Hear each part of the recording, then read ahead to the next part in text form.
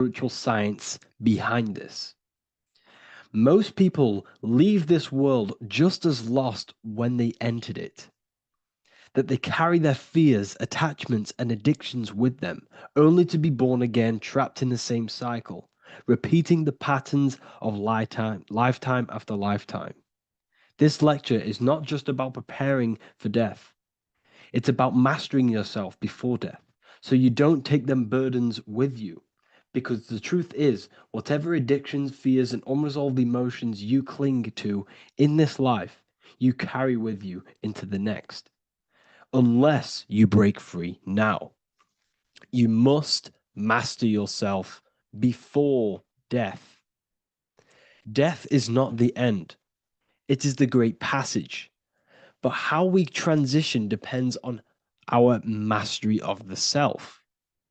This was symbolized by the Ouroboros, the snake biting its tail. Every ending is a new beginning. It's an infinite cycle of consciousness. Now, your human body is basically an antenna tapped in to a stream of consciousness.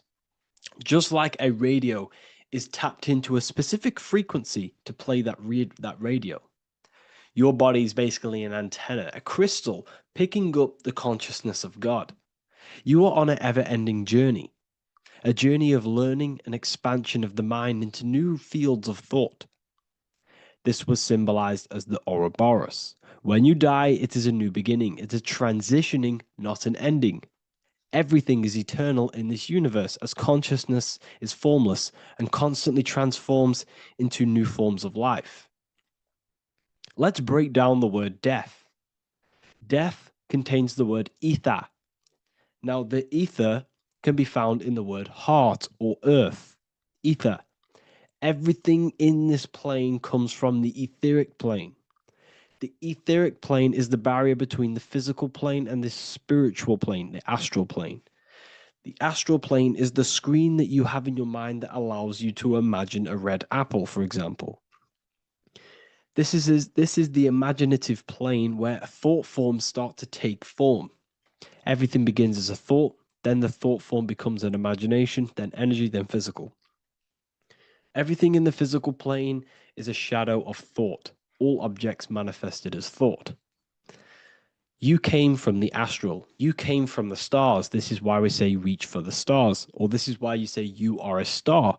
Cis star, miss star, fraud star, stir is star. And when you become famous, you become a superstar and you gain a star on the Hollywood floor. You are a star. The ether. The ether is the infinite energy source which all things come out of and return back to. This is the cycle of life and death, summer and winter, day and night, sleep and awake.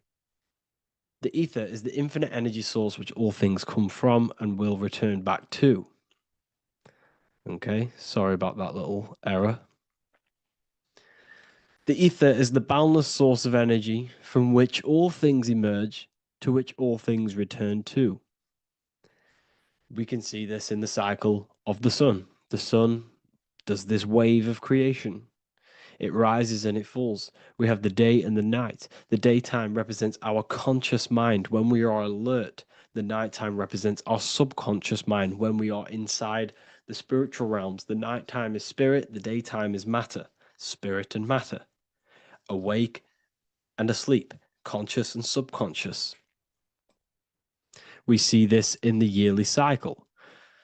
Summer is life, winter is death. Spring is the morning, summer is midday, autumn is evening, winter is the night. Everything is a macro and a micro cycle of being born out of the ether and returning back from life and death. Life and death is manifested within the cycles of the sun and everything outside of you, as within, so without. This is why we say sleep is the cousin of death. The macrocosm is death, the microcosm is sleep. Every time you go to sleep, you are essentially it's a miniature death. You're entering into spirit and then returning back into matter in the morning when the sun rises. Everything is a reflection of the macrocosm cycles. Preparation for death.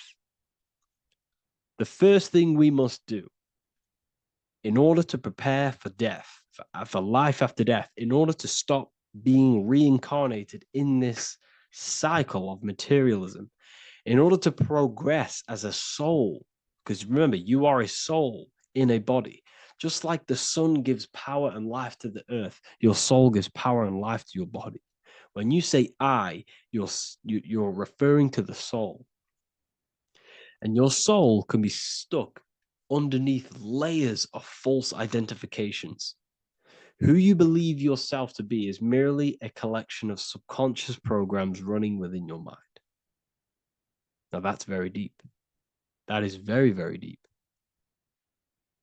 Who you think you are is a part of your thinking mind. Your name, your job, your reputation, your family, your friends. These things are not you. They're all aspects of the thinking mind. What happens if you meditate and you turn off the mind? Then all these things do not exist. You're left with the pure soul, the pure awareness, the pure observation. If you turn off the thinking mind, you're no longer your body, you're no longer your reputation, you're no longer your friends, you're no longer your job and your labels. You are the soul. That's the true you, the observation of the mind, not the thinking mind. The ego is the echo. It's an echo of your true self. The ego is your mind's perception of itself, shaped by experiences, trauma, emotions, and beliefs. It is merely an echo of your true soul self. The ego is not you. Your mind is not you. You are the soul. And this is the true self that we must express within our life and we must connect with before we die.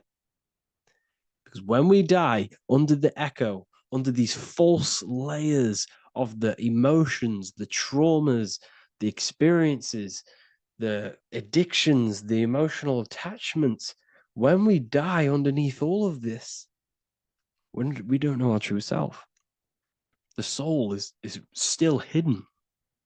The true you is hidden underneath these layers of false identification. We must remove these layers of false identifications. We must remove them. We must destroy the echo. Remember, the ego, you never had an ego when you were a child. When you were a child, you were pure. You didn't, you didn't show off things. When you were a child, you were pure. You expressed yourself freely with you didn't hide anything. You didn't hide any aspect of yourself. You didn't suppress any aspect of yourself to fit in as a child, as a baby. Because the ego was not here when you came here. The ego grows with experience. The ego is a false perception of yourself while being incarnated in this material world. It's your mind's perception of itself and it's created through your experience. Remember, you are unconditioned consciousness, and your experiences, thoughts, traumas, emotions, and beliefs have conditioned your consciousness into believing you're only a physical body, but you are the soul. We have to remove these layers. How do we remove these layers? Like I said, the best thing, meditation. Meditation. There is a great meditation that you can do every single morning and every single nighttime. You can sit there and repeat over and over before you meditate. You can repeat that you are not this, you are not that, you are not this. You can label them one by one. Start with, I am not my body, I am not my job, I am not my name, and then detach from absolutely everything until you are left with nothingness. And when you start to meditate, detach from everything. Nothing matters. I am here right now. And what will be left? The only thing that will be left is the language that your mind is using. Now, this is very deep. Not many people will tell you this, but I've lingered in meditation many times. And I can tell you from experience that the only thing left once you detach from everything is the language that your mind is attached to. So whether that's English, Italian, French. Once you detach the language of the mind that that little voice in your head's using, you're left with the soul. Once the mind is switched off, you're left with the soul, and you have detached from all of these external things. You're left with the soul. That's you. That's the power. That's the source of all creation, where everything you've ever done has come from. Every thought, every idea has come from your soul. Number two, that's meant to say number two. Sorry about that. Mental addictions and emotional addictions. Okay. These two are very important. Mental addictions, this could be thought patterns, this could be the labels that we've just been talking about. Then you have emotional attachments, which is maybe you're too attached to an external thing. Maybe you're too attached to your phone. Maybe you're too attached to family. Maybe you're too attached to loved ones. Yes, I'm not saying don't love them, but what I'm saying is do not rely on anything in this world to make you happy, to fulfill your emotional needs. Everything is found within you. You must look within, and if you're looking without, if you're trying to find yourself in the outer world, you'll never find yourself. You'll constantly looking around in loops. Because nothing, you cannot find yourself in the outer world. Nothing will long-term give you long-term validation. Seeking validation in the outer world will leave you soulless, leave you feeling empty inside and sad and depressed. You have to find yourself within. You have to detach from everything you are relying on to give you emotional stableness. You have to detach from all. Yes, love your children. Yes, love these people, but do not rely on them. Because everything in this world is temporary. Do not conform to this world. The Bible tells you this. Everything in modern society nurtures the body, but neglects the soul. They keep you addicted to as many things as possible. Smoking, you have to detach. Drugs, you have to detach. Alcohol, detach. You cannot rely on anything. This is why this path is very, very difficult to walk. But I'm showing you the way. These are the things you must do before death. You have to detach from absolutely everything. If you die and your mind and soul is still addicted to these worldly things, then you guess what? You're going to reincarnate. You're going to reincarnate because your mind is still thinking about these material earthly things. And if you are operating in that vibration, you're going to project that vibration and come back here. You have to detach. You have to master the soul and master the mind. Like I said, the matrix is designed to keep you addicted to as many things as possible. Your phone, food, smoking, drugs, alcohol, clubbing, all of these things. Everything in society is made to trap your soul and reincarnate in this world. That's why it's very, very, very difficult to walk this path. Very difficult. Matrix, matter tricks. John 2:15 to 17. Do not love this world, nor the things it offers you. For when you love the world, you will lose God. Do not love this world, nor the things it offers you. Do not conform to the pattern of this world, but be transformed by the renewing of your mind. Great quote. Do not conform to the pattern of this world, but be transformed. Let this world transform you. Learn from this, expand from this, but do not be mentally and emotionally attached. Okay? What good will it be for someone to gain the whole world yet forfeit their soul? Like I said, everything in the Bible is telling you the truth. You just got to read it correctly. This is spirituality. This is spirituality. The Bible is spiritual. It's a spiritual text. We must disconnect from everything outside of us and connect with the true soul. Here we have the Egyptians showing you the soul leaving the body. Here we have the soul here. Here we have the Masons showing you the soul coming out. The soul is real. You are the soul. And when you leave this physical plane, you will go into the astral plane. That's where you came from.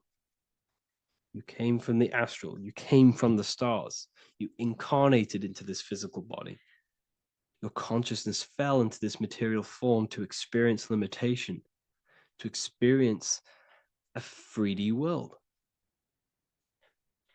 So in order to ascend properly before we die, we have to let go of all the attachments. Every addiction you have, write them down. And one by one, tackle them. Before you die, you have to, or else you will reincarnate. This is the teachings of Egyptians. This is the teachings of Masonry. All of these addictions contribute towards life after death. Everything must be controlled, and we must be attached to the soul. I'm not saying I'm perfect. I'm not saying I'm perfect, people. We're all not perfect. We're all under psychological operation by the government. We're all in a very difficult situation with this awakening.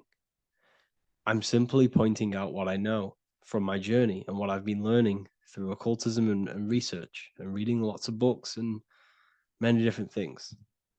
I'm on this journey just as you are. Maybe I'm further. Maybe you're ahead of me. We don't know. But this is what I'm sharing with the world. This is what I'm sharing with my research. And this is what makes sense. It's common sense. Look at everything around you. Everything's made to feed the body, not the soul. So, my beautiful watchers and fans and supporters, I appreciate every single one of you, and I hope this video has supported your journey. If you're feeling lost in life, if you're searching for deeper answers, whether you're seeking clarity, looking to expand your studies, or ready for personalized mentoring, this is your chance to connect with me live and receive insights tailored just for you. Start your path to self-mastery and enlightenment inside the world's best esoteric school. Your journey starts now. Tap the link in the description if you want to join Ethereal University, or feel free to check out my books. I thank you all, and I really appreciate for 100,000 subscribers on YouTube. I love every single one of you.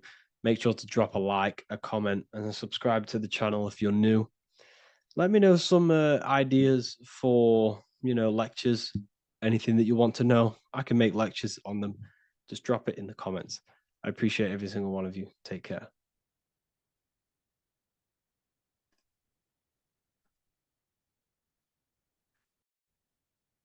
You don't just have a physical body. You have a physical, mental, spiritual, and emotional body. Each one of these aspects are a body of its own. Body does not just refer to a physical substance. You have a mental body for thinking, an emotional body for your emotions, a spiritual body for your energy in your astral form, and a physical body to encapsulate all of these. Each four of these aspects are essential for the human experience and essential to balance. Now, today we're going to be syncing the four aspects of your consciousness with the four seasons and the four elements and how this ties into the Bible. So we have four physical elements. We have 5 elements in total, spirit being the most important, but spirit is pure invisible. We have 4 physical elements. We have air, fire, earth, water. Air and earth, earth and water are feminine. Air and fire are masculine. Air and fire are active. Water and earth are passive. The air corresponds with the mental body of consciousness. This is where your intellect, this is where your communication, this is where your thoughts, intuition all comes from. This is the mental body of consciousness that allows you to think, allows you to process, figure things out, and have intellect and gain knowledge. This is your intellectual aspect of your consciousness, located in the head region. We have a fire nature, a spiritual nature. This is our astral body. Our astral body is all to do with the subconscious realms, the higher realms of consciousness. This is the body that allows us to be free from the physical body. Our spirit is more of our energy. Water is our emotional body. This is what allows us to feel things, that allows us to gain intuitive feelings of conscience. So emotion allows us to understand what is right and what is wrong. When we feel something bad, we know that this is wrong. When we feel something good, we know that we are doing good. Emotions are a creational force that allows us to feel certain things to bring them into existence. Our emotional body is a creational force and should not be reactive, and they should be controlled. Most actions are stemmed from emotions.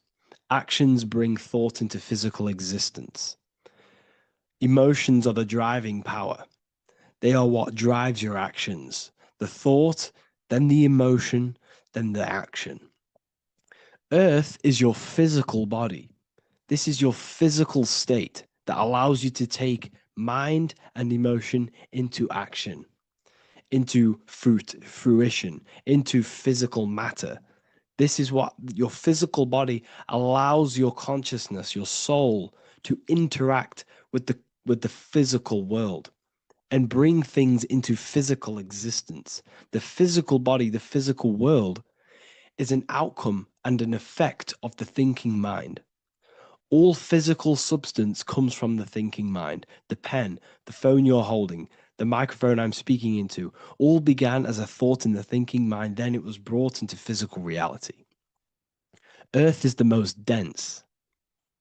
So it goes in this order: body, emotions, spirit, mind. The higher you go up, the more lucid and fluidic it becomes. The lower you go down, the more dense and dull it becomes. Air is the mind, fire is the spirit, water is the emotion, earth is the physical body. So this is why you are a microcosm.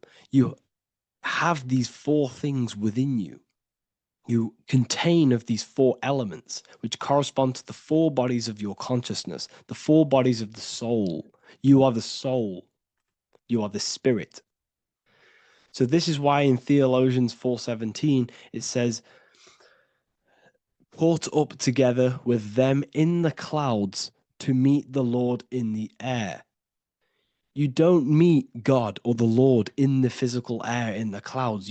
This is clearly a parable. A human being cannot go up to the clouds and meet a mystical man in the clouds. This is obviously a parable, a metaphor. The air is your mind. You must raise your consciousness beyond the body, beyond the emotions, beyond the spirit, and enter in the mind during meditation, turning the mind inward to connect with the Lord. The Lord is the highest aspect of your consciousness, the one that exists beyond the physical body, beyond your emotions, beyond the thought. So you meet the Lord in the air, in the mind. The mind represents the air. This is why in America there's a saying called an airhead. You're an airhead. This means that you are stupid, or you don't think, or you have nothing in your mind. You have nothing in your head. When someone's very stupid, you call them an airhead, because air represents the mind. The air is elevated. The air is invisible. The mind is totally invisible to the human eyes. It is a metaphysical substance. In fact, it's not a substance at all. It's so fluidic. It's everywhere. The mind can be everywhere at all times. It can be anything. Nothing is impossible within the mind. Now, this is synced with the four seasons. The four seasons represent the four aspects of human consciousness, the four bodies of your consciousness, the four bodies of your soul. The sun is your soul, okay? And the sun travels around four seasons. Summer, when the sun is the most hottest point. Autumn, when the sun starts to move away from the hottest point. Things start to die. Then it goes to winter. This is when everything dies. This is when things enter in within itself. This is when darkness occurs. Then spring. This is the reignition of the sun. This is when the sun starts to bring back the warmth back to the summer. You have 4 seasons, which correspond to the 4 bodies of consciousness. Fire is the spirit. This is when you are passionate. This is when you are taking action. This is when you are fiery. The sun is blazing. You're taking action. You're very passionate. You're very spirit. You're in the spirit. Autumn is water, emotion. This is when you start to become very reflecting. This is when you start to feel emotional. Because in autumn, there's lots of water. This represents the emotional body of consciousness. Winter is the mind. This is air. Winter, what happens in winter? Everything enters within itself. The leaves die, the trees die, everything dies and goes within. This is the mind. The mind is the darkness, remember. You close your eyes to enter within the mind. The winter represents meditation. In the winter, what do people do? They stay inside of their house. They research more. They read more books. They become more intellectual. They think more in the winter because we are so we're stuck inside. So we're more reflective. We're thinking more. We're more communicative. We're more intellectual. In the spring, this represents the earth, the body. This is when we start to come out of the mind and we awaken to the body and things start to grow again. The plants start to grow. The earth is growing again and reborn again. This is the body. This is when you become more active in the spring. And then the summer, back to the summer, we then take action on these thoughts and these thoughts that we gained over the winter. Essentially, this is just a massive cycle. And this is a daily cycle also. The nighttime is the winter. The morning is the spring. The midday is the summer. And the evening time is the autumn. This is a microcosm. We have 4 bodies of consciousness. You are the sun. You are the soul. And the soul has 4 bodies: summer, autumn, winter, spring. Emotion, air, body, spirit. Sorry, emotion, mind, body, spirit. So you are the soul. You are the pure essence of consciousness. The sun is your soul in the heart. And the seasons are inside of you because you are a microcosm. Okay? You are a microcosm. The word sun is son. The Latin word for sun is sol, which is soul or solo, because the sun is solo. It's on its own. You are the soul, and the soul has the 4 different bodies of consciousness. So before we move on any further, if I've blown your mind, please, if you can, leave a like, a comment, a share, and a subscribe. Let me know what videos you want me to make in the future. Please drop a like. It definitely will help me. You are a microcosm of the macrocosm. Man is a miniature universe that goes through its own cycles. The seasons of the summer, winter, spring, and autumn do not occur merely outside of him, but within him as well. The summer is within you. You feel different in the summer. You feel different in the winter. You feel, depending on the body of consciousness, it's your soul's interacting with. So the sun in the sky is your soul inside, and the sun goes through these cycles, which is affecting your bodies of consciousness, because the cycles represent your bodies of consciousness. Now, this ties in with the Bible. This is why we have 4 gospels. This is why Matthew, Mark, Luke, and John are always seen with the 4 different zodiac sign animals or symbols. So you always see each one of the gospels. If you just type in on Google Matthew, Mark, Luke, and John, type in ancient pictures, paintings, or pictures of them, and you will find these 4 zodiac signs are always standing with each one. Taurus, the bull; Leo, the lion; Scorpio, the eagle. An old symbol for Scorpio was the eagle, and a man for Aquarius. Here you see very, very ancient paintings and artwork. Here we see Matthew, the man, Aquarius. Here we see John, the Scorpio. Same here. We also see it on the tarot cards, on the world card. We see the 4 fixed zodiac signs. Here we see it as well. These are called the 4 fixed zodiac signs. Now, when we look at the zodiac, we're no longer looking at the sky, because what you must understand is as above, so below. What is above you is inside of you. What is above is what is below. What is outside of you is within you. The zodiac is inside of you. The zodiac revolves around the sun. The sun is your soul. These are different energies of your soul. Like I said earlier, the 4 seasons are the 4 bodies of your consciousness. And in each body of consciousness, you have these different energetic energies that you can work with.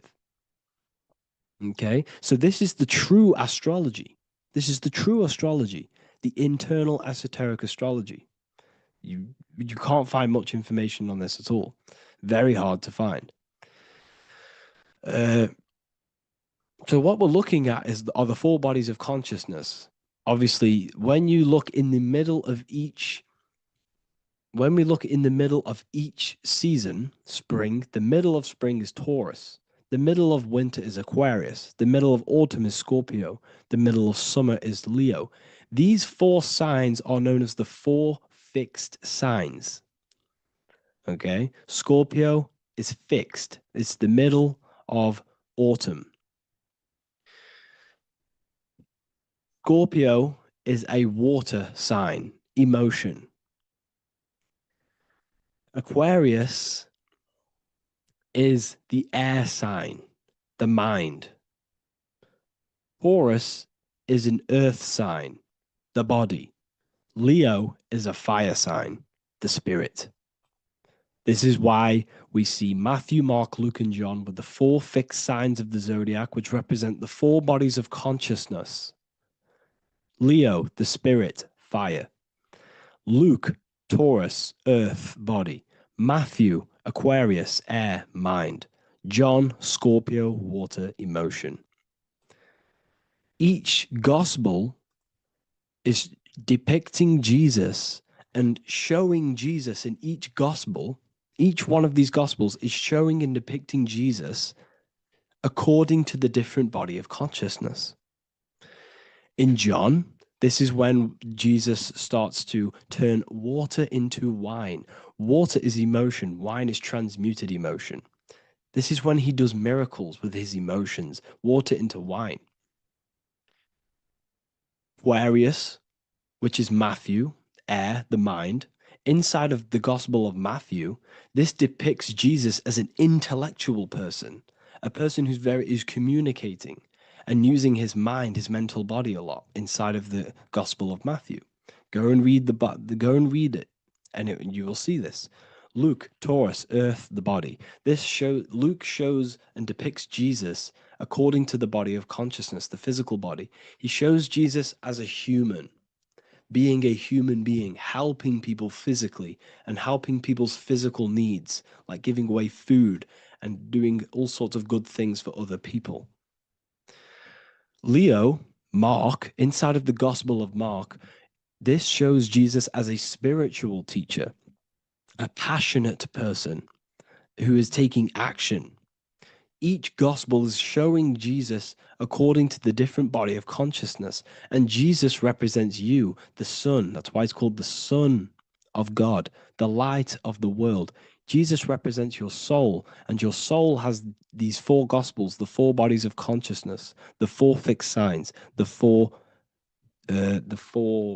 elements, and the 4 seasons. These things all correspond to your consciousness. So this is Leonardo da Vinci showing you the exact same thing.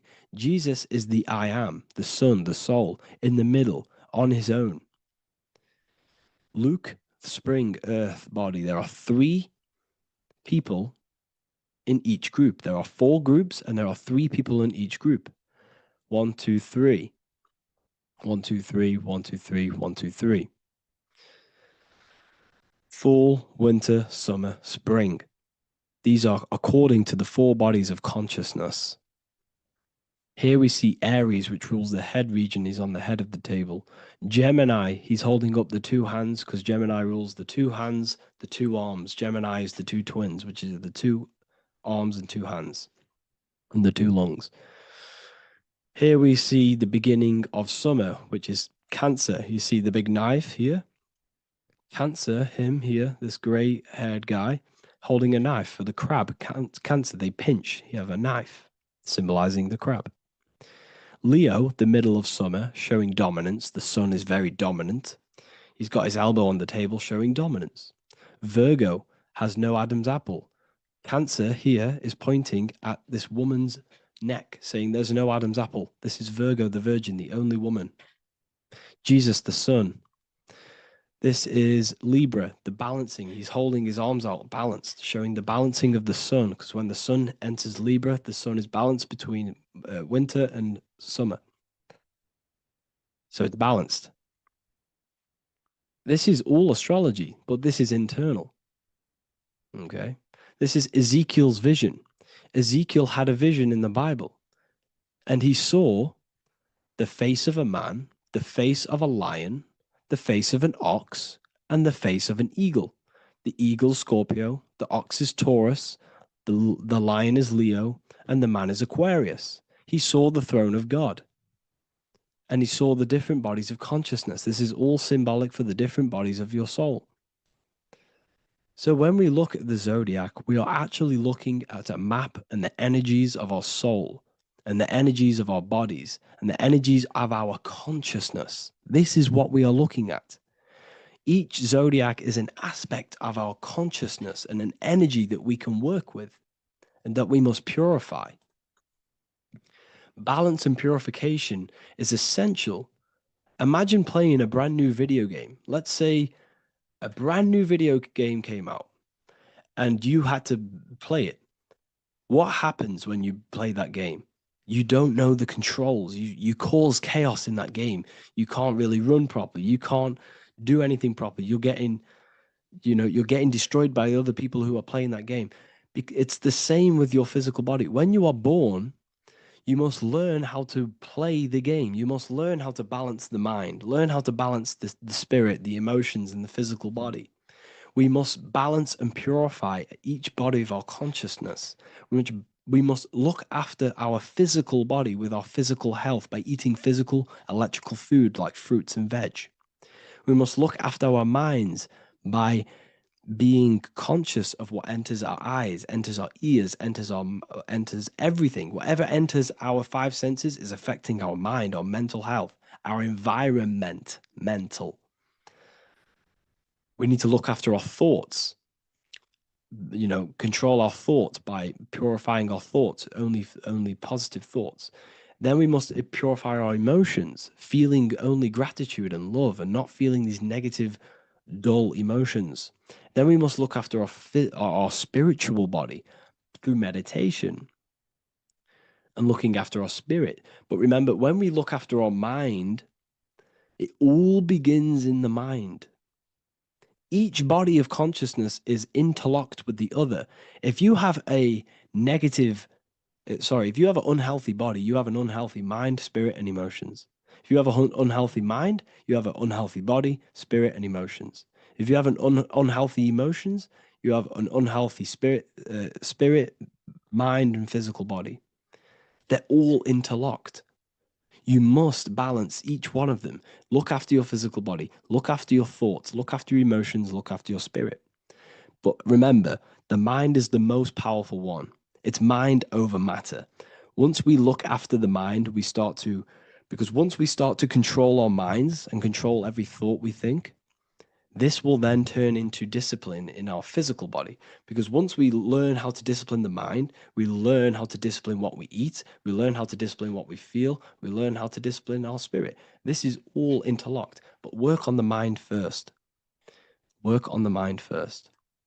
All of this knowledge is inside of the brand new Book of Wisdom, Volume 2. This is a revolution of human consciousness. If you've read it, please leave a review down below. If you've read Volume 1, leave a review down below. This is the next revolution. I don't see this information anywhere. This is the next revolution of human consciousness. And of course, if you are serious about this and you truly want to gain enlightenment and join an amazing community where you can connect with me on live calls, lectures, the Manifestation Mastery course, you can gain access to my library with over 45 PDFs plus my books. And if you do join the university, you can order a volume 2 free of charge. All you have to do is to pay for shipping. If you truly take your knowledge serious and you want to take advantage of life, join the university. This is where truth seekers belong. Just want to say thank you all. Please leave a comment. Please leave a like. It's going to help me a lot spread this knowledge to the world. And yeah, share this with a friend and subscribe. Thank you all. Mentalism, conscious and subconscious mind. You need to understand that the mind is the root and the cause of all reality. I am mind, you are mind. Every single living creature in this physical plane expresses and manifests mind. We are all the invisible substance of mind. We are all the source, which is God. We are all consciousness, which is mind. Before we manifest something physically, we manifest it within the realm of thought, which is the mind. Thought then manifests into astral imagination. This then gives energy within the etheric plane. Then we manifest it physically within the material effect world. Everything begins in the mind, and this is why the government are called government. The word men comes from the Latin word mans, which is an English translation for mind. We see this word in entertainment, government, mentality. It means mind. Govern means control. They are controlling the mind through information. Information creates perception within our minds, and so do the words that we use and the language that we speak. It all creates perception within the mind. It is our perception that creates reality, and our reality is a level of realization. Your reality is realization. Everything begins in the mind. This is why they are controlling your mind through many different things. Okay? So essentially, they understand how the mind works. So this is why they manifest all things through mentally and not physically. Okay? You have a conscious and a subconscious mind. The conscious mind is what you are consciously aware of. It is the 10% of your mind. It is the mind that keeps you alert. A part of your conscious mind is for survival. A part of it is your visual field. A part of it is your just five senses. It is basically what you are consciously aware of right now. Your subconscious mind is the 90% of your mind. The subconscious mind is what holds all of your memories, your programs, and all things that you have ever experienced is all stored within the subconscious mind. It is this part of you where you draw memories from, where you draw your words from. I am consciously speaking, but the words that are coming out of my mouth are not thought about consciously. They are coming straight from the subconscious mind, where all programs and memories are stored. It is essentially this part of the mind which is manifesting our daily basis behavior, because the subconscious mind stores the programs which we are operating our life off. For example, if you tie your laces, you do no longer have to consciously do them. Your hands literally just know exactly what to do because you've done it that many times. So essentially, you create these programs within your subconscious mind through repetition and emotion. These are the two main ways your subconscious mind is programmed and installs things that you do on autopilot. The subconscious mind, like I said before, manifests 90% of your daily basis actions and 90% of your daily basis thought patterns.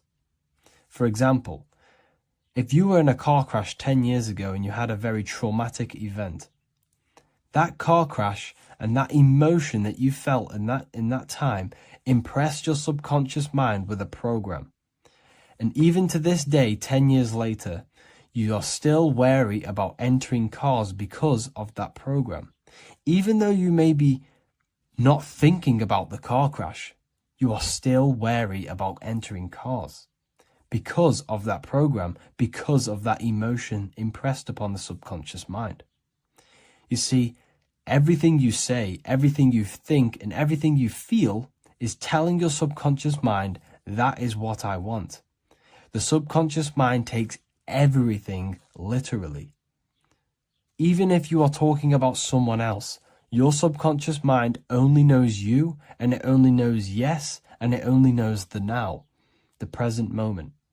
So this is why the golden rule back in the ancient days was treat others like you want to be treated. Because the way you treat others is telling your subconscious mind that is how you want to be treated. And this will create subconscious programs within you, affecting you.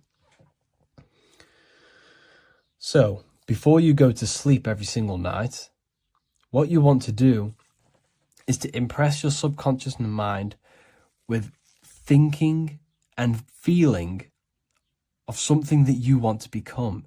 Become that reality. Think and feel that reality.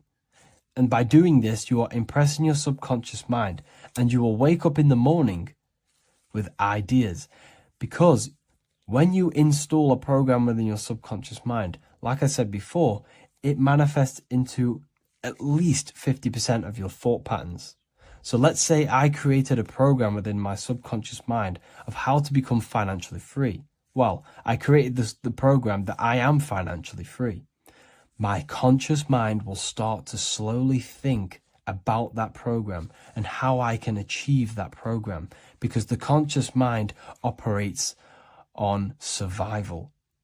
So if you create a subconscious program of I am financially free, your survival conscious mind will start to operate and think and act on this program subconsciously. You won't even know that you are doing it, but you are. And this is the power of the subconscious mind.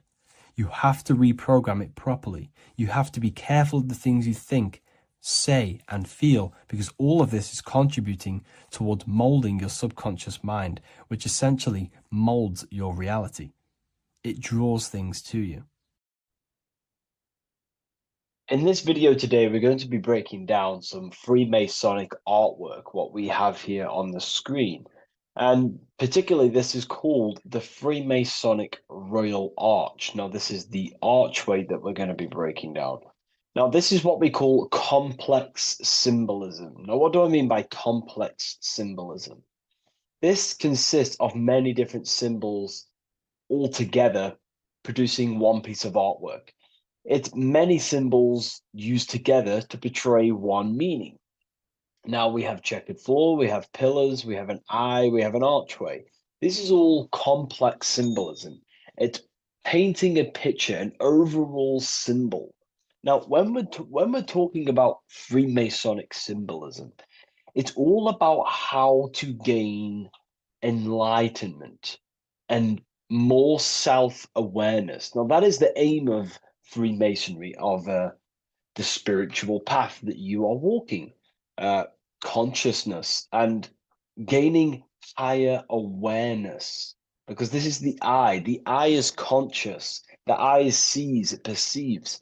It's about gaining more consciousness, more light, more awareness of yourself, understanding of your power, the power of the mind, the power of yourself, the power of the body.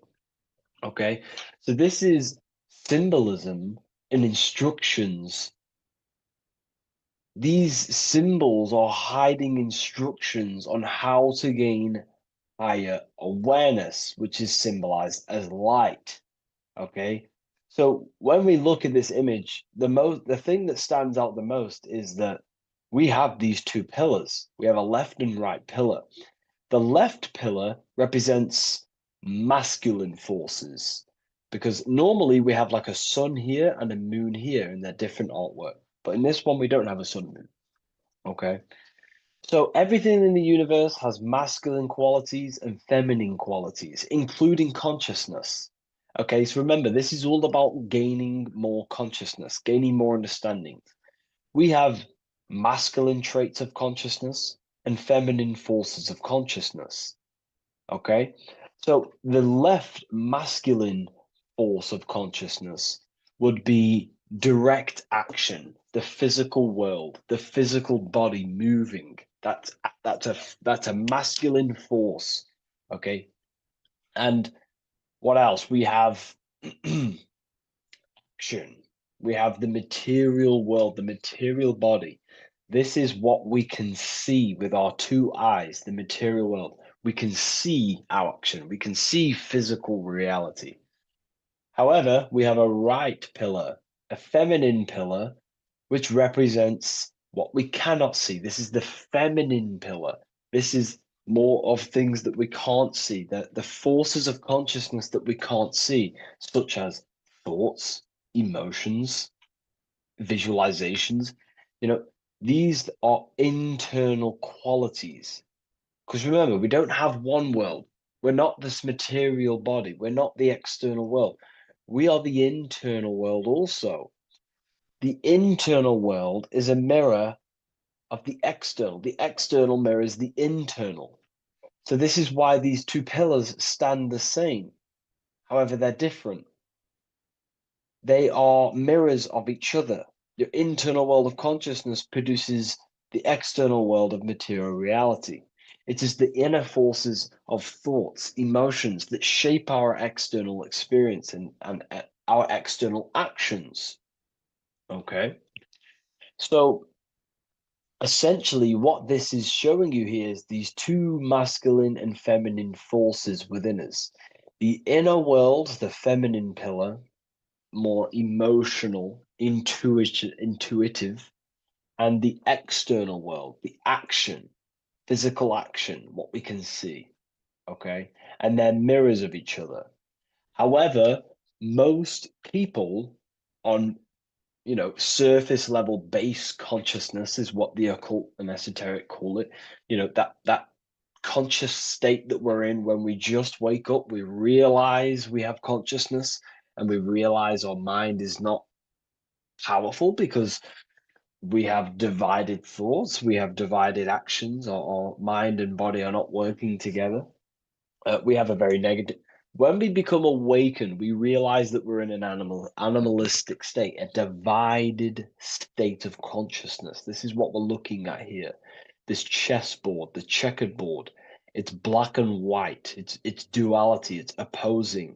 This symbolizes consciousness.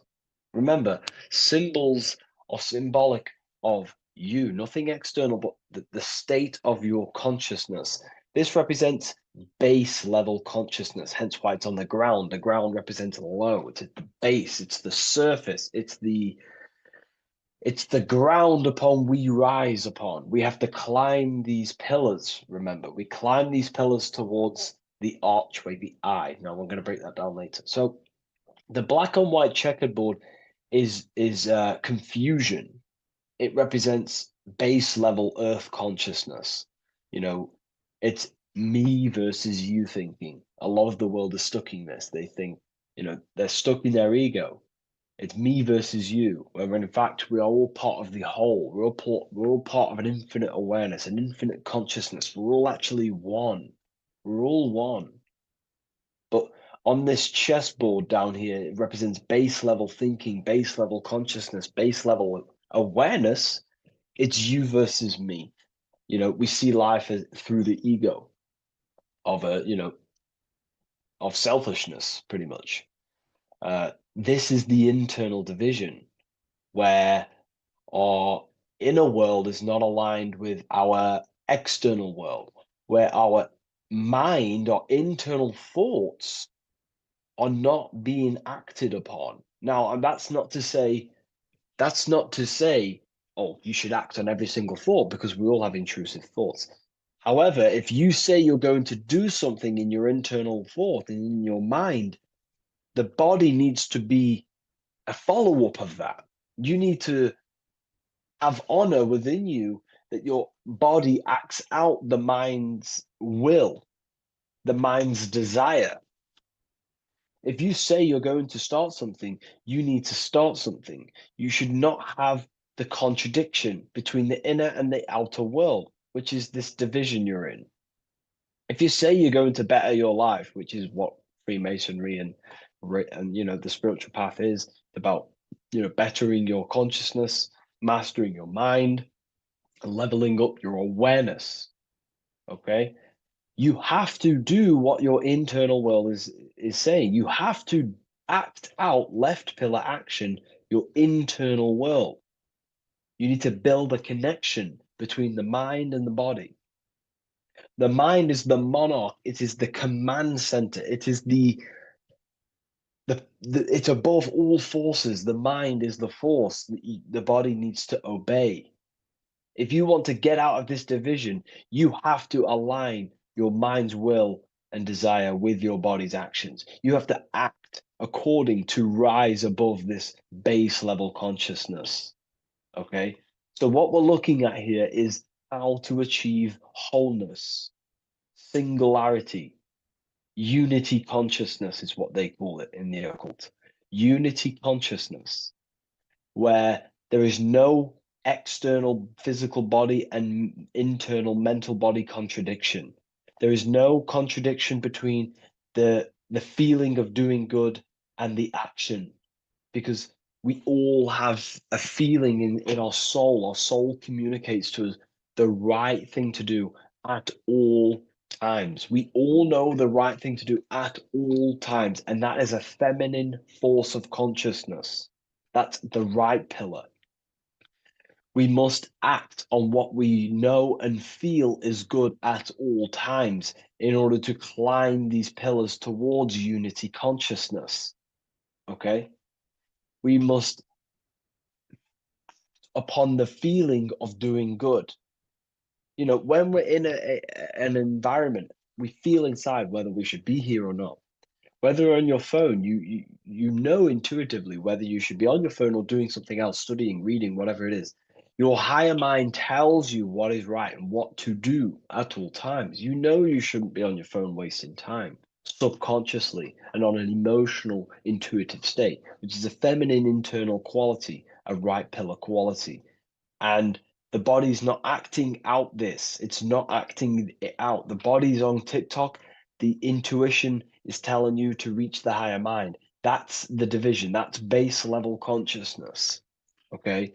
And in order to climb these pillars, we have to act according to our internal intuition to build these bridges between left and right. The inner world and the outer world need to be synced, not divided down here. This is the division.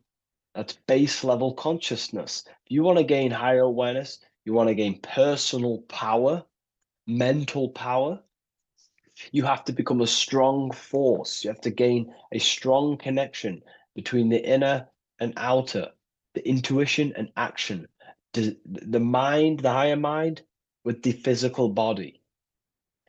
Most people live in this war, and we've all been there. I was in it too. We all begin here in this internal war. It's the same war between Jesus, Satan, Horus, Set, day, night, good, evil. That's the war between the mind, the body, the higher mind and the body, the intuition and the body.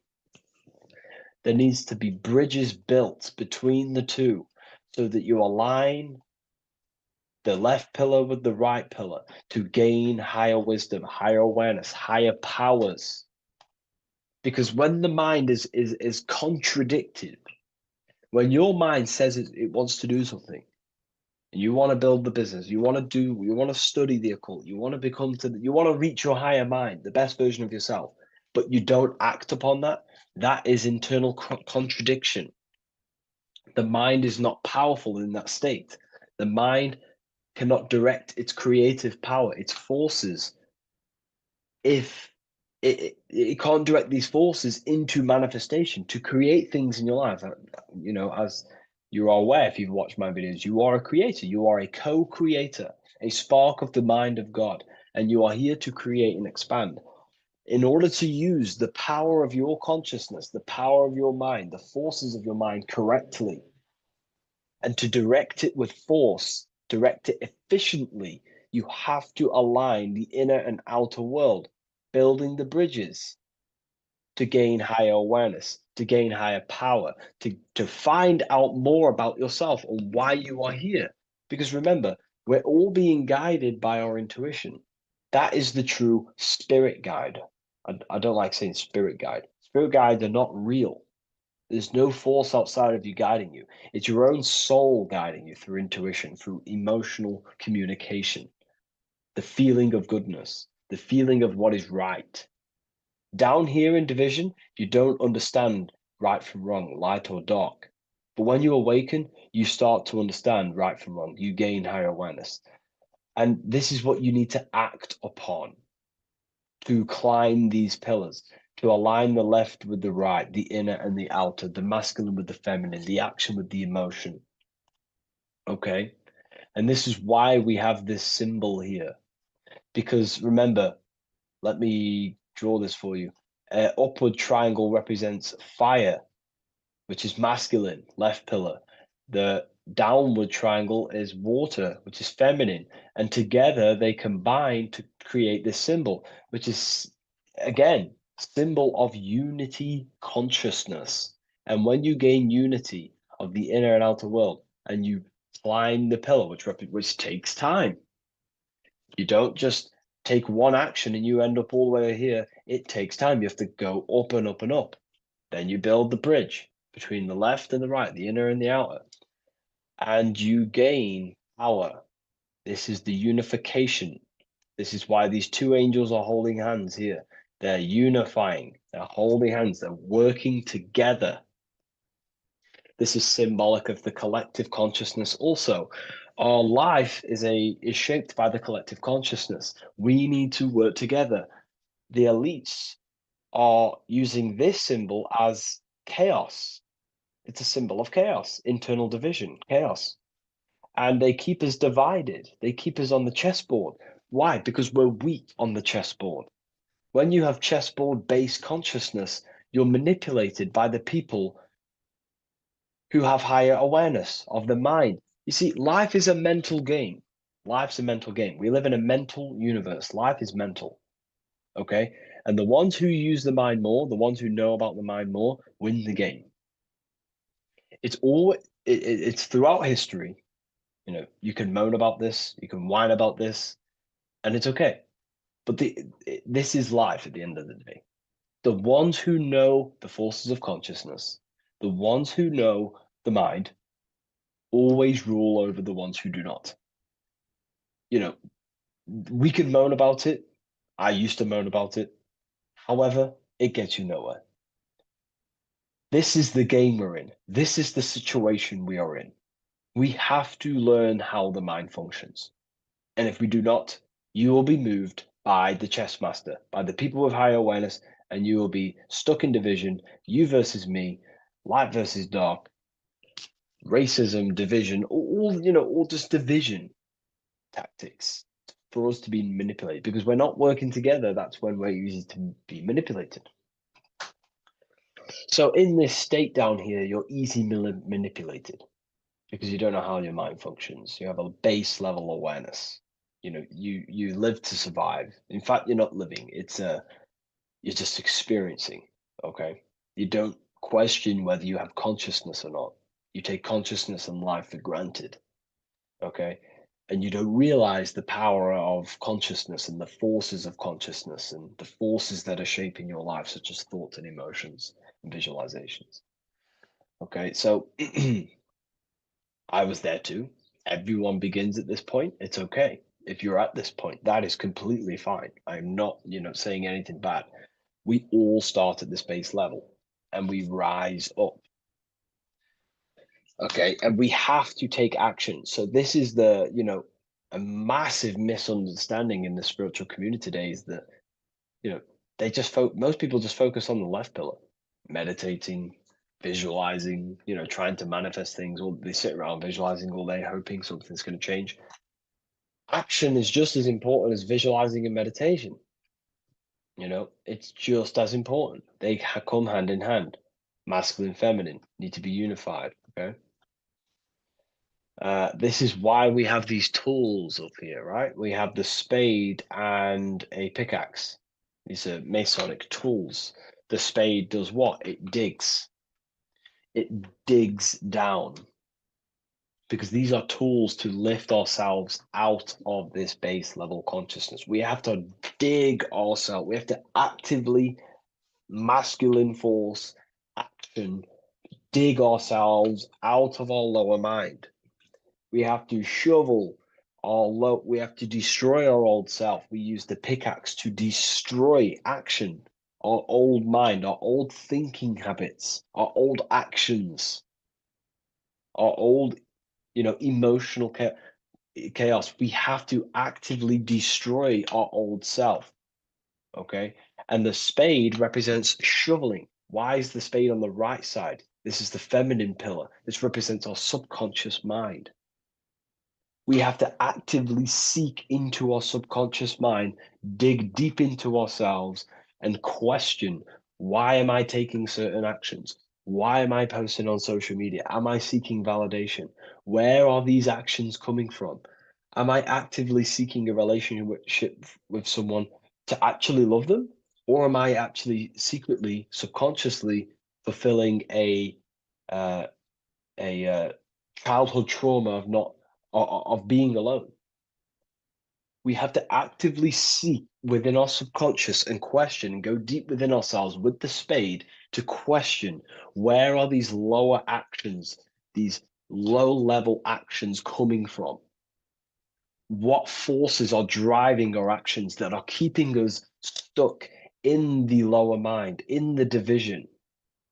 You have to question our subconscious. We actively have to dig within ourselves to build this bridge, this archway, which unifies our consciousness, which unifies the inner with the outer, the left with the right, the body with the mind, the emotions with the action. It's all about mastery, self mastery, mastering the self so we gain light. Now, why do we have an eye? The eye needs light to perceive. Your physical eyes on your brain and your head needs the sun. It needs light to see, so you can see into the world.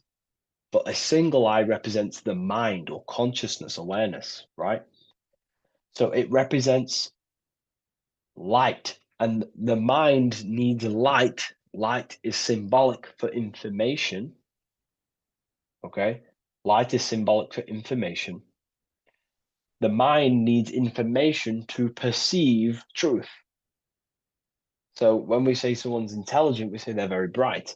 So the physical eyes need light to see, and the mind needs information to perceive.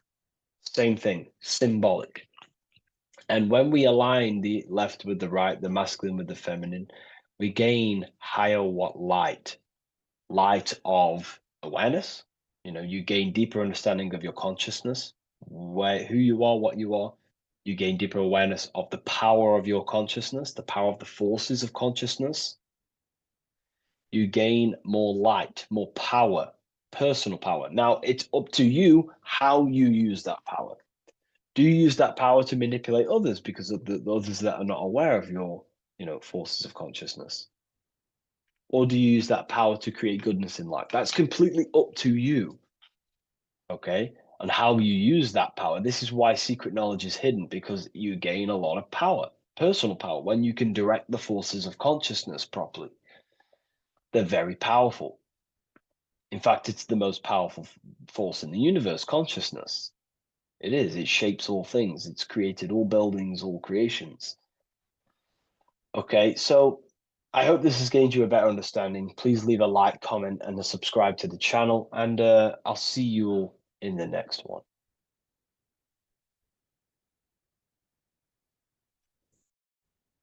Hello and welcome back to The Real University. Today we're going to be talking about hidden spells within the language, English language. This is why we call it spelling. A lot of people are already aware of this. However, I'm going to go over some words that have double meaning, meanings to them, behind them, which trick your subconscious mind. So the word grammar comes from the word grimoire, which is also known as the book of spells or a magic book on how to create magical objects like wands, amulets, how to perform magic spells, charms, and summoning and invoking supernatural entities such as spirits, which are on the other side of this physical reality. So, what you must understand is what you say in this physical world is also happening in the astral world as well. So, your words are spells. They cast spells into the spirit plane, they cast spells into your mind, they cast vibrational frequency into your cells in the water. Water holds a lot of energy. So, we're going to be going all over this. The subconscious mind takes everything as truth. Everything you say is truth to your subconscious. And you should know this by watching the Manifestation Mastery 2.0 course. I talk about this. This is so important that you understand this because everything is truth within the subconscious. It only knows you. Your subconscious mind, if you watch the course, you should know this, it's responsible for 90% of your daily basis behavior. The thoughts that you are thinking on a daily basis, the things that you do, the things that you say, 90% of what you do and say and think you did yesterday because of the subconscious mind holds all of your programs. What you say is molding your mind. What you state is truth in your mind. It does not know the difference between a joke or it does not, it takes everything literal. It is literal. Your mind is this manifesting supercomputer, and whatever you say into it, it says that is what I want. So whatever you tell your mind, that is what you'll have. That is what you'll believe. So every word you say is truth within the subconscious. So this is why double meaning words have an effect on your subconscious. And this is why I'm raising awareness here. So talking is a tall king. You are either a tall king by talking, by using your words wisely, or you're a small king because you create big or you destroy yourself with your words.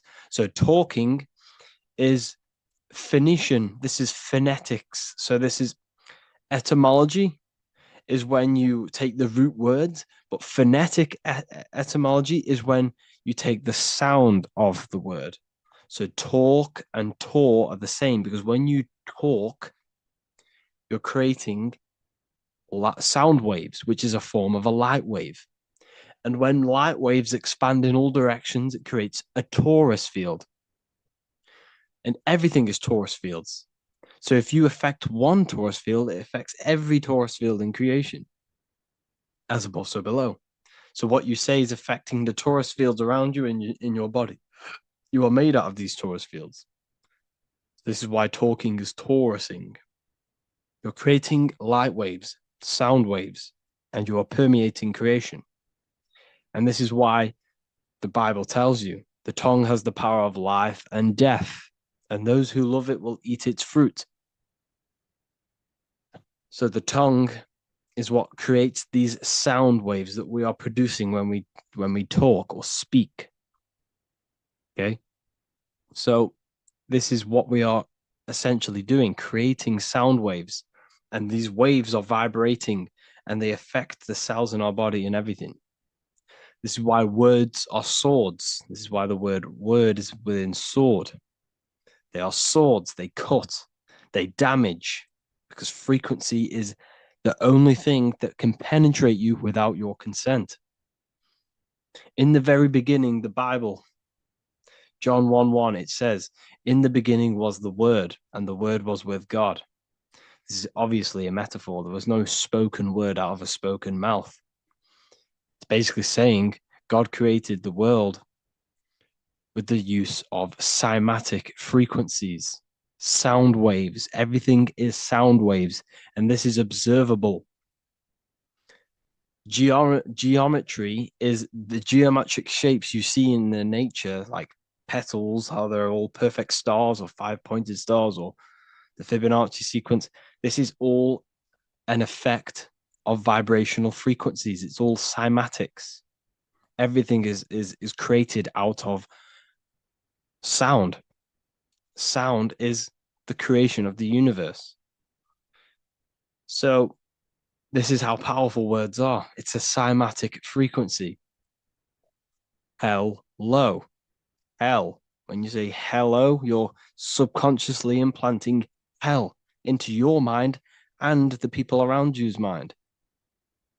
This is why it's casting a spell. Even though you may pick up on it, but your subconscious picks up hell. That is what you're picking up. And that word holds a frequency. The word hell, when you hear the word or see the word, activates thoughts within your subconscious. It activates, it stimulates it. What is everything that resembles hell in your mind? But that goes on within the subconscious without you realizing. Bless, when I bless you, I'm actually saying be less. So you're not blessing someone. You're saying be less. Appreciate. Appreciate. Weekend is when you're weakened. You see, they've casted spells on our cycle of life. The weekend is when you're weekend. You are weakened from the weekdays, when the working days are the weekdays, and the weekend is when you're weakened and you rest. Because in the days, you are in physical or emotional shock, unable to think or react properly. This is the days you're in. You're in a daze in the weekdays. See? Parents are a pair who rents. Because you don't, well, in this, we do own our children, but in the system, we technically don't. You're a pair who rents. Slaughter. They want you to think that slaughter is laughter. You see how it's implanting messages in your subconscious to make these things okay?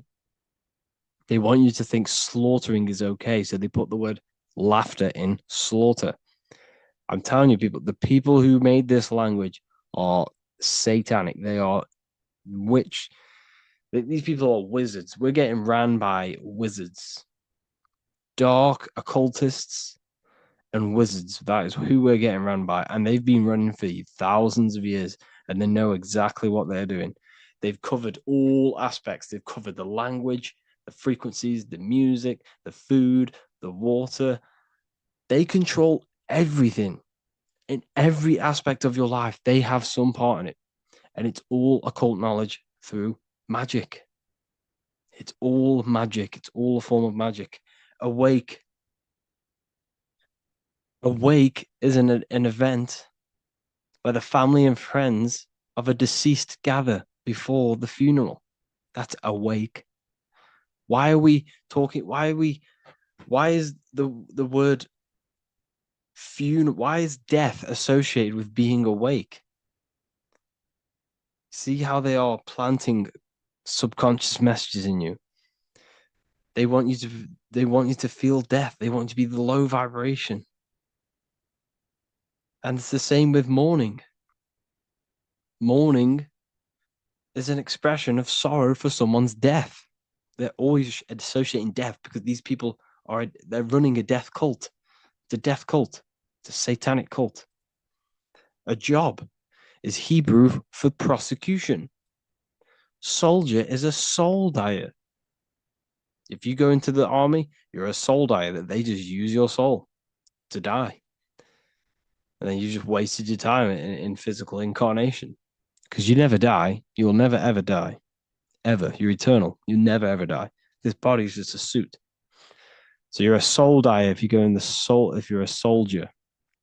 SOL means soul or sun, because the sun is a soul. Music. So we say music.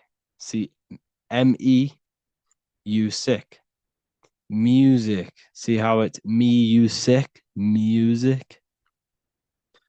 Me, you, sick, because music is frequency, and frequency penetrates your body without your consent. The music we listen to today is making people sick, mentally, emotionally, and physically. What you hear, what you see, goes into the mind, it goes into the body and the spirit. It destroys you. It's hypnotism. Music is hypnotic. It's a form of hypnosis. When you listen to music and you can't think. You can't think. It makes your body move without you even being conscious of it. It's hypnosis. It makes you sick. The right music is good, don't get me wrong, but the music they use today is making you, me and you, sick. And that's another one. When we say things are sick, oh, that's really good. So we say sick. It's another spell that you're casting. You're calling yourself sick. Your subconscious mind doesn't know the difference. You're calling yourself sick, ill. Spellcasters will often use the word abracadabra when spellcasting. This is because the word abracadabra in magic means I create when I speak. Every word you say is molding your mind in some form of way.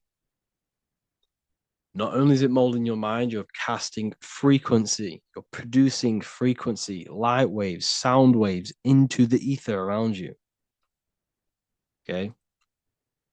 This is another good one. Look at the 5 vowels. A, E, I, O, U. They tell you to speak it in this order as well. They teach you this order, this exact order. A, E, I, O, U. I, O, U. Subconscious spell on yourself without you even realizing it. It's a subliminal message that you will not realize, but your subconscious will pick up. We are taught to speak them in the specific arrangement because the last 3 letters have a double meaning. You were never taught how the history of money, how it works, and how to obtain it, because your role in this system is to remain a slave. So they teach you this, A-E-I-O-U, and they do that when you are very, very, very young, because since the age of 7, so from 0 to 7, that is when your subconscious mind is wide open. So when a baby, why do you think they pick up on everything you do? If you say one thing, the next day they're saying it. It's because their subconscious is wide open to programs. Why? Because they're trying to learn what this world is. So their subconscious mind is wide open, taking in everything that you do, everything you say, your body language, the way you handle yourself, the way you talk to other people. They're taking in every little thing you say and do and making that a program so they can understand this world and the people around them. And at the age of 7, that is when their programs are written for life and they will basically go off them for the rest of their lives. This is why it's important to look after what you do in front of your children, not just what you say, your body language, the things you eat. They pick up on everything. They're trying to make a sense of the world. From the age of 0 to 7 in school, you learn this. I owe you. It belittles you. You owe nothing. No one has right over you. This should not be real. There should be no government. We should not have. No one should be over you. Everyone is equal. Everyone is the I. Everyone is God manifested. So we don't owe anyone anything, but it's a spell in your subconscious. Signature. Sign your nature. Sig is sigil. A sigil is a magic. Is a sorry, excuse me. Is a symbol used for magic. A sigil. Sigil nature. So your signature is your sigil. And when you sign that, it gives mental power over you. Once you have put your sigil into that paper, they now have mental power over you. It's magic. It's all a form of magic and brainwashing. Okay. When we say the word we're saying we're trying to use God to manifest that. Okay. Because the comes from Theo in Greek, which means God. So when we say theology, ology means the study of. Theology is the study of God. That's what theology is. Theo, when we say I am we are using God to bring it into existence. God is the I am. The I behind you, the I am, that's God. That's what manifested everything in your life. Everything in your life, that invisible creator inside of you has manifested everything you physically see. You are the invisible architecture, the invisible artist behind your life. The I, that's God. The only one. So when we use the word I am, well, this is how to bring the power to yourself. When we say I am strong, I am wealthy, I am free, I am financially free. When we say this, that I am, this is when we are bringing, we are directing vibrational frequency into our own being, into our own magnetic field, and into our own life. This is how we direct vibrational frequency and direct our word.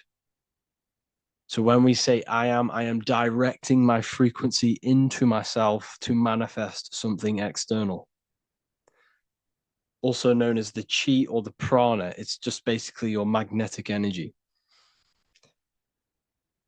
So speaking has the ability to change your genes and DNA expressions. When we listen to affirmations over and over and say them over and over for a long period of time, your genes will change. And your genes are a code for your external world, pretty much. Anything that is written in your genes will manifest into your external world. Okay. But all of this is just done by your intentions, thoughts, and what you say. And if you think this is a conspiracy theory was a term invented by the CIA to discredit, confuse, ridicule, and disqualify any alternative information that contradicted the mainstream narrative. That's what a conspiracy theory was. It was created by the CIA for any belief that went against their mainstream narrative. Hollywood, the biggest spell casting scheme cult in the world. Hollywood. I'm going to make a whole lecture on this. Hollywood is holy wood, which comes from a holly tree, which the ancient Phoenicians and magicians used to take the holy wood. It was called holy wood because it was the best wood to make wands out of and cast spells. That's why they get their name. And what is the films?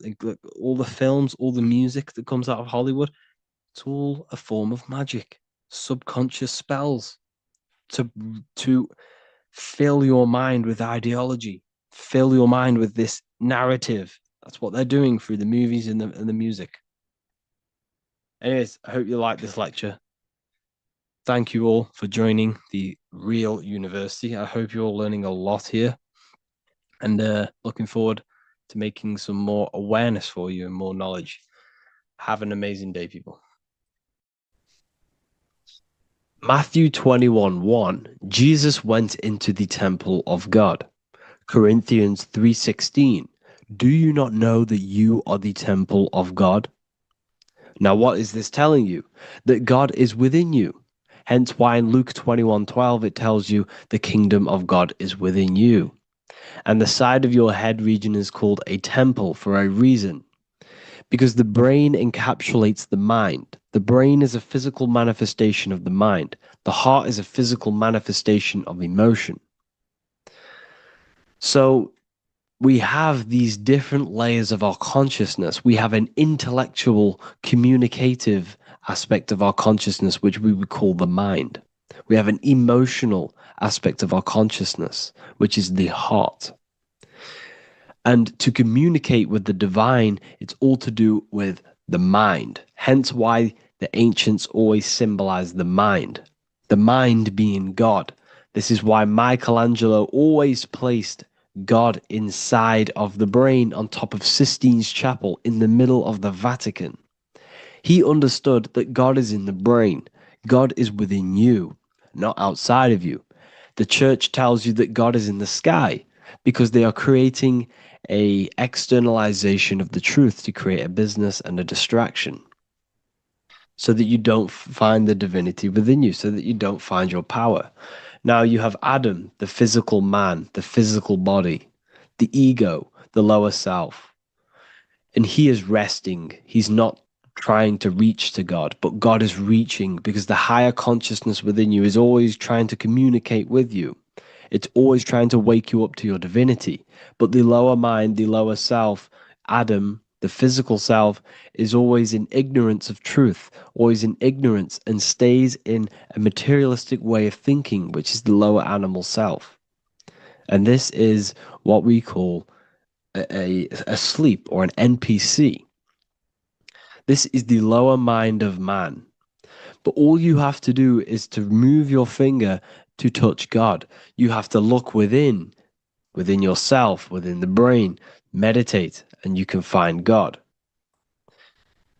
This is why in the Bible we see many references to the human body and anatomy to truly connect with God.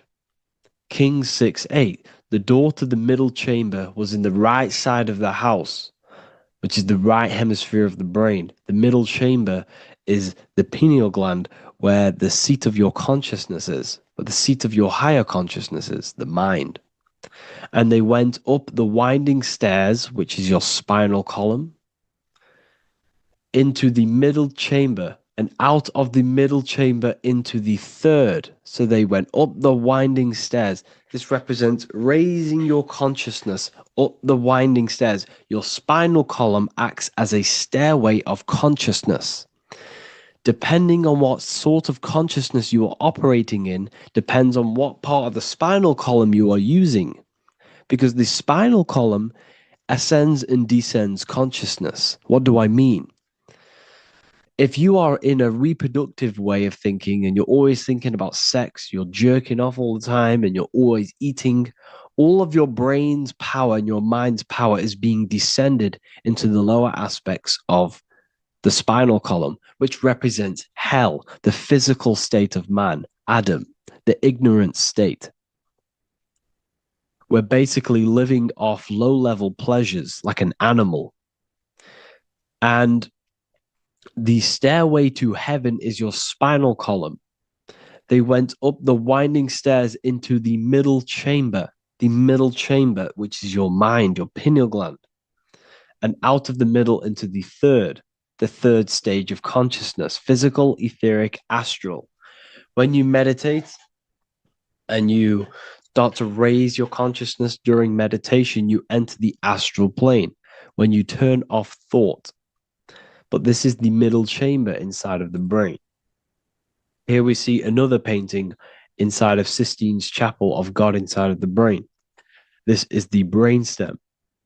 This is the brain. This is the frontal lobe. This is the back lobe. This is the back lobe. This is the cerebellum. Here's the reptilian brainstem. Here's the claustrum. This is what we are seeing here. Anatomy. Here is another one in Sistine's chapel in the middle of the Vatican. This is depicting the brainstem. God's neck looks exactly like the brainstem. Here we see a real brain compared to God's neck, because the neck is just below the brainstem. And this is what they are symbolizing, because they knew that God is within you. God is a part of the human body. God is inside of the body, because the body is a vessel for consciousness, for universal consciousness. Inside of you, inside of me, is the same spark of consciousness. And this same consciousness is spread out into every living essence, because everything comes from the one source, the one God, the one consciousness. Matthew 6:22-23. The light of the body is the eye. If therefore thine eye be single, thy whole body shall be full of light. Practicing the single eye. What is this? This is meditation. This is entering within yourself. So the Bible's telling you to practice the single eye. But if thine eye be evil, thy whole body shall be full of darkness. What does this mean? If your consciousness is in an evil way of thinking, if your mind is filled with an evil, negative mind space, then your body shall be filled with darkness, with evil, with negativity. Because negative thoughts destruct the body, positive thoughts heal and regenerate the body. So he tells you to be, the light of the body is the eye, your consciousness, the inner eye of consciousness, the eye that lets you see. And what do I mean? You look with your two physical eyes, but you see with the inner eye. What you see is perception. You look with the two eyes, and what you see is perception. You are seeing, you are understanding, and that's what consciousness, the mind, gives you. Consciousness or the mind is the force that allows you to be a human being, that allows you to understand things and interact with things and make decisions. It's an infinite intelligence. See, the mind is not the brain. This is a big confusion with people. Hence why the eye on top of the pyramid is separate from the bottom half of the pyramid, because the consciousness is separate from the body, the eye, the all-seeing eye. It represents the observer, the eye that sees into this body, into this world, into this. You are the perceiver. You are the invisible spirit within the body. Theologians 4:17. After that, we are still alive, and our left will be caught up together with them in the clouds to meet the Lord in the air. You don't meet the Lord in the physical air. Okay? This symbolism of the ancient Christian artwork is showing you this is symbolic. These things never happened. There's no man in the sky. Moses didn't go on a mountain to meet with God. The air represents the mind. This is why you say you're an airhead when someone's very stupid. Earth is your body. Water is your emotions. Fire is your spirit. Air is your mind, the invisible mind. So Anton Mengs, an ancient Christian art worker, is showing you anatomy of God in the clouds. But this is anatomy of the human body, raising yourself to the mind and turning the mind inwards on itself during meditation. And that's how you meet the Lord in the air. You meet the Lord in an elevated state of consciousness. The air represents an elevated state of consciousness because the air is up. You have to raise your consciousness to meet the Lord in the air. This is why Moses went on a mountain to meet with God. The mountain represents elevation of consciousness, raising the mind up the spinal column, taking all of the mind's attention away from the reproduction and the physical aspects of self and raising it to the brain and turning off the brain and going inward into the air.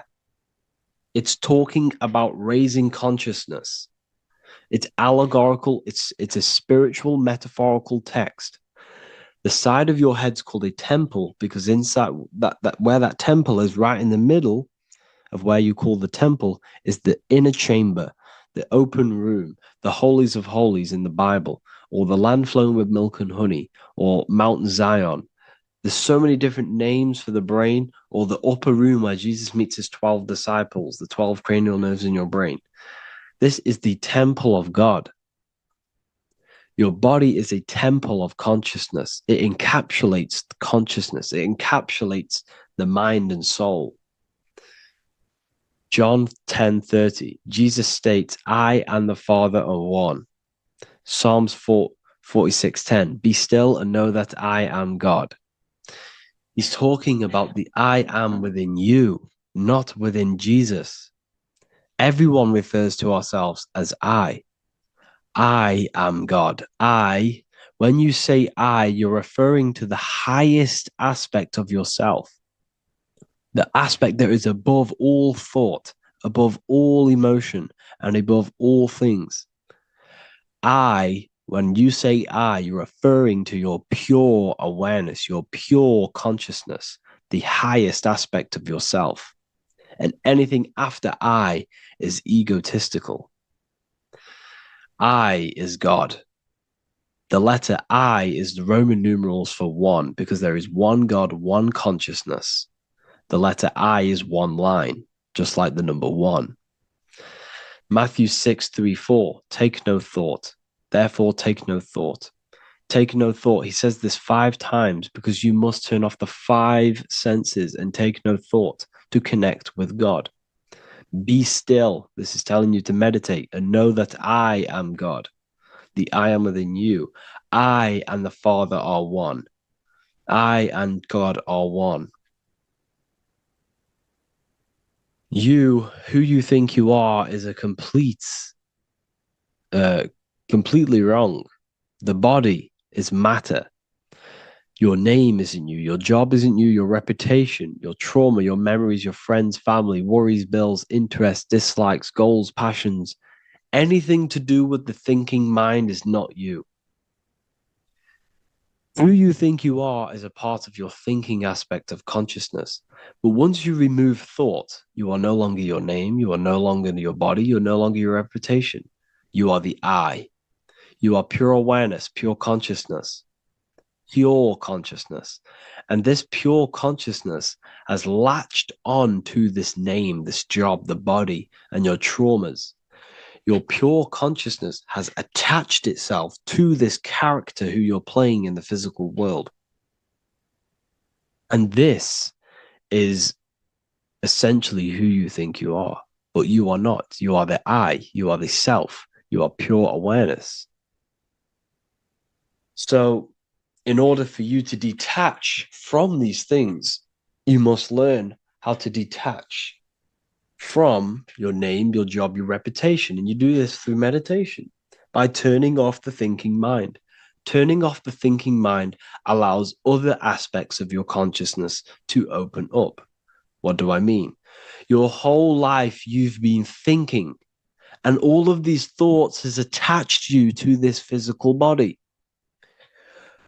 You haven't allowed your consciousness to open up. And you can only do this by taking no thought. That's why Jesus tells you, take no thought.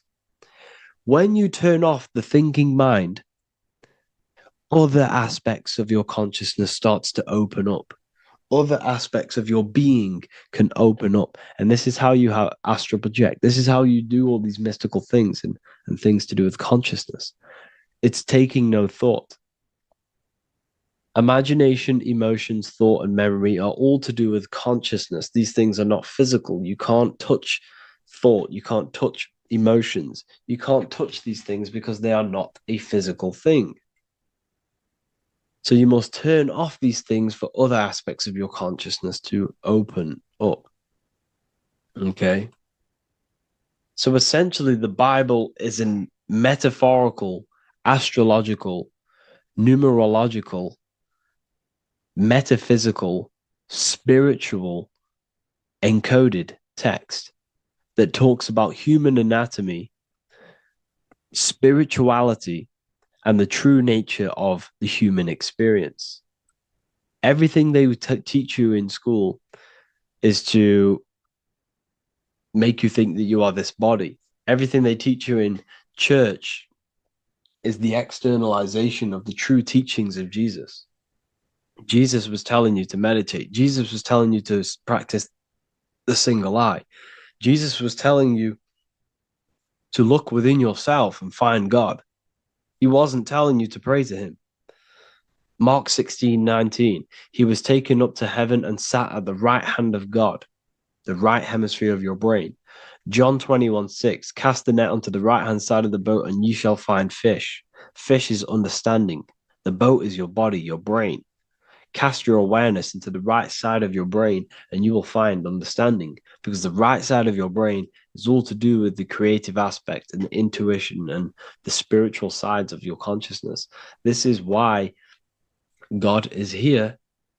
This is why Michelangelo depicted God in the right hemisphere of your brain, because this is all human anatomy.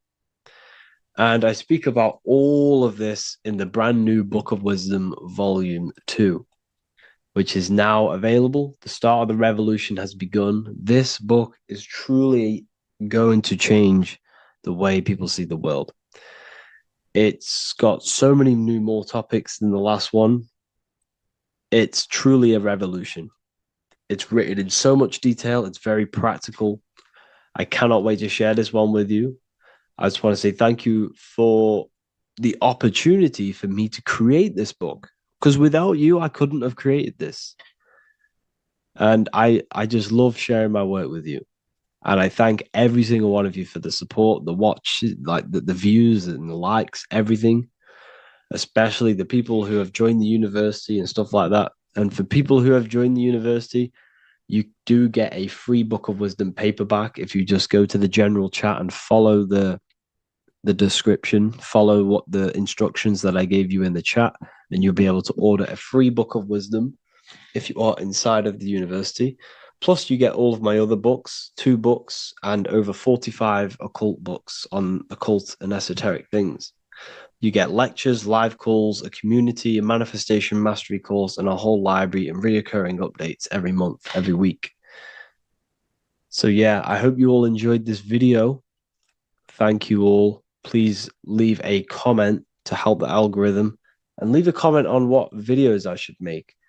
And yeah, I'll get to uploading on the YouTube a lot more now the second book is now released. I have a lot more time on my hands. No longer using my energy to create the book. I'm now going to redirect this mental energy into the YouTube. So there will be a lot more content coming. So I need some content ideas. So feel free to comment some ideas, some YouTube videos that I can create. Thank you all, people. Have an amazing day. You are not breathing correctly. 98% of people only use a third of their lungs capacity, which is shallow breathing, which ages you, lowers your brain capacity, and also lowers your state of consciousness. So it's essential that you breathe consciously on a day-to-day basis, because this is what truly elevates your consciousness. I am going to give you the key for you to raise your consciousness just through breathing alone. Such a simple thing, but yet the most effective way for raising your state of consciousness and becoming more spiritually and mentally advanced.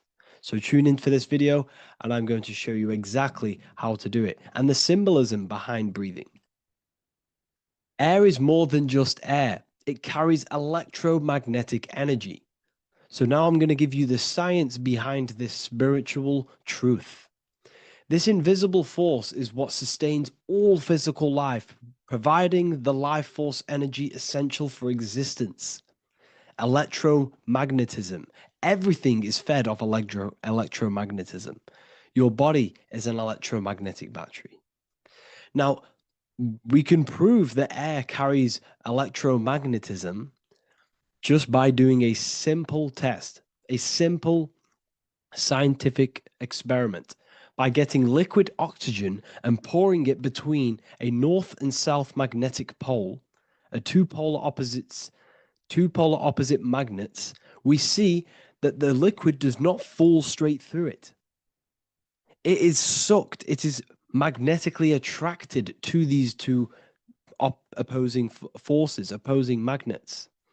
This is proof that air, liquid oxygen carries electromagnetism. When you are breathing electromagnetism, the essential life force behind all living beings. This is known as energy or prana, chi, ether, or spirit. This is all the same thing. Air is not just empty space, it is energy, it is prana, it is life force, it is spirit, it is ether, chi, prana. You are an electromagnetic being. Your consciousness is in direct correlation with your electromagnetic aura or biofield around your body. Your state of consciousness is mirrored within this field around your body. Now, your breath, when you breathe in, you're breathing electromagnetism or life force. Breath is the vital link between the physical and the spiritual, bridging the body with the soul. Through breath, we connect with both tangible world and deeper, the unseen realms of energy and consciousness. Breathing deeply and properly elevates our consciousness, enhancing the brain's functions, heightening the sensitivity of our five senses. It also brings a profound calmness to the mind, creating a state of clarity and inner peace. Like I said earlier, breathing properly is the fastest way to elevate your consciousness. It is the fastest way because breathing, when you stop breathing, what happens? You lose physical consciousness. Your body will shut down if you do not breathe in this vital electromagnetic energy in the oxygen. If your body does not get this for 5 minutes or however you can last without breathing, this makes you lose physical consciousness. Your body will not survive without this essential life force energy.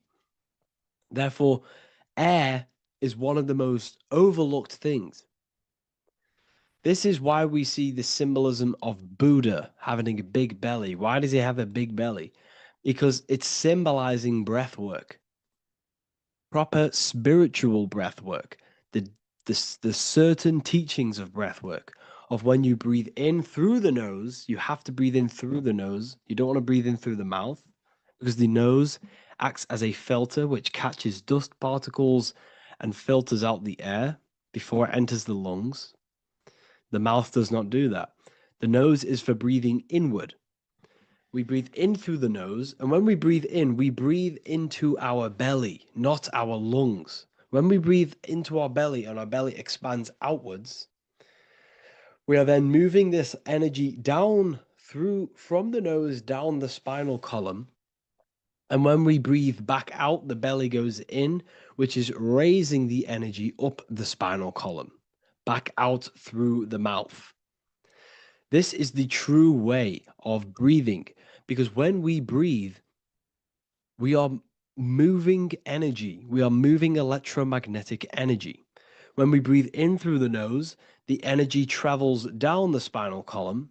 And when we breathe out, we are raising this energy back up the spine, some of it going out the mouth, and some of it reaching the brain, activating dormant brain cells in the brain. But when we breathe, we need to make sure we are using 100% of our lungs' capacity because the lungs is what transforms this special energy into consciousness, physical consciousness. So this is why Buddha has a big belly. It's not because he was fat. It's not because he was overweight. It's symbolism. It's symbolism of breath work. So try this. Do this for 2 minutes while you watch this video. Breathe in through the mouth as hard as you can until you no longer can fill any more air into your lungs and belly. Breathe it into your belly, not your lungs. And breathe out through the mouth.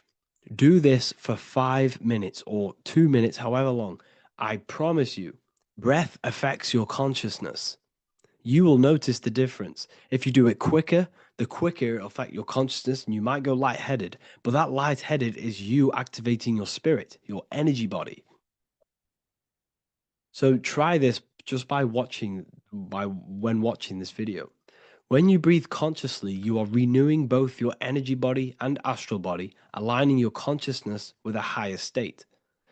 This practice feeds new life force energy into the body, revitalizing and enhancing your overall well-being. Like I said, your brain requires the most amount of oxygen. When we have shallow breathing, this is reducing the brain's capacity. Because when we are not breathing properly, which 98% of people are only using a third of their lungs capacity, we are essentially only using a third of our consciousness because your breath is directly correlated to your consciousness, your state of consciousness. When you breathe in through the mouth, out through the mouth, out in through the nose, out through the mouth, consciously and deeply for 5 minutes, you will notice that your senses are more powerful and sensitive. Your brain is quicker.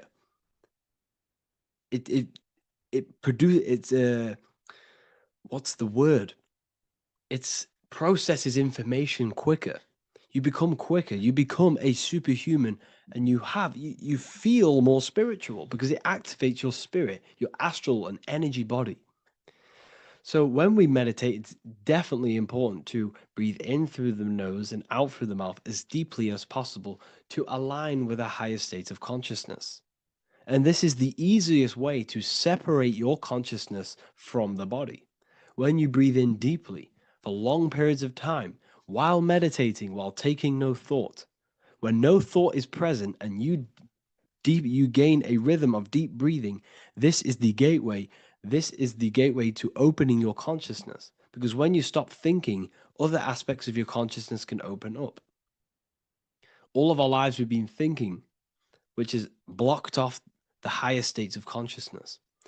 So breathing is very, very important. It affects our overall well-being. And this is Yahweh, the in and the out of breathing. When we breathe in, this is Yah.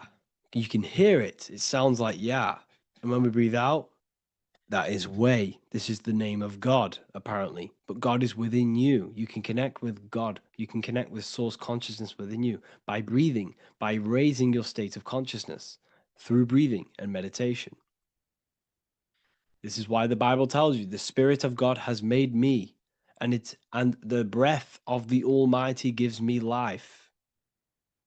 You are consciousness. You are God. You're an extension of God's consciousness. Job 27:3. As long as my breath is in me and the Spirit of God is in my nostrils. The Spirit of God is through breath. John 20:22. And when he said this, he breathed on them and said to them, receive the Holy Spirit. The word spirit means breath. In Greek, Hebrew, Latin, it all means breath or wind or air. The Holy Spirit is a certain way of breathing, a breathing technique that elevates your consciousness, that syncs you up to a holy consciousness, an elevated state. That is the Holy Spirit. That's why it tells you in the Bible, when he said this, he breathed onto them. He breathed onto them and said, receive the Holy Spirit. You must breathe to receive the Holy Spirit. When you breathe, you are renewing the body's energy. You're taking in new life force, which is regenerating your cells, regenerating your brain, nervous system, and also connecting with consciousness, pure consciousness. This is not something that we should be doing during meditation. Yes, it is. We should be doing it during meditation, but this is something that we need to apply all of the time. This is the fastest way you can raise your consciousness. I just want to say, all of this knowledge is inside of the Book of Wisdom, Volume 2. Make sure to give a like and a comment on this video to help the algorithm. And let me know what you think about the last book or this book if you have read them, to let the new people know what they're looking at with this book. This is truly life-changing, the Volume 2 and Volume 1 is truly life-changing. You can get them in a bundle also. Learn hidden knowledge inside of the Ethereal University. This is where truth seekers belong. I'm not here to try sell you this, but this is the place for truth seekers. And if you are serious about your spiritual journey and serious about gaining knowledge, which gives you the advantage of a life, join Ethereal University. This will definitely help you. Thank you for watching this video. Please leave a like and comment. Make sure to give me any suggestions on videos you want me to make in the future. Thank you all. As above, so below. This is one of the most crucial teachings within esotericism, occultism, or what we like to call it today, spirituality. I don't like calling it spirituality because it's not spirituality. I teach human consciousness. I teach the science of you and your consciousness alone and your being. And in order to fully understand you and this world around you, you must understand this number one principle of as above, so below. There is many misconceptions of this, and there is many simple teachings of this. But I'm going to break it down today from the most simplest to the most complex, and you will see the connections between all things. This is the most important lesson you could ever learn, and I'm going to teach it you today. So what you must understand is, with the term as above, so below, it applies with everything you see in this world and about yourself. We have something called the macro, which means the bigger scale. On the bigger scale, we have the whole earth. If we look down from the sky on top of rivers, this is what we see. We see this tree pattern. Then on a smaller scale, we see trees have the same pattern. Then we look even closer. We're going smaller and smaller into the leaves of the tree. We see the same pattern. Then we go even more micro into the human brain and look at the human brain cells, and we see the same pattern. This is proof this is a fractal universe, and everything is in the micro is reflected in the macro. As above, so below. As within, so without. On the macro is a reflection of the micro. So now that you understand this, we can go a bit further. A yearly cycle of spring, summer, fall, winter is a macro. A micro is a daily cycle. So a day is a mini year. The summer is the midday. Autumn is the evening. Night is the winter, and spring is the morning. This is a macro, a reflection. We have a miniature cycle of the zodiac every single day. And this cycle is also reflecting the cycle of life and death. We live, we are born, which is the spring. We live, which is the summer. We then age, which is the autumn. And then we die, which is the winter, and then we are reborn again. This is the cycle of life and death, and you do this every single day. You see, death is a macrocosm of sleep. This is why we say sleep is the cousin of death, because you die every single night. You do this process of life and death every single day. As above, so below. What's in the micro is in the macro. So when you go to sleep, you are essentially dying. And then in the morning when you wake up, you are then born again. This is a fractal cycle that we live in. Everything in this whole world is fractal. Everything applies to as above, so below. We have the sun, we have the moon, we have the day, we have the night. We have the life, we have the death. We have the conscious, we have sleep. As above, so below. We have the conscious mind, because now we're diving into as within, so without. As above, so below more refers to the external world. As within, so without is referring to your inner world and the outer world. What you must understand is about yourself. You exist in two realms. You're an individual. The dual nature of you. You exist in two realms at once. You have an inner world of your thought, emotion. This is the inner world that no one else can see but yourself. And you have an outer world with a physical body which everyone can see. So you exist in two worlds. You have the inner voice, you have the outer physical voice, which I'm speaking to you with now. But I also have an inner voice, which no one can hear, only but me. So you exist in the light and you exist in the darkness. The sun represents your external self, your physical, conscious mind. The moon represents your shadow self, the inner self, the psyche self, the spirit self. There is an as above, so below. The sun is within you. The moon is within you. Everything is within you. Now that you understand as above, so below, What is your body?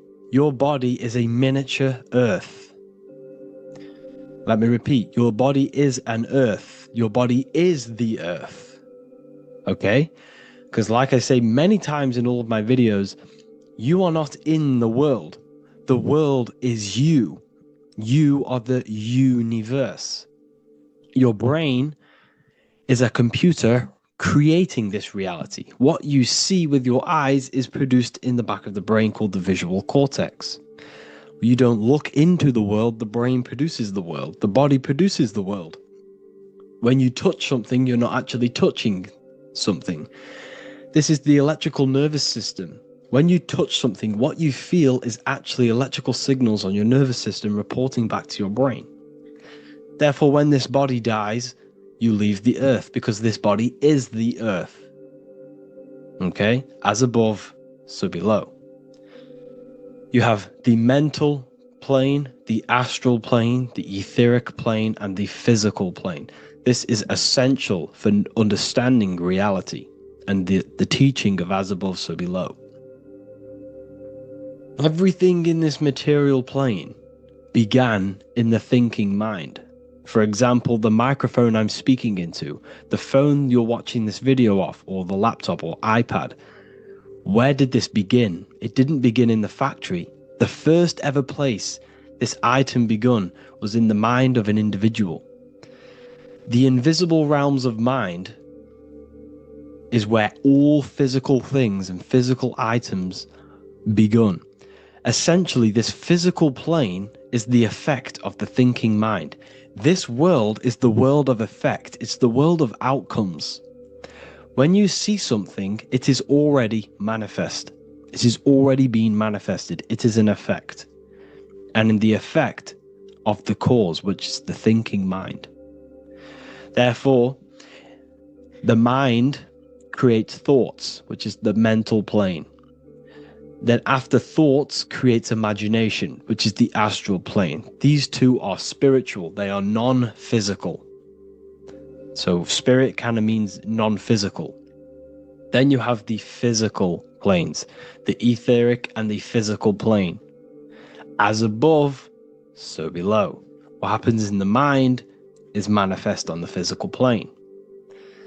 Like I said, the phone that you are holding, it was a thought, and then it brought down into a physical reality. As above, so below. You change the mind, you change your reality. Your environment. The word environment has ment in it because your environment is mental.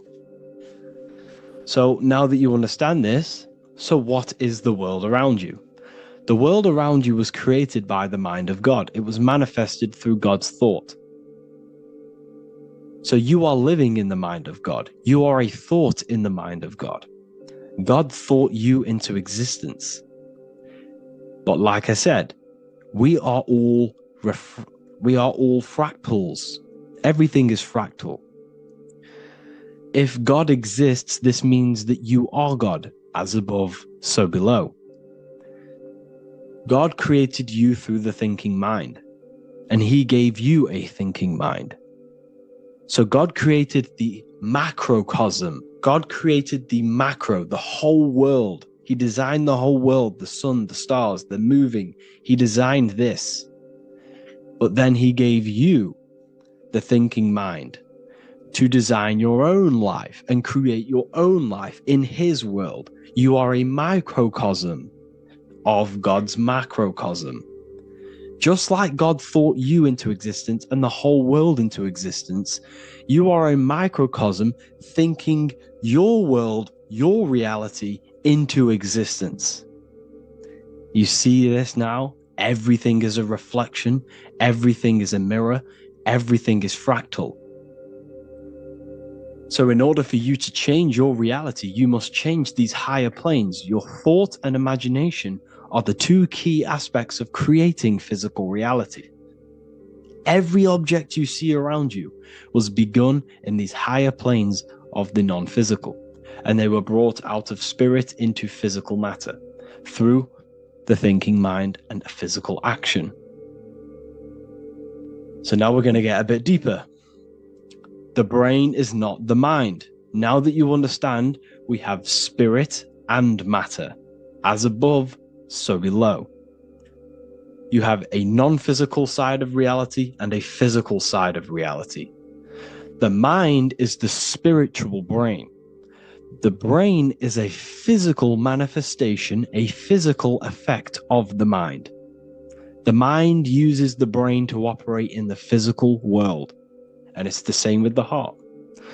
The soul manifests itself physically through the heart. The heart is a physical manifestation of the soul, of the emotion, thought and emotion, the mind and the soul, the brain and the heart, heaven and earth.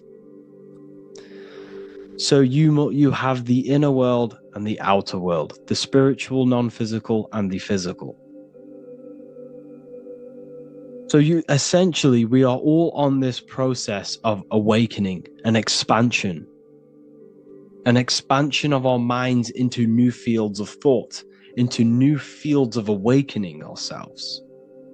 Because essentially we are born into this world, but you are born many, many times. You can be born physically and you can be born spiritually. Like I said, everything is fractal. So just like when the baby finds out that there is a world outside of its mother, what does the baby do? The baby seeks a way out of its mother, and then the baby is now born into a new world, a world outside of its mother's womb. It's the same with you and your spiritual process. As your mind becomes aware that there are other realities beyond your physical body, it then seeks a way out. And this is why you are probably watching my YouTube, because you are now on the path. Something within you has guided you to this path of knowledge, truth, enlightenment, and expanding your consciousness. And it is your soul who brought you here. Your soul speaks through emotion, like guidance. Emotion is the language of the soul. When you feel very bad, this is your soul telling you you're not in the right place. You're doing the wrong things. Because the soul is always unfolding its purpose, which is expansion and learning. That is it. The mastery of the self and the learning of the mind is the only thing that counts in the end after this life. So you are on a journey of expansion, of learning, creating, and spiritual rebirth. As above, so below. What does this body tell you? When I see someone overweight, I don't see the overweight. I don't see the body. I see the mind. I see an undisciplined mind. I see a mind that lacks self-control. I see a mind that seeks external validation. That's what I see when I see an overweight person. I don't see his body. I see the result of his mind. Because what does the Bible tell you? You shall know them by their fruits. It's the same saying as above, so below. You shall know them by their fruit. The fruit is their manifestation. Your body is a direct correlation and manifestation of your mind. Your inner world projects your outer world. As within, so without. As above, so below. Now, what do you see when you see this man's body? I see discipline. I see strength, mental strength, not physical strength. I see mental resilience of pain. Because all of this man's mental energy has been manifested physically within his muscle. This body is a direct manifestation of this man's mind's pain and suffering. And it shows discipline. This is why people instantly respect you if you are in shape. You walk into a room and you are in shape, people will instantly give you respect because they know that you are mentally disciplined. The body is a reflection of your inner world, and it's the same with your friends, your family, your connections with people. If you think about yourself very negatively all the time, and you don't have a good connection with yourself, you don't have a connection with your true self, this will manifest into every single relationship you have in your life. If you don't have a good relationship with your inner self, you don't have a good relationship with the people and the friends around you. Because as within, so without. If you think negative about yourself, you will only pick up the negative in other people. If I think very highly of myself and I think very happy and good things about myself, I will then see the good things in other people. Because it's as above, so below. As the inner world is, so is the outer world. It's the same with your life circumstances. Your life is a direct correlation of every thought you thought in the past. If you possess millions of pounds, millions of dollars, this is because you have thought this into physical reality. You live the life you are deserved. You live the life that you manifest through your thought. If you live a very poor life, this is a reflection of your mind. This is a reflection of what you have thought into physical existence. Because like I said, everything begins in the mind, as above, so below. And this is even present within the body. So where is the head? The head is at the very top of the body. And where does all manifestation begin? In the mind. That's where the mind is, in the head. And then the thoughts we think travel down the body into the heart, which is the emotion. Every thought we think is in the emotion. Every thought we think creates an emotion. This emotion then drives the action. Where does the action come from? The feet, because the feet move our body. We move with our feet to take action. Our hands. You see, so the body is even a micro reflection. I can't even say it. Reflection of the order of manifestation. This blew my mind when I figured this out. You see, the head, the thoughts begin here. This is the beginning of all manifestation. Then it comes down to the heart. This is the emotion. Then you take the action. The thought and emotion then sparks the action, which is taken with the hands and the feet. And where's the lowest point on the body? The feet, and that's touching the physical earth. So the head is where the thought is, the non-physical, and the lowest point on the body, which is touching the physical earth. So the head represents spirit, the feet represent matter, spirit and matter. Your room, if I walk into your room and I see a messy room, I don't see the room, I see a messy mind. The room is a reflection of the mind. If you have a messy room, this is your mind. It's an externalization of your unsorted mind, undisciplined mind. So like I said, we are all God, and we must find the God self within us. And I teach all of this inside the Book of Wisdom, Volume 2. This is not just a book, this is a revolution. This is the beginning of a new age with this book. If you have read it, I congratulate you. You should feel very proud of yourself if you have an open mind.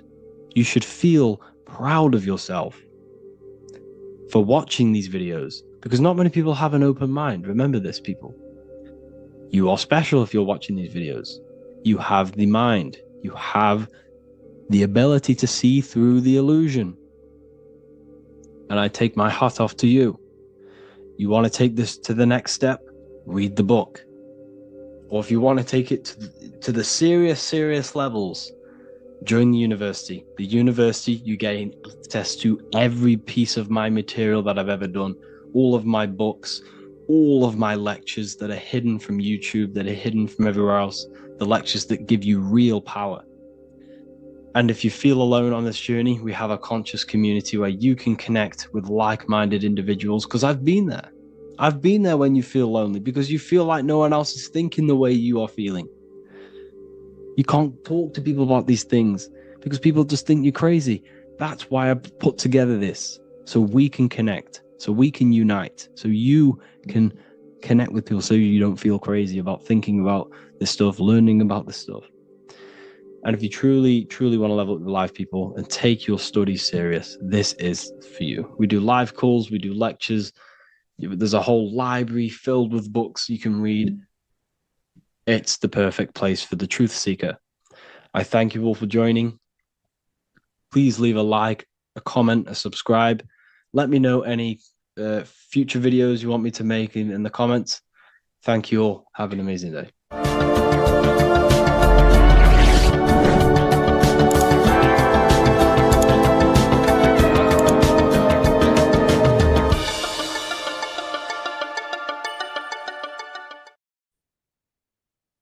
Hello and welcome to another video and another lecture from Ethereal University.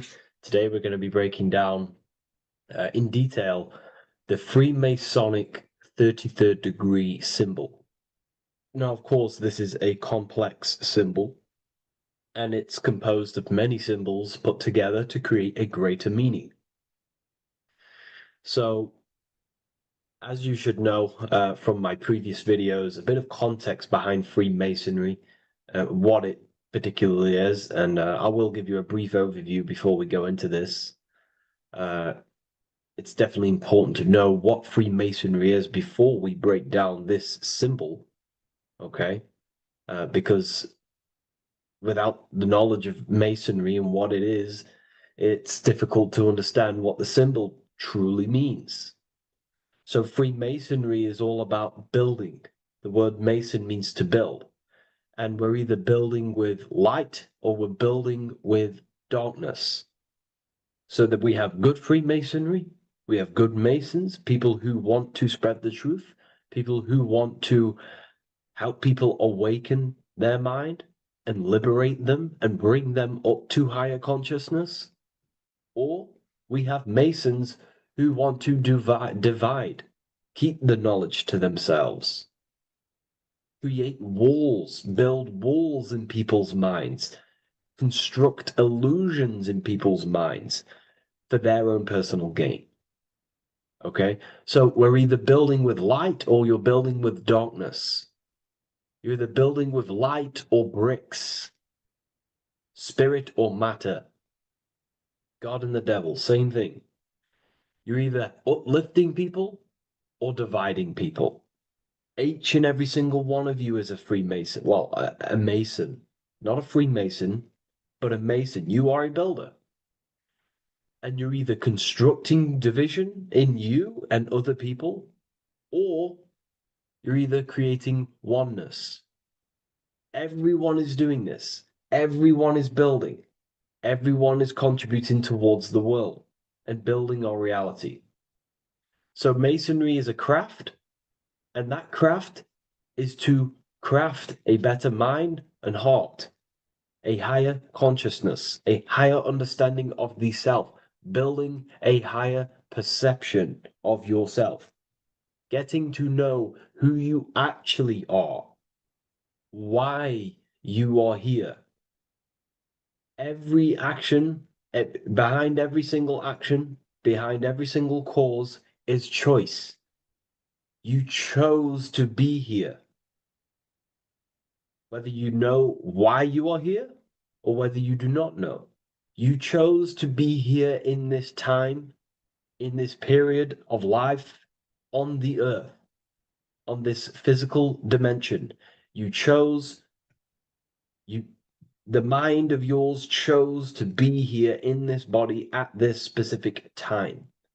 You are playing a role, you are building in this world at this specific time. So Masonry is all about getting to know the self, to know what you actually are through gnosis. Gnosis is direct knowledge obtained and extracted from direct experience. Knowledge extracted from direct experience. Knowingness. You know you have hands. You don't believe you have hands. You know you have hands. That's what knowing thyself truly means. To go within the self. To dwell in meditation for long periods of time. Not even meditation. To dwell, closing your eyes and thinking internally. Not thinking externally about anything outside you, but thinking and questioning internally, and you shall find answers. Seek and you shall find. If your heart is truly set on knowing, on getting to know true knowledge and knowing yourself, then you will find it. Okay, so because that's what the heart is. The heart is where we find our treasure. That's why it's inside of our chest.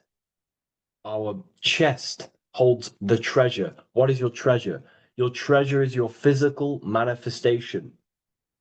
And whatever you act, whatever your heart cares about, your body follows. Your body takes action towards what you care about in life. This is why we say follow your heart, because your body follows the heart, what you care about. If you do not care about something, you do not take actions towards it. Whatever your heart loves and has that love energy for, the body follows. If you truly want to become enlightened and truly want to reach higher consciousness, then you will. You truly care for that, then you will find it. You have to go within.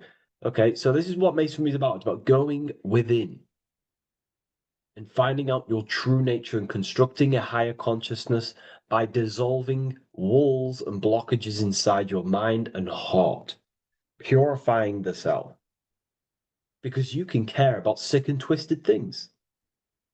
Okay? We can see that in society. People like killing people. It's psychotic, but I know. So we can be corrupted. Okay, so going into this symbol, what does the symbol mean? What is it trying to portray? Okay. Uh, Before we go into this symbol, particularly, uh, we're looking at the Scottish Rite Freemasonry. So we have the first degree all the way up to the third degree is Blue Lodge Masonry. Then from the fourth degree of Freemasonry to the 32nd degree is what we call Red Lodge Freemasonry, the Red Lodge degrees. So again, that is that symbolism of that red and blue, the left and right, masculine, feminine, water, fire. Uh, it's that symbolism again of the two polar opposites of reality, of masculine and feminine qualities, solar and lunar, the left and right hemispheres of the brain, the inner and out world, inner and outer world, the brain and the heart. These are all polarities, okay? Spirit and matter. We have to unify these.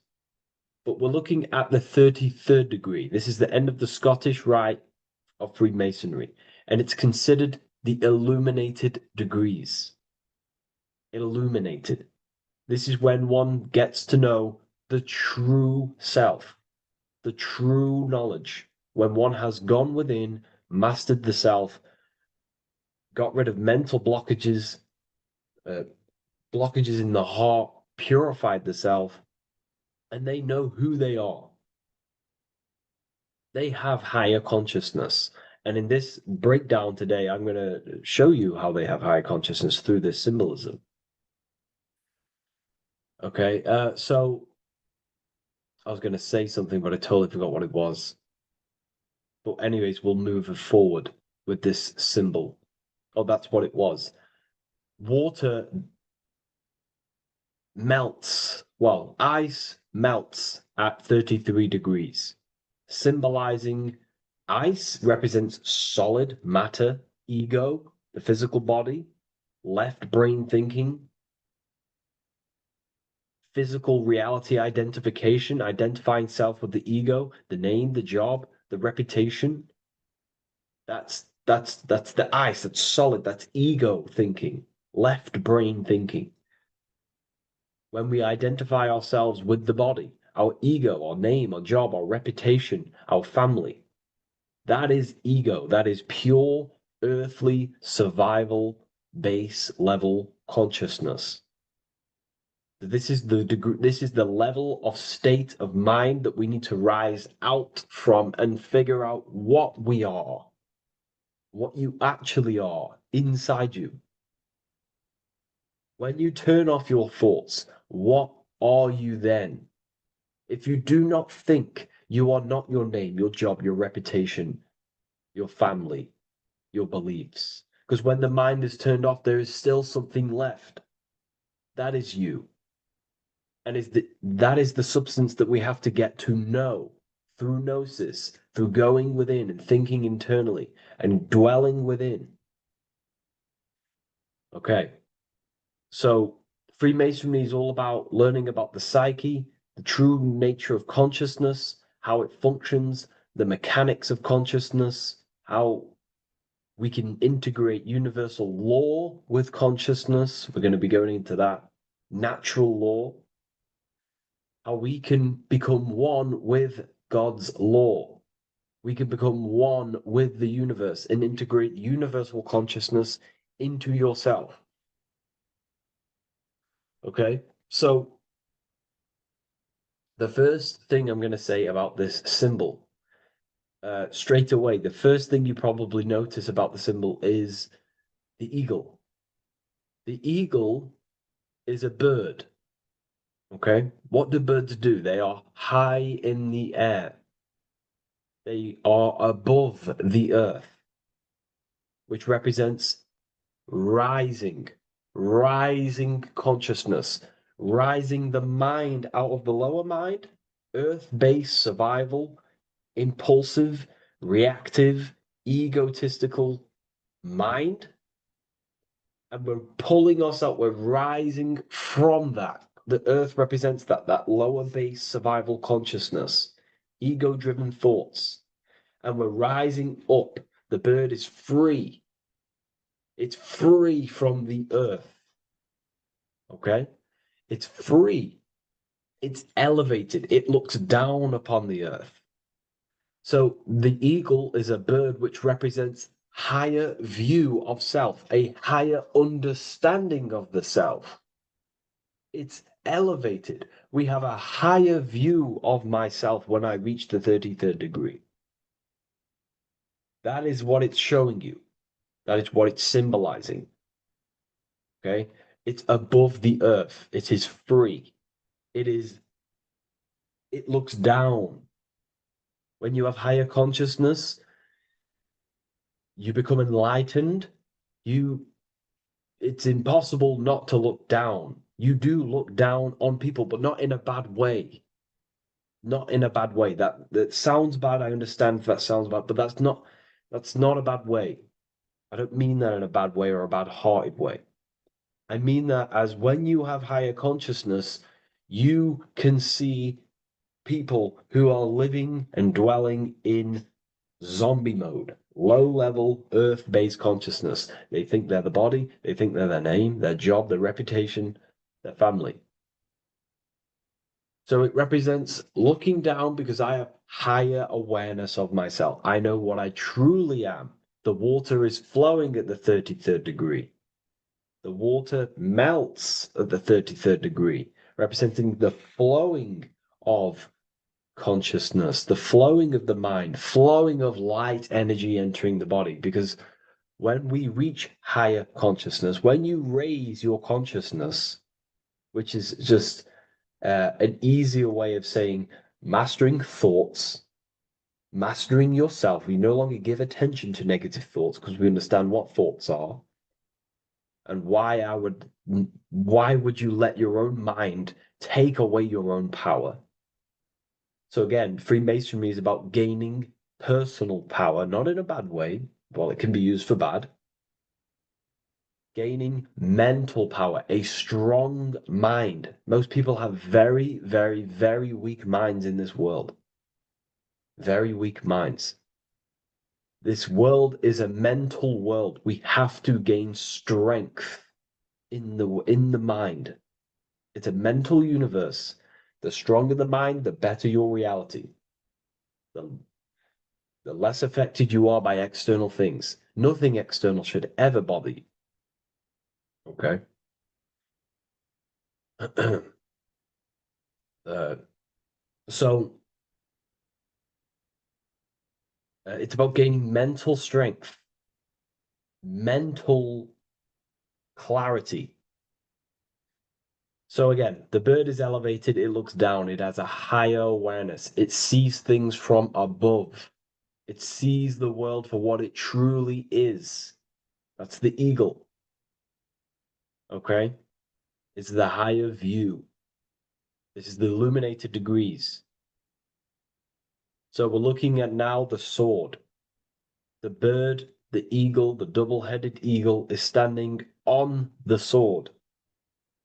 Very symbolic. The sword is not above the eagle. The sword is below the eagle. The sword moves through the air. On a basic breakdown of the sword, it represents power. Power.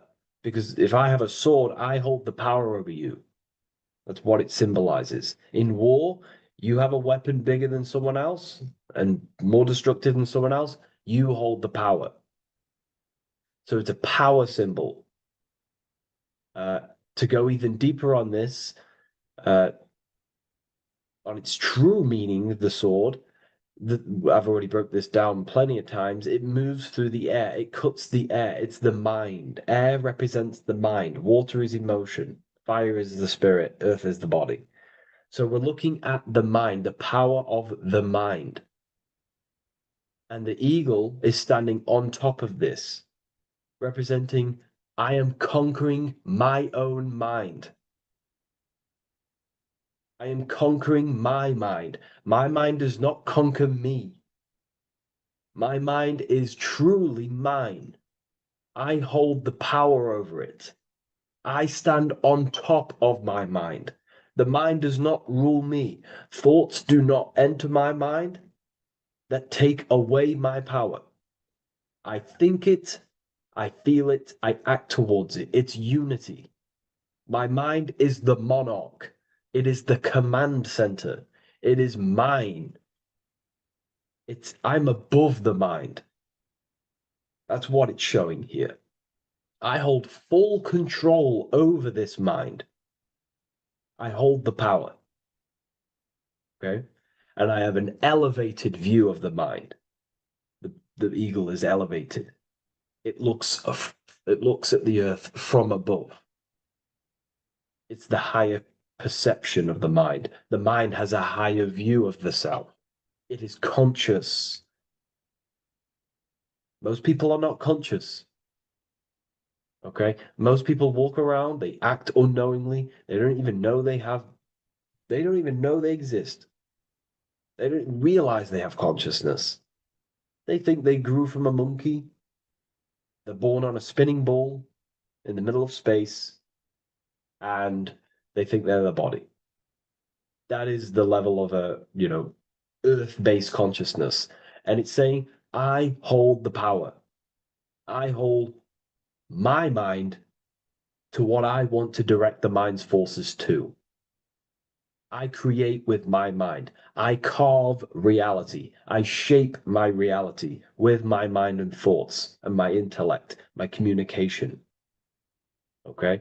That is what we're looking at here with the sword.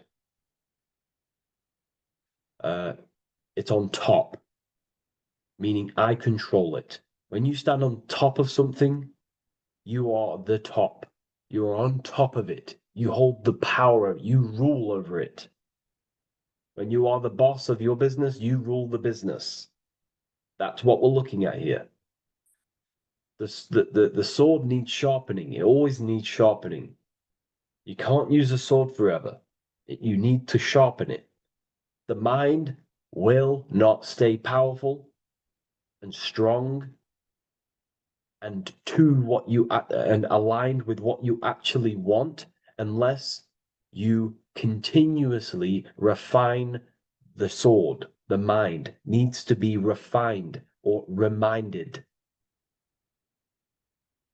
If you stop doing affirmations, the mind will fall back to old ways of thinking. If you constantly meditate, you constantly implant the messages into your subconscious mind, you constantly visualize, you are keeping the mind sharpened with what you want in life, what you are trying to create. And the mind will continue to think with that power, with them words. with them visualizations. If you fall off, if you stop meditating, you will lose control of your own mind. Okay? This is symbolizing you have to keep on top of the mind. You have to keep control. This is what the world is. The world is like Minecraft. You ever played Minecraft? You're a builder. Okay? What do? You control the man in the world. That's what you are. You need to control this body in the world. It's all about control. You are in a game. It's like Grand Theft Auto. You don't know how to use the buttons. You're going to create chaos, and you're not going to have that much fun in the world in GTA if you don't know how to work the buttons. Same with this world. You are in a world, and you need to learn the buttons of the body, the mind, the soul, the heart. How will these things function so you can actually live a better life and create what you want in the world, aligned with natural law, of course, unless you want to walk down the path of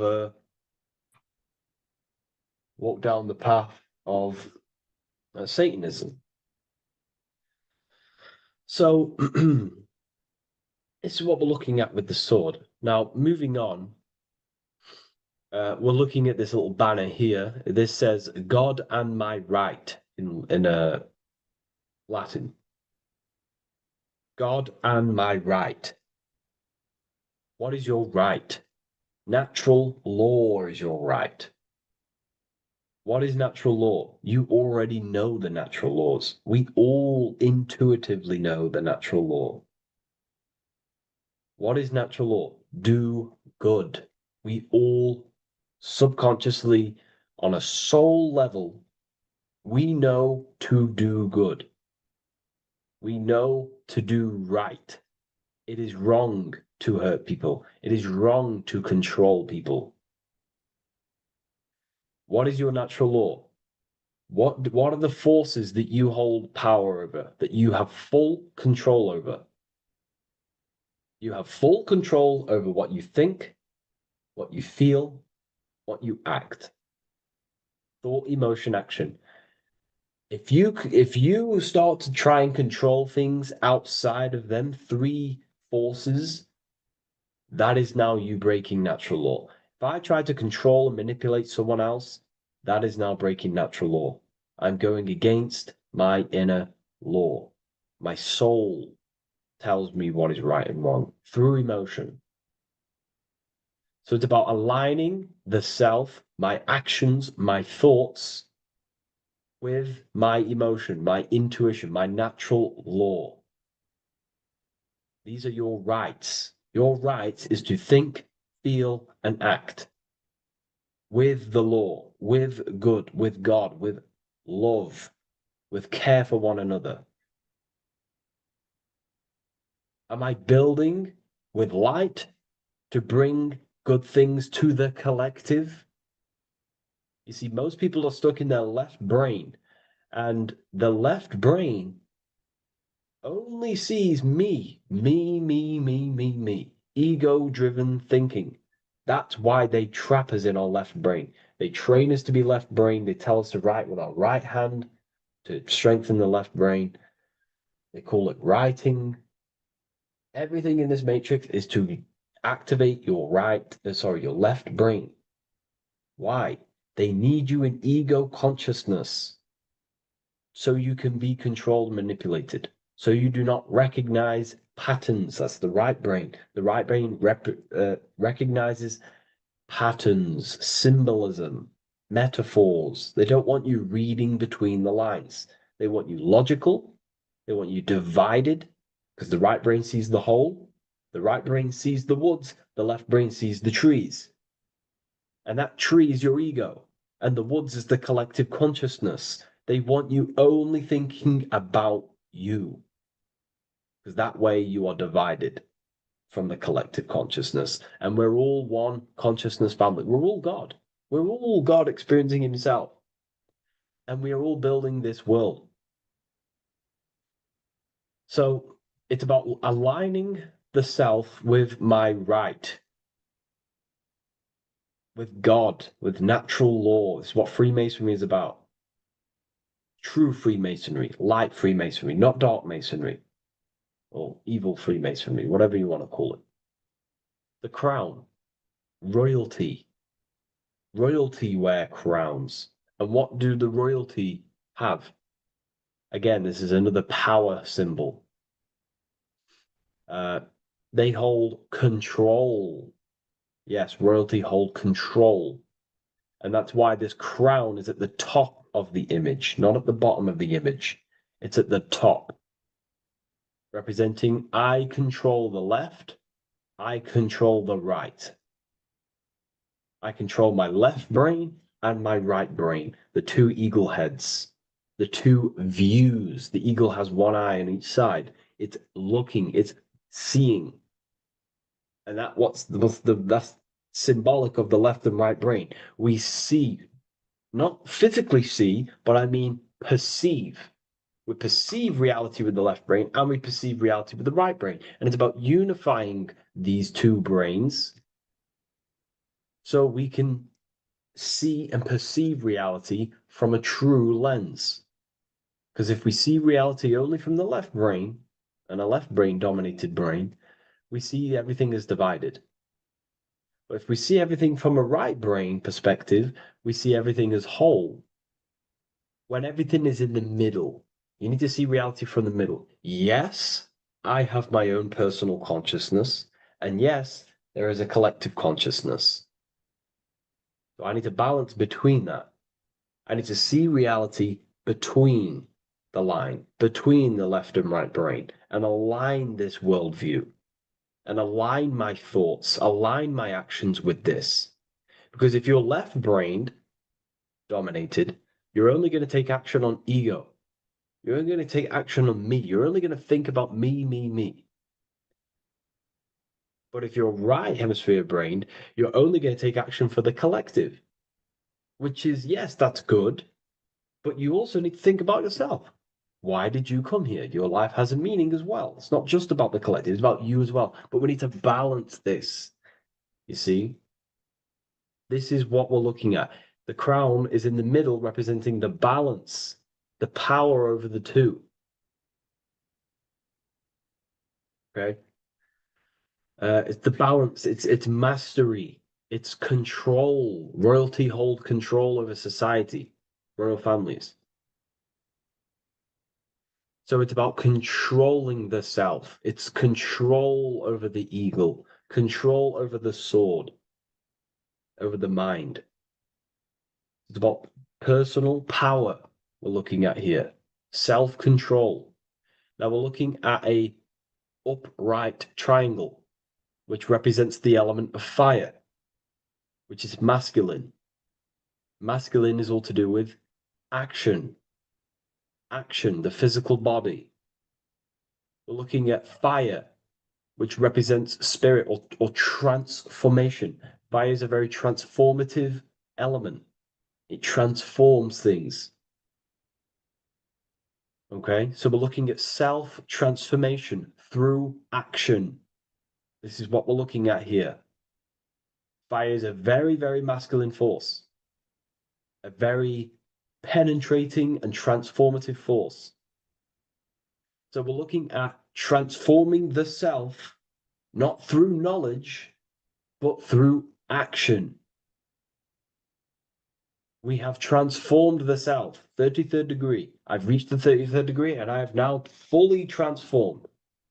Now, there are higher degrees than 33rd degree, but we're just breaking down the symbol. That's a whole of a lecture. But this represents full transformation.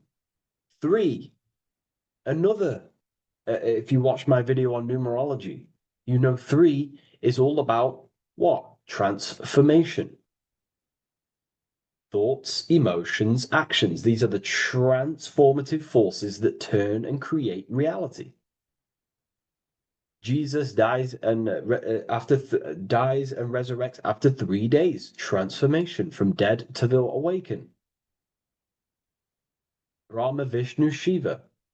God is threefold. 3, 3, 3, 3, 3, 3. Electricity, magnetism, dielectricity, the three forces that pretty much create physical matter. Transformation is 3. So we're looking at transformation through action. Action is a very transformative force. There's no point learning this knowledge if you're not going to act upon the knowledge. A lot of people join the university, they learn a lot, but they leave because they don't want to take the action. They don't want to do the hard part.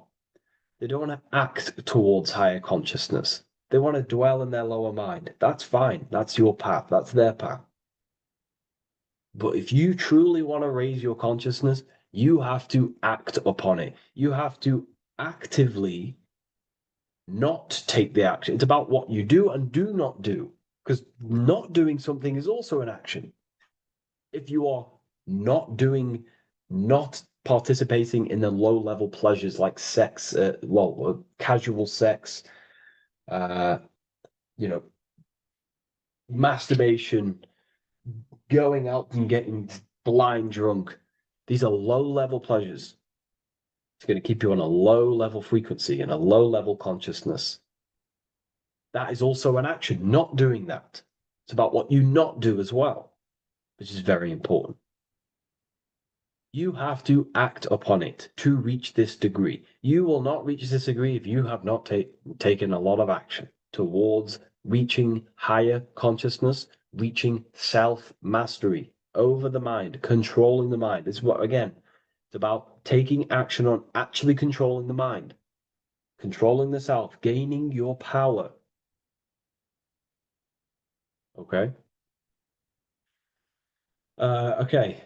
This is another fascinating part about the eagle head and wings. It also represents the past, present, and future. The crown is, again, symbolic of the crown chakra. This is all to do with knowledge.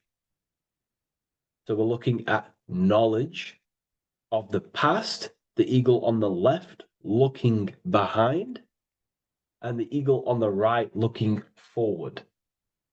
So we're looking at the crown, knowledge of the past and the future. Looking at your past is very powerful. What has led you to this very point in your life? What actions have taken you to this point?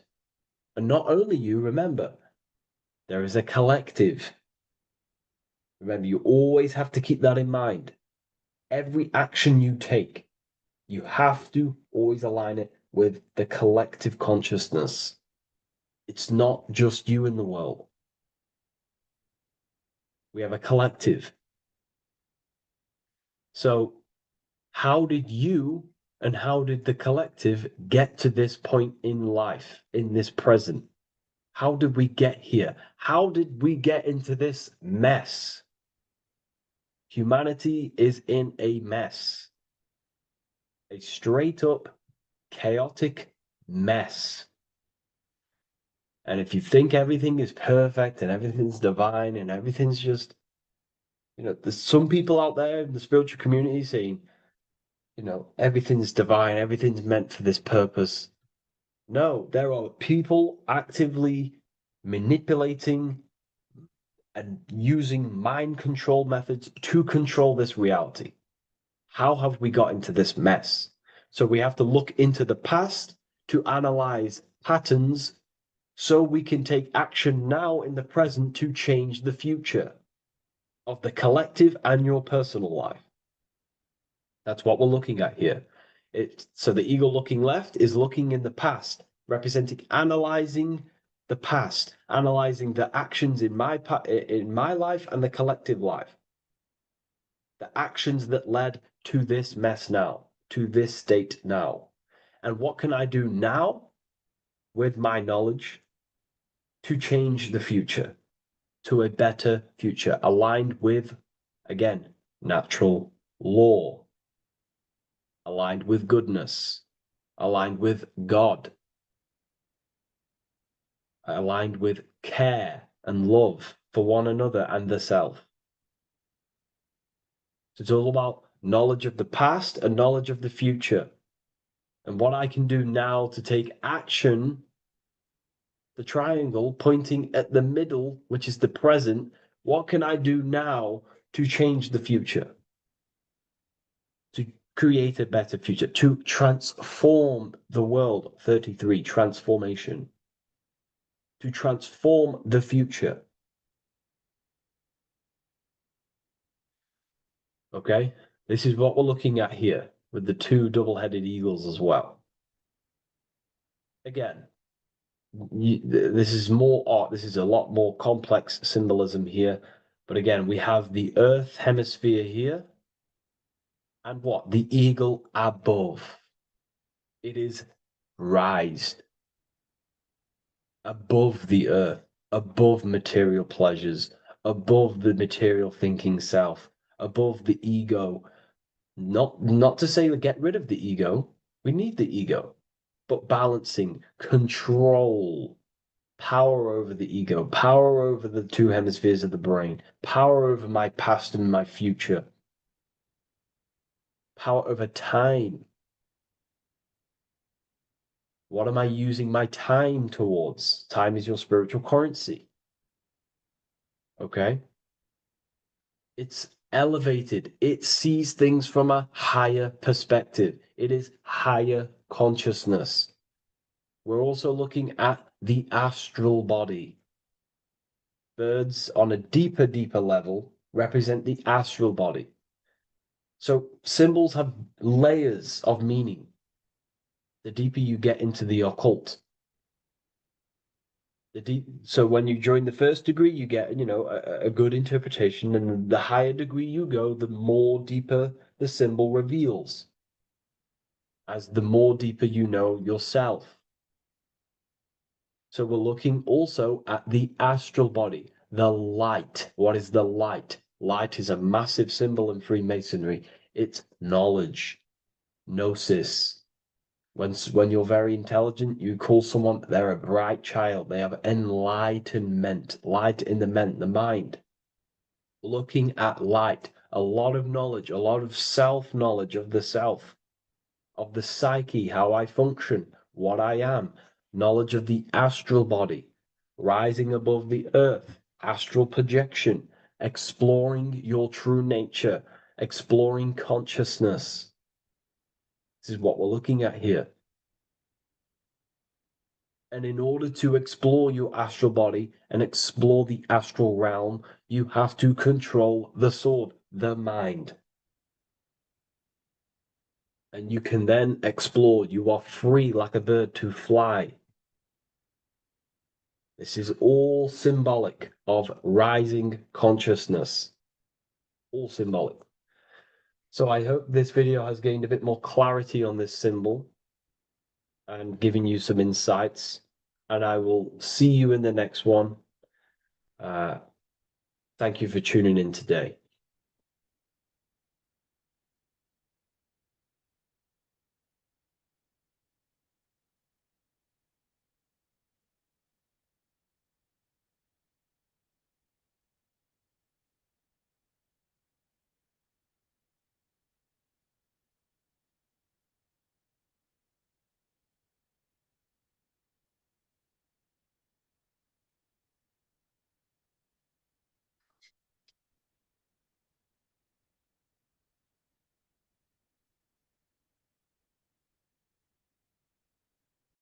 Hey everybody, welcome back to Living Life with Miss Faye.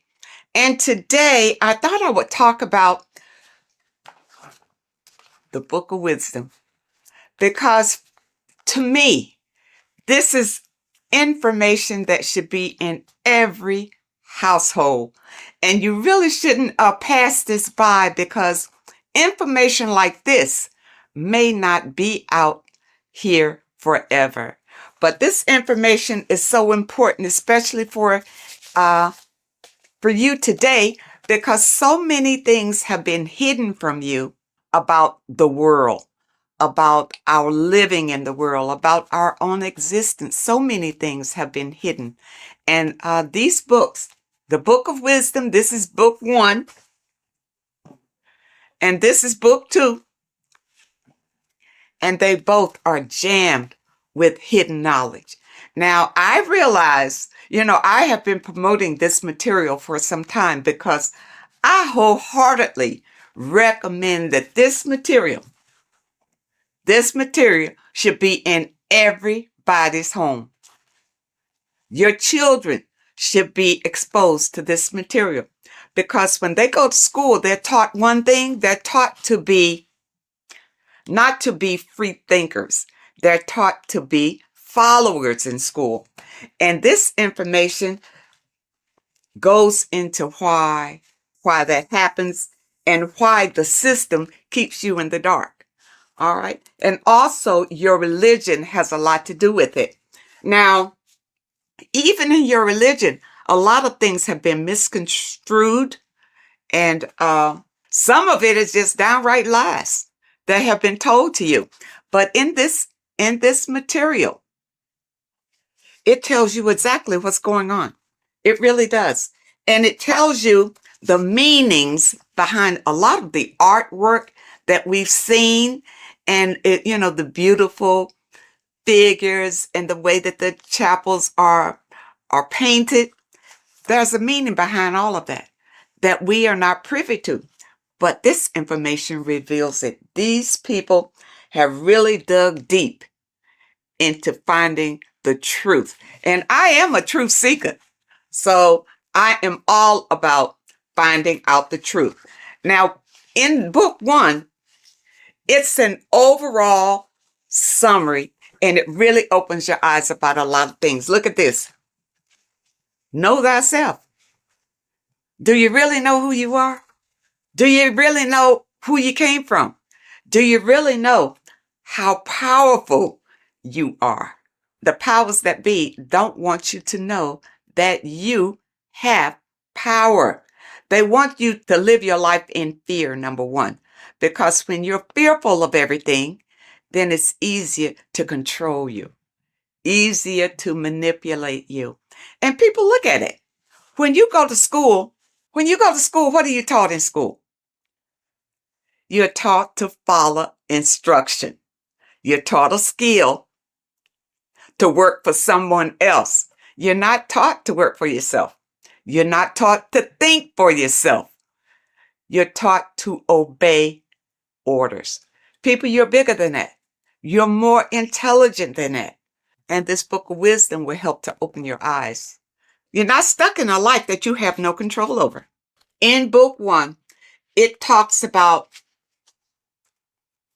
man is God made flesh, and it tells you why that is. We're all a part of the God source. That's how we were made, being a part of it. And a lot of us don't know that. We just think we're just out here flapping in the wind, and that's not true.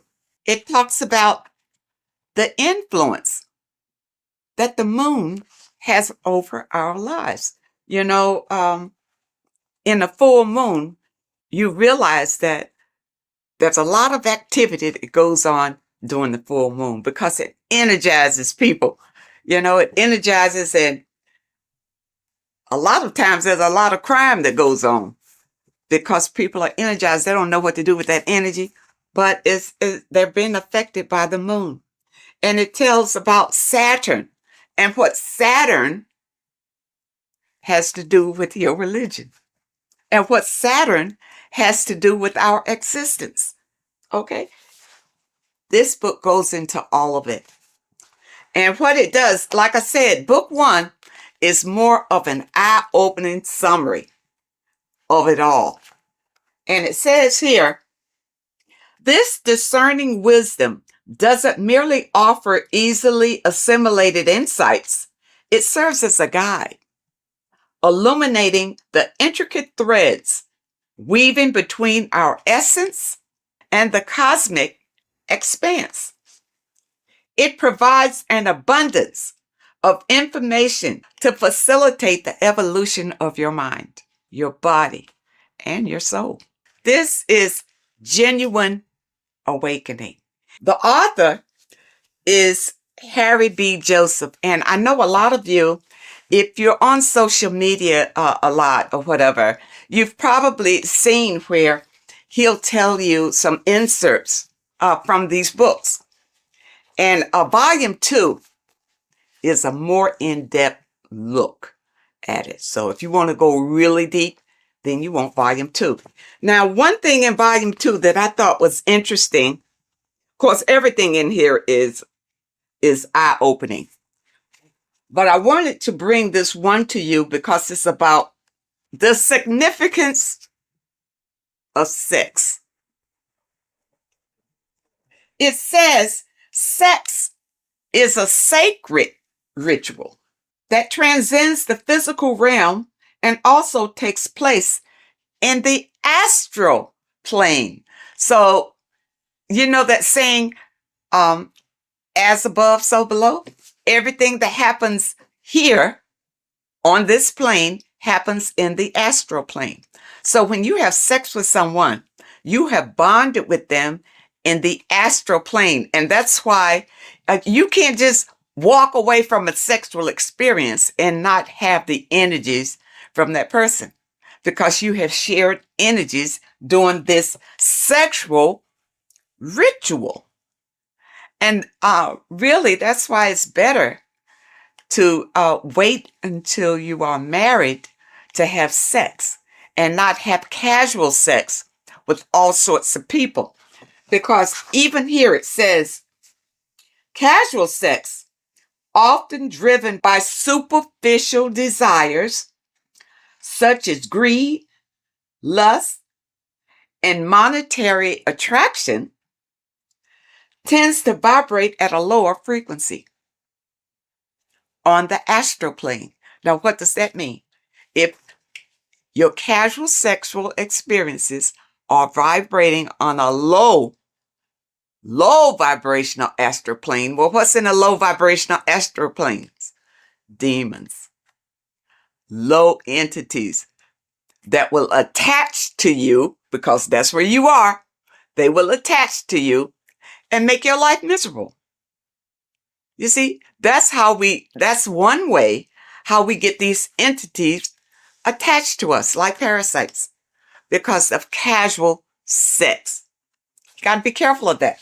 And the only way that you can break the tie from a casual sex is through a spiritual awakening. See, when you have casual sex, these entities feed off of that energy. That's why they attach to you so easily. This is what you need to be aware of. And a lot of you don't understand why your lives are in the toilet. It's because of the things that you are doing and the people that you are interacting with. And if you had this material beforehand, then you would be aware and able to guard yourself from a lot of heartbreak and disappointments in your life. Because once these entities attach themselves to you, they're not bringing you any good. They're going to bring you harm. Okay? And devastation. You don't want that. When sexual activity is engaged from a place of love, deep passion, and high vibrational energy, it fosters a protective and positive atmosphere. Protective and positive.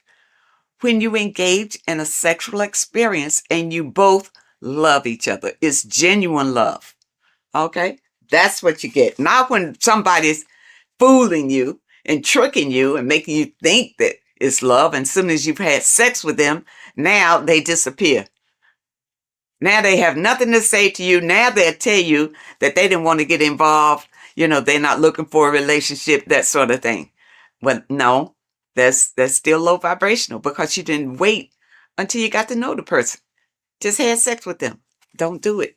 And when you have a love-based connection, elevates the energy, creating a shield against negative influences and ensuring that the experience aligns with higher spiritual principles.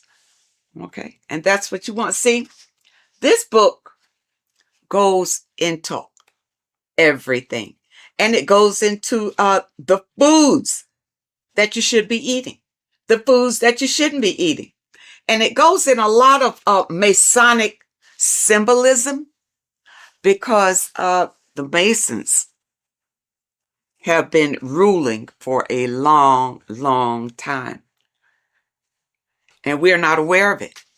It just passes us by, because we are in survival mode.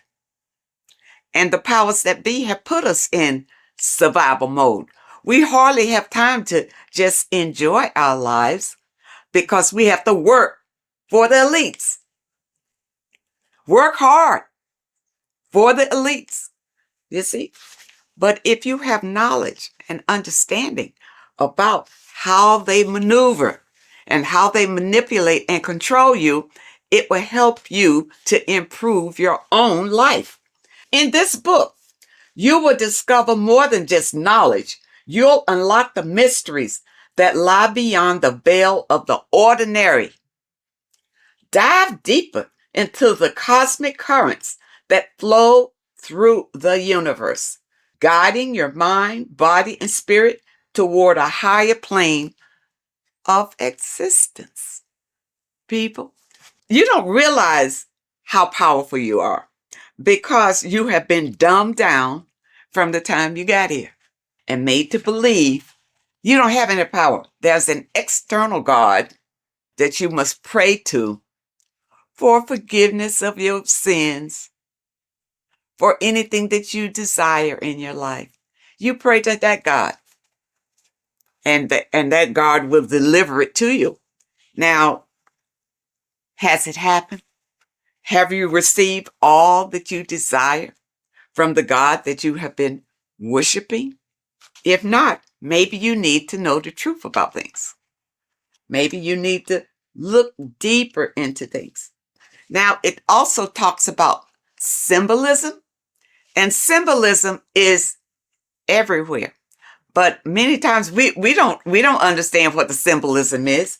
And we see people doing these mantras, and we think, it's evil what they're doing. What they're doing is calling in power from the entities that are around them, because they understand that we are all energy.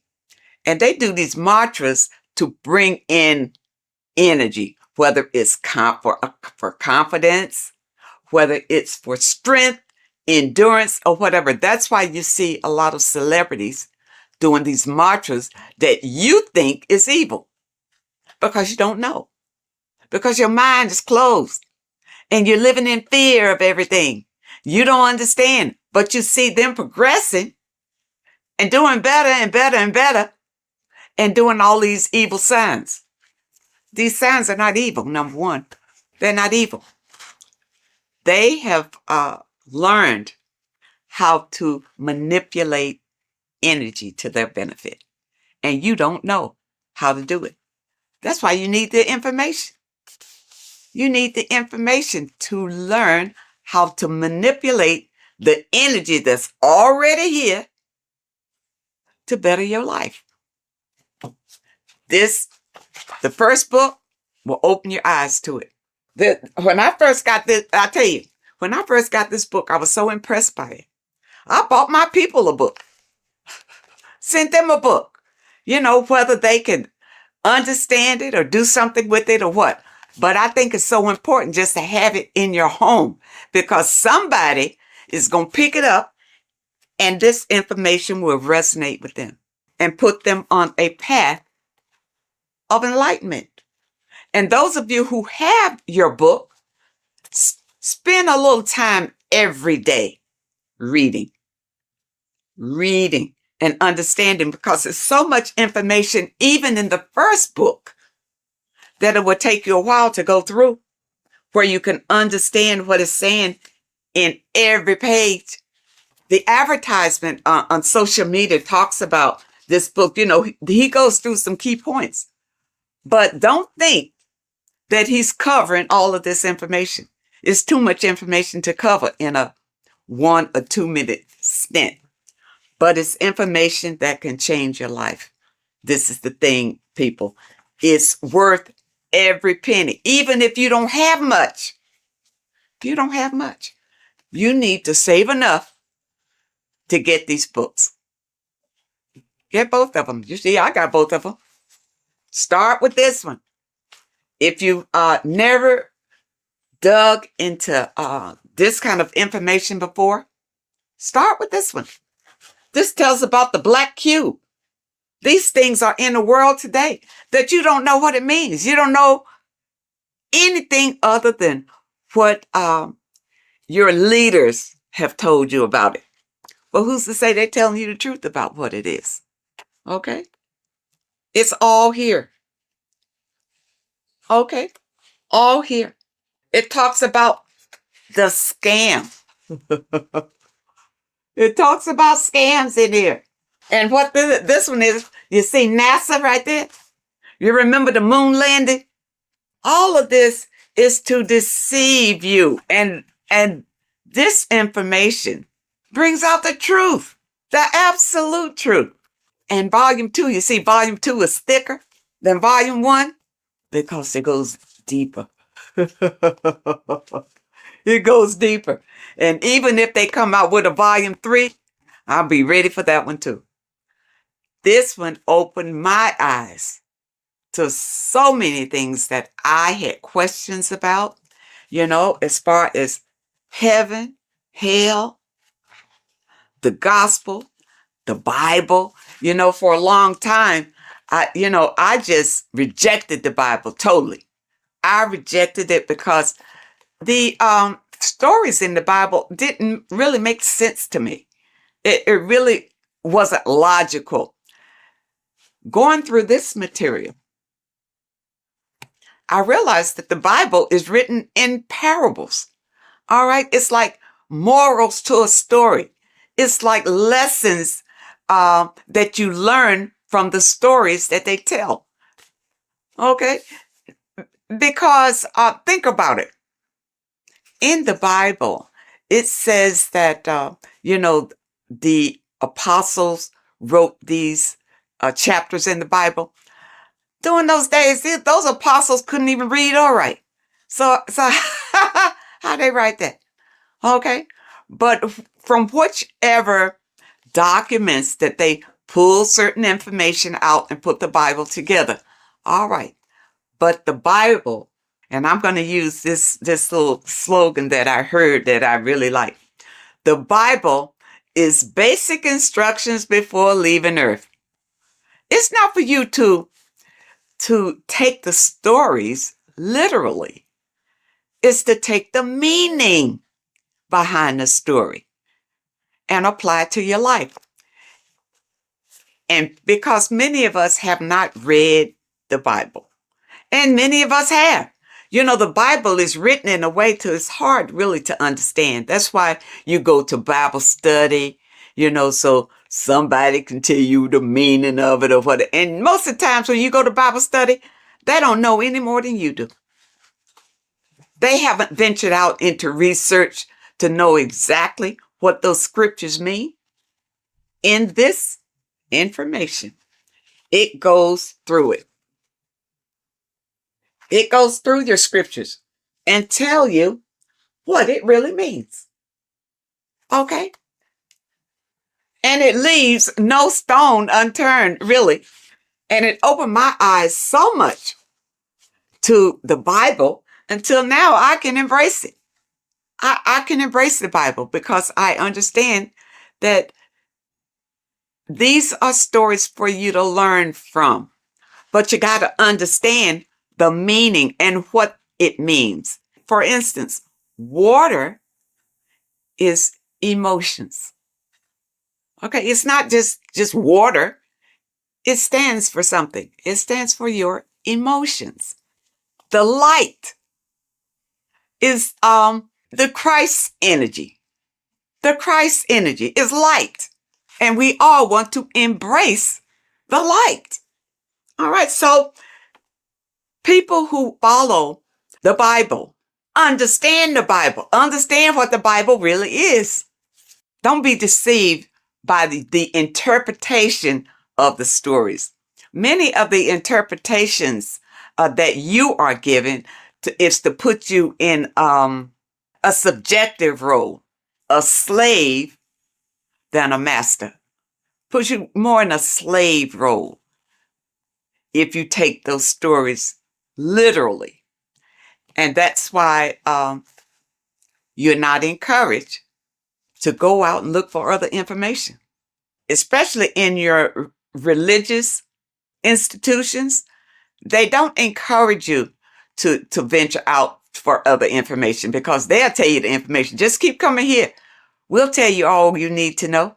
You see, but I understand about religion because I was raised Christian.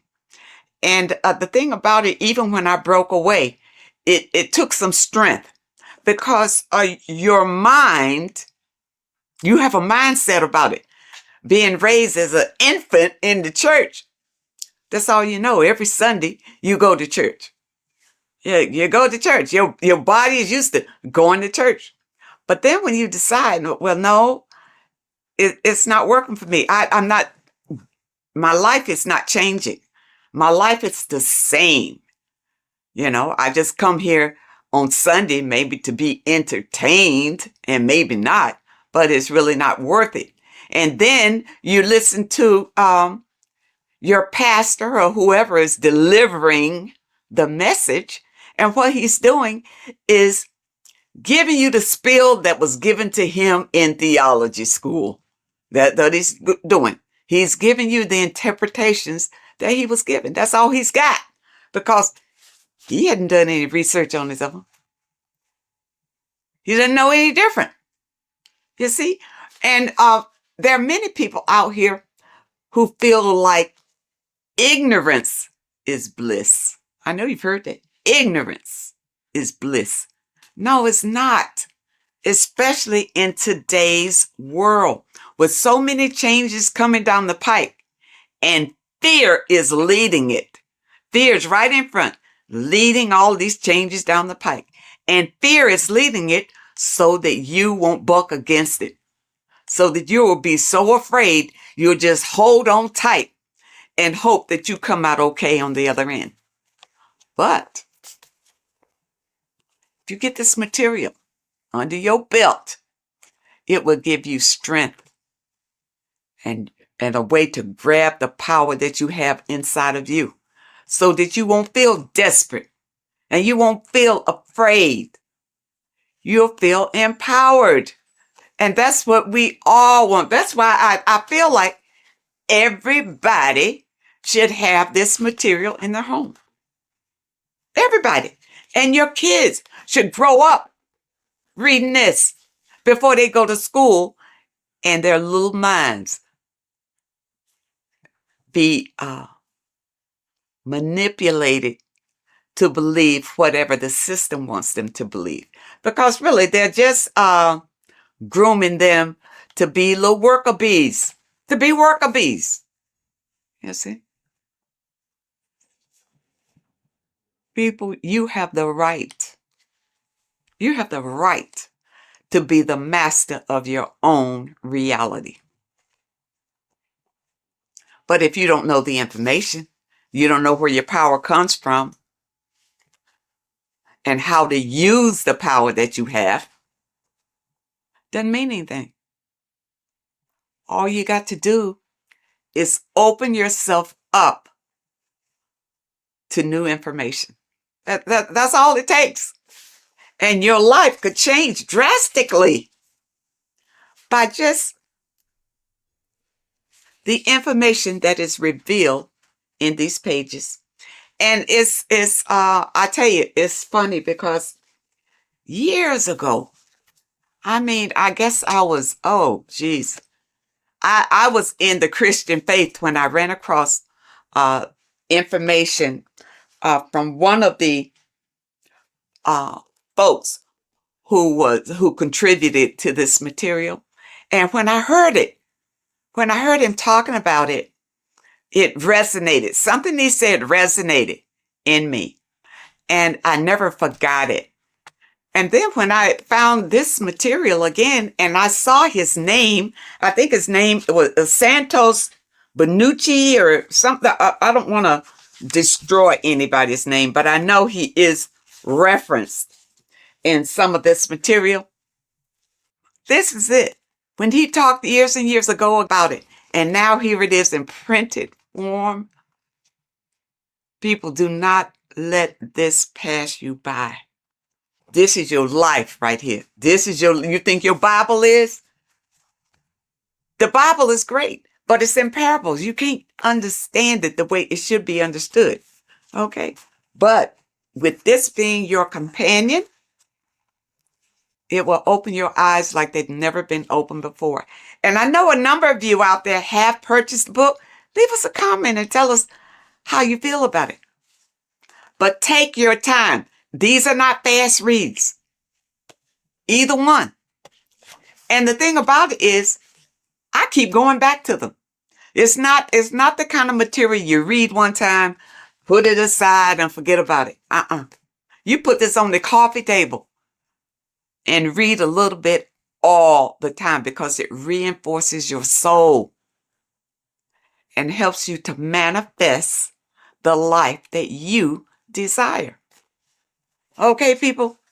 I hope that you understand, and I hope that it helps. And of course, I will leave a link in the description where you click on the link and you can get either one. You can get book, this volume 1, or you can get volume 2. And the volume 2 is in hardback. You know, when I first got it, it was in the soft cover, but I love hardback. So I have this in the hardback too, because the hardback I absolutely love. And because the books that I purchase, I want to pass them on to my people when I'm gone. They mean something. Stop wasting your money on stupid magazines and crap that doesn't mean anything. You buy a book, buy one that's going to change your life. Oh, and also, when you click the website, you'll notice that there are courses on there that you can sign up for, for those of you who want to go really deep. And also, there's a PDF on food. And I'm waiting for them to come out with the book on that. I don't want a PDF. I want the book. And once they come out with the book on foods that you eat and foods that you don't eat, I will be the first one to get that one. So I encourage you to add these to your library. This is the best material that I have found to date that opens your eyes to what life is really all about, and also opens your eyes to who you are and the power that you have to create your own reality. I thank you so much for joining me today, and I really hope to see you next time.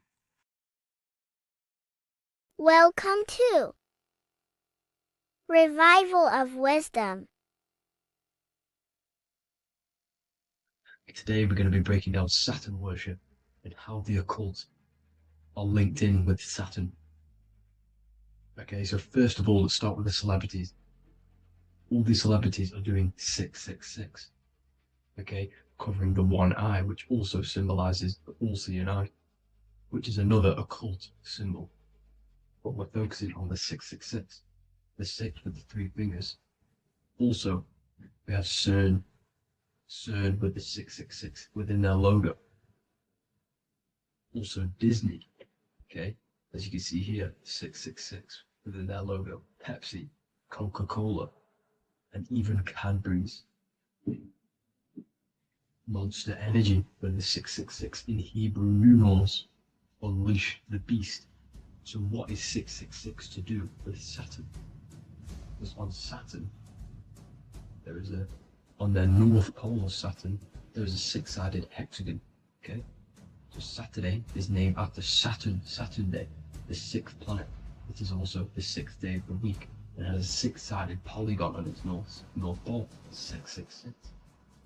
Not only that, when you create a star out of the hexagon, you will create a 6-pointed star, okay, with 6 triangles within the star, and a 6-sided hexagon, which all adds up to 666. Okay, so this is why all these symbols contain 666. So why do they worship 666? Saturn. Because Saturn is the god of time and death, okay, and order and lessons. Okay, Saturn is a very cold and dry being. That is the 6th planet from the sun. Okay, Saturn represents the winter, which symbolizes death. Okay, because all nature dies within winter because the sun's not there. So it represents darkness and death. It rules the zodiac sign of Capricorn. Okay, so in the celestial cycle, Saturn is always opposite the sun. So it's the opposite of the sun. So they're worshipping this energy which is death-like. Okay, this god which is death and does not bring life. Okay, also is the god of time. Okay, also in the Roman and in Greek it's called Chronos. Okay, which is just a translation for time. It's also known as the Father Time, aka the Grim Reaper. Okay, the Grim Reaper. Keep that in mind. We'll come back to this. Here are some more logos with Saturn. Okay, NAG, Internet, Wi-Fi. Okay, all these occult logos all worship Saturn. They are a satanic occult. They worship this death god, this evil god. Okay, this is where the cube now comes in. Okay, because what color is associated with Saturn? It's black, because it's the absence of light. It's opposite the sun. So black is the color associated with Saturn. Each planet has its own color associated with it. Okay, so when you make the cube, okay, as you can see here, the cube out of the polygon, it creates what? A black cube. Okay, and the Kabbalah, okay, Kabbalah means cube, Allah means the god, the cube god. These religions are secretly worshipping this cube god, the god of death, Saturn, Satan. It's the same entity behind it all. Okay, so also we have these black cubes in Australia, Denmark, all around the world, these black cubes, because this occult is worldwide. It's Saturn, Satan taking over this realm. Okay, also with this black cube, they walk around it like the rings of Saturn. Around the black cube of Saturn with the rings, they walk around in circles. What are circles? Cycles. What is a cycle? Time. The time god. This is why it has a ring around it, because it represents time, cycles. Okay, and this is another depiction. Saturn always depicted with this Reaper staff. Okay, keep in mind this staff, just like we associated with aka the Grim Reaper. The Grim Reaper also wears a black robe, representing Saturn with the same staff. Can you see it? This is where it comes in. Okay, the same thing. Look, the same staff with the black robe. Black representing Saturn, the god of death. Okay, the Grim Reaper, Satan. Okay. Also, when you graduate from university, what do? You wear a cube on your head, a black cube with a black robe. This is Saturn worship. See, this is how Saturn, Satan, has tricked the world into worshipping him, not God, the sun, which represents God. So what is a corona? Because a corona is a crown, a circle, okay? A set of concentric circles of light seen around a luminous body. So Saturn. So this is why they used to worship Saturn by wearing crowns. in the ancient days, and we still do to this day. The king or queen has a crown, a corona. Also, corona, the drink. Corona adds up to 666, just like Saturn is 666. But like you see in the corona, you see the staff. You see this staff, just like the staff of Saturn, the Saturn god, like the Grim Reaper, with the black robe and the staff, just like the Saturn god. What is the Grim Reaper? It's a killer. It represents death, just like Saturn, the god of death and time. So all these occults and secret societies all worship the 666 god, which is Saturn, Satan. All of our energy is being put into Saturn. Okay, and Saturn, Satan, is harnessing all of this energy. So gradually, this is what the mark of the beast is. Like it says in the Bible, the mark of the beast, or the name of the beast. Here is wisdom. Let him know that you have to understand and count the number of the beast, for it is 6. It is the number 6 of a man, and is 6. 600, 3 score is 6, 666. So this is what the mark of the beast is. They are going to eventually put green chips, just like Neuralink, which is what Elon Musk is pushing. Okay, so this chip is the mark of the beast, and it's going to be implanted to our hands or brains. Okay, and they will manipulate our consciousness, and it will manipulate our DNA, and it will directly connect us to AI, and AI is linked in with Saturn, Satan, as the demons and the people who rule this world are in love with AI. They want to connect humans to AI. And this will control our consciousness completely and give all of our energy back to Saturn, Satan, this deity that they all worship. Just like when you get married, you wear a wedding ring, the rings of Saturn, over the finger, which represents the sun.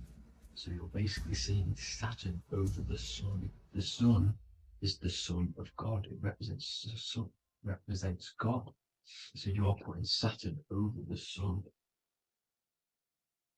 So thank you guys all for tuning in. I'm going to leave you guys here. Please leave a like, comment some topics that you want me to talk about.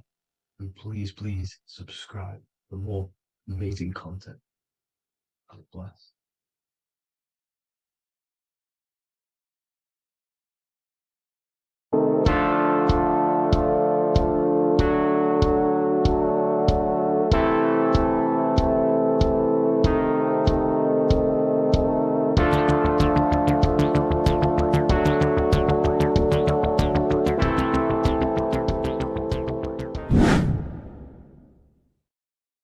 What's good, people? We're back with another video. This is going to just be a quick video. Manifestation, magic, bending reality. So let's jump straight into this. So you have a conscious and a subconscious part of your mind. The conscious is what you're conscious of, what you're actually doing, where you can choose or not. However, the subconscious is the part of your brain which is automatic. So all of the systems in your body, like the digestive system, your heartbeat, these are automatically being ran.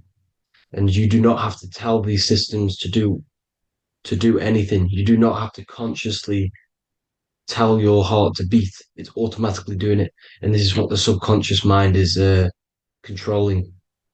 It's like the dark aspect of your brain or your mind.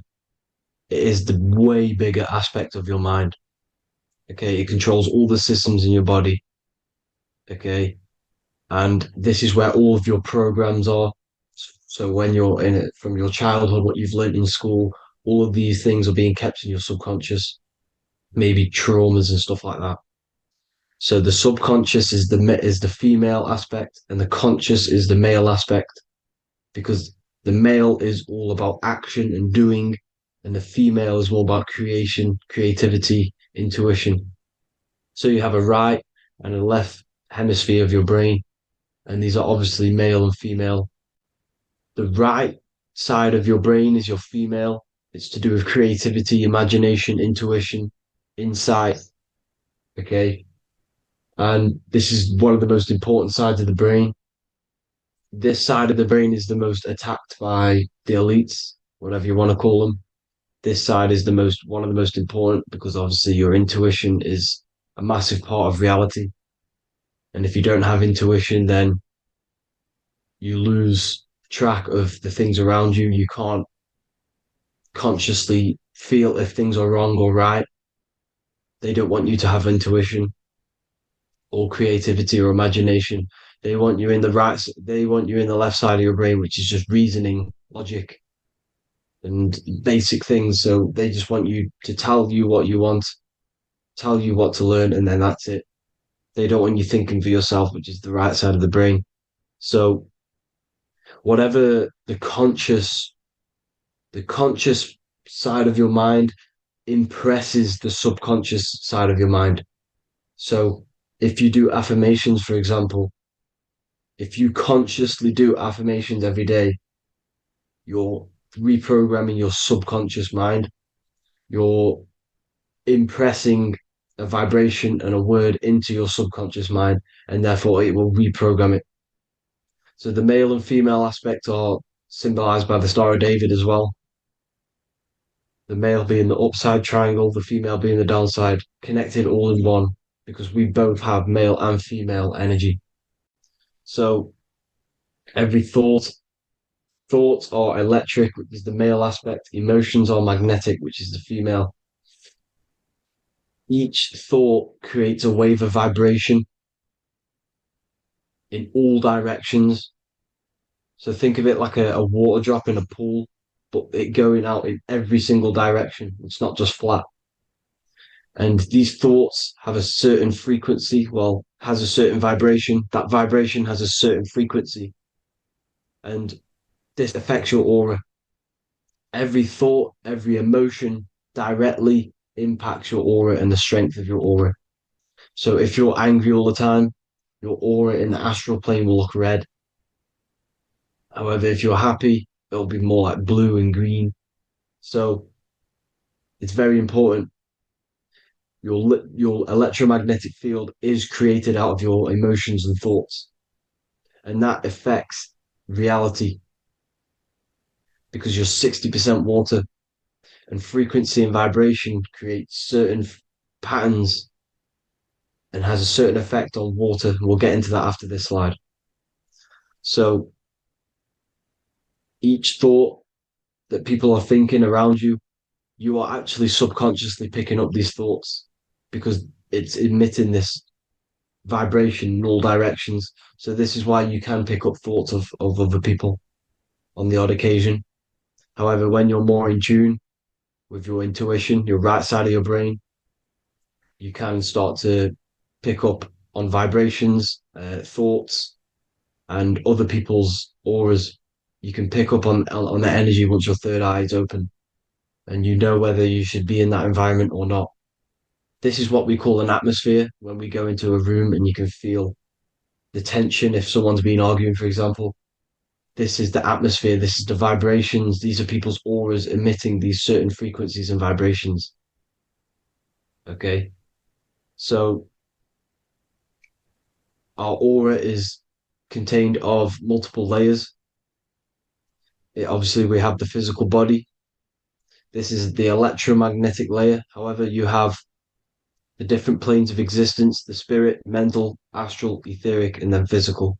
The physical is the lowest plane of existence. And the physical plane is a product of all of the planes above. So the mental impresses on the astral impresses into the etheric, and then the etheric creates the physical object.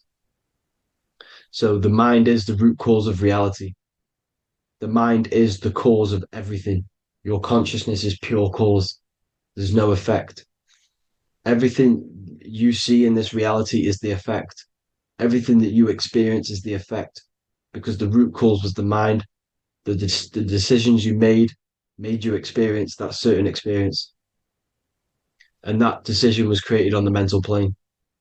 And this is just pure thoughts. And thoughts are things. If it exists in your mind, it is a thing. It's a certain frequency. So if you have a certain level of thoughts, if you're thinking positive, for example, you're going to have a strong aura, you're going to have a higher vibration. And that attracts like. Like attracts like when it comes to thoughts and vibrations and electromagnetism. So if you're thinking positive all the time, speaking positive, doing positive, you're then creating a higher vibration, and that's going to attract people on that similar frequency to you.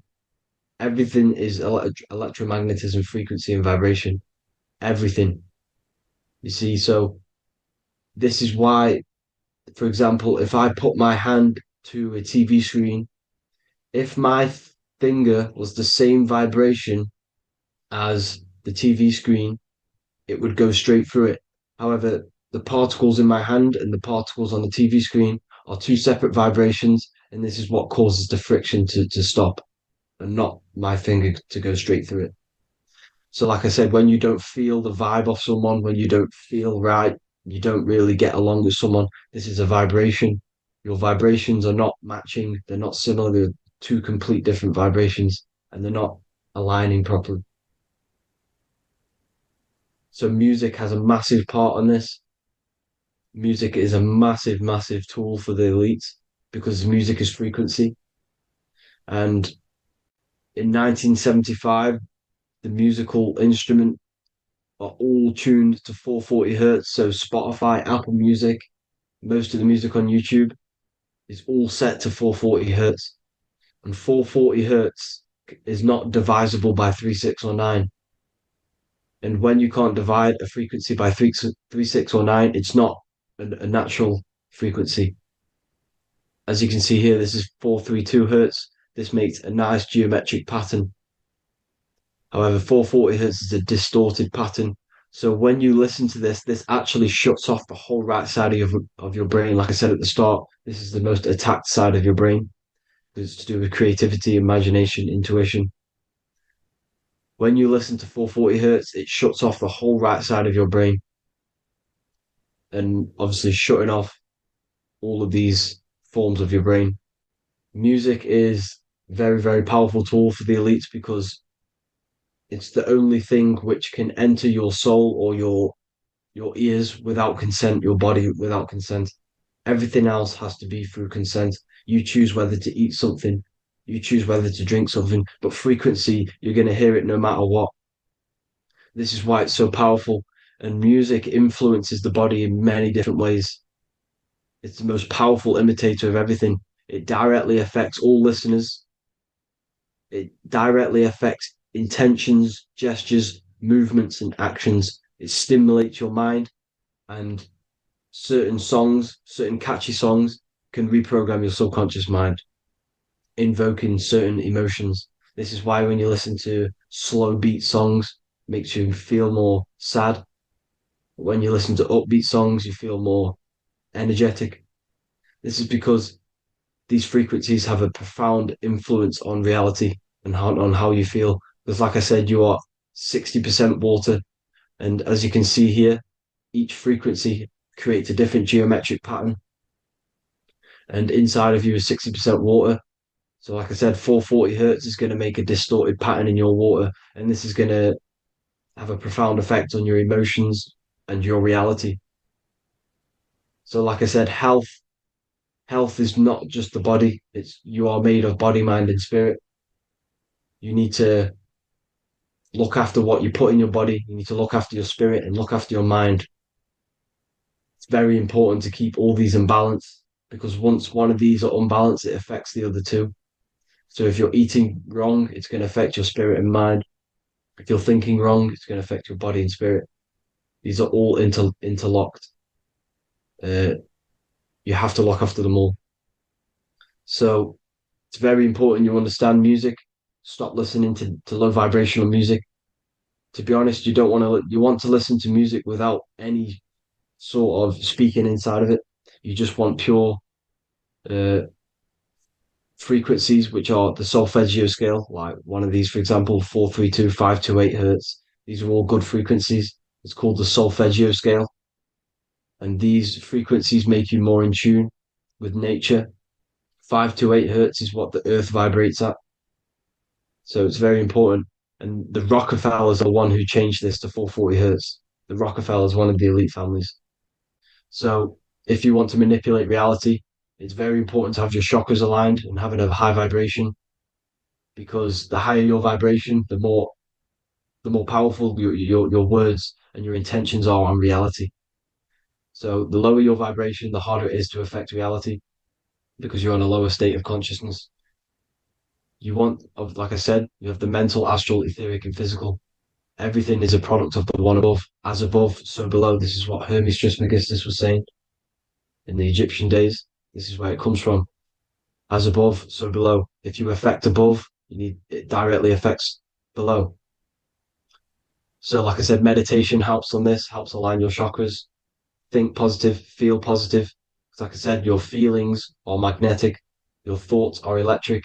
So once you combine these two together, you're then creating an electromagnetic frequency, and that will have profound effect on reality. So the law of cause and effect. Every law, so the law of cause and effect.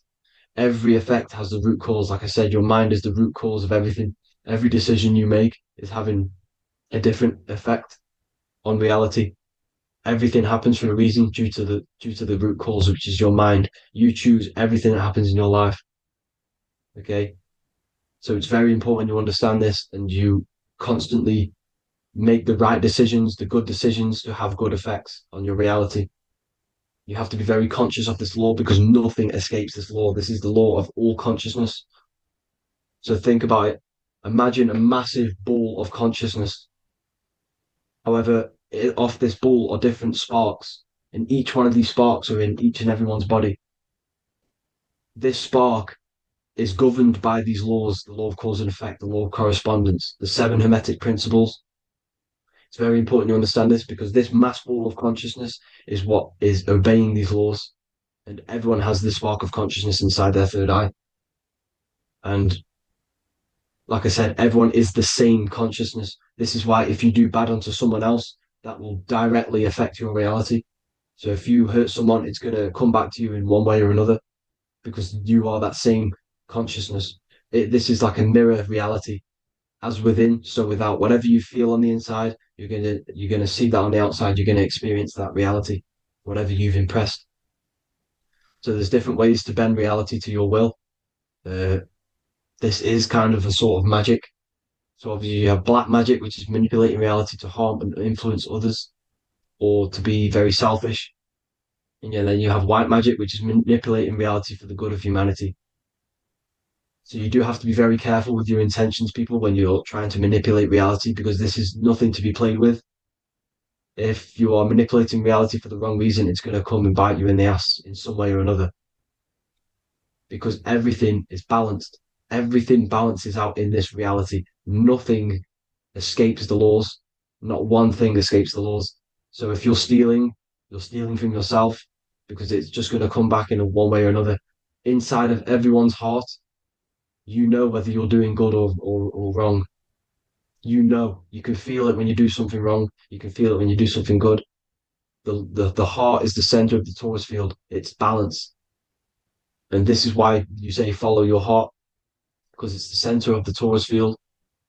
It's very important to listen to this inner voice inside of you, because that is telling you the right things to do, the good decisions to make.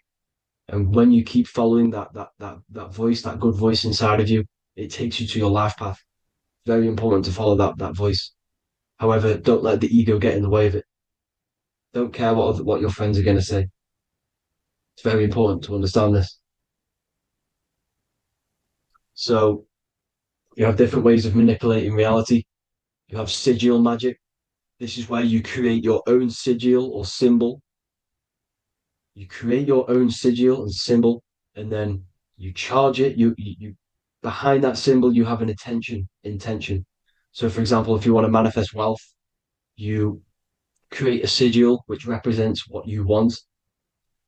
You create that sigil, you draw it out, you charge it, because wherever your attention goes, energy flows. So whatever your attention is, you're sending energy that way. So what you do with your eyes and your hands, you place attention on the sigil. Imagine that it's glowing. Imagine that you're sending energy to the sigil. And then you burn the piece of paper once you've done this. And then after this, you meditate on that symbol. You constantly think about that symbol, because that symbol is the frequency, is the thing that you want to manifest. So that's one way. Or you can just meditate on your reality. So imagine yourself having already what you have. This is what they call a mindset. You must set your mind to the frequency what you want to manifest. Okay. So if you want to manifest wealth, for example, imagine yourself being wealthy. What would it feel like? What would you be doing? Imagine a scene in your mind. Constantly do this, and you're putting out that frequency. Like I said, you must think, because the thoughts are electric, and then you must feel, which is magnetic. Together, this creates an electromagnetic frequency. And this is how you attract things to you. You will attract the certain people to come in your life to bend reality to your will. Okay. Or you've got mirror magic. Stare yourself in the mirror, because a mirror reflects light. It also reflects energy. So you've got to be very careful with what you say to a mirror.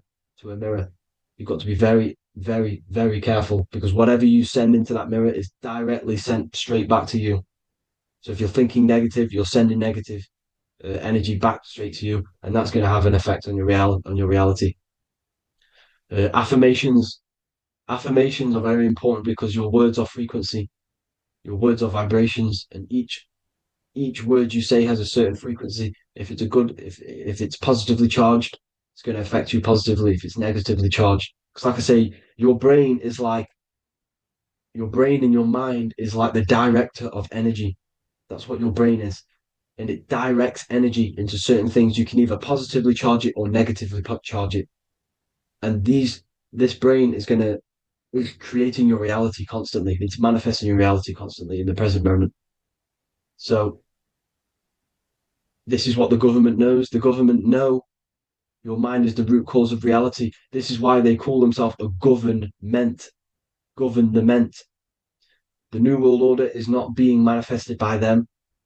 They are controlling the information. They are controlling your perception of this reality. And they know the mind is the root cause of reality. Therefore, if they control your perception of reality and your information, what you believe, you're going to manifest that information, that perception. So we, the people as a collective consciousness, are the ones manifesting this New World Order. You see, so this isn't black magic. They're actually tricking us into manifesting their own their plans, this New World Order. You see, this is how smart these people are. They know how to get around the laws of reality. They know how to bend reality to their will without facing the consequences. They're getting humanity to do it. You see, there is a collective consciousness. As like I said, we all have that same spark of consciousness, right? So as a collective consciousness, we are on a very low vibration at the moment. However, we are waking up rapidly. There are more and more people waking up at the moment, and light always chases away the shadow. Light is a lot more powerful than darkness, you see. So one person waking up has a massive effect than one person being asleep. It has a profound effect. Because like I say, the light always chases away the darkness. It's more powerful. The light is always more powerful. High vibrations are more powerful than lower. So that's it for this, people. I hope you all enjoyed. This is a short, quick video. God bless you all.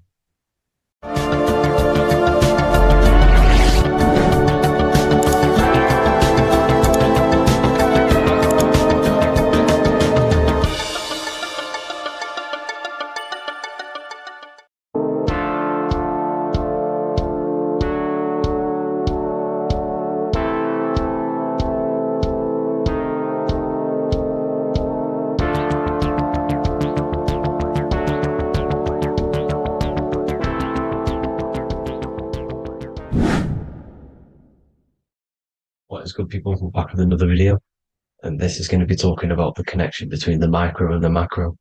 You know, you are the universe, everything is inside of you. So the first thing you need to understand is that the law of mentalism, we are a thought in the creator's mind, everything's being thought into existence. We have a spark of this mind, this same mind of the creator. And everything is a state of mind. Particles or atoms, whatever you want to call them, are a mental thing. They're a product of the mind. Everything's thought into existence. Thoughts influence everything. Thoughts are energetic effects which send out waves into the quantum field around you. And your consciousness is actually the universe experiencing itself, expressing itself, and viewing itself. So we are the creator, but viewing itself in separate bodies. And this is why they call the material world the world of illusions, because everything's separate here, but we all forget that we're not all one.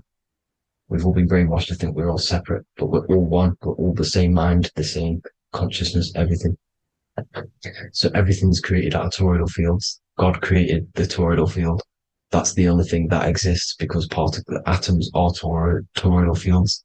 And it's the basis behind all creation. As you can see it in the owl's eyes, it creates the infinity symbol.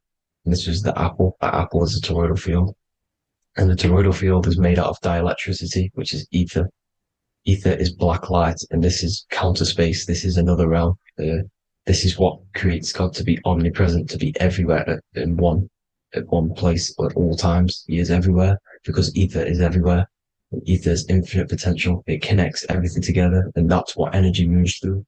It moves through the ether, and that's black light. Everything is light, as it says in John 4:2. God is light. Everything's a vibrational state of light. So the Taurus field is made out of dielectricity, ether, black light, magnetism, which is white light, which is the center of the toroidal field. And magnetism radiates, it has no vibration. And then when white light splits, it turns into electricity, which is physical material, and that has a vibration. This is the Holy Trinity, the sun, the moon, and Saturn. Saturn, the god of materialism. If you've watched my videos on Saturn, you know that Saturn is crystallizing everything into physical matter. And that's why his old name was El. The ancients called him El. And this is why we get El electricity. This is where El electricity comes from. Because El electricity is only a product of the physical world, which is redshift, blueshift, Adam and Eve. And this is what creates the redshift, blueshift is what is a product of magnetism. When magnetism, white light splits. And this gives us vibration. And this what creates the toroidal field, which is the basis of all physical creation. The sine wave is created out of the magnetic wave and the electric wave. The electric wave is the blue wave, and the magnetic wave is the straight wave, which is radiation. This is vibration frequency. So the magnetic wave is straight, and then you have longitude and amplitude, which is depth, which is dimension. You see how the electric wave has depth and a dimension. This is why you get the cross. This is the cross of Earth. This is the symbol of Earth, of bondage, of physical matter, because it consists of magnetic wave and depth, which is electric wave. I mean, this is where you get the sun cross or the Earth cross, whatever you want to call it. It's the cross of physical matter, and the ancients knew this. This is why they used that symbol. Redshift, blueshift, which is the toroidal field, is the basis of all creation, physical creation. And this is why you have the police siren is red and blue. The Matrix movie, red pill, blue pill. You have red blood and blue blood in your body. The Democrat and Republic, the two parties, red and blue. Like your taps on your taps, you have a red and blue tap. One's generative and one's destruction. Fire, destruction, water, generative. So this is the basis of all things. And electric wave has dimension, like I've already said, depth, material, and it's measured in hertz. It's measured in hertz because it hurts you. It decays because the electric wave has a vibration, and vibration always has to go back to a standstill point. This wave cannot go forever, but the magnetic wave will go forever. It's radiation. Magnetic is radiation. It radiates forever. It pulses. But the electric wave will at some point come back to a standstill point, and that's why it hurts. It decays. That's why our physical body decays, because we contain of electricity. this body is an electric body, and it will return back to stillness like a guitar string. If you vibrate a guitar string, you pull it, it will vibrate, make a sound, and then go back to a standstill point. It's the exact same with every single toroidal field within the body. It will decay, and this is why our bodies decay, and everything in creation decays. So we're born into sin, the sin of Eve. The sin of Eve is us biting into the tree of knowledge of good and evil, which is the, the systems in the body. And the sin of Eve is biting into the sine wave. We bit into the sine wave. The sun moves in a sine wave. Our DNA is a sine wave. Time is a sine wave. Everything in this creation is a sine wave. This is why the dollar bill is a sine wave. Magnetism and electricity and electric waves in one. And this is the sun doing its sine wave, which creates, when you go bowling, it kind of creates that pin that you hit over. That's the pin of the sun. The zodiac sign is a sine wave because the zodiac sign is an expression of the toroidal field, because magnetism unfolds into 12ness.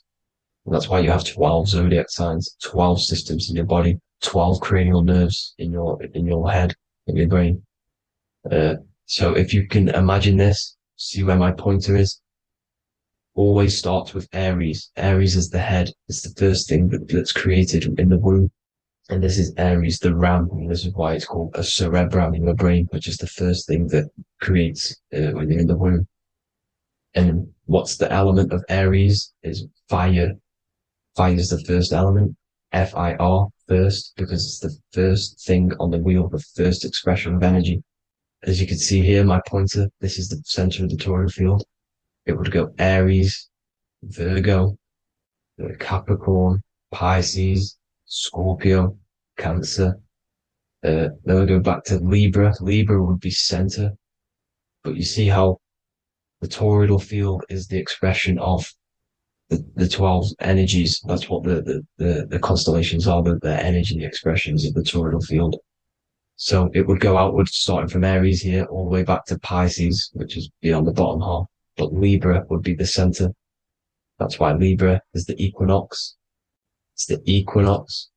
Libra is when it goes from summer over to autumn. It's the equal. It starts to transition into the winter side. Equinox, equal, which is Libra. And that's why Libra has the two scales. It's symbolized with the two scales. That's because of, the sun moving over. It's being judged. It's equal now, but then it's going to tip over into the winter.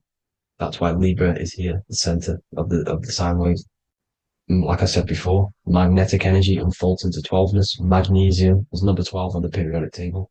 It's the sacred number. And this is why the scientists are NASA is trying to bring in another constellation to destroy the holy science of astrology. So Aries rules the head, which is Mars. Taurus rules the neck, the lower head. Gemini, the two twins, which is your lungs, your two twins, your arms, two twins. Cancer, the breasts, or the chest area.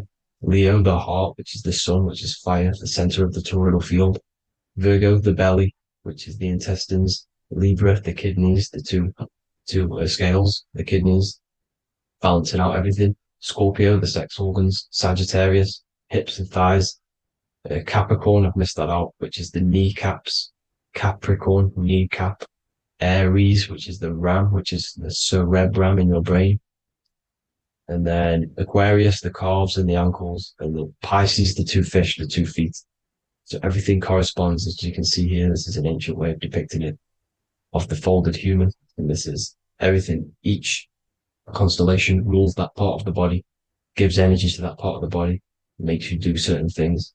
So magnetic energy unfolds into 12ness, electricity unfolds into 7s. That's why when you get electric, the light spectrum that we see, it consists of 7 colors. Why we have 7 planets. The 7 planets give us our 7 metals and the 7 solfeggio scale frequencies. So the rotor, this is the rotor. And rotor is an anagram for Torah, the Torah, which is I think it's the Hebrew Bible. Don't quote me on that, but it's one of the holy books, which is the Torah, the Taurus. Everything goes back to the Taurus field because it's the basis of all creation. So the chief cornerstone, it says in the Bible that the builders rejected the chief cornerstone. The chief cornerstone You are the builder. You decided to incarnate into the physical world, into the electric world, El, the world of El, Saturn. When you are created in the womb, it takes you 9 months for you to be created. So, for example, if your parents, if you went into the womb here, it'd take you 9 months. So let's say you're born in Scorpio. So you'd go back 9 months, 1, 2, 3, 4, 5, 6, 7, 8, 9. You consist of all of these 9 energies because it takes 9 months or however long you took to be born. Some people are born earlier. You'd have to find out how many months you were in the womb for. But you consist of these 9 energies, and each constellation has a cell salt associated with it. And these cell salts are vital for your health, and your cells and the optimal health of your body. So the chief cornerstone that you rejected is these 3 cell salts, these 3 constellations. So you're mineral deficient in these 3 constellations. For example, fluoride, magnesium, phosphate, and potassium sulfate. So that's the chief cornerstone. And a cornerstone, people always get it rejected with the cornerstone. The cornerstone is not, it doesn't say the cornerstone in the Bible, it says the chief cornerstone. The cornerstone is a cornerstone of a building, but the chief cornerstone is the top of the pyramid. This is where we get the pyramid of the wheel. So you're mineral deficient in whatever 3 zodiac signs you're not. You were not in the womb for. This is the chief cornerstone you rejected. So the human body is the micro. It is the universe in a physical form. It consists of everything in the universe.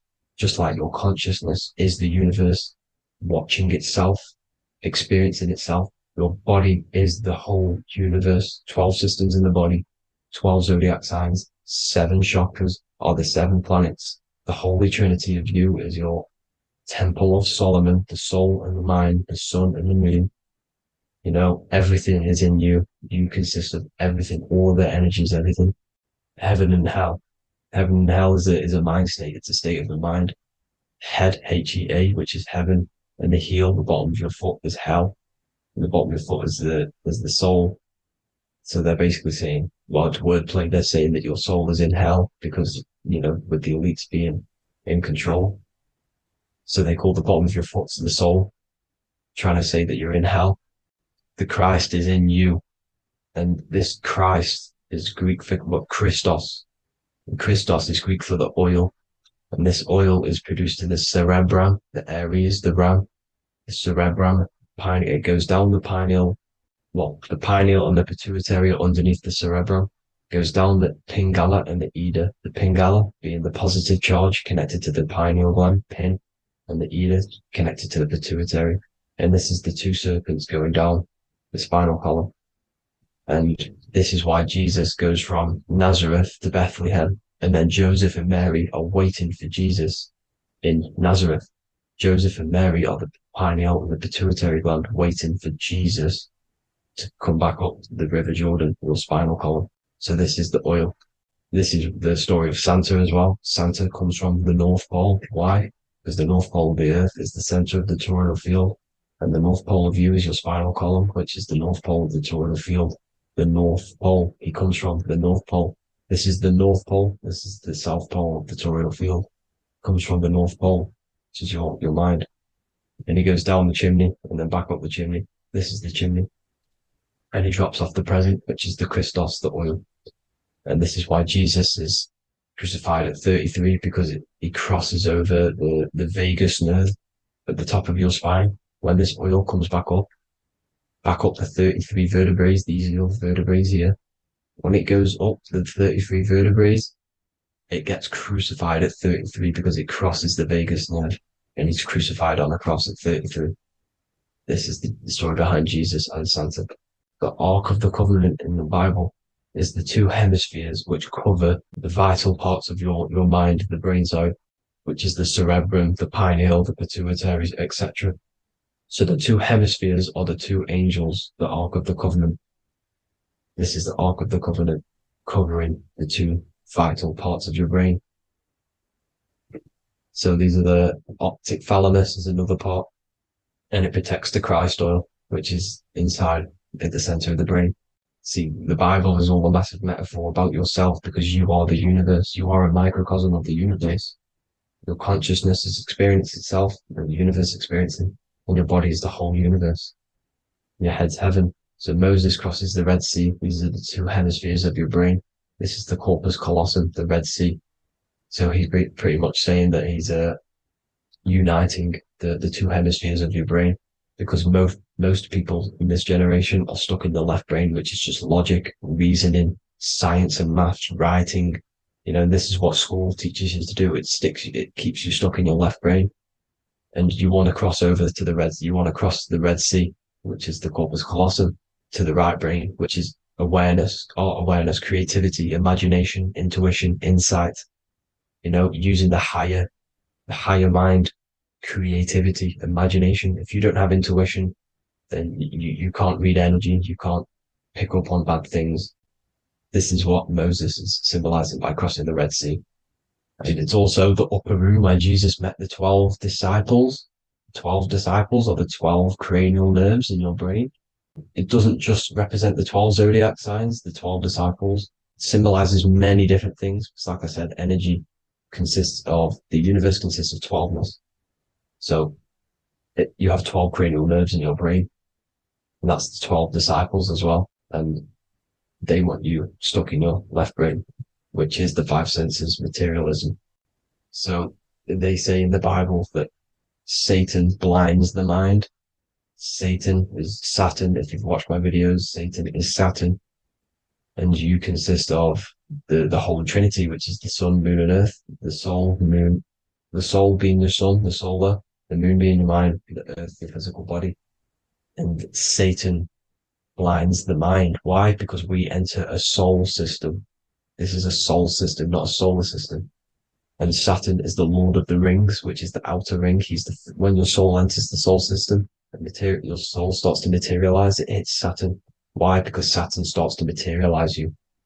You take on the 7 virtues, which are the 7 planets, which are your 7 chakras.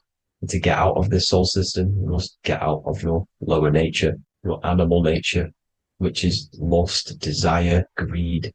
The number of the beast, 666, which is Saturn, Satan. So you enter the soul system, you take on the 7 energies, which you turn into physical matter. And this is your descension from heaven to all who say hell. And then you must raise back up from matter to spirit. They say Satan blinds the mind. Why? Because your mind gets materialized. Your soul and mind get materialized. And when you get materialized, it's an intense experience. You lose the divinity within you. You forget the divinity.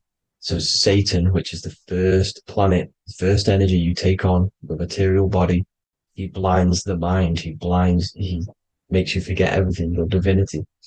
Then you must remember, ascend up Jacob's ladder, the 33 vertebrae, to heaven. And this is a microcosm of the macro, because you will ascend back up to heaven if you do this, when you leave your physical body, when your body decays. So when it talks about in the Bible, completely destroy them, the Hittites, the Amorites, the Canaanites, all the ites, this is what God says to the Israelites. It says completely destroy them. It's basically symbolizing saying destroy your lower nature. The Canaanites, cannibals. We're under a Canaanite system now, which is cannibalism. And this is flesh eating, lust, greed, all the demonic stuff, all the lower vibrational stuff. The lower nature, eating, sex, and survival, the lower 3 chakras. You must get out of these lower 3 chakras and return back to spirit, which is heaven, which is spirit, love, being holy, being truthful, being passionate. Going back to Satan blinding the mind, all of the planets are made out of these 3 symbols. Satan blinds the mind, and that's why Satan's symbol, this is the symbol for Saturn, Satan, the symbol of Saturn is the cross, which is physical matter, the earth, over the moon. The moon is your mind. So the Saturn symbol saying matter over mind. He blinds the mind. Satan blinds the mind once you enter the soul system. And you must remember, in the Bible, it talks about the Genesis, which is Eve, the sin of Eve, which is biting of the tree of knowledge. The serpent, which wraps around the tree. It says the serpent placed himself on the tree. Well, the serpent is the spinal column. It's the serpent telling you eat from the tree of knowledge of good and evil, which is your nervous system. And eating from the tree of knowledge of good and evil is doing bad things. For example, over sexualized, overeating, eating the wrong food. That's eating from your nervous system. It's decaying you, and it's preventing you from achieving the God self, the God consciousness. This is the symbolism of, the tree on the serpent, telling you to eat from the left brain, with the left brain being the sinister. Sinister is Latin for left. That's sin. Sin is left. And left is lefty Lucy, Lucifer, right, righteousness, right, God, godly. The tree of knowledge of good and evil, which is your nervous system, because it determines good or bad. That's the only thing you experience in this world is your nervous system. And then the tree of life is the cardiovascular system, and the Garden of Eden is your body. So that's it for this video, people. Hope you've got a greater understanding of how you are the universe and everything is inside of you. Just keep in mind you are the universe experience in itself, and your body is a reflection of everything. The 12 constellations, the 7 planets, everything's inside of you. This world is an expression from the inside outwards. You can't affect the outside world to manipulate reality. Everything's inside of you. I hope you got a greater understanding of this. God bless.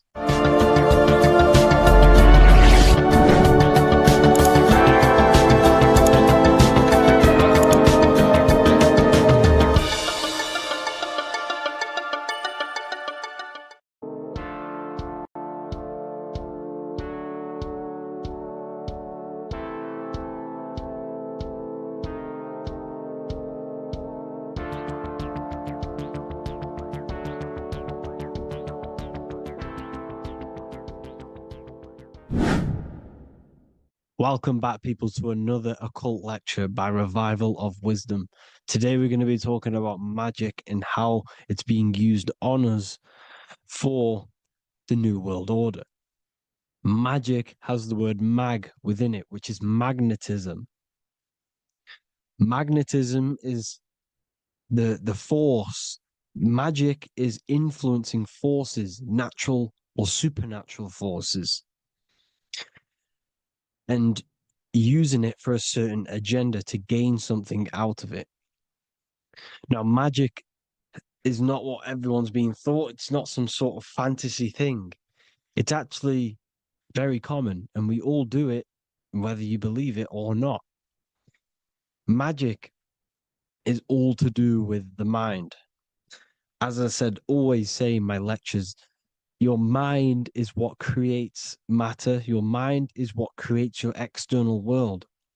So it's all about manipulating and planting seeds within the mind, because your mind is a garden, and thoughts and words are seeds which are being planted in that garden. Your life, your physical life, the people you have in your life, your friends, your car you own, the job you have, is all a reflection of the thoughts that you've been thinking in the past. You are where you are in life because of the thoughts that you've been thinking. Therefore, your life is a direct reflection and manifestation of your mind, the Garden of Eden. Okay? The mind is what they are targeting. What you see, say, and hear has a direct effect on your mind. Me talking to you is influencing you. The words I'm saying is planting seeds within your mind. Now, it's up to you to consciously act on these thoughts or these words, or to maintain these words. As above, so below. As within, so without. What's inside of me is outside of me. What comes into the storehouse comes out of the storehouse. You have the left, you have the right, you have the up, and you have the down. As above, so below. Whatever is in your mind will be expressed in some sort of way, consciously or subconsciously, spiritually or physically. The mind is what manifests everything. And this is what we need to understand. we need to understand is that the mind is not physical. All things spiritual manifest physical. All things seen come from the unseen. The words you're thinking, that everything you have is coming from the unseen. The actions that you do come from the unseen mind. Another expression for as above, so below is you are the universe itself. You are a universe, a mini universe. But just because you are mini does not mean you are the whole thing. If I take a little piece of infinite, let's say there's an infinite light source. Let's say I take a little chunk of that infinite light source. That little chunk I took is still infinite because it's been taken from infinite. You are the universe. Your awareness, your mind is the universe. It's information. You are the universe experiencing itself. This is why we say we are all God. As above, so below. What is in me is outside of me. The sun, the physical manifestation of the sun, is your soul. The 12 constellations are manifested in the physical body. The 5 elements are manifested in the physical body. They're manifested in the 5 fingers you have. As above, so below. This is manifested, well, this is a symbolized in Freemasonry and secret societies as the 2 pillars. The mirroring reflection, the reflection of reality, the mirror, as above, so below. What happens in the mind, what happens in the astral, happens in the physical. This is Aleister Crowley. This is all symbolism. This is the 2 pillars with the all-seeing eye and the triangle at the top. Aleister Crowley was a master magician, very powerful dark magician, black magician. There's 2 types of magic. You have white and black, just like the checkered board, the Masonic checkerboard. You have white and black. You have good and evil. White magic is influencing natural forces to gain something that will help the collective consciousness, help the collective, help the earth, help other people. Black magic is something you manipulate something so you can get something personal out of it. Doesn't matter if it's good or bad. It's still considered as black magic because you're being selfish. Everything you do should be contributing towards the collective consciousness and helping others. And this is why the ancients lived in a system where everything was in unity. We understood that I am you and you are me. What I do to you happens to me because I am you and you are me. We are the same mind substance on the inside. We're all the same mind substance being expressed in different bodies. So what I do to your mind will have a ripple effect on my mind because all of our minds are connected within the mental plane. So this is why they know all this knowledge. They know all this knowledge. So yeah, this is the mirroring effect of reality, the 2 pillars, or symbolizes the number 11. The number 11. We'll go deeper into that. The technology we're using is magic. It's a form of magic. Television is tell-a-vision. They're telling a vision into your subconscious mind, into your memory. And when you turn on the television, you get a program because they're telling a vision to create a program within your subconscious mind. You see, the conscious mind is only 10% of your mind, which is to do with your, what you're aware of, your 5 senses. What are you consciously aware of? Well, I'm aware I'm here, I'm talking. I'm aware of what I'm wearing, the 5 senses, what I can hear, taste, smell, hear.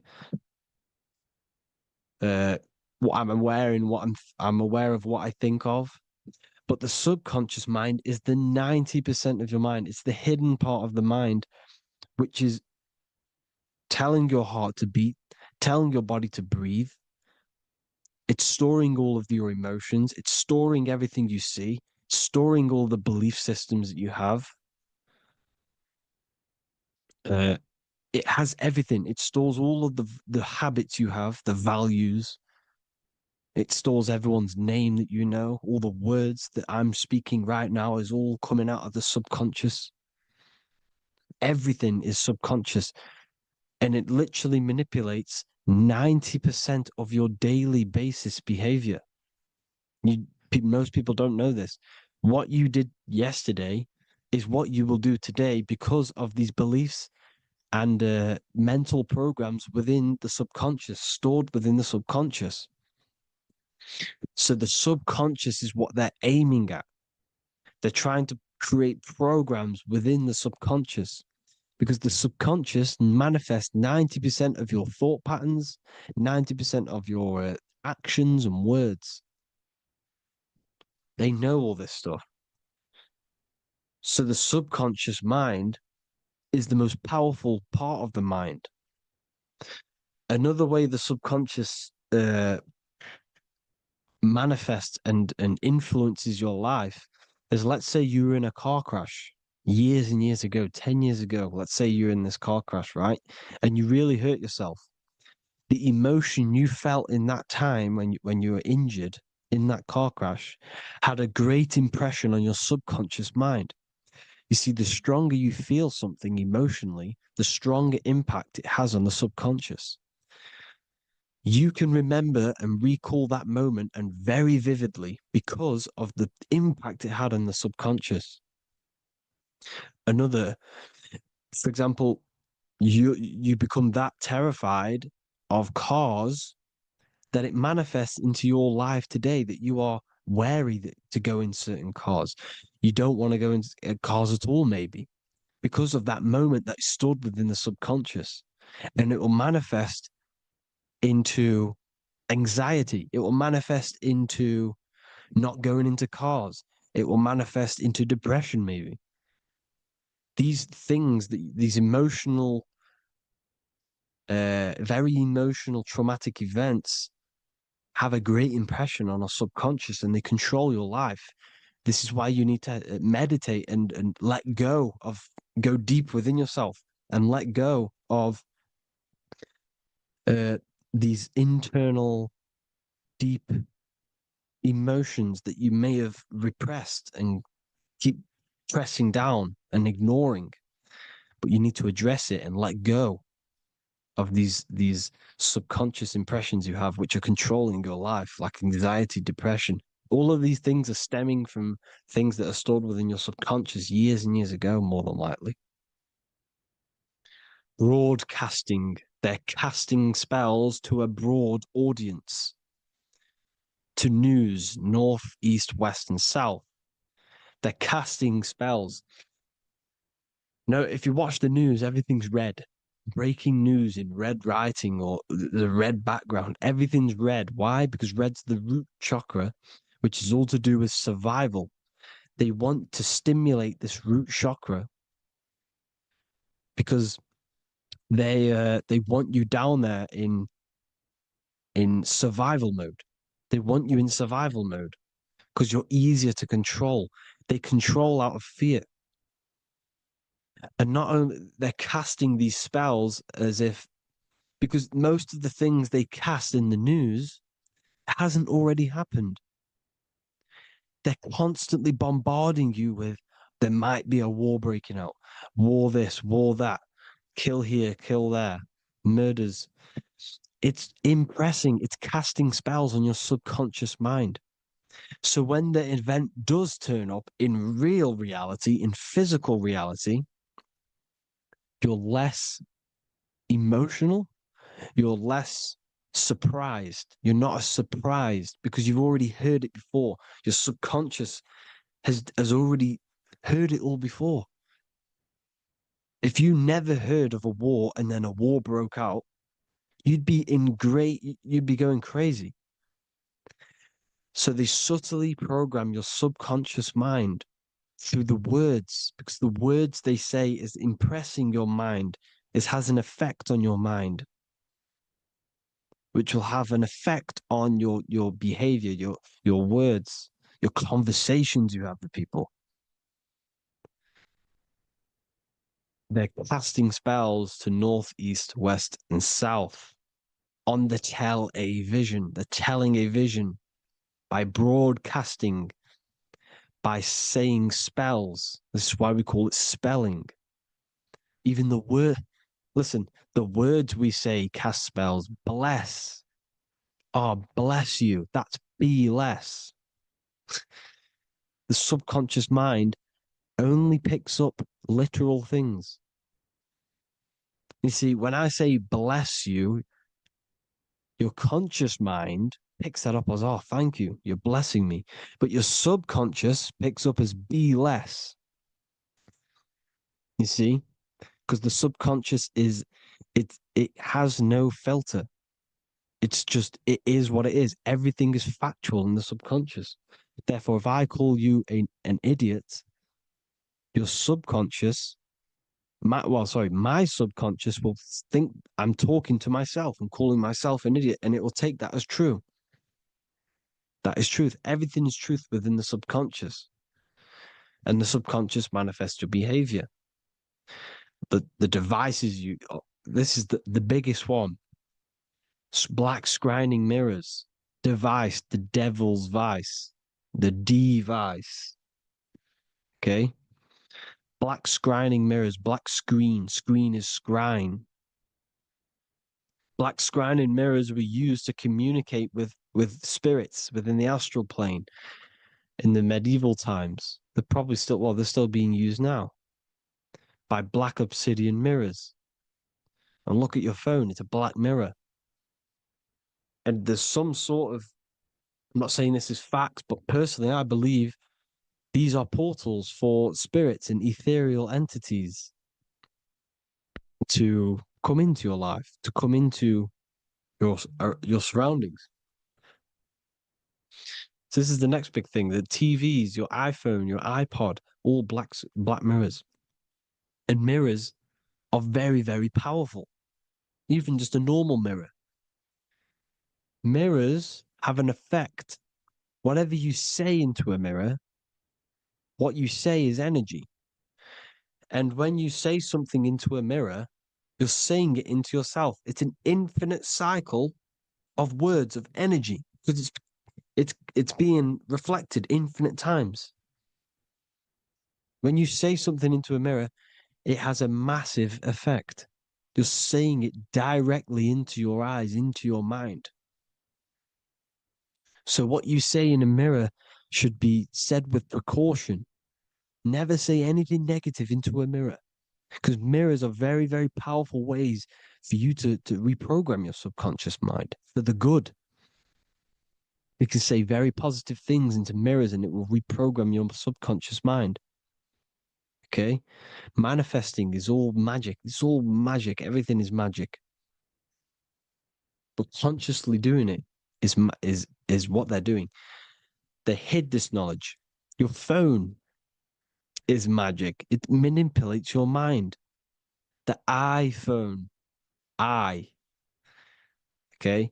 See, magic isn't all of this with wands and see, Harry Potter, okay, that was created to give you this perception of a mystical and amazing form of magic with magic wands and all sorts of stuff like that. Yes, that stuff was true when the collective conscious minds were on a higher level and our belief systems believed in these things, because the universal mind, all of our minds contribute to reality. If the masses don't believe in magic, if the masses don't believe in a certain thing, it's going to have an effect on physical reality. So when the collective minds are higher and have more open minds, things like Harry Potter can come true. See, it's all in the mind. The iPhone, the eye is the symbol for the mind, the invisible intelligence. The triangle is the ethereal plane. Okay, so the eye in the triangle is the eye that sees into beyond the ethereal planes. The square is the physical plane. So the iPhone, your phone is a black box, just like the Saturn black cube. It's a black mirror. It's taking photos of you every 2 seconds. And it's your mind. Your mind is in that phone. Everything you like, everything you text, everything you type in Google, everything you say to someone, every conversation is all recorded on the phone. Therefore, it is a direct reflection of your mind. Your mind is imprinted into your phone because your mind, everything you think in your mind, you're manifesting into typing, saying, taking pictures into the phone, and it's collecting it and storing it. And what they're doing, and this is for all forms of magic, it's manipulating the mind. It's all manipulating the mind. Reels, Instagram, TikTok, this is all dopamine. It's all controlling the mind. Every like you get, every follow you get, every share that you get is dopamine within your brain.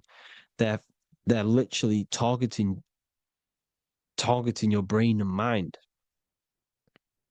It's all manipulating because what they're pushing through the phones, through the media, through the news, through the televisions is visions and programs. You are the one manifesting the New World Order. They're not manifesting the New World Order.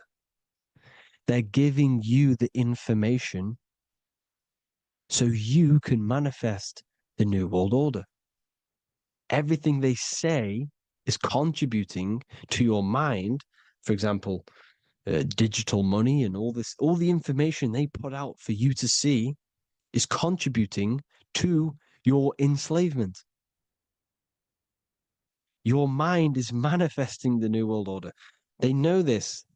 They don't manifest it. There's billions of us.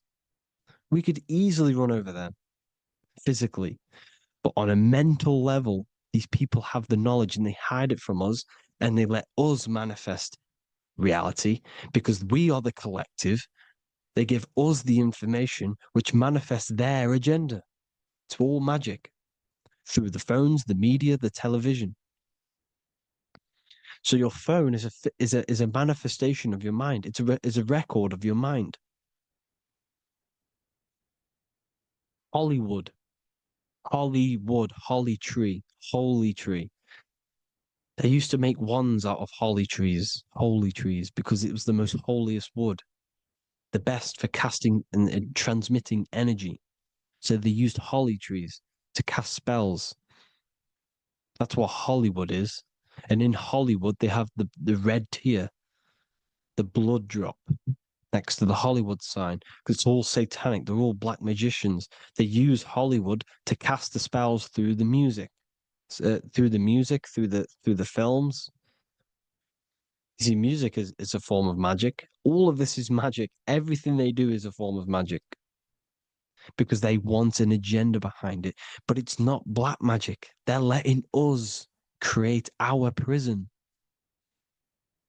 This is what you have to see. Yes, they're evil, but they're not doing anything evil, or else they would face the karma. They let us manifest this agenda through giving in the information, by telling you what's going to happen in the movies. Everything that happens in a movie, it's all there on purpose to program your subconscious, to plant a seed within your garden, your subconscious, your mind. Because when the mind is already seen something, when it comes up and turns up in physical reality, you will be less shocked and you won't rebel. So they lure you slowly. They make you aware of these things over time. They make you gradually think it's okay. Like the technology, we never used to use these phones. How did we become so addicted and reliant on them? Well, because first they gave you a little a little flick phone. Well, no, sorry, they gave you a phone in your house, and then once you got used to that, they say, "Oh, here's the newest version of a little flick phone." You started texting your friends. Everyone was loving it in high school. They could now meet up without saying, "Let's meet on the weekend at this point at this time," like your parents probably did, or maybe some of you watching this, you probably had to tell your friend to meet on the weekend at a certain time because you had no way of communicating. So everyone got these phones and got addicted to them. Then they slowly got addicted to the new iPod with the touch screen. Now they invented touch screen. Then everyone got addicted to touch screens.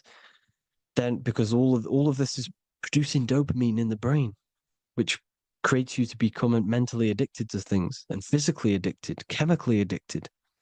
Because dopamine's a chemical. Your subconscious becomes a program within your subconscious, and your body becomes chemically addicted to these phones. And these phones are the enslavement of humanity, technology. Without this, we wouldn't be in this mess without technology. Because they're creating a hive mind. We're creating a hive mind. So back on track anyways, they program you. Look at the films, 9/11, 9/11, all produced by Hollywood. Here's the 11, like I said at the beginning, the two pillars which reflect reality. What happens in the mind happens in the physical. What happens in the astral happens in the physical. Okay, what happens in the physical happens in the mind.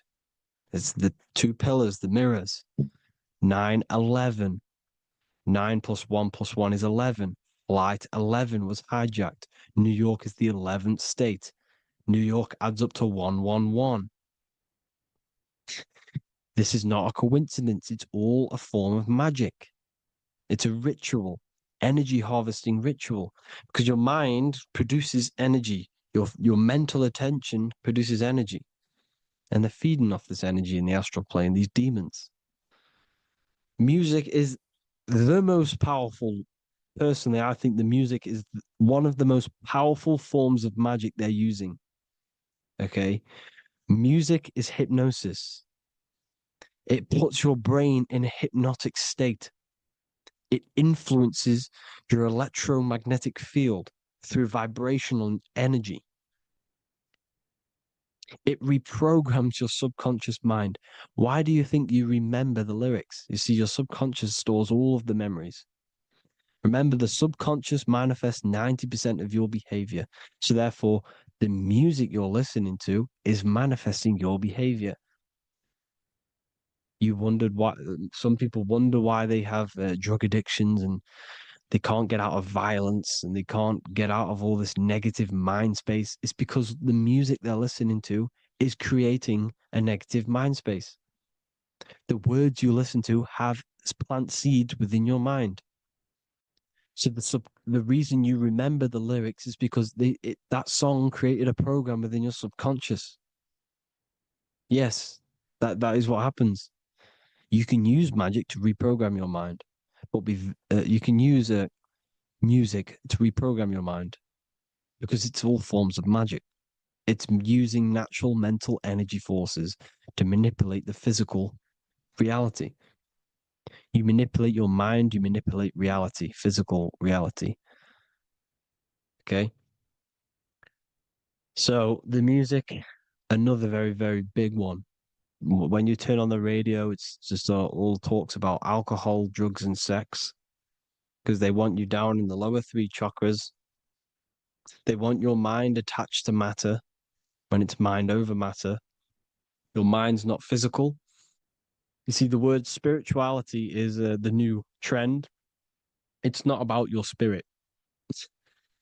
It's not about your spirit. It's about your mind. It's not about, you know, uh, spirituality and looking after your spirit. And they've got you focused on your spirit. Why? Because they hide your mind from you. You see, a lot of people think their mind is their brain, but the mind is everything. There is no physical reality without mind. You can have a brain Imagine if you had no mind but a brain. It wouldn't work. The mind is everything. The mind controls your avatar. It begins in the mind before it happens in the brain. Then the brain manifests through the body. The brain's just an electrical computer. So that, they've got people scared, or do I have a soul or not, and all this stuff.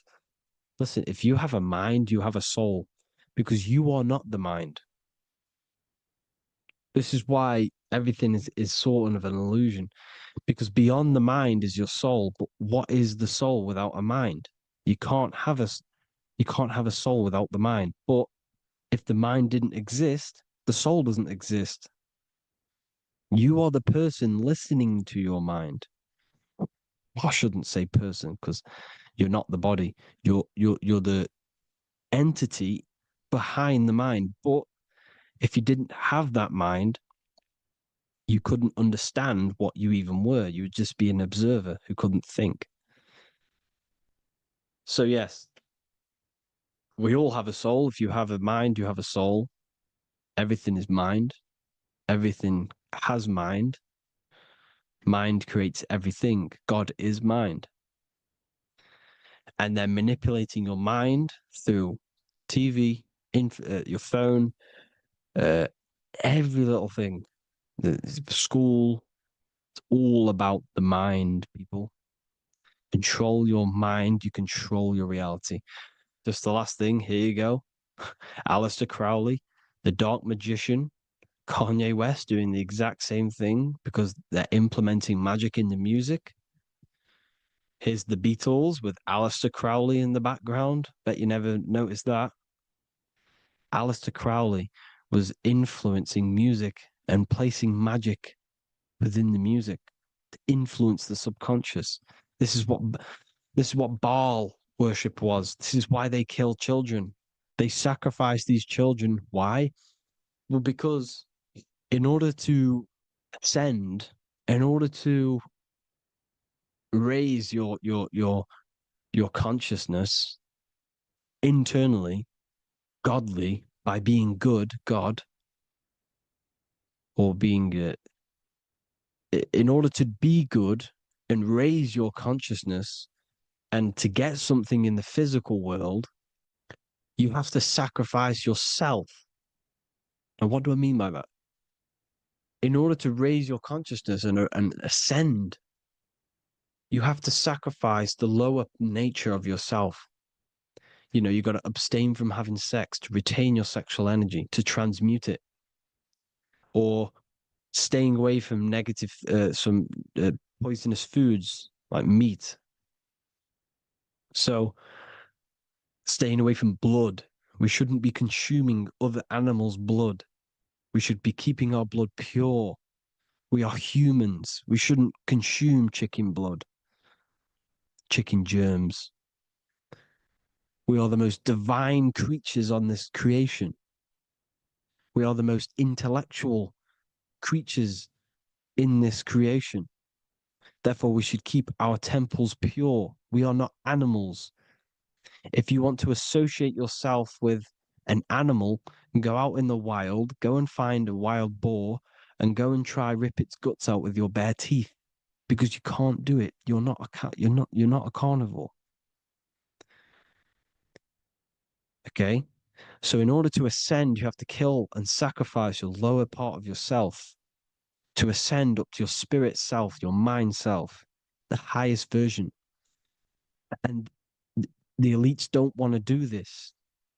So they sacrifice other things like babies to kill them, to exchange their life over to the astral plane, so these demigods in the astral plane can give them something in return in physical. They don't want to sacrifice their lower self, so they sacrifice other things for exchange, for physical pleasure. But the godly person sacrifices their lower self for their higher self to do good and ascend. So this is what all the Baal worship is, people, and this is why they're doing it. Hope you all had an amazing lecture. If you haven't already, go and get the Book of Wisdom for more information. You know, I don't go into dark stuff in this book because all I do is enlighten people in this book. You can get it in Spanish, English, German, Italian, and French. Worldwide shipping, you can get the PDF or paperback. Or there is also a new one called the Human Health Guide 2.0. It gives you a list of all the foods, grains, oils, and nuts, you know, everything that's alkaline and positive for the body and not man-made and hybrid. It tells you all the products to stay away from, how to fast, how to improve vision, how to improve everything, literally. So the Human Health Guide has been released. If you want that, I'll pull all the links in the bottom in the description. Hope you all enjoyed the lecture, people. God bless you all.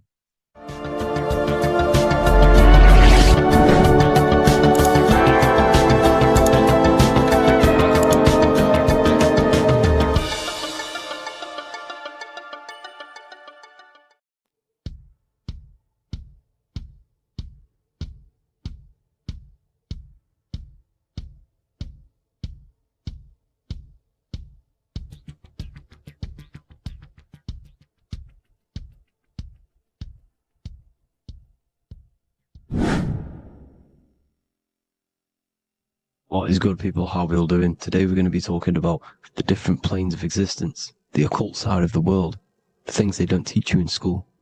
And of course, you can only find that on this channel, so welcome. So you need to understand is that your consciousness moves through these different planes of existence, these different states of consciousness, which make up all of you. Okay? They are all interlocked planes. They are all interpenetrated into each other. They are all one. They melt into the plane above and below. You see, each plane is a product of each plane. As above, so below. Now, the higher you go, the more fluid, the more dreamy, the less dense it becomes. The lower you go, the more denser it becomes, the more solid it becomes. The lowest plane is the physical plane, which you are obviously aware of. You are inside of the physical plane now. But while you are in this inside of this physical plane, you are indeed inside of all these other bodies which you have not awakened yet. You have to awaken these different bodies. You have these bodies. Okay? It's like a ripple effect. And the center is the most dense, the most solid. This is Earth, heart, the heart of the ripple. And the lower you, the further you go out from the center, the more dreamy, the less fluid, the more fluid, the more less dense it gets until you're one with the all. You see? And this is what it's like. This is what this system is. It's like a ripple effect. Now, let's jump straight into the planes. First, you have the physical plane, made out of 4 elements. Five elements. The ether is the mother of the elements. It's the womb of the elements. It's the 5th element. And it gives birth to the 4 other elements. 4 is stability. Tables have 4 legs, and this is why the ether gives birth to 4, because it's the foundation of the physical world. Fire, earth, water, air. They are not pure. Each one of the elements melts into the other one. For example, earth and water both share cold. Water and air both share wet. You see? They compose of each other. They melt, they mold into each other based off the vibrational state of the ether. That's what it is. The 4 elements are the vibrational states of the ether. Okay? So you have the 4 physical elements making this, you know, physical world. It's the lowest world. It's the world of effect. This world, whatever you see, whatever you experience, it's the effect. You can't change anything by manipulating this world.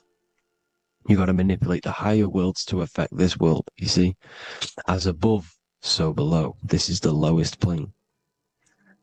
It has 3-dimensional. It's the 3rd dimension. Space, height, and thickness. That's all it is.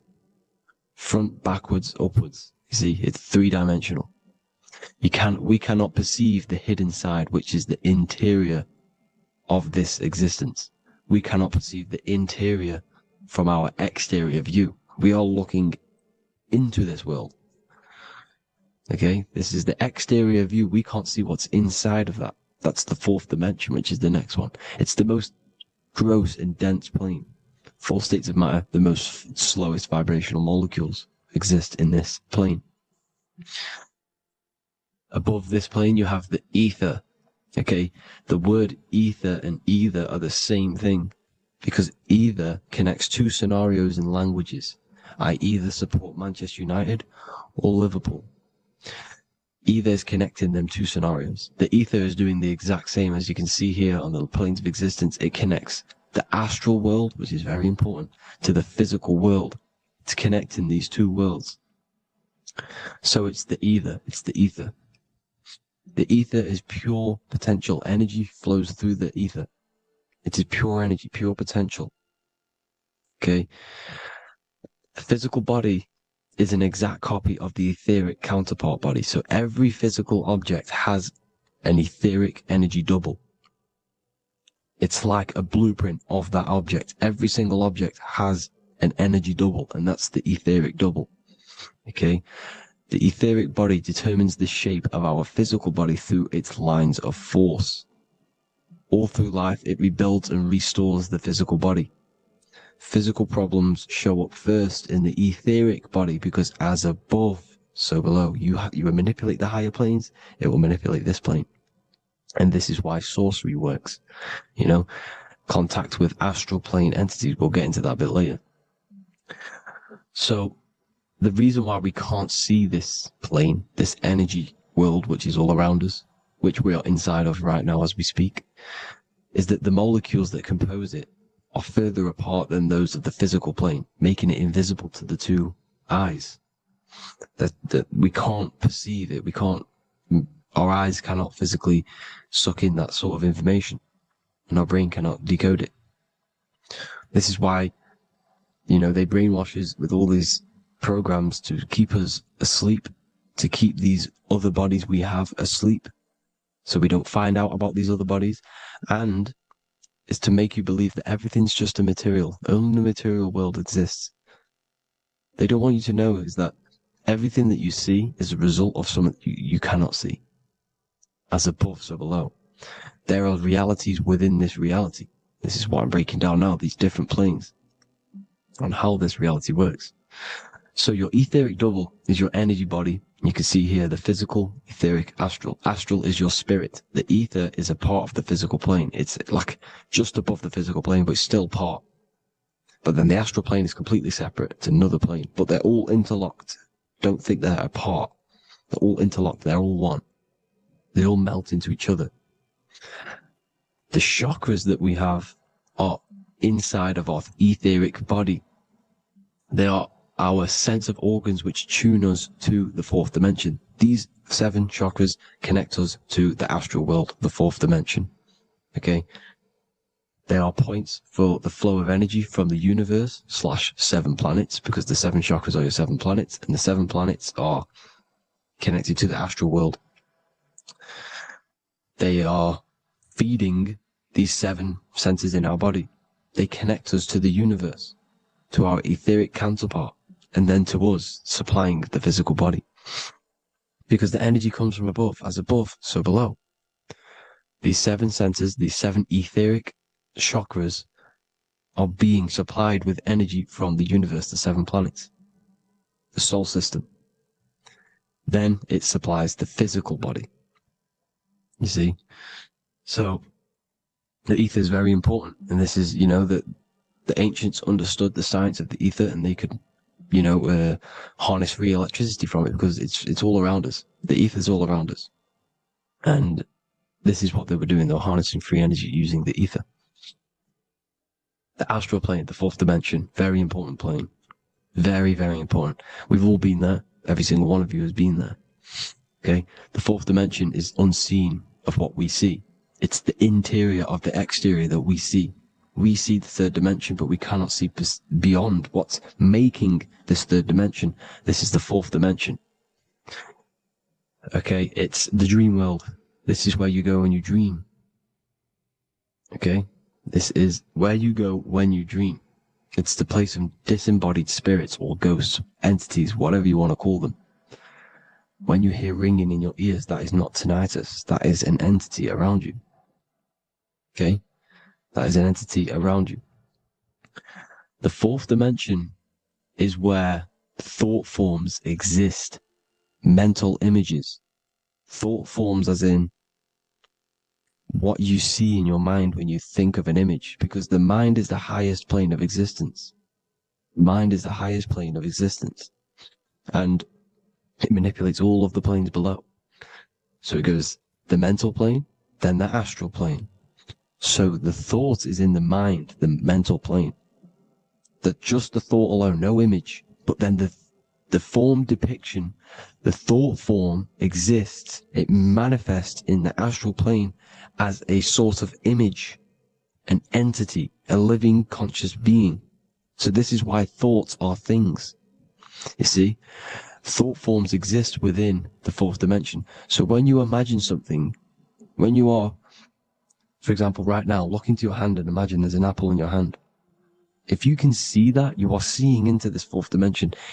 You can only see into this fourth dimension using the mind's eye, not the two eyes, the mind's eye. When you shut off the two eyes into darkness, the third eye opens. The mind's eye is open, and you can see, this is astral travel. You got to work on astral travel, and you will see this astral plane, this fourth dimension. And there are 3 different sections to this astral plane: higher, middle, or lower. So yes, there is a kind of a heaven and hell, and a mid-god. Heaven being the higher vibrational entities manifesting higher vibrational thought forms existing there, the lower vibrational thought forms existing in the astral plane. But these thought forms are beings. You can create these beings. They're called elementals. Okay? If you entertain specific thoughts for long enough, this will plant a seed and it will grow. If you keep, so for example, you have a bad feeling or whatever, what's a good example? Unforgiving someone. You keep that energy inside of you for long enough, it will manifest in the fourth dimension. You entertain that thought long enough, it will manifest. And it will create an etheric body, and it will be an entity which will harm you, that will feed off you, this low vibrational energy. Your mind is so powerful. It creates thought forms, and these thought forms can take consciousness, can take bodies, etheric bodies. Now, that's why it's very important that you master your mind, master your thought patterns. So this fourth dimension is the astral world. So when you have a nightmare, this is the lower astral plane. You're in the lower astral plane. Whilst this physical body rests at night, your consciousness, you awaken this other body, your consciousness goes inside of this other body, whilst the physical body lays asleep. You see? So it's all inside of you. This is what you need to understand. You just haven't awakened these bodies yet. You can awaken them. You just got to awaken them. Okay? The next is the mental plane. This is the mind, the source, pure cause, pure motion. The most less dense, the most fluid. No form. There's no form to the mind. Astral plane is the first plane where a form takes existence, pretty much. The mental world has no form. It's pure mind, pure intelligence. Thoughts alone exist here without any images or manifestation. The most fluid, the most dreamy, the most causal plane.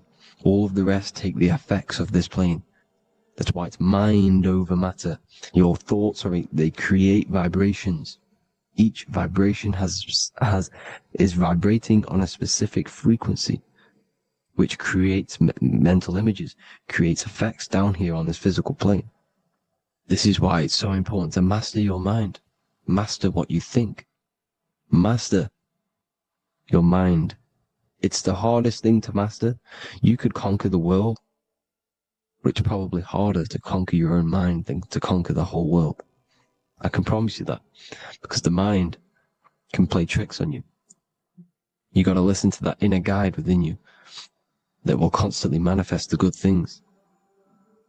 So anyways, people, hope you learned a lot from this. Please work on trying to activate these other bodies. I will maybe do another video on trying to activate these bodies if you wish. Please comment down below if you would like to see that. And have an amazing day. Please like, subscribe, comment down below any video ideas you want me to do, any information you want me to spit. Thank you all. Have an amazing day.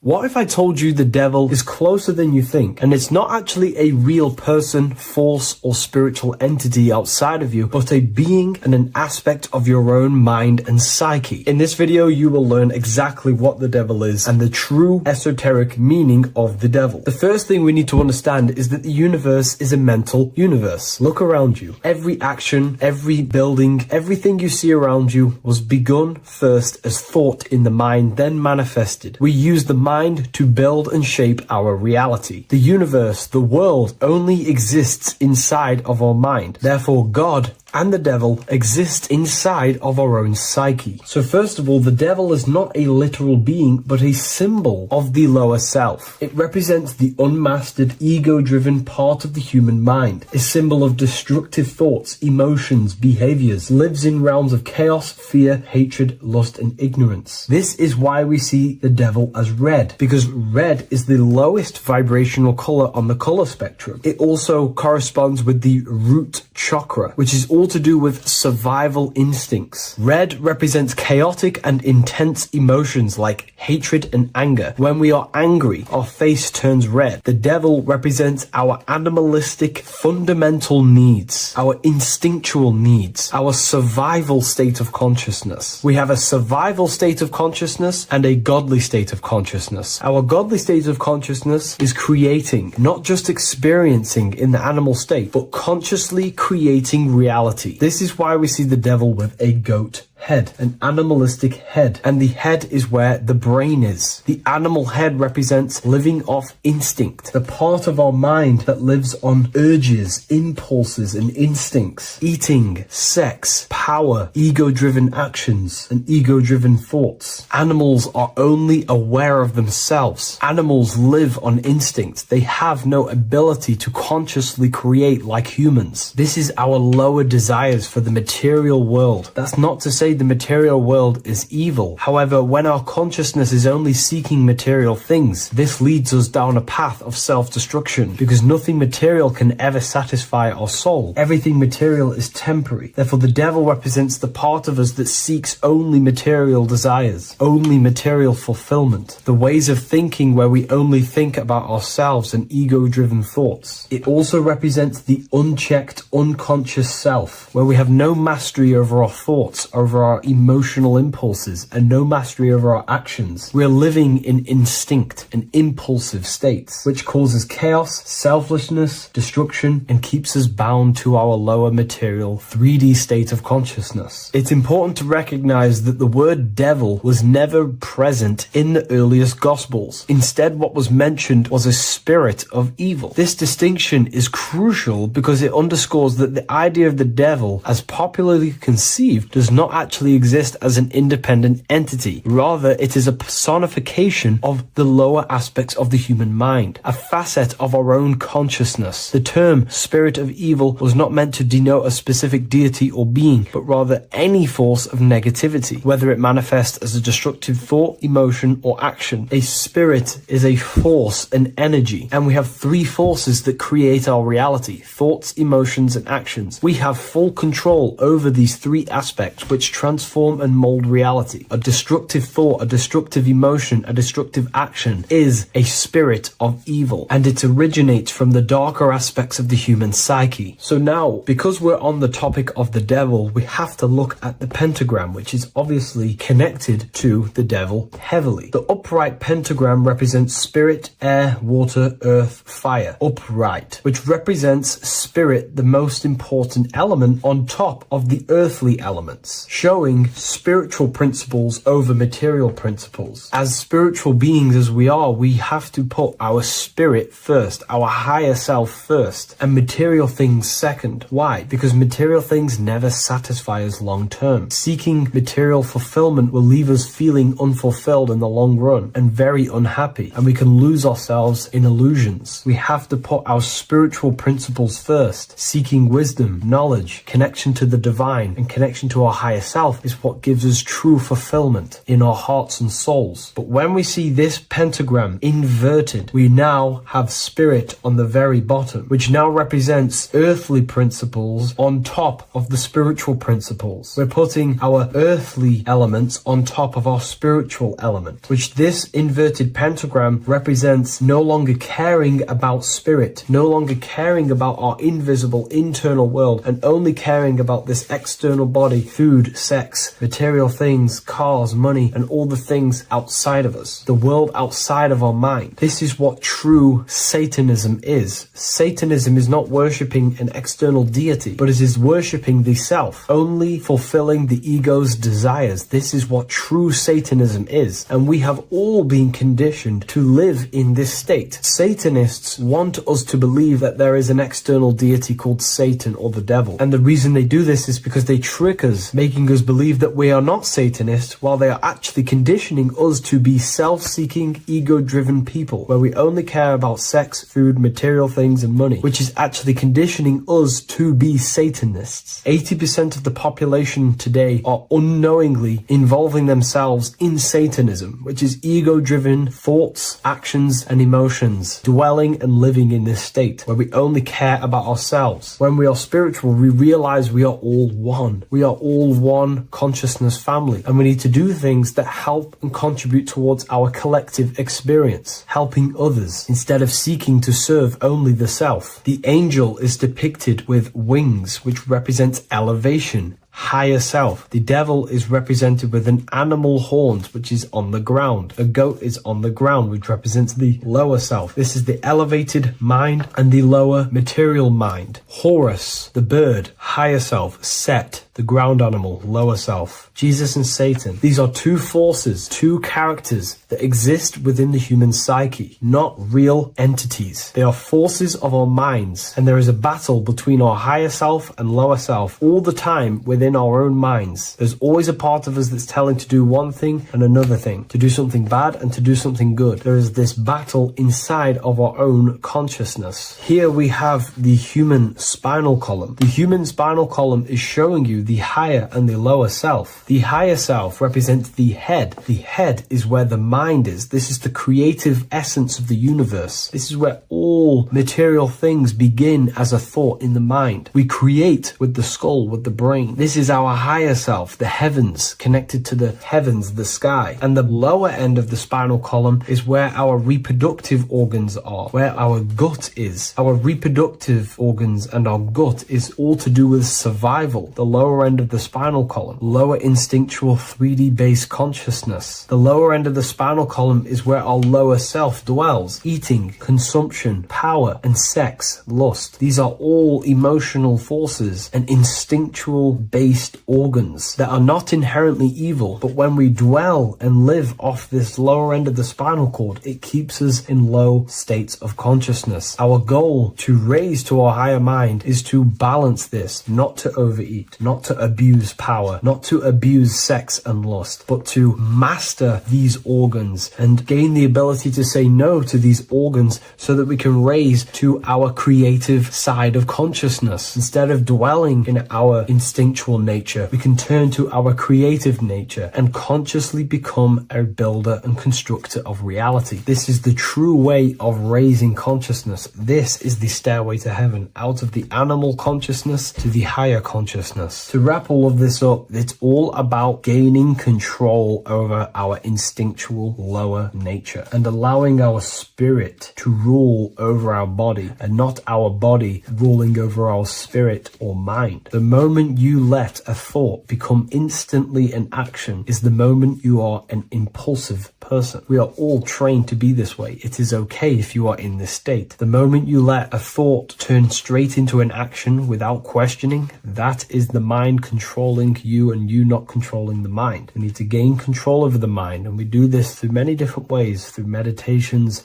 affirmations, and discipline, we slowly gain control over our minds. And once we gain control over our minds, we gain control over our thoughts, and we gain control over the attention that we give certain thoughts. We can then start to uplift our mind, our thoughts, out of our instinctual state to the higher mind. If you wish to learn more about consciousness, I'll leave a link in the description for the Book of Wisdom, Volume 2. You're living in 4 planes of existence right now, but most people are only aware of one. And that's why they feel lost, disconnected, and stuck in cycles they can't explain. If you don't understand the blueprint of reality, you'll keep trying to fix the physical, while the real causes lie in the unseen dimensions that you have direct access to.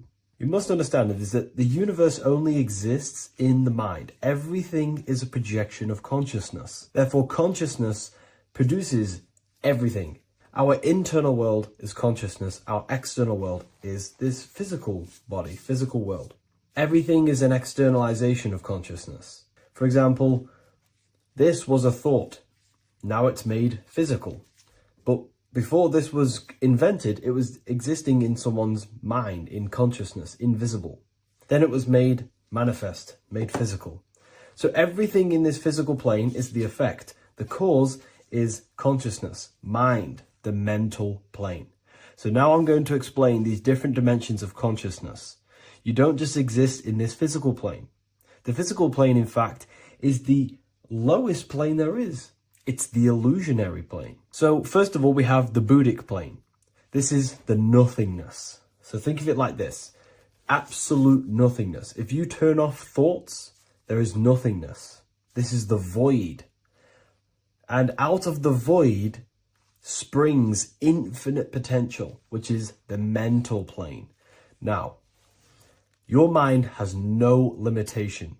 It can think anything, be anywhere, anytime, any place. In the whole world, there is no limitation with the mind.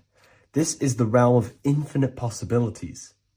This is the realm of thought. Thought is a dimension, information and thought. To go a little bit deeper on this, there are pockets of thoughts, what we call in the occult fields of thoughts. Your mind does not think thoughts, it receives them. Your mind is like a radio. Whatever the mind is tuning into, setting its mindset, setting your frequency or setting your mind, you will receive thoughts based on that set, whatever you set your mind to. So there are pockets of thoughts that we penetrate in the mental plane. The mind is the mental plane, the infinite possibilities. This is the spark of creation. This is where all things begin to manifest as an idea in the mind as a thought. So if you want to gain certain information, you need to meditate or do thought exercises where you are penetrating that dimension of thought, that pocket of thought. For example, if you want to find a way on how to make financial wealth, you would use your mind, set your mind on wealth and money and think, close your eyes and think about that specific topic and see where your mind takes you. And you will expand your mind into different pockets of thought and gain information. So this is the mental plane. This is how you can use the mental plane. You can use the mental plane to do this. Then we have the astral plane. We have higher, middle, and lower astral plane. The astral plane is the body for thought. So every dimension, physical, etheric, astral, mental, Buddhic, is a body for a dimension above. Each dimension below is a product of the dimension above. So for example, the astral plane is imagination. This is the lucidic realm of imagination. This is where thoughts begin to manifest into some sort of form. It's not a physical form because this is physical, but imagination is a lucidic form. It's not really physical, but it's there. It's a projection of light. It's astral matter condensed by the willpower of the mind. So depending on the vibration of that thought will depend whether it manifests in the higher astral plane, middle astral plane, and lower astral plane. If you think about more material things and visualize material things, this will manifest on the lower astral plane, because material matter is low vibration. Now, that does not mean it's evil. That does not mean it's bad. Okay? It just means low vibration just means more material. But if you think and imagine more spiritual things, this manifests on the higher astral plane. So the astral plane is the screen in your mind that allows you to vision an apple, that allows you to vision anything. It's that mental projection that's inside of your mind. Now, this is what we call the third eye. It's an eye because the eye is the mind, and the mind can see into the astral plane. It perceives this spiritual world, this lucidic realm that we have access to. This is where also infinite potential takes place. This is the realm of spirits, demons, jinns, whatever you want to call them. Spiritual entities exist in this, because this is where thought forms manifest into form. This is where thoughts create bodies. Think of it like this. The mental plane is a thought of a chair. The astral plane is the imagination of that chair and all of the different possible chairs that could possibly be. The etheric plane is the energy double of that chair. And the physical plane is the physical chair. So, as you can see, the higher we go up, the more formless and lucidic it is. The lower we go down planes, the more dense it becomes. This is formless and this is form. Everything manifests through this process. This highlighter is down here in the physical plane, but the idea began in the mental plane. Everything begins in consciousness before it creates a physical body. It goes through this process. Therefore, if you want to start to mold and create your own reality and create things in your world, you can use these planes to your advantage. You can use your mind to do mental thinking exercises by closing your eyes and expanding your mind into a different pocket of thought to gain wisdom, gain information, gain downloads. The way you do that is simply get into a meditative state, close your eyes, pick a topic that you want to think about, and see where your mind takes you, but always remain centered on that topic. And you can do this for maybe an hour or two or half an hour, and your mind will take you places where you will unlock information. You can even use this to make decisions in your life. Think of the topic and see where your mind takes you. You'll gain information. This is how you use the mental plane for ideas. The astral plane is imagination. You have to reconnect with your imagination very vividly. Your imagination, your consciousness is infinite. It's not a three-dimensional plane. It's an infinite plane. You can think and make form anything in your consciousness, in your imagination. You can think anything and you can imagine anything in the most vast details. You just have to reconnect with your imagination. I have a free book on my website. I'll leave the link in the description. It's an ebook. It's called Activating the Inner Eye. This is going to help you reconnect with your imagination. It's a practical guide on how to imagine. So once you know how to use the mental plane and astral plane, thought and imagination, you pretty much need to use the physical plane to take physical action with this physical body that you have and start to manifest these desires you have in the higher planes. Now, it's very important that we master the mind, because the mind is the very fabric of reality. We become what we think about. Your life is a product of every thought you thought in the past. It is the mind that directs the flow of consciousness. And wherever this consciousness is flowing is what you will create in your life. Consciousness is the most potent force in the universe, and the mind is pretty much the universe in a microcosm form. It is infinite potential, and your mind will continue to expand into new realms of thought forever and ever and ever. You are eternal. You are not this physical body down here. You are consciousness, literally dreaming that you are in this physical body. So everything begins with the mind. We need to be conscious of the thoughts that enter our mental field of consciousness. There is a level of self-awareness that you can reach where you can become conscious of pretty much every single thought that enters your mental field. Now, we have over 7,000 thoughts a day. You can gain such mastery over your mind where you can become conscious of every thought you think. And that is when you gain superior power. Because when the mind is fully under control of self, you can direct the mind's potent force into a specific goal. Most people's minds are dualistic. They want something, but their mind is thinking something else. They have limiting belief systems. They have the little voice that comes in and says, you can't do this, you're a failure.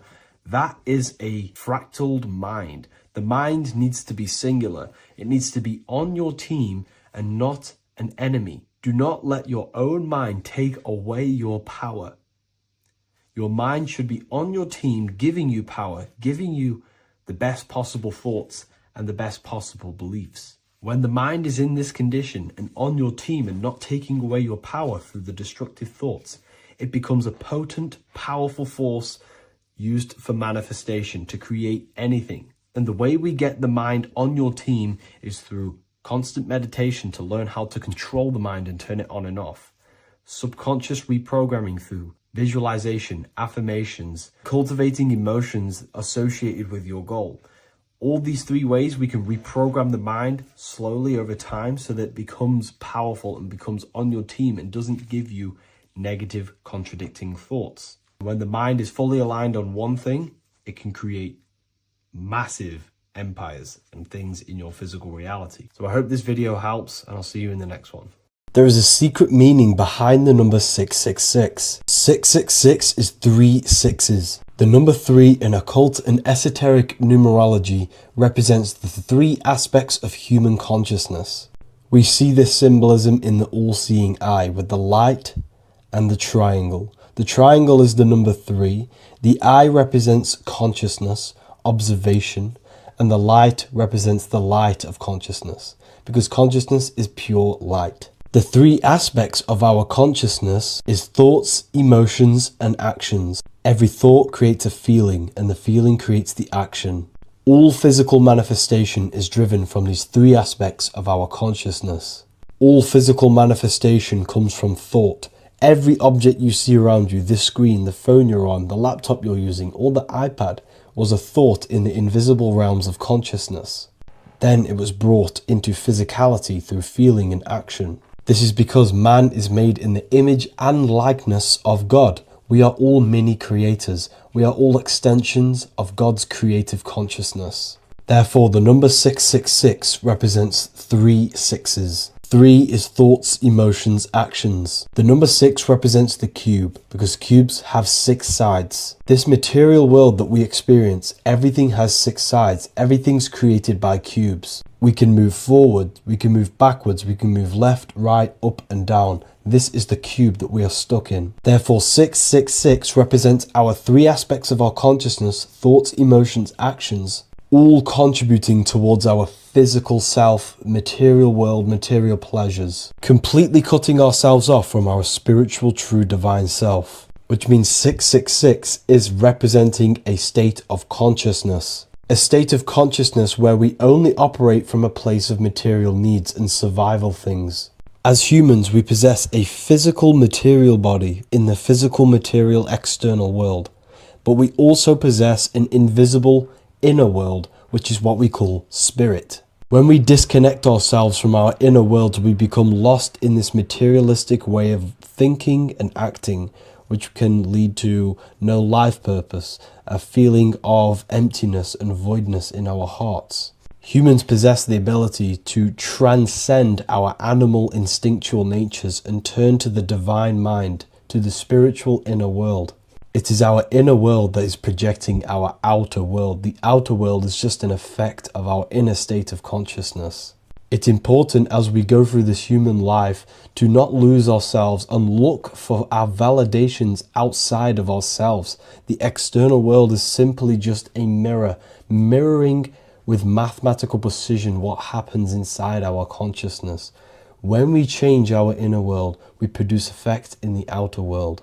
To get back on track about this number, this represents when we are lost in our material self and we are completely cut off from our true divine self. The devil is always having goat horns, which represents a ground animal. This is the lower animal self of man. He's always red.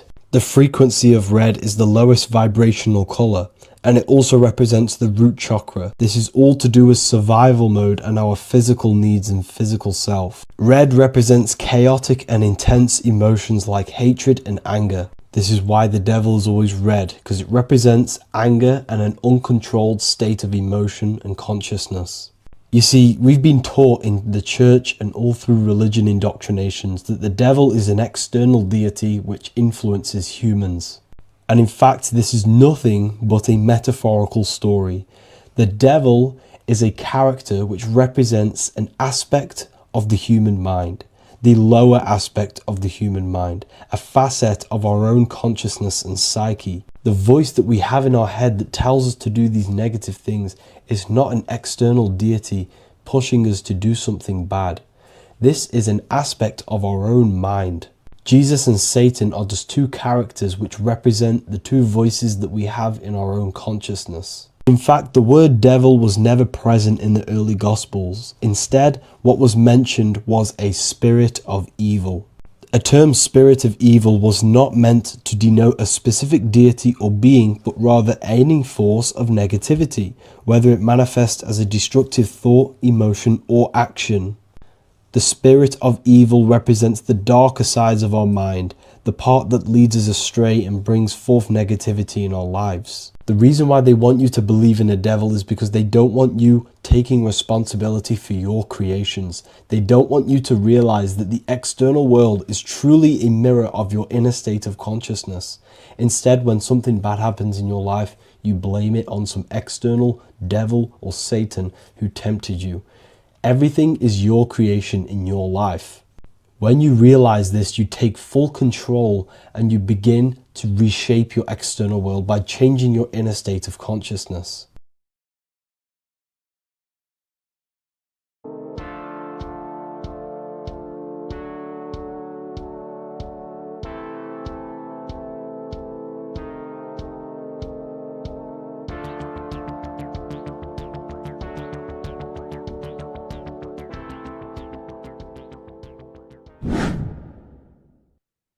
Left and right hemisphere, and what are they doing? How does it contribute towards your perception in this world? And this is what we're going to be talking about in today's video.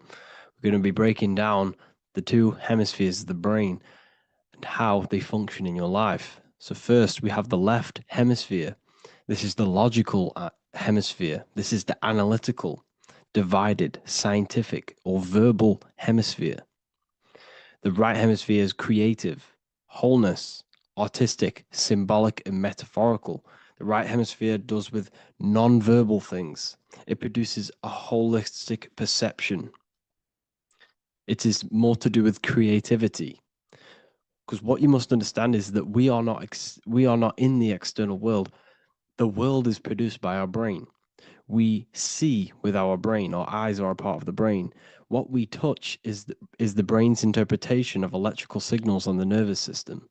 What we smell is the brain's interpretation of smell through the nose. What you taste is your brain's interpretation of chemical reactions on your taste buds. So what you are experiencing is the brain. The brain is a computer creating a simulation. And you have two hemispheres which breaks down this reality.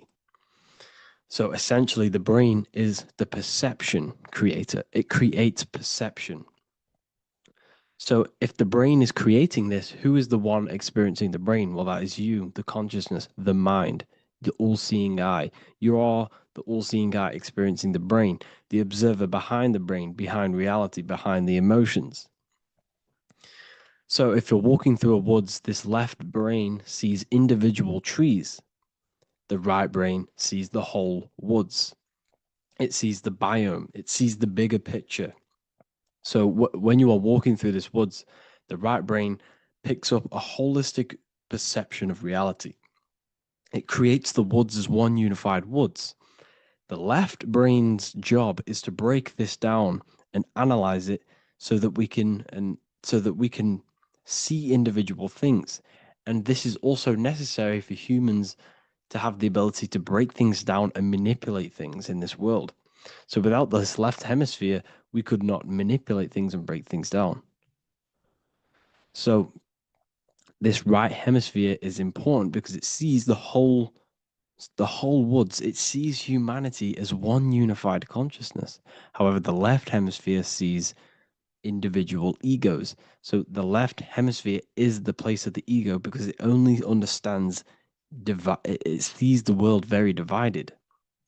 Okay, so for example, here's another example of the left and right hemisphere. If someone pulls out in front of you in traffic, your left brain is going to start going crazy and analyzing them, calling them names.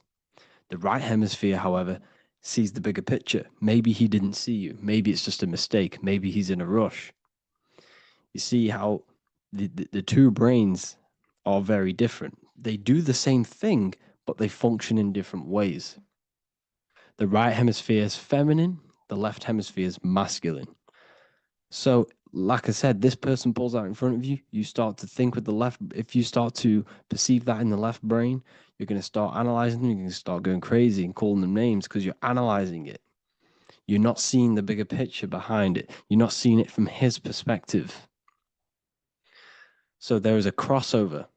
So the left hemisphere of the brain controls the right side of the body, the right ear, the right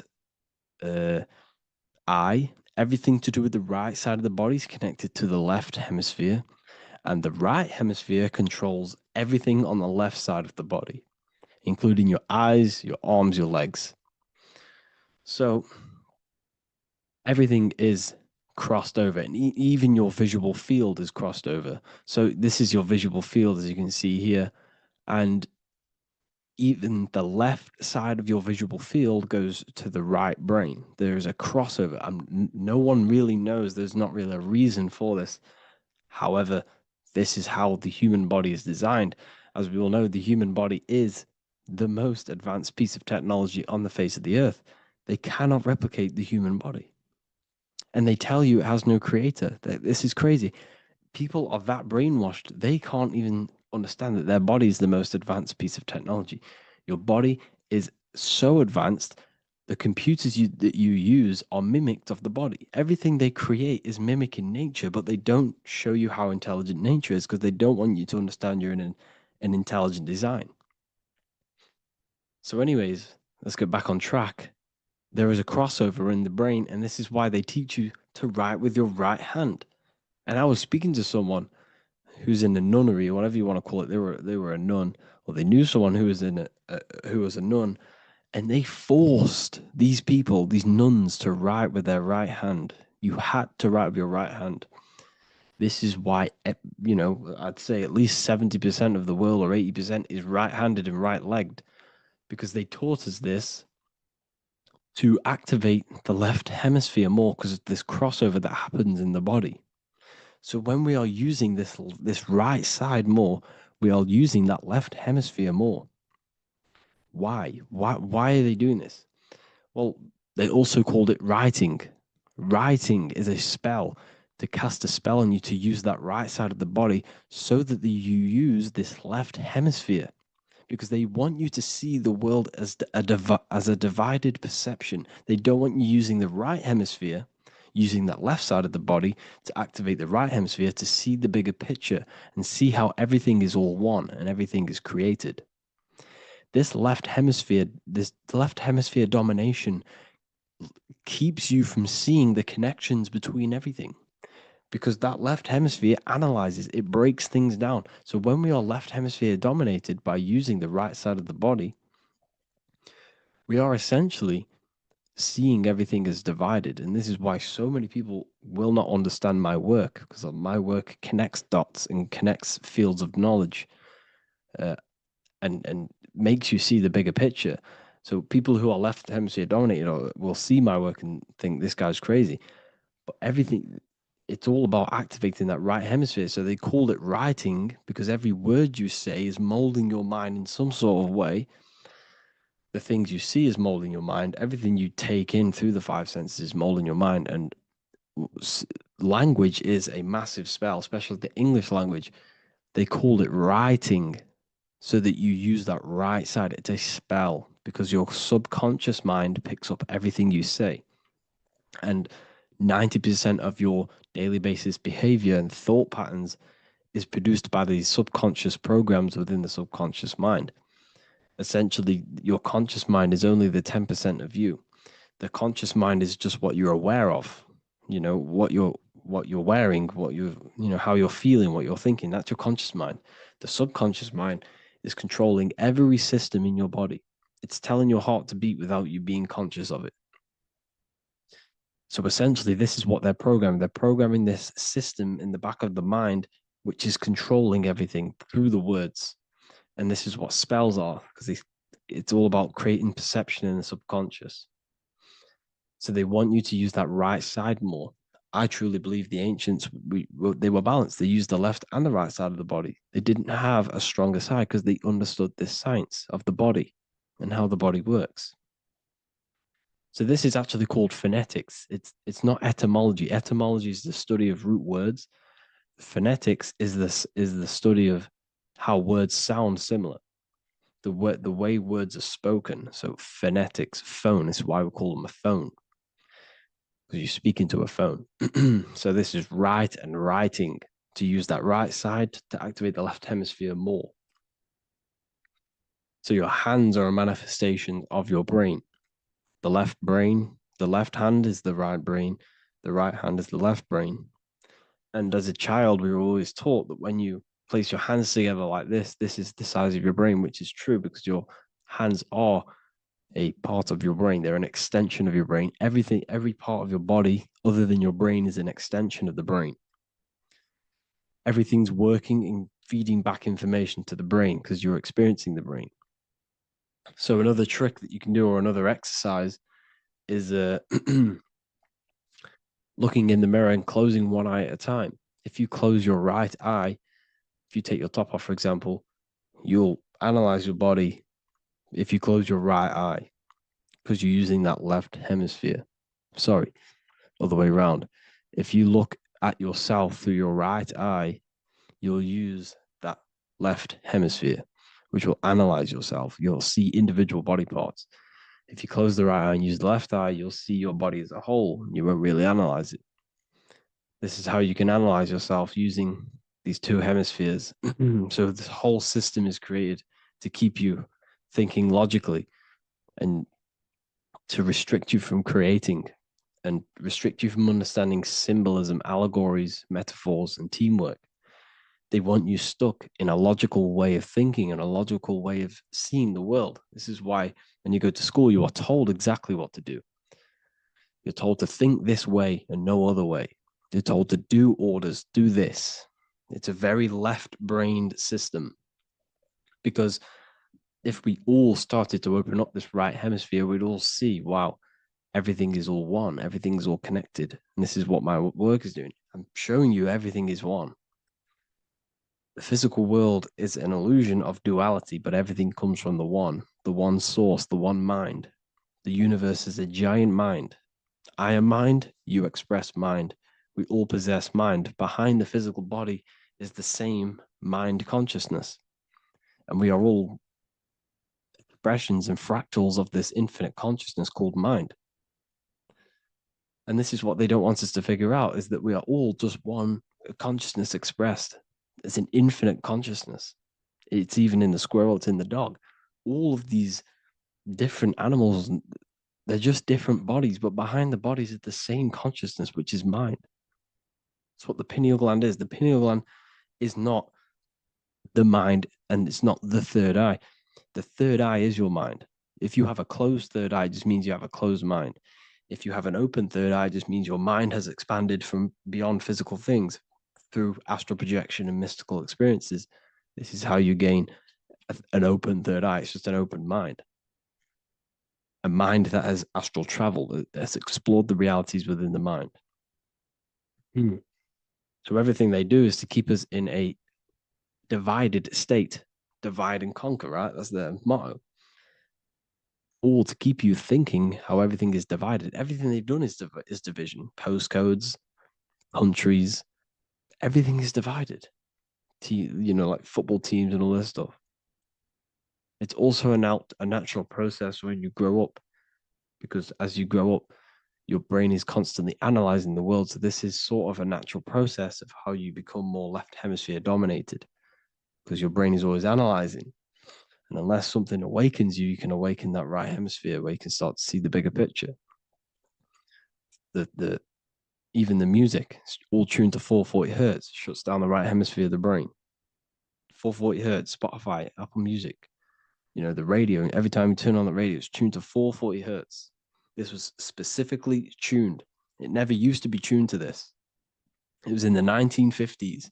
It was changed. The standard music tuning was changed to 440 hertz because it shuts down that right hemisphere of the brain. They don't want you thinking, seeing the world in this way and perceiving things as one. I'm going to show you. It tells you this in the Bible. Cast the net onto the right-hand side of the boat and you will find the fish. What was Jesus saying? This is, you see, people read the Bible and they don't understand it. If the Bible is not talking about you, then it has no meaning. The Bible, everything you read in the Bible is about you and how it can better your life. It occurs to you. So if Jesus says, cast the net onto the right-hand side of the boat, this is an allegory. The boat is your body. Cast the net. It's the awareness, the perception onto the right hemisphere of the brain, and you will find the fish. What's fish? What do fish do? They swim deep in the ocean. It represents the knowledge. Deep knowledge. Cast the net onto the right-hand side of the boat and you will find fish. You will find the wisdom. You will gain understanding when you cast that your awareness into that right hemisphere. You will see that I am you and you are me. We are all one consciousness. You will see everything.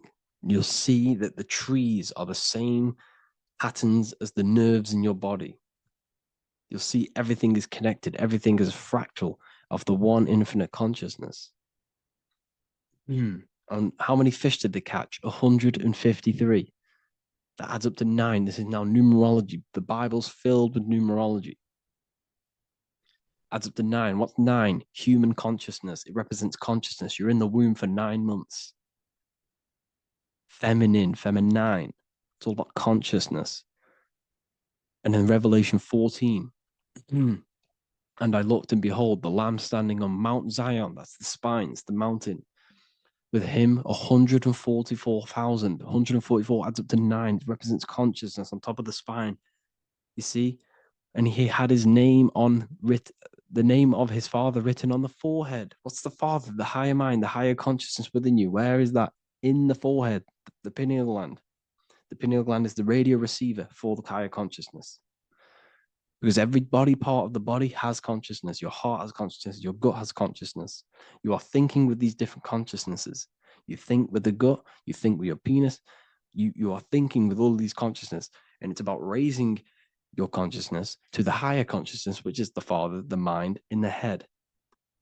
Don't think with the lower parts of the body, because that is your animal nature. Think with the higher parts of the body. It's all representing consciousness.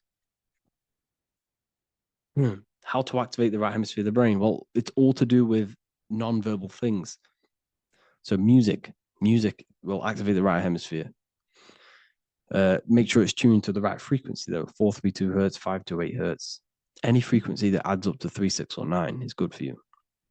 Meditation, turning off the thoughts, and you raise yourself to the higher brain.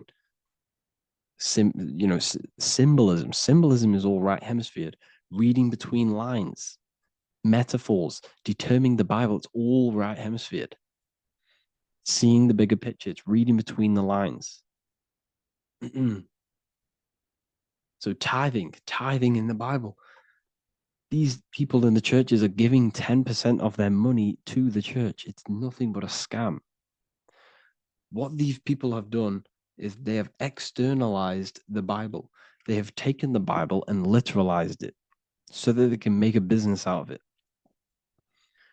So what they're doing is 1/10 of the produce of what it says in the Bible, 1/10 of the produce of the land, whether grain or fruit, is the Lord's and is holy. So what's that saying?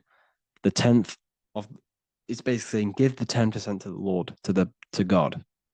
What does that mean? Well, what's the land and the fruit? This represents physical things, the physical things that you have. The 10th of the physical things that you have, what's that? That's your ego. All the physical things that you have is all to do with your ego. That's the lower self. The ego, what is the ego? It's the mind's perception of the physical self. You had no ego when you were a child. Okay, when you were a child, you had no ego. As you grew older, you created the ego. But the ego is the full self. It's the echo. Ego, echo. It's the echo of the full self. So it's saying give the ego over. Take away the animal self. In that left hemisphere, that's all to do with the left hemisphere. That left hemisphere sees the ego. It sees individuality. It's divided. So it's saying give that 10%. Give that 10% of you over to the right hemisphere. The 90%.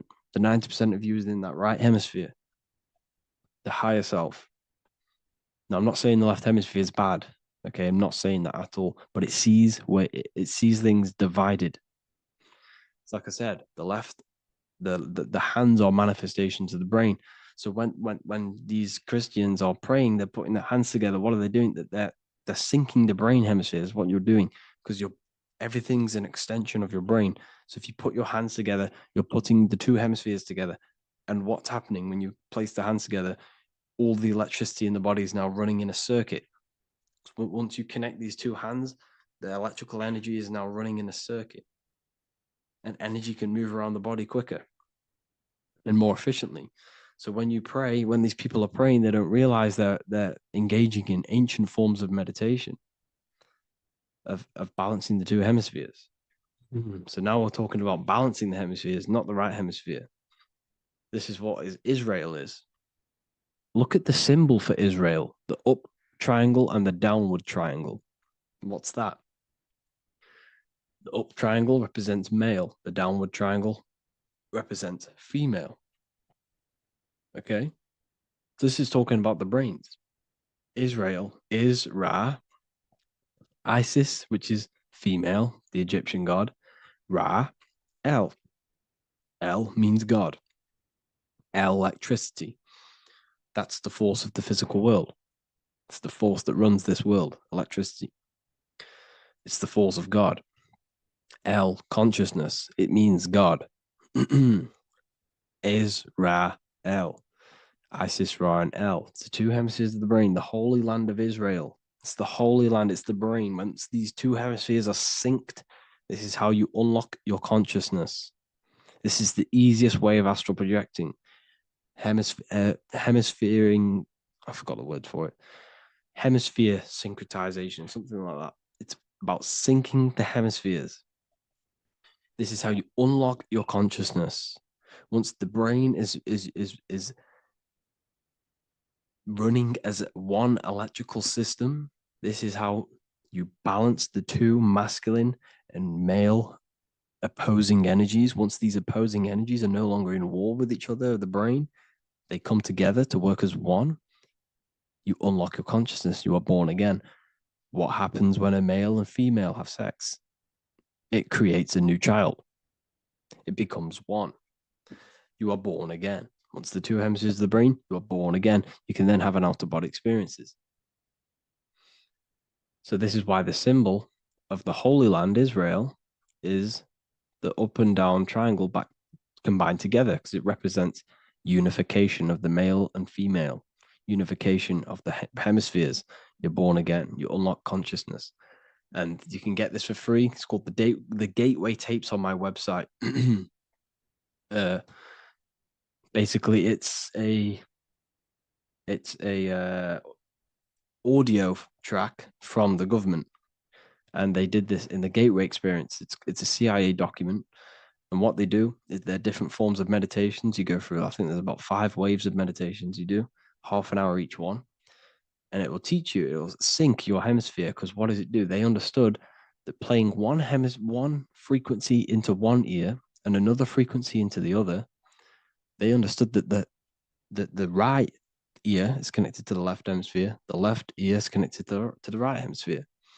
So when you play two different frequencies into both ears, what happens? The brain picks this up, the two hemispheres of the brain picks this up, and it syncs it. It syncs these two hemispheres, these two frequencies together. So now the brain is working as one to sync this frequency. So this is how you can sync your hemispheres through listening to these frequencies. Okay, you can get them for free and do the meditations yourself. This will definitely help you. This is an easy way to astral project. So it's all about syncing the hemisphere and seeing reality from a unified perception. We should all aim to get out of that left hemisphere. I'm not saying don't use it, but we should now start to see we should not start to read between the lines of the Bible, read between the lines of the symbolism they're showing, study symbolism, study allegories and myths. What are they trying to tell us through these allegories? And, you know, this is how we start seeing things in a better way. Once we understand that we are all microcosms of an infinite consciousness, we can all come to one, because love is the unifying force of this infinite consciousness. We are all divided. We are all disconnected from our hearts. Once we all connect with our hearts and see that everything is one, we can all start to love and come together as one, because love is the unifying force of consciousness. So if you haven't already seen, I now have launched the Ethereal University. I will be doing lectures like this one, but even better, deeper, and even releasing knowledge that I can't talk about online as they are censored. I'll be doing lectures every single week. I'll be doing live calls every single week. You also gain access to my library, which is filled with over 45 occult books, filled with knowledge. Okay, I'll show you now. Plus, you get my book, The Book of Wisdom, PDF form, and the Human Health Guide, PDF form. You also get all of this stuff, the health section, Q&As, ethereal meditations. We've got some celestial studies, cosmology, numerology coming soon. You also get the brand new Manifestation Mastery course, plus the library. And there'll be new books, new lectures, new live calls every single week. Or you can get the Book of Wisdom, use the code WISDOM in all capital letters to gain 40% off. This sale will be ending very, very soon. So if you're watching this, be very quick to get yourself a physical version or a PDF of my book. You can get it in all these languages. Hope you enjoyed this video, people. I'll see you inside the Ethereal University, the real university. Have an amazing day.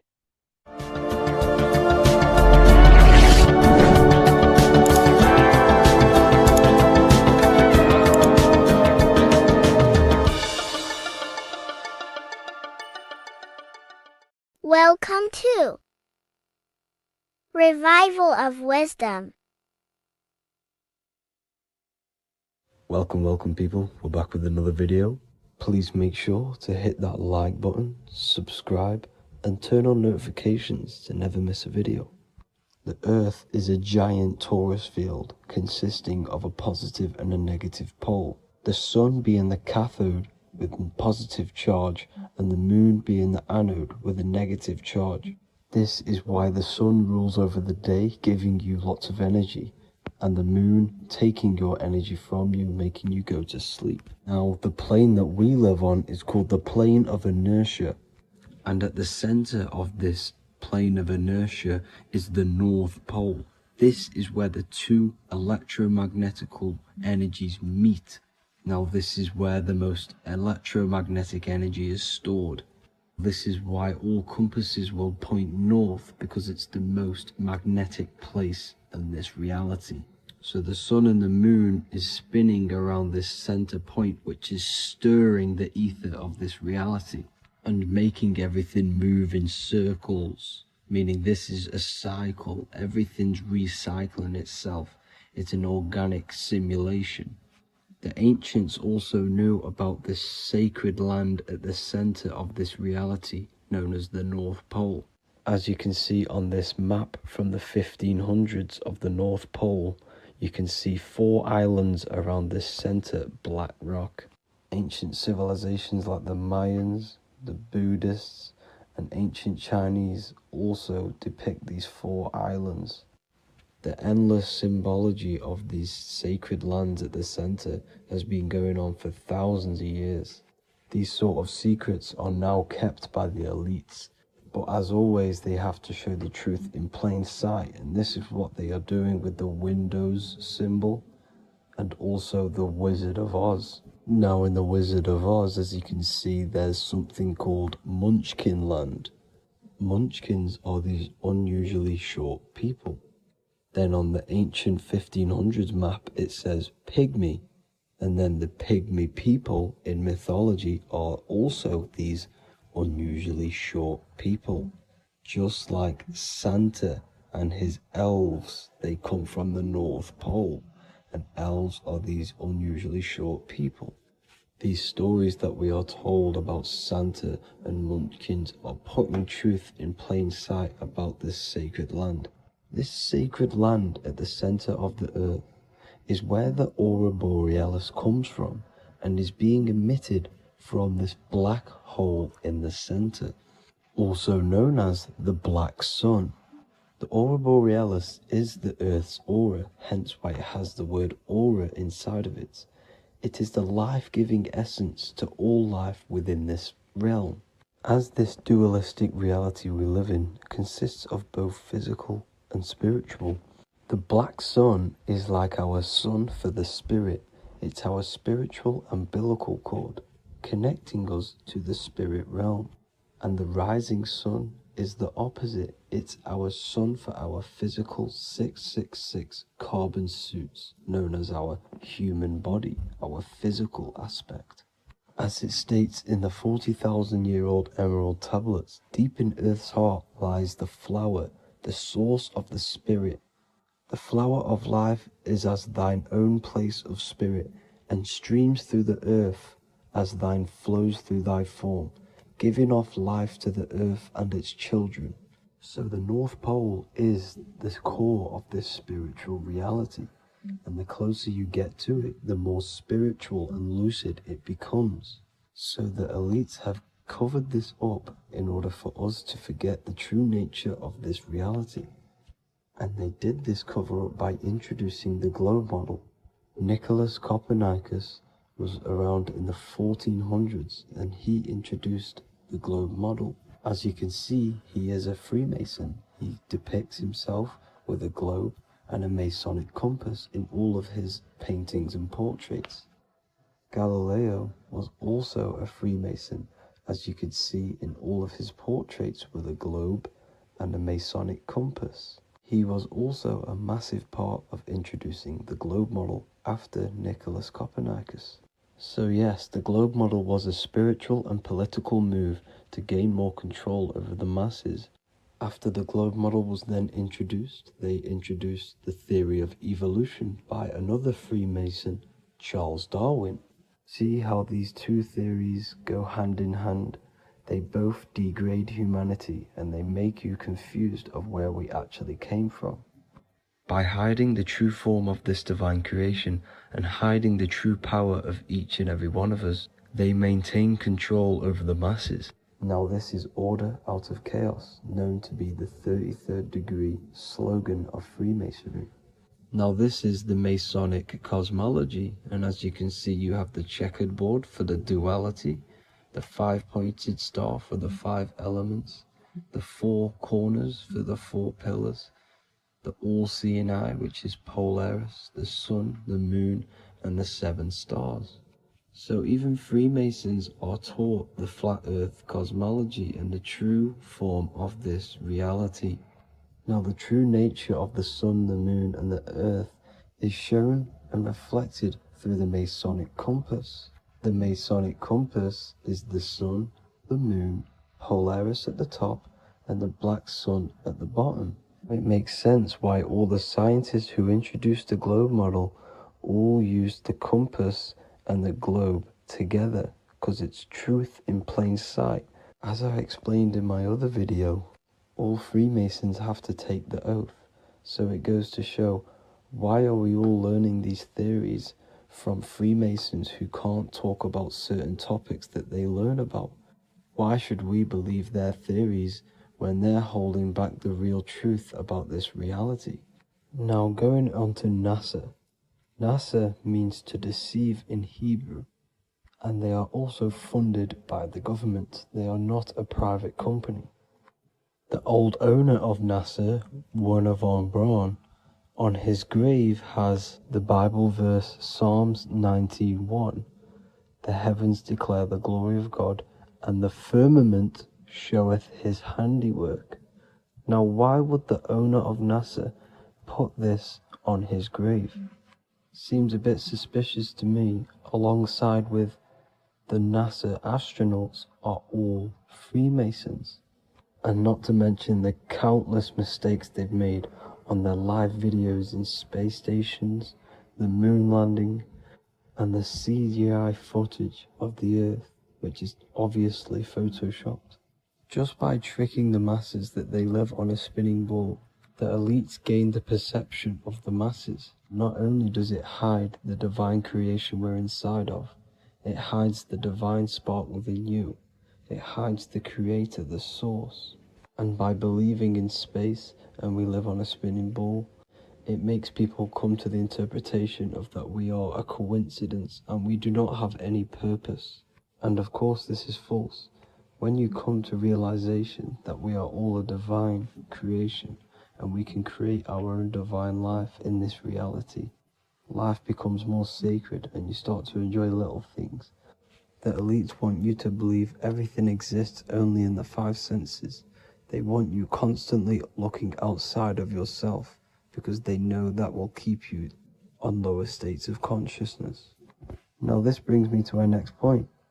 By tricking the masses into the heliocentric model, the elites started to advertise aliens in the movies, in cartoons and magazines in the late 1940s. Now this is subconsciously programming us about aliens and extraterrestrial threats, which then they can use to their advantage. And this is something called Project Bluebeam. They are more than likely going to fake an alien invasion to push this 2040 agenda, which is for one government and one ruling currency. That's it for this video, guys and girls. Hope you all enjoyed. Please make sure to leave a like and a comment. God bless you all.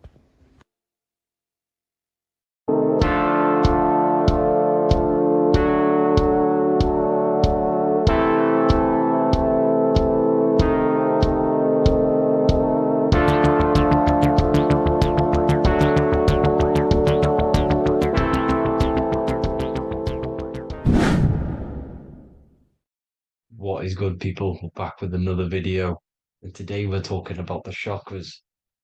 Let's jump straight into this because I know there's been a lot of requests for this video. So let's jump straight into this.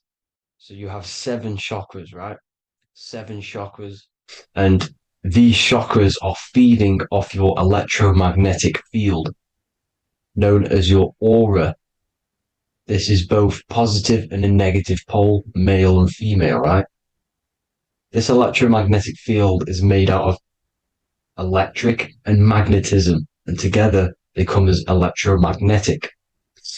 Now, your chakras, the word chakra just means wheel, spinning wheel, because that's what they are.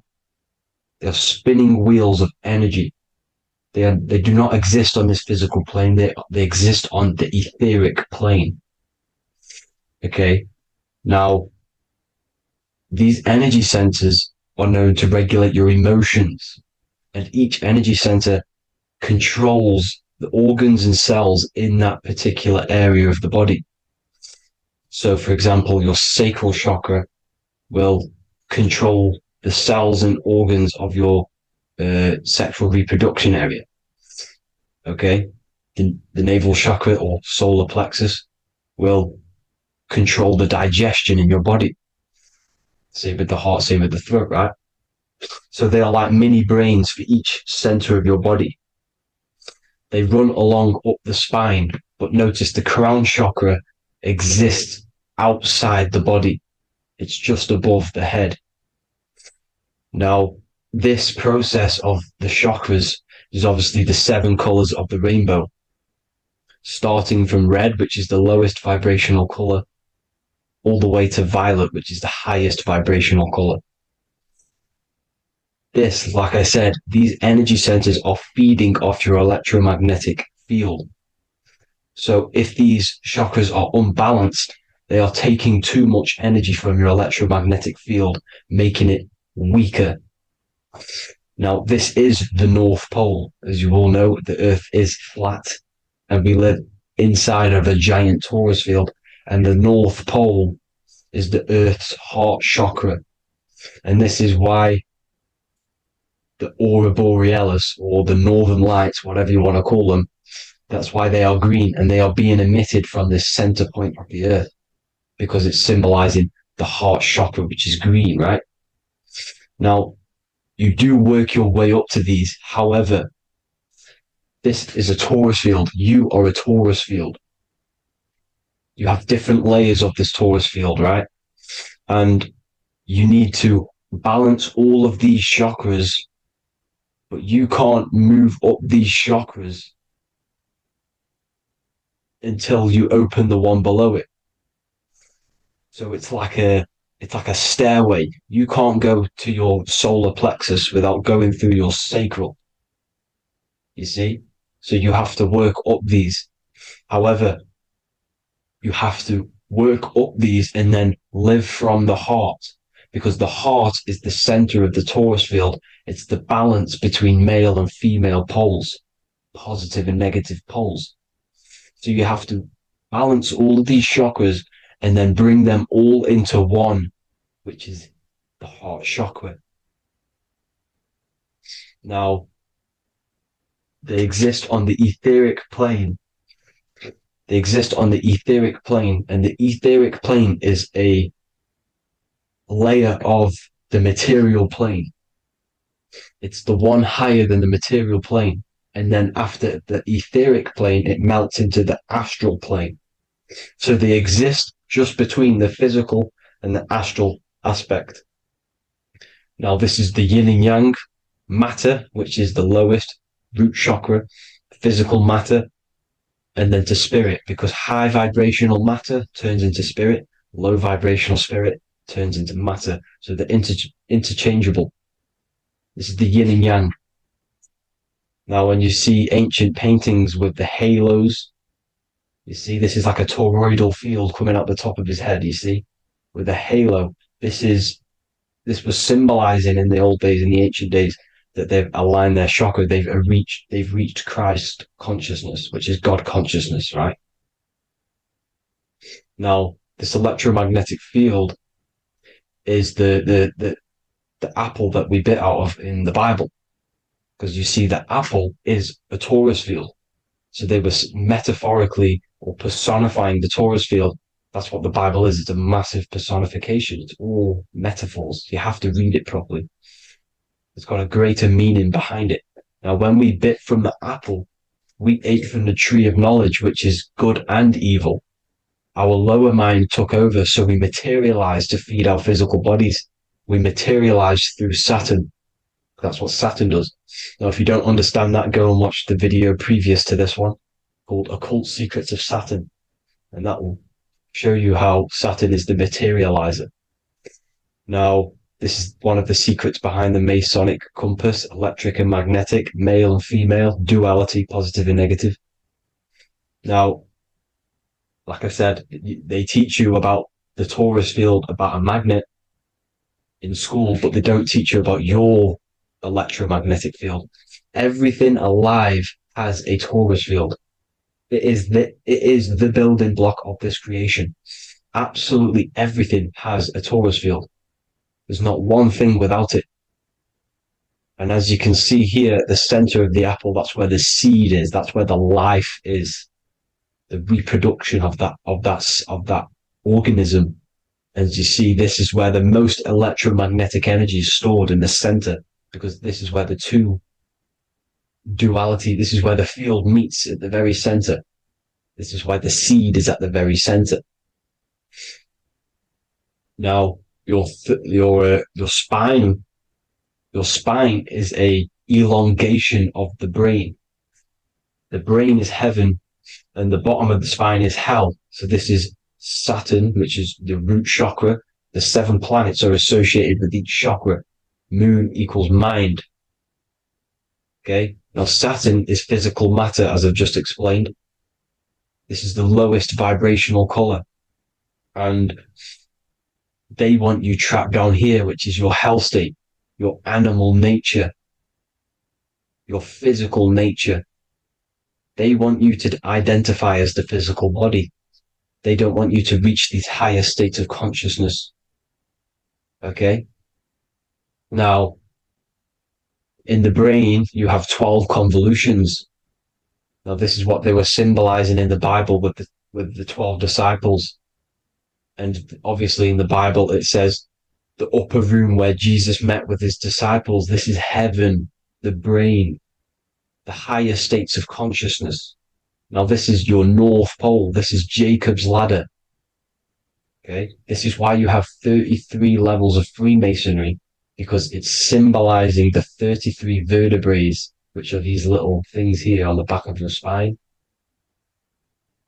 Because once the Kundalini energy from the bottom of your spine rises to the top, this is when you get enlightenment and opens your third eye. Spiritual enlightenment. As you can see here, this is Jacob's ladder. This is the Kundalini symbol, right? And they're even showing you this in the medical symbol. They're putting it in your face. The serpents are wrapped around the spine. Now, the serpents symbolize how the energy moves around the spine, because it's a Taurus field, you see? At the center of the Taurus field, it wraps around the center pole. It wraps around it, and this is how the energy moves up. So they're symbolizing it with the serpents. Okay? Now, every religion has a sacred river. For the Egyptians, it's the River Nile. For Christianity, it's the Jordan River, right? This river is the canal, the energy canal at the center of your spine, all the way leading to heaven, to the Holy Land. This is the chamber which the energy rises up, right? Now, they used to say the gods descended from heaven to man. This is just heaven. This is the mind state. And they said the gods were connected by a rainbow bridge. That's the chakra system, the rainbow bridge. Okay. Now, the ancients called this place Midgard, Earth, where both evil and good live, right? Midgard. But you can go to heaven, which is a pure mind state, because once you're in heaven, nothing negative can ever bother you. That's completeness, pure Christ consciousness. Now, this is why Jesus dies at 33. He didn't actually die, but it's symbolizing the death of the physical body. Not the death of the physical body, but his consciousness rising above the physical body to, as I said here, matter to spirit. Matter died off and he came spirit consciousness. This is symbolized by the 33 vertebrae, which is obviously the 33 levels of Freemasonry. And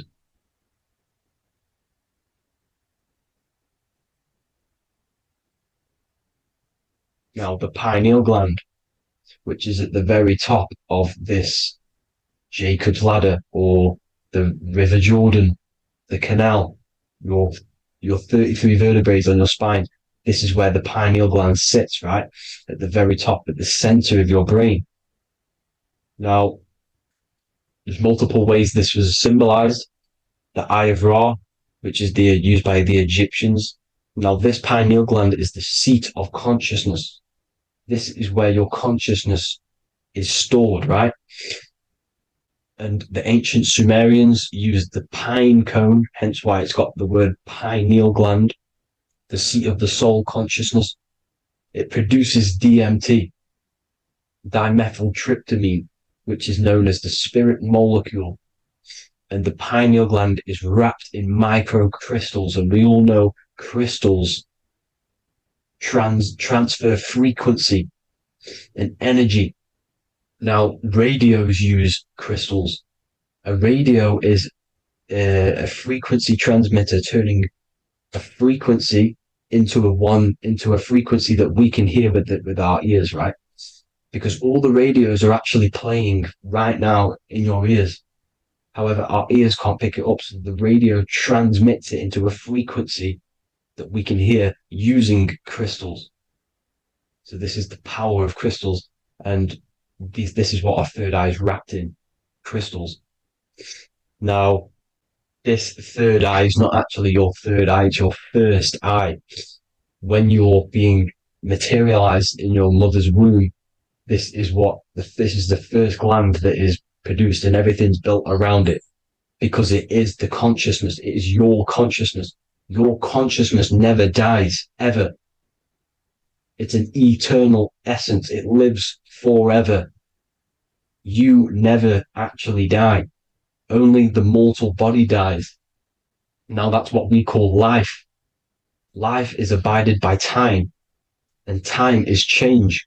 And change is what we call life, because everything's constantly moving and transforming into different things, right? Now let's not get off track. The pine cone is obviously, this is in the Vatican here.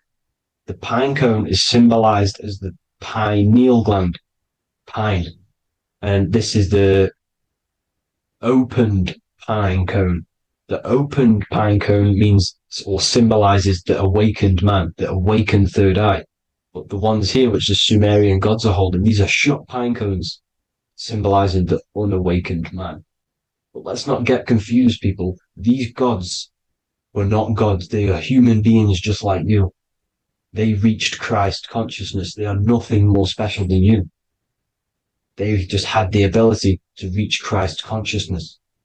And obviously their knowledge was far more intelligent than ours, far more advanced than ours. They knew the truth about this reality to the depths. Now, the ancient Hindus had a goddess called Kundalini, which is said that she descended by the means of a ladder or a cord from heaven, which is symbolizing the spinal cord. Now, this is what hickory, hickory dock, the mouse went up the clock and came back down. This is all these stories, like Santa as well. Santa comes up and then down the chimney. This is symbolizing the Christ oil. There's an oil which is produced in your pineal gland, right? And this oil travels down the spine. And once it's down on the spine, you must have to raise your consciousness, just like I said, with the chakras. You have to raise your consciousness, raise your vibration to heat up this oil and turn it into a gas. And it travels back up the spine through like the serpents up the spine, and this awakens the third eye once it's coming back up the spine and hits the pineal gland. This is the secret behind Santa and hickory hickory dock, because Santa comes down and feeds the presents and goes back up the chimney, and he lives in the North Pole, the positive pole.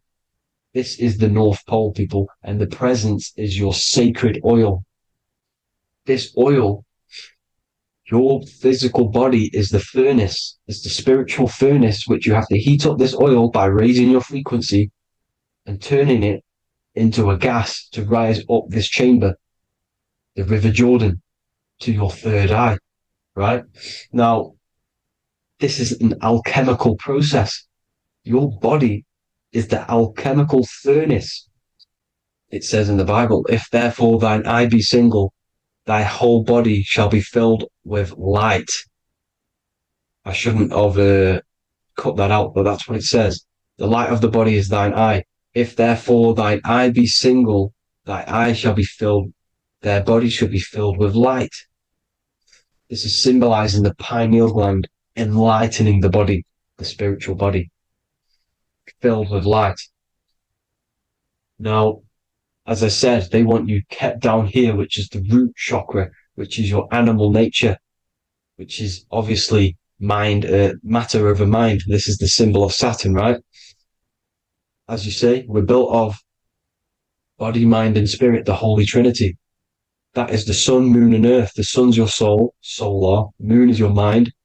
Earth, which is the cross, which is your physical body, the 5 elements, right? So body, mind, and spirit. So the Saturn symbol is actually made out of the cross on top, which is the earth, and the moon on the bottom, which is symbolizing matter over mind, because earth is physical matter. You don't want to be matter over mind. You need to be mind over matter. See, they want you identifying as your physical body. They don't want you to realize you're an eternal consciousness. You're an eternal essence of consciousness which never dies. They want you trapped in your animal nature. And this is why the Baphomet has a goat head, because it's symbolizing your animal nature, which is evil. Not evil, but you're more likely to do evil things, right? Which brings bad karma. That's your animal side. This is why the Baphomet has an animal goat head. As you can see here, he's got the Kundalini energy here. So when you see the inverted cross, the cross is your body, as you can see here. The inverted cross means your chakras downwards, down here. Your head's down here. Your mind is down here. But your mind needs to be up here, which is the upwards cross, which is Christ consciousness. And as we all know, 7 colors of the rainbow, 7 planets, 7 chakras. Red light is low frequency and long range. This is why Saturn is the slowest moving celestial body. And it's the lowest chakra, because it's low frequency, long range. The moon being the crown chakra, which is high frequency. This is why the moon moves around the quickest. The moon is your crown chakra, which moon in mind. See, so there are multiple ways of your chakras becoming blocked. Now, each chakra has a specific intelligence. It has a specific thing that it's doing for the body, right? Now, this can be overused. It can be abused. For example, masturbation. That keeps you down here in your sacral chakra, because you're abusing the energy center. You're abusing your sexual energy, which is then becoming unbalanced. So this is how energy, this is why these centers are pulling more energy out your electromagnetic field, because these centers are wheels. The chakras just mean spinning wheel of energy. So when you're abusing these certain centers, you're pulling energy out of your electromagnetic field, which is making your field weaker, which is making your frequency lower, which makes you prone to diseases, prone to lower negative energy, right? So you need to align these chakras. You need to unbalance them. And as you can see here, you can screenshot these to see how they're blocked. I'm not going to go over each one because it'll take me forever, but have a little read yourself. This is why they're blocked. Now, the ancients used to say Aum when they meditated. Now, these are the 7 vowels. There's not 5 vowels, there's actually 7.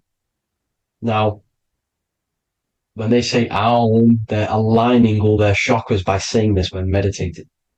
This is where the Aum originated from. Now, emotion is energy in motion. So if you're feeling a certain way, that's the energy you've put in motion. It's a reflection. We live in a mirror reality. Everything's mirrored. Everything's mirrored. As within, so without, as above, so below. Everything's a reflection of some sort. So whatever you're feeling, you're doing something wrong. It's telling you you're doing something wrong from the root cause, because your energies are the effect. You're feeling the effect of something you've caused. The law of cause and effect. Nothing escapes it. Now, the Jehovah's Witness believe that exactly 144,000 faithful Christians go to heaven or be resurrected, right? This is not true. This is symbolic. 144,000 go to heaven. Now, the petals on the chakras, this is the root chakra, this is the crown chakra. Now, if you add up the first 5 chakras, the petals, add up the petals on the first 5 chakras, you get 48. And then you get to the third eye, which has 2 petals. 48 times 2 equals 96. 96 plus 48, which you got from here, equals 144. The last chakra has 1,000 petals. Times 144 times 1,000, you get 144,000. This is a frequency. This frequency is the frequency of the ascension up your chakras. This frequency is a high frequency, which turns that oil into gas, which rises up the spine, activating your third eye. Right? So this is all the religions are all symbolic for this sacred secret of Christ's consciousness. As it says in the Bible, the kingdom of God is within. It's not out there, people. You must look within yourself. You are God. You are a spark of his consciousness, infinite consciousness, right? So 144,000 is a frequency, and you must achieve this. Like I said, these people in the past, they're not gods, people. These were just humans. Nothing special.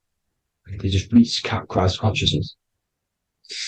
Now, they keep you in these lower vibrational states with the food, right?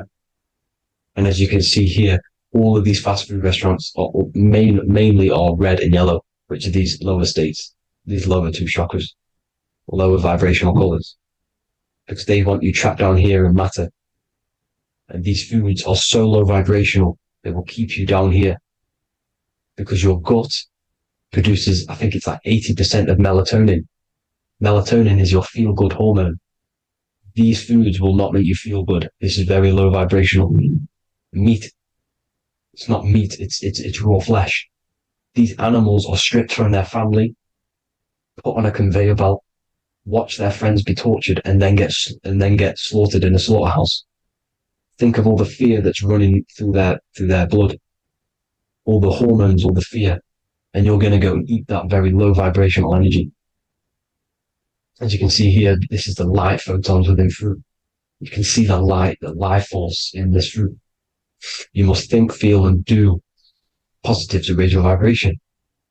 As you can see, earth equals heart. If you rearrange it, everything in nature is green, right? The aurora borealis is green.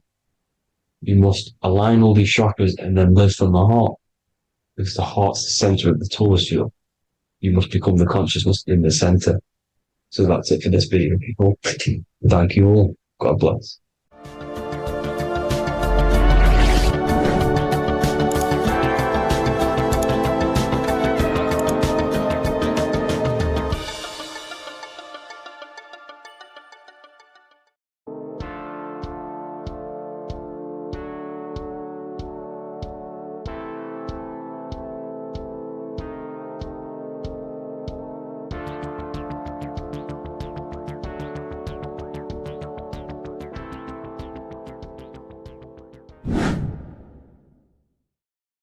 How are we doing, people? It's Revival of Wisdom.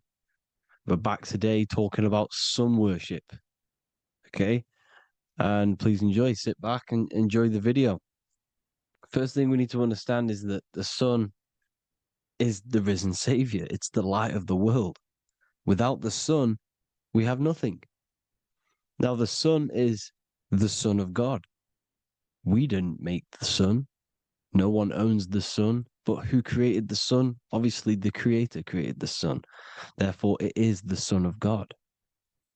And that is what Jesus is symbolizing in the Bible. The Bible is a metaphorical story. That's why it's called the greatest story ever told, because it is a story about the sun, the Zodiac.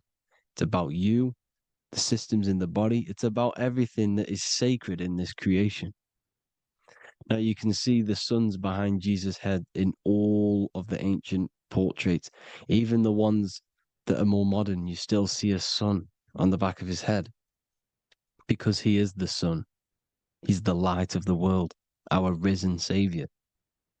And this is what Christians are lost because they don't realize it's a symbolic story and they think Jesus was a historical person.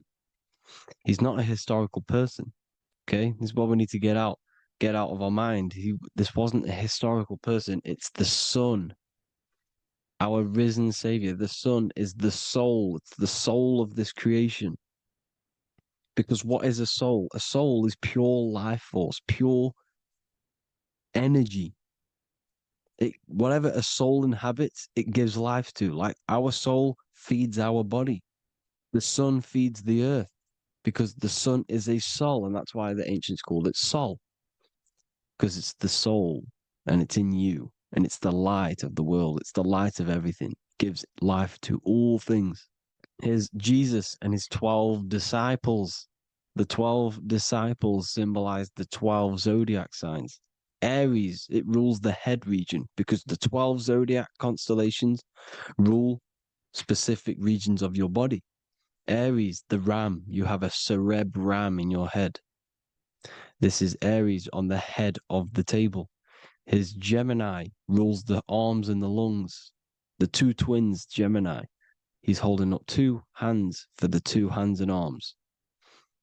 The twins. Cancer has a knife in his hand. It's not so clear, but he has a knife in his hand.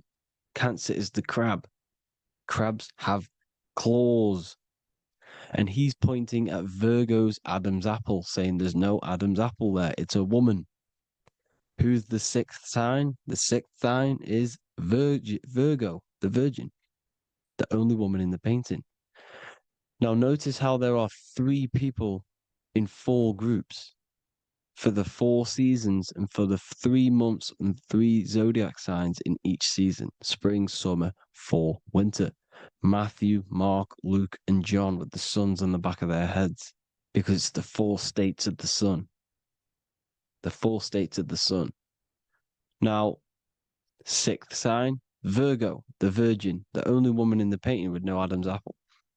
Then we have the sun, Jesus, red and blue, red shift, blue shift. Electromagnetism. The ancients knew this. He's got one hand open, one hand down, because the sun gives and retrieves.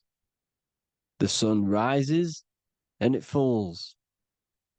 It gives, then pulls away. That's what the sun does, and that's what he's doing. His arms are out, symbolizing the rays of the sun, casting down onto the earth, giving and then receiving. Libra, his 2 hands are equal, he's holding his arms out equally, because Libra is the 2 balanced scales. Libra is when the sun is balanced between the summer and the winter. It's being judged. The sun isn't balanced. That's what Libra is, the 2 scales. Capricorn is the goat. Goats have 2 horns, and you can see the 2 horns on his head here. See? So this is astrology. This is what Leonardo da Vinci is depicting here. It's astrology. He knew the story of the Bible is all astrology. It's all based on astrology. The Son of God, the real sun. Now here are some Bible verses. I am the light of the world. Obviously, that's the sun. What other light is there that lights up the world? The moon can't do it. It's the sun, the one and only sun, our risen Savior. Because if the sun didn't rise, we'd all be dead. So it's our risen Savior. And it dies for our sins every night and then gets reborn every day. Now Jesus calms the storm. Mark 4:35-41. The disciples are all on a boat and there's a heavy storm. But Jesus is asleep. The disciple says, Jesus is asleep. We need to awake him. They wake up Jesus, and Jesus got up and rebuked the wind and said to the waves, quiet, be still. Then the wind died down and it was completely calm. Well, when Jesus was asleep, this is the sun not being risen. It's not risen yet. Because in the night times, that's when the storms happen on the sea and the ocean. And when they awake Jesus, Jesus rises because he's the sun. He rises and everything calms. Because when the sun comes, the storms go. You see? So it's the sun. It's all about the sun. Here's another, Luke 22:10. A disciple asked Jesus, when will we know it's the end times? And Jesus says, as you enter the city, a man carrying a jar of water will meet you. Follow him to the house that he enters. Well, this is clearly talking about astrology, the topic that Christians think is satanic, when they don't realize the whole thing's based on astrology. Because the end times is the end of Pisces, which is the 2 fish, which is the age we've just gone out of. And you can see all these ancient churches here with 2 fishes, because they knew it was the age of Pisces. There's an ancient photo, ancient artwork with the 2 fish, Pisces. And the end times as it talks about in the Bible when Christians think the world's going to end or something. But no, it's just the end of Pisces. As you enter the city, a man carrying a jar will meet you. Follow him to the house. The house is the zodiac sign that he enters. And the zodiac sign is Aquarius, because that's what it is, a man carrying the water. We know this is astrology because a woman, that is a woman's job in the ancient times. In the ancient times, the woman used to get the water.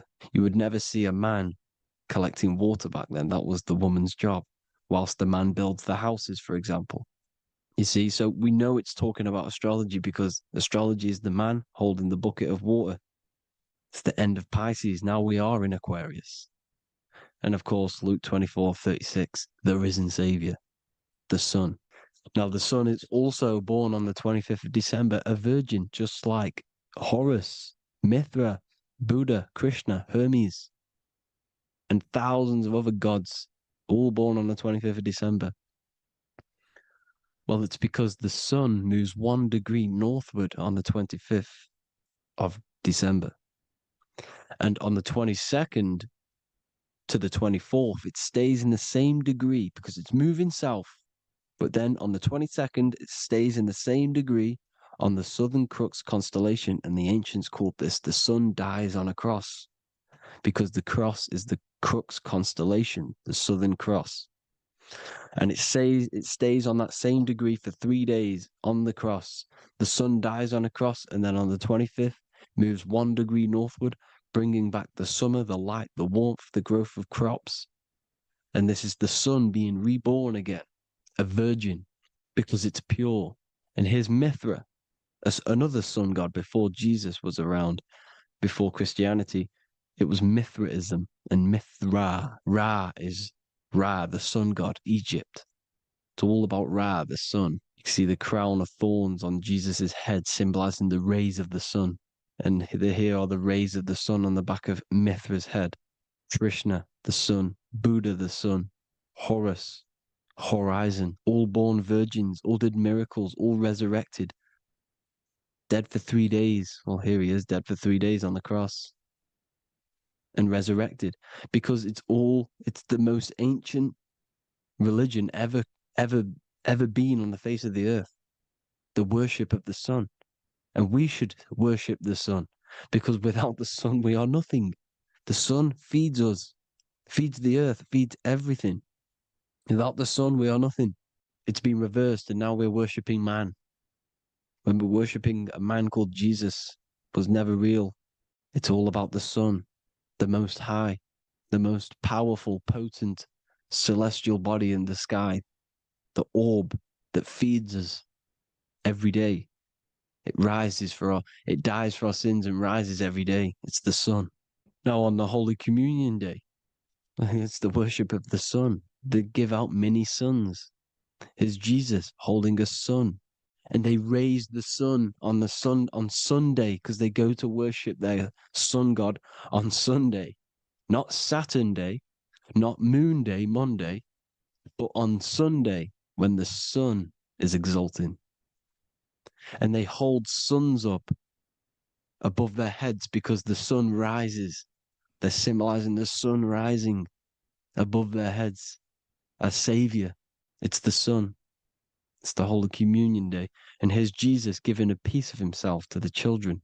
It's the sun, the light. Judas was known as a backbiter, a backstabber, because he stabbed Jesus in the back. He betrayed Jesus. Well, this is just another astrological story about the constellation Scorpio, because the Scorpio is the J, looks like a J. J for Judas, the scorpion, the backbiter. Scorpions backbite, they bite with their back. And what does Judas do? He betrays Jesus by kissing him to let the warriors know who they need to get. So he kisses Jesus and Jesus gets stabbed in the back. Well, when you get stung or bit by a scorpion, they leave like a kiss. So Judas kisses him and gets betrayed. Well, this is because the sun, when it hits Libra, it's balanced. The sun is balanced because it comes through summer. Now the sun's starting to die. The sun's starting to die. It hits Libra. And then as soon as it hits the Scorpio, it gets betrayed because now the sun has to fall to winter, and Saturn is there waiting to take over the darkness of the winter. So he gets stabbed in the back by Scorpio, Judas, the Scorpion, the backstabber. You see, it's an astrological story. Here's Mary. Mary means marry, which means pure. The sun is pure. No one gave birth to the sun but the God. And it's born every day. It's born every day on every year. It's born pure. There was no controversy. There was no, activity for the sun to be born. It's pure. Now, the 7 metals come from the 7 planets. The sun gives you gold, and this is why the sun is golden. It looks gold. And this is why the banks are backed by gold, because gold is the most valuable metal, because it's the sun, the most valuable celestial orb in the sky, in the heavens. Well, here's Jesus, another ancient symbol of him being crucified on the cross with the big sun, the Southern Crux constellation. The sun dies on the cross constellation. And if you go to the old etymology dictionaries, you will see sun and son is the same word. They come from the same etymology roots. You can use them for no matter what, but they've been confused today. But if you go back to the old dictionaries of etymology, they are interchangeable. You can use them. Son, sun, sol, it's all the same thing. The 12 disciples, 12 brothers of Joseph, 12 tribes of Israel, 12 breastplates on the stones, because it's all the 12 astrological signs. They could have used any other number, but there's 12. Because 12 is the mind, which is God. 7 is the number of matter, which is man. 7 energy centers in the body. 12 cranial nerves in the brain, because it's the mind. 12 is the 12ness. The Zodiac is literally the mind of God, the signs of God. Now here we see here, Job 38, 31 to 33. Can you lead forth a constellation in the season? He's asking you, can you read the sky? Can you read the heavens? Canst thou bring forth the Mazzaroth in its season? Mazzaroth means 12 signs, the Zodiac.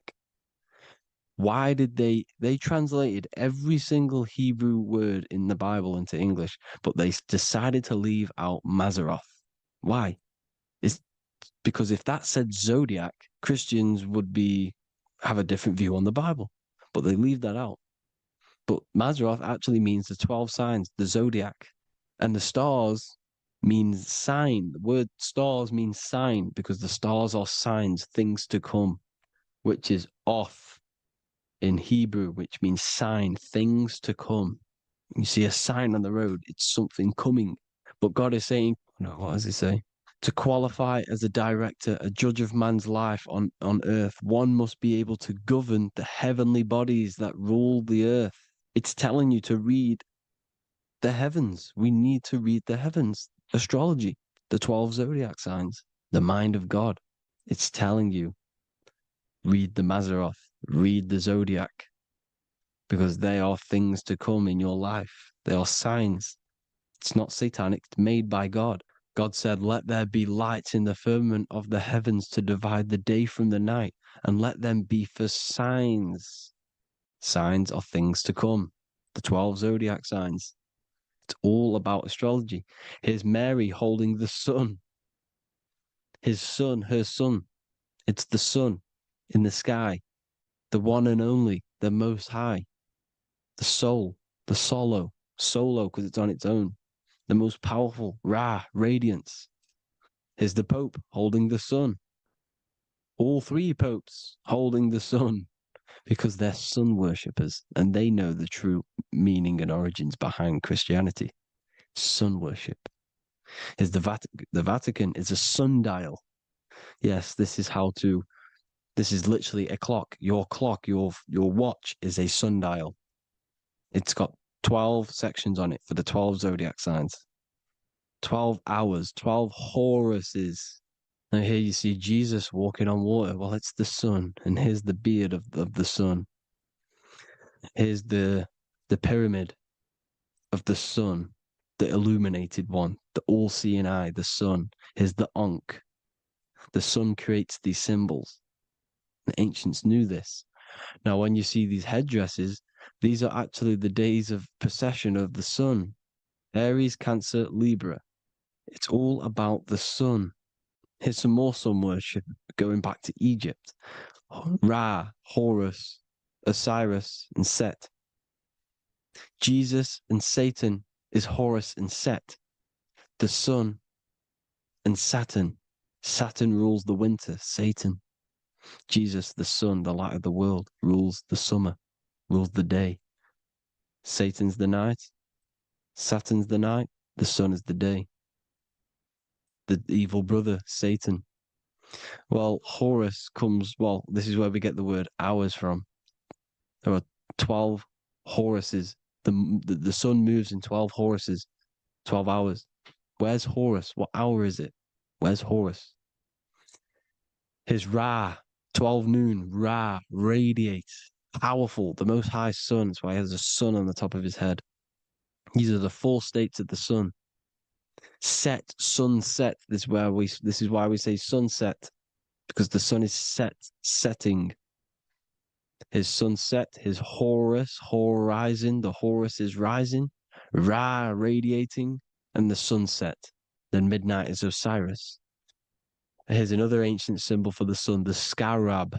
Ra, the sun, scarab. It's got the word Ra in it because it's the sun. And here's the sun on top of the scarab with the wings. Because scarabs roll dung up hills, and then they'll let it fall down the hill to gain more matter. To gain more bigger, like a snowball effect. And this is, the ancients saw this as a process of the sun, because the sun climbs up the hill and then it falls. So they used the scarab to symbolize the process of the sun. The sun climbs and falls. Here's an ancient Egyptian cat cutting off the head of the serpent. Well, the cat is cutting off the head of the serpent, symbolizes the sun cutting off the nighttime. When the sun rises, it cuts off the nighttime. It cuts off the serpent. The serpents represent darkness or evil. Oh, there's some more symbology of the sun and the heavens, the arch, the royal arch, the firmament, the sun inside the firmament. These are all ancient churches, and they all depict the firmament with the sun inside. Is the ancient cosmology, you see, because it's all about the sun. Everything's about the sun, because the sun is our orb made for us to sustain life in this, inside of this creation, inside of this firmament, the royal arch of heaven. Here's the Freemasons depicting it. Here's the Masonic royal arch, but you can even see the Zodiac signs. Here's Cancer, the checkered board. It's the royal arch of the firmament. Obviously, they don't want to tell you that. You live in space, apparently. Some more sun worship. Here's the beard of the sun on the water. They all have this long beard. And why do they say amen? Amen at the end of every prayer. Amen is a sun god, a creator god. It's all about the sun. So thank you all, people. Hope you all enjoyed. Hope you all gained some knowledge and insight. Please give me a follow, drop a comment, drop a like. Have a good day. Love you all.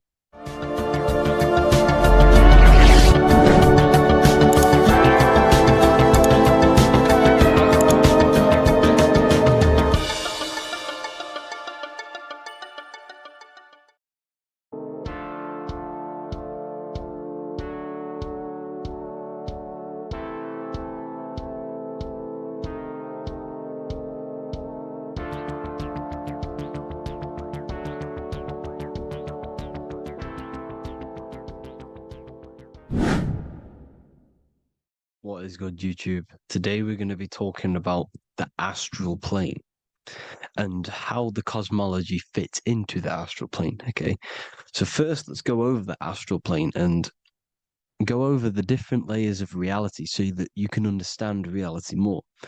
You are a multi-dimensional being. You are not you are in all of these realities at the same time. They all interweave into one big reality. But there are different planes. They are different vibrational dimensions. There are different dimensions of reality. The mind is the root cause of reality. We're living in the mind of God. Everything is being thought into existence from the root cause, from the universal mind. This is why the ancient Egyptians said, all is mind. We're living in the mind of God. And we are a microcosm of this mind. This is why we all have the same mind. This mind is the world of thoughts.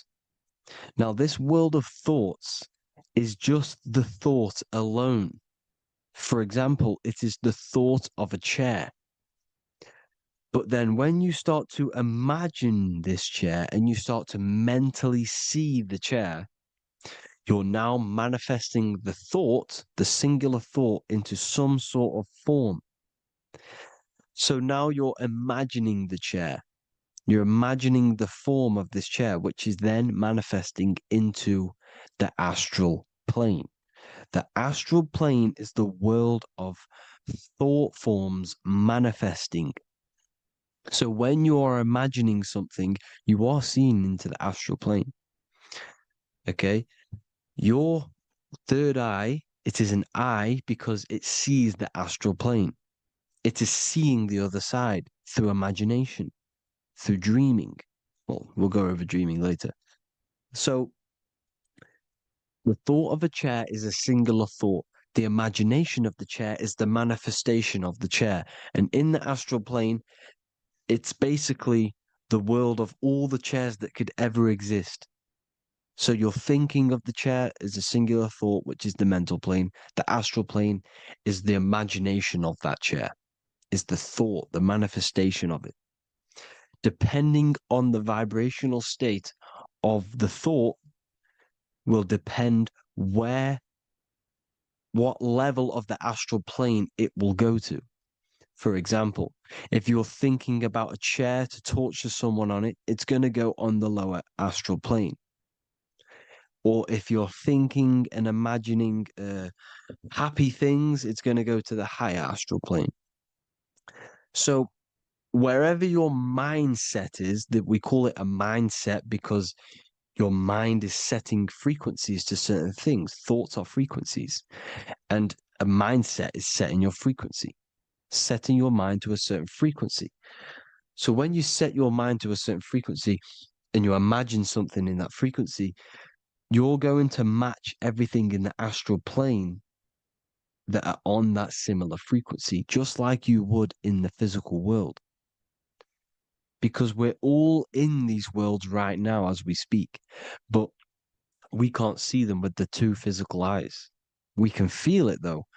When you're around someone and you've just met a new person, for example, you can feel their vibration, and if you're not on a similar vibrational match, you will not get along with that person, or you just won't not get along, but you won't connect with that person because you're on two opposing frequencies, not matching. And this is something you can't see, you can only feel because it's the astral plane. It exists within the astral plane.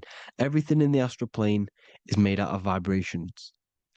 So if you do astral project, and if you already know how to astral project, you will see beings and people and things that are on the same frequency as you. This is why before you astral project, you need to sort your vibration out before you astral project, because you are projecting your consciousness into this. It's the mind. The mind is the bridge. It can move between realities. You are a observer. You are a observing soul which observes different realities. And the mind is the bridge between all of these different realities. The mind can choose. If you want to project into the astral, you set your mind to it, you can. Okay? So let's not get off track. The lower astral plane is where demons are. The higher astral plane is where heavenly beings are. Heaven and hell are kind of a real thing. The etheric plane is a powerful substance, the ether, the fifth element that they don't tell us about. If you type in on Google the 5 elements, they will try to remove it with wood or metal because they don't want you knowing about the ether.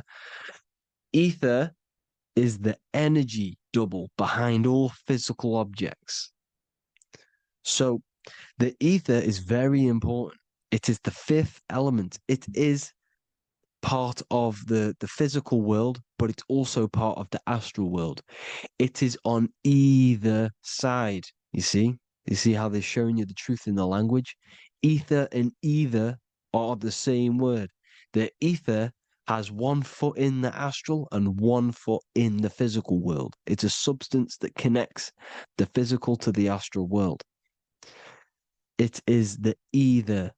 It's on either side of reality. It's on the other side. Other, either, same word. Ether is connecting the physical to the astral plane. It's the world of frequency. Frequencies, EMFs, Taurus fields are in the etheric plane. It is the energy plane. It's where energy moves through the ether. Okay. So then you have the physical world, the world of effect. Everything you see in the physical world is the effect of the higher planes. Each plane is a product of the plane above. So, and it melts into each plane. The physical plane is the lowest plane, it's the most densest, and the highest is the most fluid. This is the most fluid, this is the most dense. This is where we get the saying, as above, so below from. As above, so below comes from the different planes of reality. And magicians understand this. This is why magicians always say as above, so below. Because they understand if you manipulate the higher planes of reality, you manipulate the lower planes. Because the astral plane is a direct copy of the physical world, but in the astral plane. It is mirrored. The physical world is mirrored in the astral plane. They are both the same world, but there's different vibrational states of the world. Kind of. It's hard to put this in words, people. So just try and understand. The astral plane is the double. It is whatever happens in the astral plane happens in the physical plane. This is why magic works. This is why demons work. This is why spirit communication works. Because if you manipulate the higher planes, you manipulate the lower planes. As above in the astral, so below. Leonardo da Vinci showing you to look up, pointing up. You got to look up. He's telling you to change the mind, you change the physical world. You change your emotions, you're on the astral plane, you change the physical world. You change your reality by changing the higher planes. This is the Masonic 11, the 2 pillars. This is the 11 also symbolizing the 2 hemispheres of the brain here. But the 11 symbolizes the 2 mirrors. 11, 9, 11. 9, 11 adds to 11. 9 plus 1 plus 1 equals 11. The Twin Towers were in 11. Flight 11 was hijacked because it's a mass ritual within the astral plane. Now, we're going to go deep into that later, and I'll show you these rituals they do in order to manipulate the astral plane. So, this is what the 11 is. It's the mirroring of reality. If you contact spirits and conjure spirits, you can either summon or attract demons and spirits. Summoning is creating a spirit. You create demons. Okay? Like I said here, the mind is the root cause of reality. If you think of if you think of a traumatic event that happened in your life over and over and over and over again for years and years and years, where attention goes, energy flows. The mind is the director of energy. If you are directing energy into the specific emotion, the specific thing that is torturing you in your mind, that will manifest as some sort of being in the astral plane, which is called an elemental. And this elemental being that you have created through your thought forms and emotions will latch onto you and feed off this energy. So it's important that you get your mind right. Okay, it's important you sort that you file the mind and you discipline the mind. Make sure it's only entertaining positive things, because you are quite literally creating your own demons. Creating the word demon has the word mon in it, and if you've watched my videos, to know mon means moon. The moon is your mind, the sun is your soul, the earth is your physical body. Demon is mon means mind, moon is mind. You create demons with your mind, summoning. Now, this is where the rituals come in. 9/11 was a ritual because everyone was thinking about this big fearing, the death of 9/11. Everyone was thinking about it. And all of their minds thinking about this horrific thing will manifest and summon a negative energy spirit elemental within the astral plane. That's how all of this works. This is why it was a mass ritual. Okay. Chris Brown, new album name 11/11. Release date on the 11/11. This will be my 11th album and contain 11 songs. All of these people know the occult. This is Hermes Trismegistus with the star of Saturn, the six-pointed star, as above, so below. The mirroring of reality, physical and astral. The two Masonic pillars.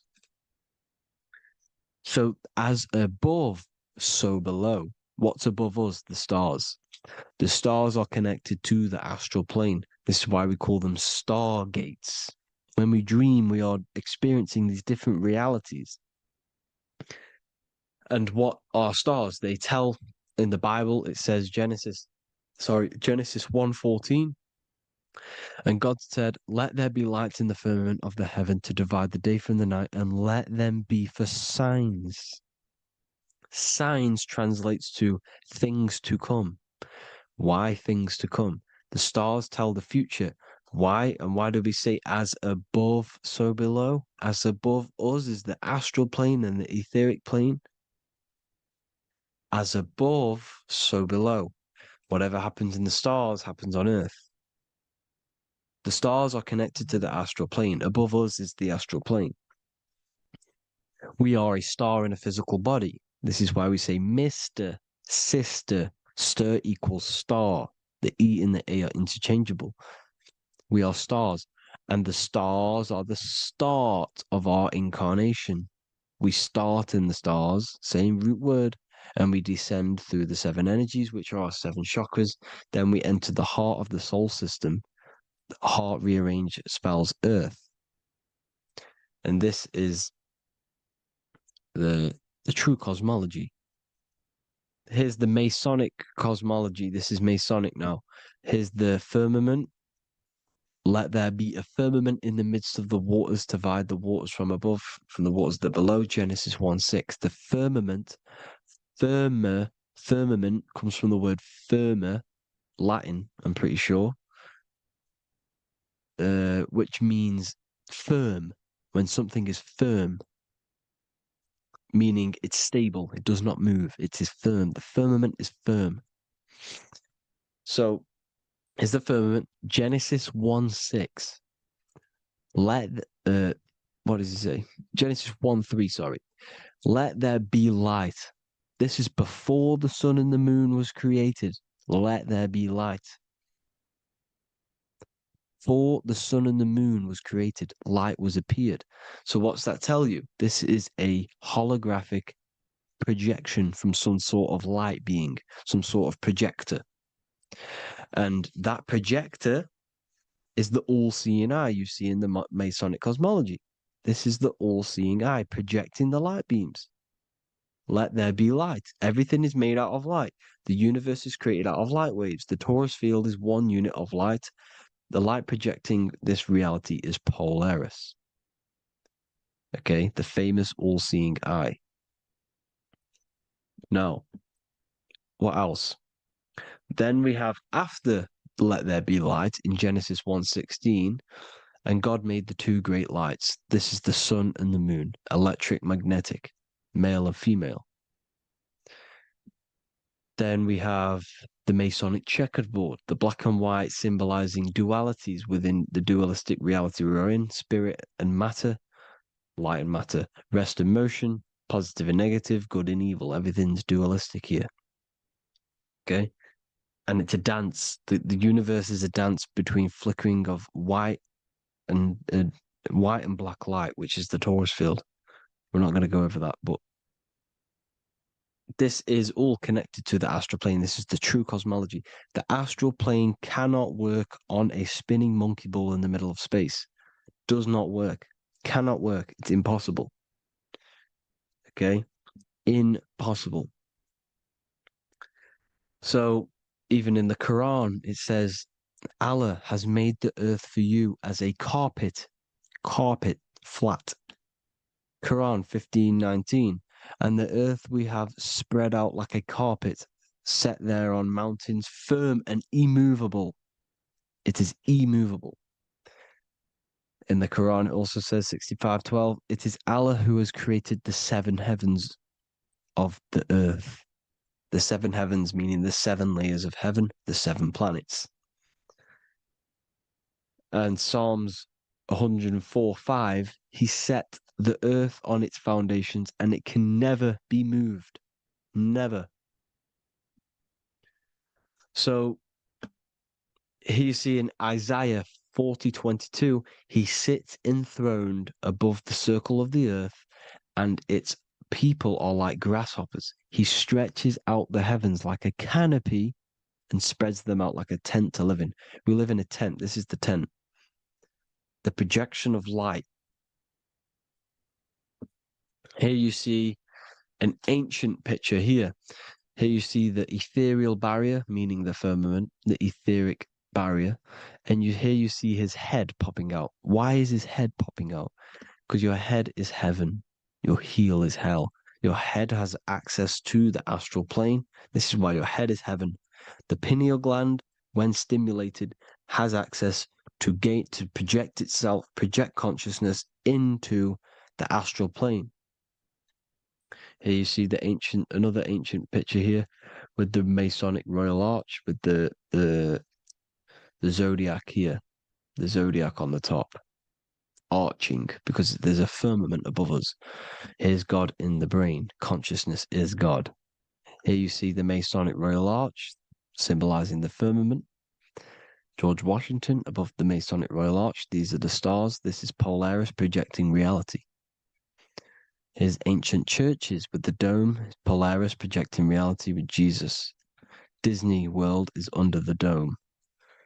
The seven layers of heaven, ancient paintings, all depict if you go and look at the ancient paintings, they'll all depict the firmament, the arch above us.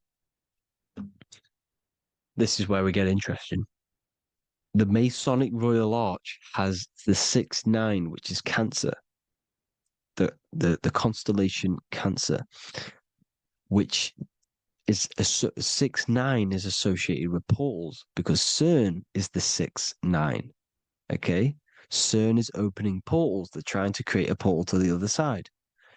Cancer has the word CERN within it, so there is a link between Cancer and the opening, the firmament opening above us to Ascension. Here you see the Masonic art with the Royal Arch and the light and the opening. Here you see the light and the opening. This is the opening of the firmament. Here's the Hebrew cosmology with Sheol, the underworld, and the opening. So Cancer is definitely some sort of portal in and out of this reality. I'm just connecting dots here. Now, we're going to go change a bit now. These celebrities that you are seeing they have not sold their soul to Satan, okay? They have not sold their soul to Satan. Satan is a demonic, low vibrational energy that has been summoned over the thousands and thousands and thousands of years of evil occult arts. So since Babylon was summoning this demonic energy, and this demonic energy in the astral plane will grow and grow and grow. It has no form. It has no physical form. Okay? But you can see it in the rappers. If your third eye is open, you can see clearly that these people are demonic. You can sense the energy that they're manifesting. Selling your soul is not what you've been told. It is gaining, because your soul is pure love, okay? Your soul does not want to do anything bad. So when you sell your soul, you're gaining physical gain. You're gaining physical wealth, for example, like for these rappers, they will be given millions of pounds because the people in control of the music industry, which is the dark occultists trying to brainwash the masses, the people in charge, they're dark occultists. They understand Satan and the energy. They are satanic energy, which has been summoned in the astral plane. They see that they have influence over the masses, so they will go to them and say, "I will give you this amount of money forever if you manifest this satanic, demonic energy through the music and through social media to blind the masses, to brainwash the masses into this demonic energy." Because when you listen to music, music is frequency. Whatever you listen to, you become that frequency. So if you're listening to these people, they're throwing energy, this demonic, satanic energy that they sold out to. Soul, same word. When you sold something, you've got your soul involved. They have exchanged money, physical gain, so that they manifest this satanic energy within the astral plane and through the music, through the videos, through social media to keep us in this vibrational frequency, in this low state of consciousness. This is what it actually is. It's not, you're not selling your soul to some sort of devil. This satanic energy has no physical form it is formless in the astral plane. It's a summoned energy. Now, the root chakra is red. This is why the devil is red, because it symbolizes the animal nature of man. When you are operating off your root chakra, you will kill, you will fight, you will do anything to survive, because it's all about survival mode in the root chakra. They want you keeping in that fighting mode, that surviving mode, so that you are manifesting this low vibrational frequency, this satanic energy, this demonic red energy. This is why the devil is red. And the devil has a tail with the red arrow pointing down because it symbolizes your light body. This is your Merkaba. Your Merkaba is your light body. Mer equals light, Ka equals spirit, Ba equals body. Merkaba, this is the devil's tail pointing down, the descension, your heel, up to your heel, hell. Ascension to heaven, head.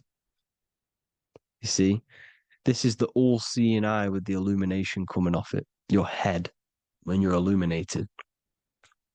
The Merkaba is your celestial sphere to portray different planes of reality. It is the vehicle of ascension.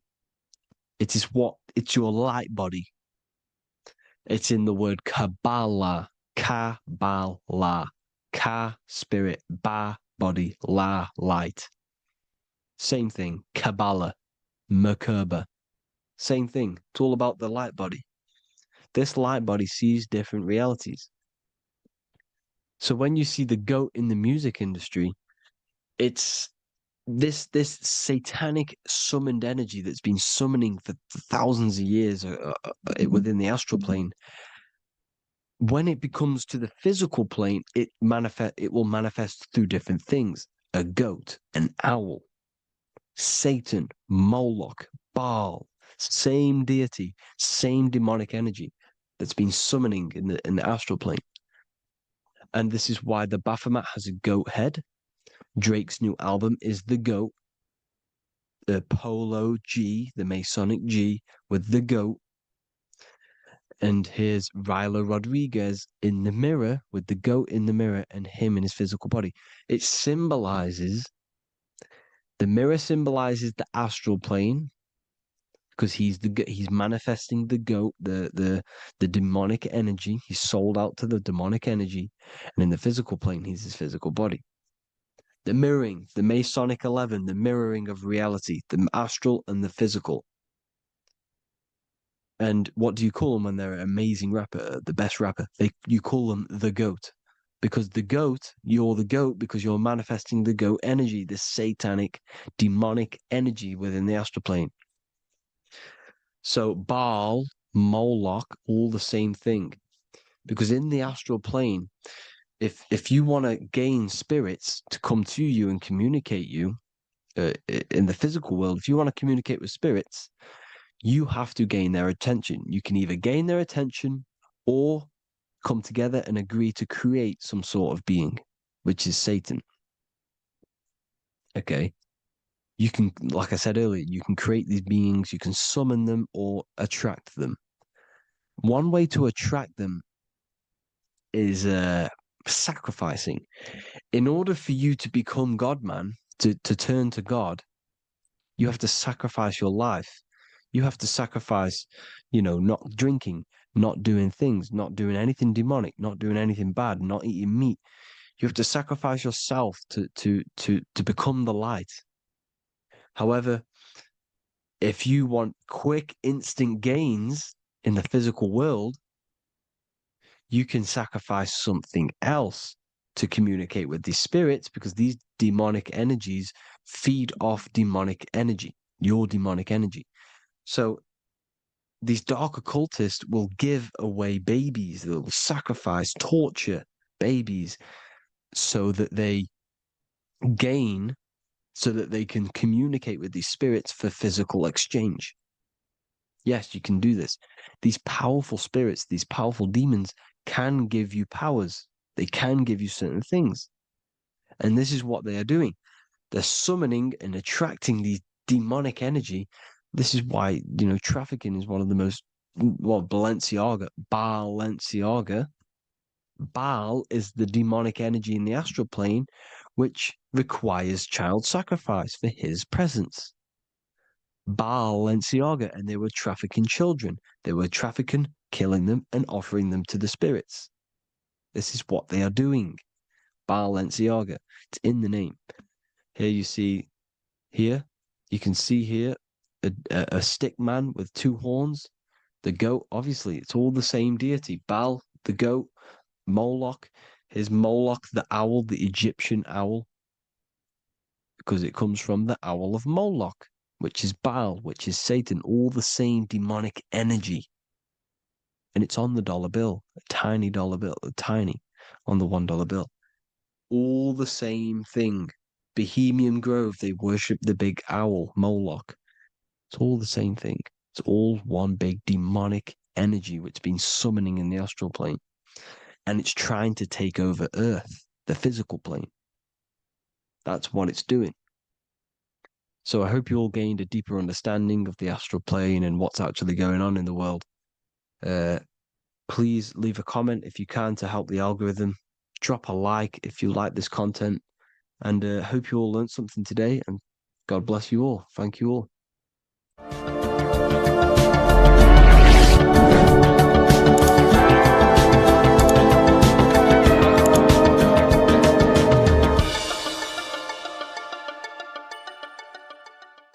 This isn't just spiritual fluff. Your words are vibrational commands that teach your subconscious what to believe and what to create in your reality. Now, I'm not going to sit here and tell you how words are these vibrational things that create reality. In fact, they are. However, the power of words does not hold in the vibration of the word. Yes, it has a little effect on plants. Yes, every word is a vibration that speaks to every cell in your body. However, this is not the main power of words. The main power of words is restructuring your consciousness and invoking energy inside of your own consciousness. I'm going to go over these two in detail for you. Your life is an externalization of your consciousness. Your belief system, your internal world, are building blocks to create your external world. What you believe in is how you see reality. It is the filter that you see to see reality. If you want to change reality, you have to change your consciousness first. There's no point trying to create a change, a manipulation in the external world, because it won't last very long. You have to restructure your inner temple, your inside world of thought and emotion. For example, your external reality is an externalization of every thought you thought in the past. Your life circumstances are just a result of every thought you thought in the past. You become what you think about. So if we can control what we think about, we will control who we become. Words are a powerful way to restructure your subconscious mind, which will then restructure what you think about. For example, if I said the word chicken all day long, I'm going to be thinking about chicken all day long. The words we repeat enter our subconscious mind, and our subconscious mind molds our conscious mind of what we are consciously giving attention to and thinking about. And that becomes our emotion. Our emotion becomes the energy, the charge behind our action. And all of this creates who you are and your reality. If you want to create a change in your external world, you need to repeat the end result as in an affirmation. I am abundant. I am disciplined. For example, if you're trying to stop a certain addiction, don't say, I am going to stop smoking. Say, I am disciplined. By saying discipline, the subconscious mind accepts the word discipline and not the word smoking.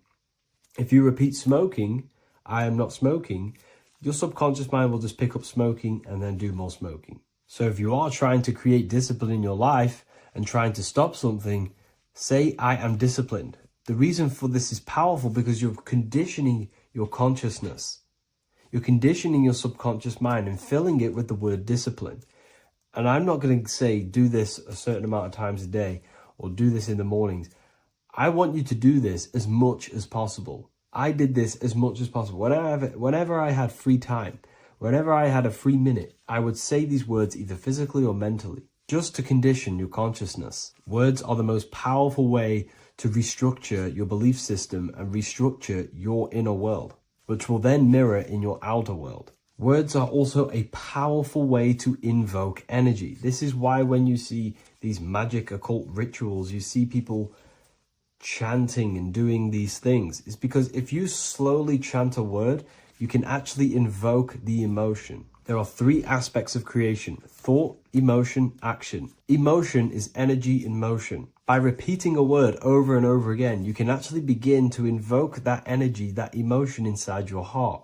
And you can start to feel the reality as if you are already living it. And this is just another powerful way to condition your consciousness to become a certain thing before you have it. This is what magic is. Magic is all to do with reprogramming the subconscious mind, aligning the subconscious with a certain belief or reality, which will then produce an effect in our thoughts, our emotions, and our actions, which will then create that reality. So if you want to create something in your life, literally just repeat, I am something.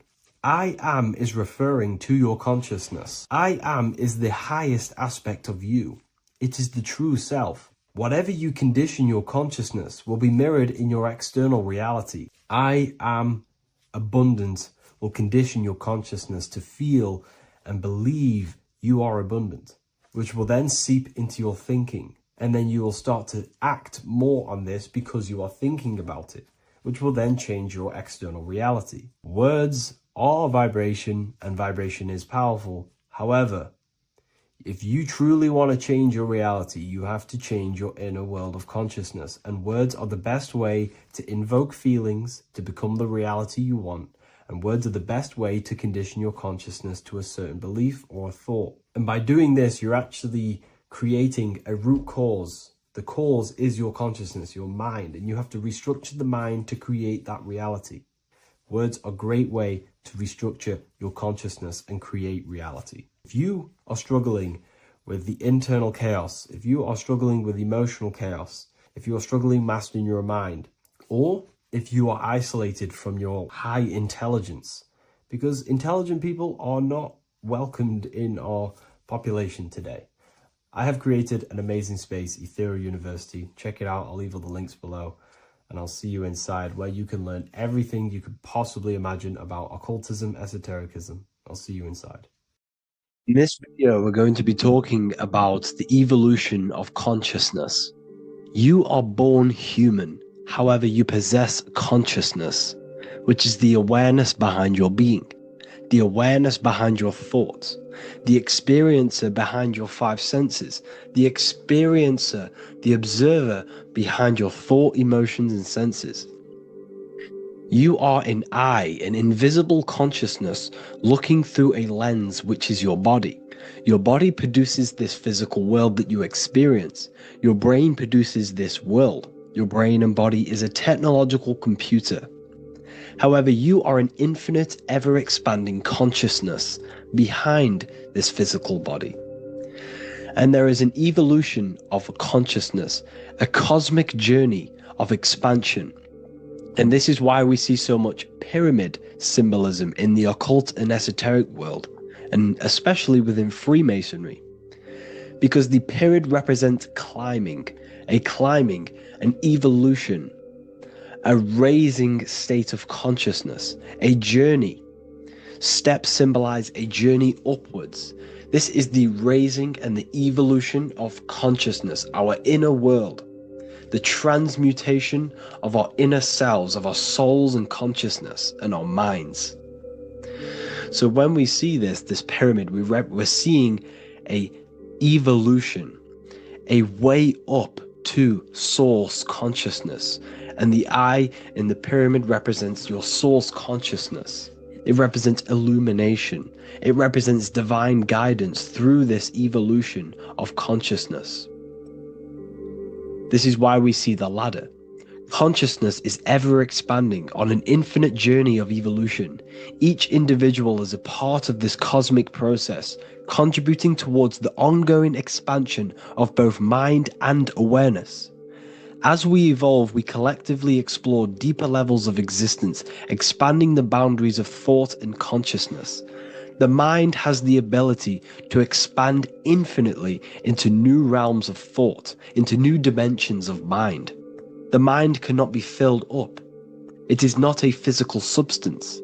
The body can be filled up because it is a physical thing, but you cannot fill the mind. Therefore, the mind is constantly expanding, ever expanding into new fields of thought. So what we see in Freemasonry, the ladder, is again a journey, an elevation of consciousness. When we are born with an infant consciousness, and as we gain older, we gain an adult consciousness. Our inner world, our inner mind, and our emotional intellect changes and evolves. We are significantly different from when we were very young as an infant. It's because our consciousness evolutes, it changes, it alters like water. So just like this evolution of your own consciousness as growing up, there is consciousness of beings existing in cycles beyond our own. And their consciousness is unimaginably different from ours. They operate on a higher level of understanding and knowing, experiencing reality in ways that transcend our current comprehension. Our minds right now cannot comprehend the highest states of consciousness. There are entities, there are beings beyond our own, existing in higher dimensions of consciousness that we cannot comprehend because they have expanded. They are on a further way up the ladder of consciousness. However, we are all on the same journey. None of us can take the same journey. There is one ultimate goal, reaching source consciousness. However, this is always ever expanding. However, we are all on a different journey. There is one truth, one source, one goal. However, there are billions in different ways of reaching it, and we are all on these different paths to source consciousness, to this ladder, this evolution of universal evolution. Okay? Their awareness is attuned to new dimensions of existence, reflecting a more advanced stage in the cosmic journey of consciousness evolution. So when you take DMT, you are shot into these higher realms of consciousness where you meet these beings who look similar to these images. They are not speaking to you physically. They don't speak to you three-dimensionally through vibration and words. They speak to you mentally. If you have done DMT, then you know this. And if you have met these beings, then you know this. You might have even met some of these types of beings on mushrooms or any psychedelic drugs. Because ultimately, when you take these mind-altering substances, it's altering your consciousness. It's merging your consciousness with the spirit of that substance. And you are essentially attuning your mind to higher dimensions of consciousness. That's why we say we're getting high when we take these substances. Therefore, when you meet these beings on DMT, you are essentially meeting beings who are attuned to higher dimensions of consciousness, and they speak to you mentally. They speak to you telepathically through thought, because the universe is mental. Everything exists within the mind. The way you are now, your physical existence, is a state of mind. Mind, thought creates matter. Spirit and matter are two opposing ways of thinking. If we have a very spiritual mind, we have an expanded mind, we are a spiritual person through the mind. However, if we have a very low state of consciousness where we think about food, sex, lust, and all physical things, then we have a physical consciousness. Matter and spirit are two opposing forces, two ways of thinking. The mind attunes itself to different levels of understanding in different dimensions. So, essentially, this is what we're looking at. The body is a vessel for the fluidic, formless consciousness, a temple that houses the essence of our awareness. While the five senses are limited to perceiving only the physical plane, the mind transcends these limitations, capable of perceiving the full scope of reality. It is through the mind that we access deeper truths beyond the material, tapping into boundless nature of existence. Physical existence is a thin band, a thin layer of reality. It's like 0.001% of reality. And your five senses are only tuned into this layer of reality.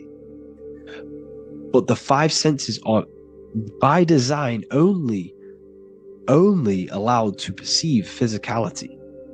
But the mind has the power to expand beyond this physical five-sense state. The mind has the power to expand and evolute. It is a conscious decision whether you want to take this path or not. You can stay in a three-dimensional way of thinking, or you can expand your consciousness from within. It's not an external journey. There is no God going to save you. You must save yourself. Therefore, behind every single one of these eyes is the same source consciousness. However, we are all different cells in a different journey. The organs in your body, the cells in your body are all alive. They all possess same consciousness, universal consciousness. However, we are all on a different journey of evolution. As above, so below. As the baby is in the mother's womb, when the baby becomes conscious, there is a world outside of its mother. What does it do?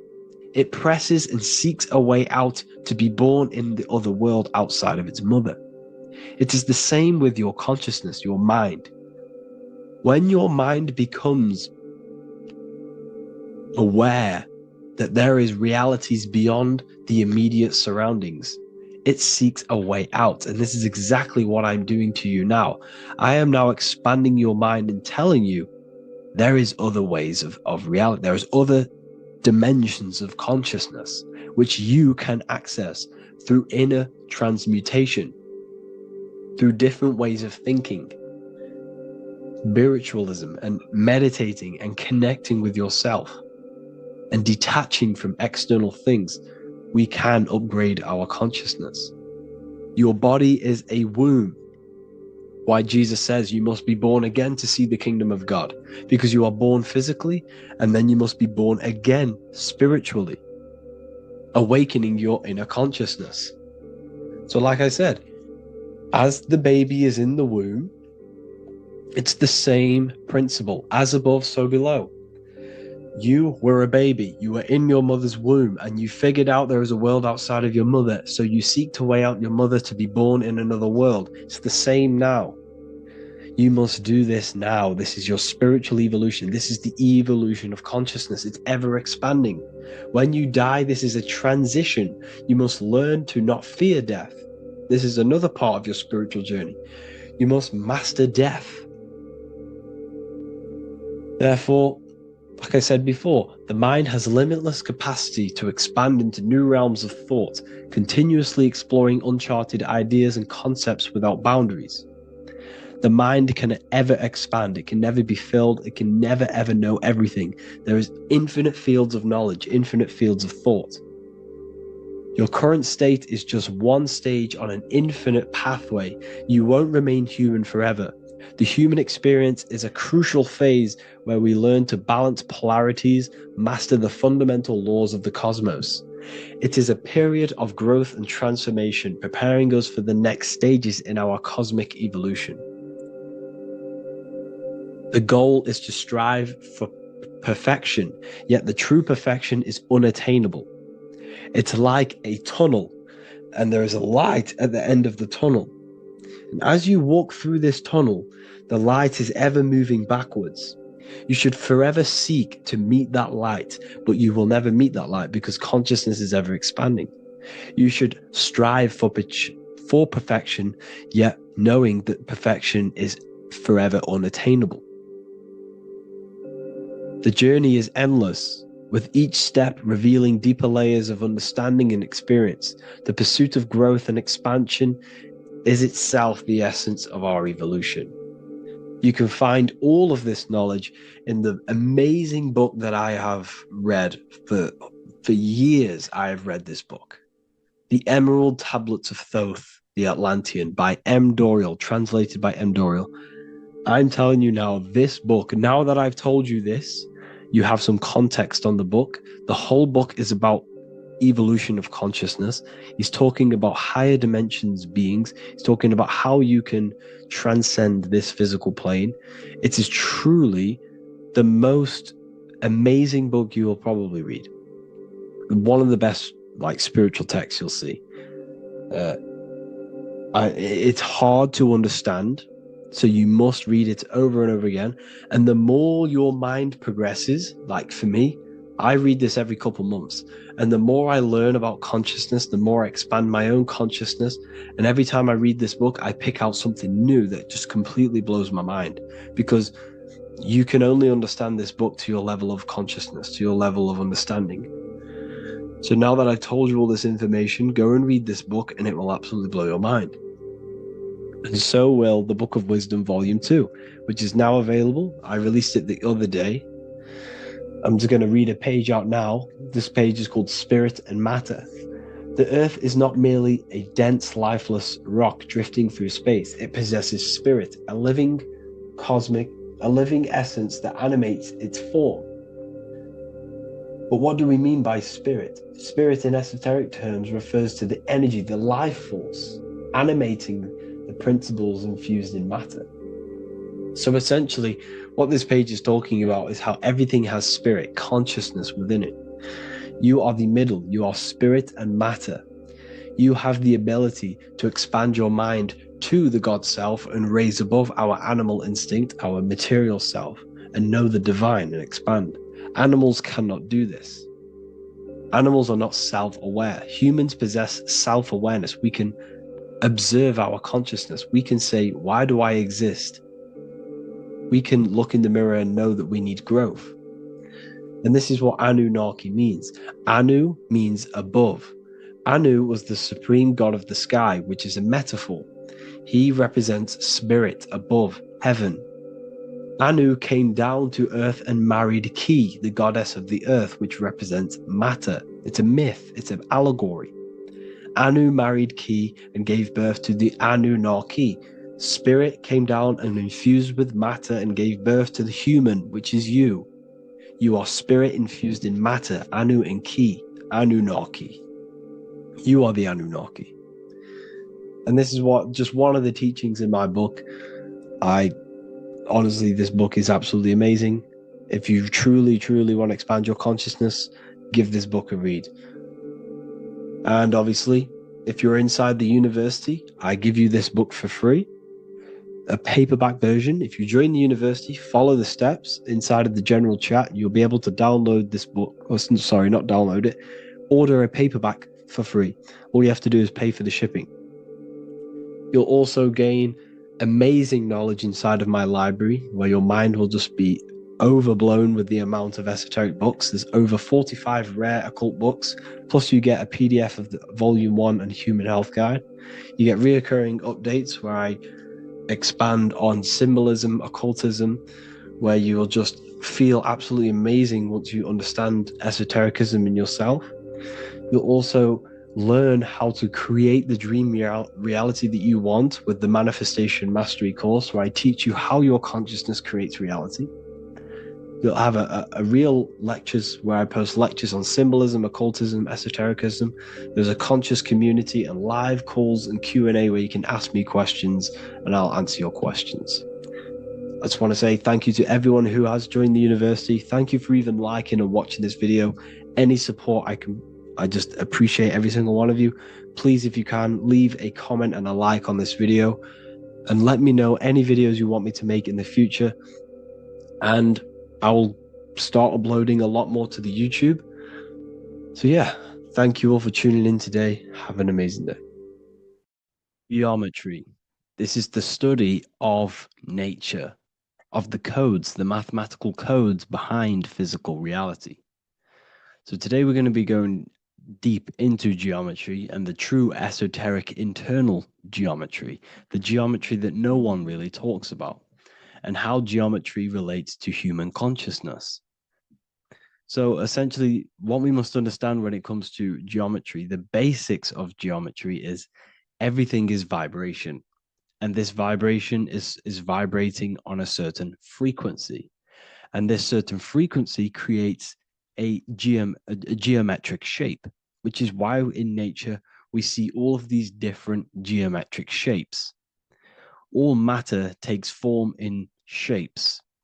So if we put sand on a plate and we vibrate the plate on a specific frequency, we see that the sand goes into specific geometric shapes and patterns. So essentially, matter is energy condensed. It's energy vibrating on a low frequency, vibrating at a certain frequency. So matter is condensed energy. And each geometric shape is manifesting and showing a specific energy. Some shapes carry more energies than others.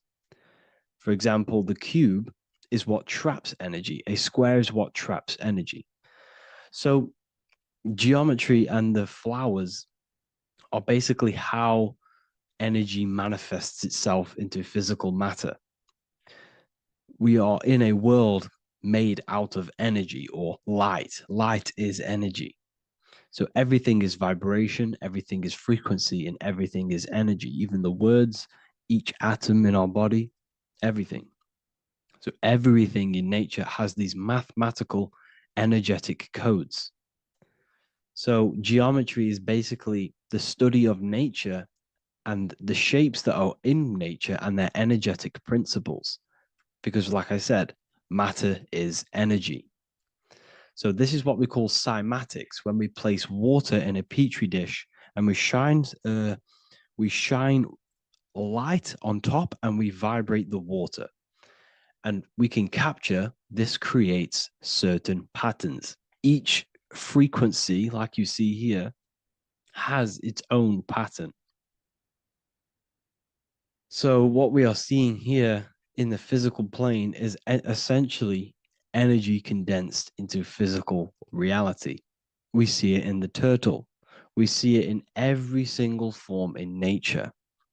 Now, external geometry and normal geometry, we normally get taught that this is God's way of creating physical reality, which is essentially true. However, it's far more deeper than that. Far, far, far more deeper. Okay, so what geometry truly is, it's not God's codes to reality. What we must understand is what the brain truly is. And what we must understand is that we are not in the world. We are not in the universe. The universe is us ourselves, and the world is produced by our brain itself.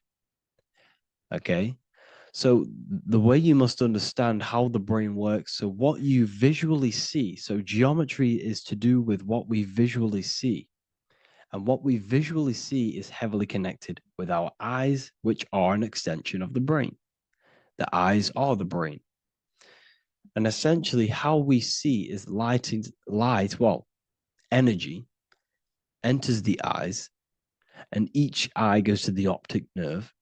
And this energy is transferred into electricity, which travels to the back of the brain, to the visual cortex of our brain. And this is where the image is produced, what we see.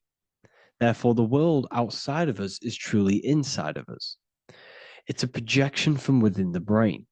The brain is an energy condenser, a decelerator, an energy decelerator. Everything outside of us is basically formless energy. It is formless energy vibrating at a certain frequency. So what the brain is, it's sucking in this energy, this light, and turning that frequency, that code, that light code, into a physical reality. It's condensing the energy and turning it into a visual image inside of the brain.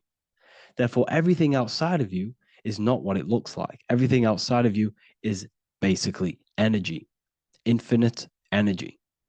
And our brain is condensing this into a physical reality and projecting it outwardly, which you experience your visual field. Okay?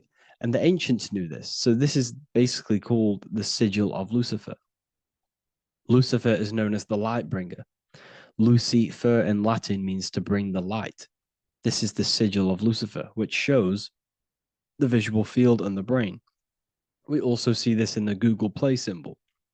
It's a powerful symbol showing you the visual field, which is basically a symbol that tells you that reality is inside of the brain. The brain is what produces reality, but consciousness is not produced in the brain. The brain is essentially a consciousness downloader. It's a computer, and it's a reality simulator. The body is a simulation of physical reality. You are inside of the body experiencing the body simulation. The body produces this reality. It's a piece of technology. So Lucifer is to bring the light. Lucifer is the light being produced in our brains. Okay? So this is why they say Lucifer can tempt you. Lucifer can be the devil because it represents physicality.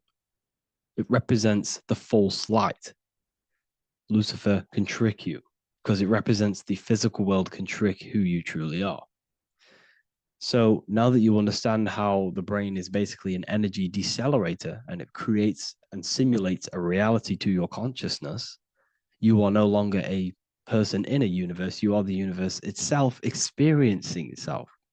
Therefore, geometry is heavily linked in with the brain.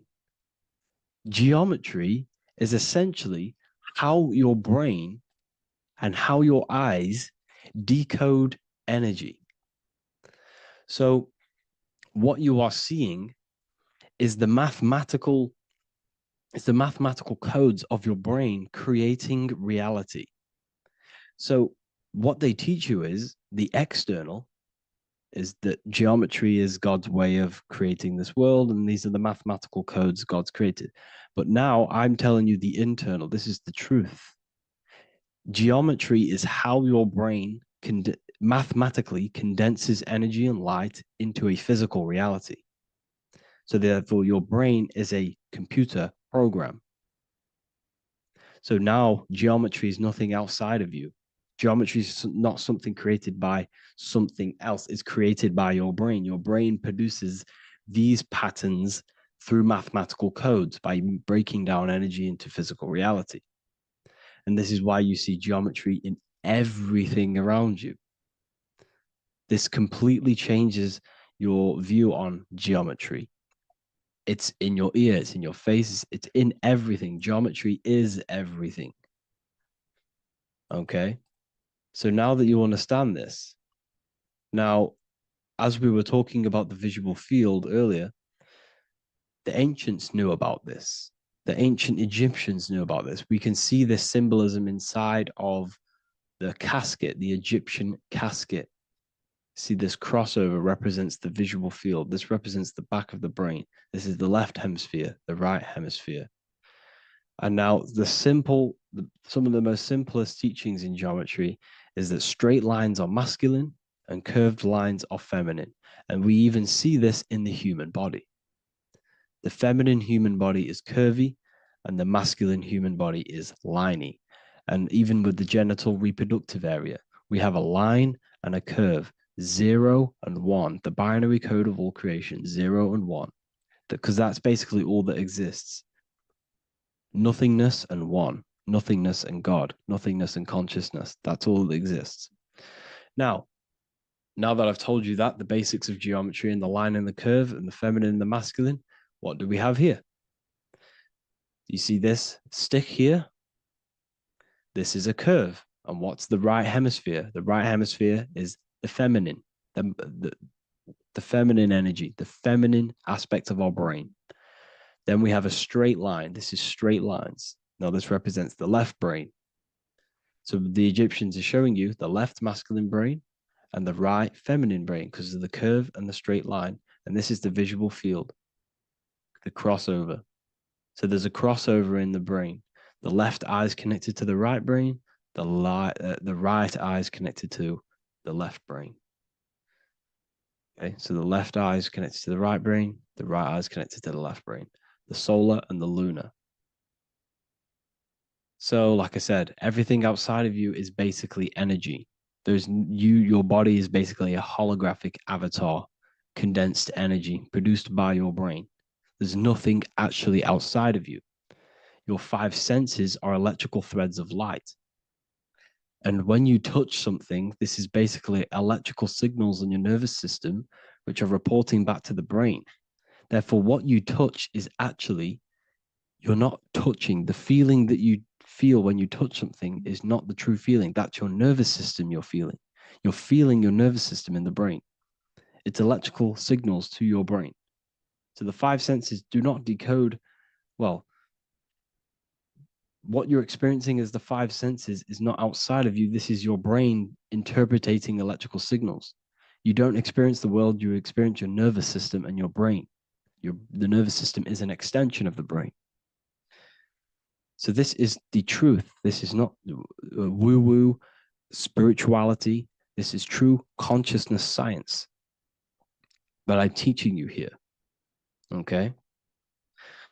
So nothing is truly outside of you. It is a universe. You yourself are the universe, the fabric of the universe itself. The only thing that exists outside of you is essentially energy. That is it. And your body and your brain condenses this energy into reality. So when we look into architecture, why is architecture, the ancient architecture, so important? Because what did I tell you at the beginning? Shapes and physical matter is condensed energy. Each shape holds specific energy. Some shapes hold more energy, emit more energy. Some shapes condense energy. Some shapes transfer energy. Each shape, each geometric shape has an energetic principle because matter is essentially energy. So when we look into cathedrals and the ancient buildings, they were filled with geometric patterns, geometric shapes. because they understood the energy principle. Architecture is basically solid energy. It's physical energy. It's a, if we create this pattern here is an energy code. And if you stand next to it, you're going to gain that energy. It's going to be imprinted on your body. So essentially, they filled their buildings with high energy geometric shapes, points, triangles, pyramids are very, very energetic. This is why you have crystal pyramids made, organite pyramids. They're always in pyramid shapes. That's why the Egyptians built in pyramids, because pyramids hold high energy. They emit high energy. So this is why you see all these different geometric patterns. Okay. So in the real reality, in the energetic plane, this building would basically look like this: lines and grids of energy. Okay, this is what it would look like in the energetic plane, a blueprint of the energy body. So as you see here, these are the different frequencies in a petri dish, of water in a petri dish. And you can see they are specifically aligned up with these specific patterns. You can see geometry even within geometry. It's fractal. So essentially, when you would stand inside of these buildings, they would imprint the energy of the building in your body, because your body is healed through energy. You have an electromagnetic field around your body. So by creating buildings with geometric patterns, we are essentially increasing the energy of the building, because the building itself is energy. Okay. So when we fill it with geometric patterns, we're increasing the energy. We're giving it a certain energetic imprint. So when you stand inside of that building, you're being imprinted with that energy. Okay. So especially with these windows, these stained glass windows. Well, why are they stained glass? Well, color is frequency. So when you have all of these different colors, and not only were they just painted, some of these colors are specific gemstones, crystals, natural stones, which all hold energetic principles. Each crystal is vibrating on a certain frequency. Wood has its own frequency. Metal has its own frequency. What you must understand is that everything in nature is not just a piece of matter. It's vibrating. The atoms of wood are vibrating on a certain level, which give it a certain energetic principle. Each crystal is vibrating. The atoms of the crystal are vibrating on a certain frequency, which give it a certain energetic principle, quality. So each thing, this is why the ancients were obsessed with natural stones, natural things, crystals, natural metals, and they wore different metals, different things like copper on their bodies, because they understood the atoms of these natural things are vibrating, which give certain qualities to you if you wear them. So you're not wearing it, you're basically putting that frequency onto your body, because they understood this is energy. If I put copper on my body, I'm not putting copper on the body. I'm putting the frequency and the energy of the atoms onto my skin. And that frequency of them atoms are going to vibrate my skin, that frequency, and heal my body. So this is why this is so important. So each building is an energetic code. Okay. So when you stand in these buildings, it can heal your body. This is why when people walk into these ancient churches, they feel like they've met God. They feel a certain way. They feel so amazing when they enter these churches. They feel holy, for example. It's not because God's there. It's not because these man in the sky dwells in these holy places. It's because the energy of these buildings affect our consciousness. They increase your energy. They raise your vibration. They heal your body. They heal your cells. They imprint the water in your body, especially with these stained glass windows. Like I went a bit on a tangent there, but these stained glass windows were encoded. Well, they use different gemstones, different lights, different colors. And when the sun would shine through this window, well, what's the sun? The sun is light. Light is energy. The sun's light would go through this filter of the window of the crystals and the different gemstones and the different colors, and the sun's light would be encoded, imprinted with these crystals, with these colors and these natural glasses, which have healing energetic principles. And when you are inside that building, the sun's encoded energy of the window would be imprinted into your body, into your energy field, and it will heal your energy field, and it would heal your body, your cells on a cellular level. Because your body is what? 60 to 70 to 80, some people say 80% water. And water is encoded with vibration. If you say certain things into water, it gives it a specific geometric pattern, like I broke down in the beginning. If you say love to a water and then freeze it, it will go to this. If you say hate, it will go to a distorted pattern. So when you are in these buildings, you're being imprinted by the energetic codes of these buildings, the energetic principles of the windows, of the structure itself. The ancients never used to build in squares. Their buildings, their insides were never square rooms because they understood squares trap energy. They always had pointed roofs so energy can escape. So there's many little things that we need to look into geometry. For example, when you see magicians, when you look at ancient magic, why do they stand in circles with different geometric patterns? They use different geometric shapes. Why? Because shapes are energy. They hold specific energy. So when the magician stands in a circle with a pentacle, they're working with the energy of that pentacle. You can work with different energies based upon the different geometric shapes that you draw. And you can use this in your structure, in your architecture, in your work, and it can influence everything. So this is the true geometry. I hope you gained a deeper understanding on geometry and how it relates with you and your consciousness. Like I said earlier, your brain produces geometry. It's basically how your brain decodes energy. It's not God, how God creates this reality. And no, you're in this reality. You are the reality itself. Your body produces the reality. Therefore, geometry is one with you. So therefore, if I play with the geometry of the buildings, for example, like the government have, everything's in squares. If you look outside, everything's a square, everything's a rectangle.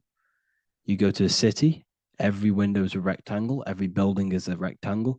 You live in a box room, everything is boxed and squared off in this reality, in this modern society. Why? Because they're trapping energy.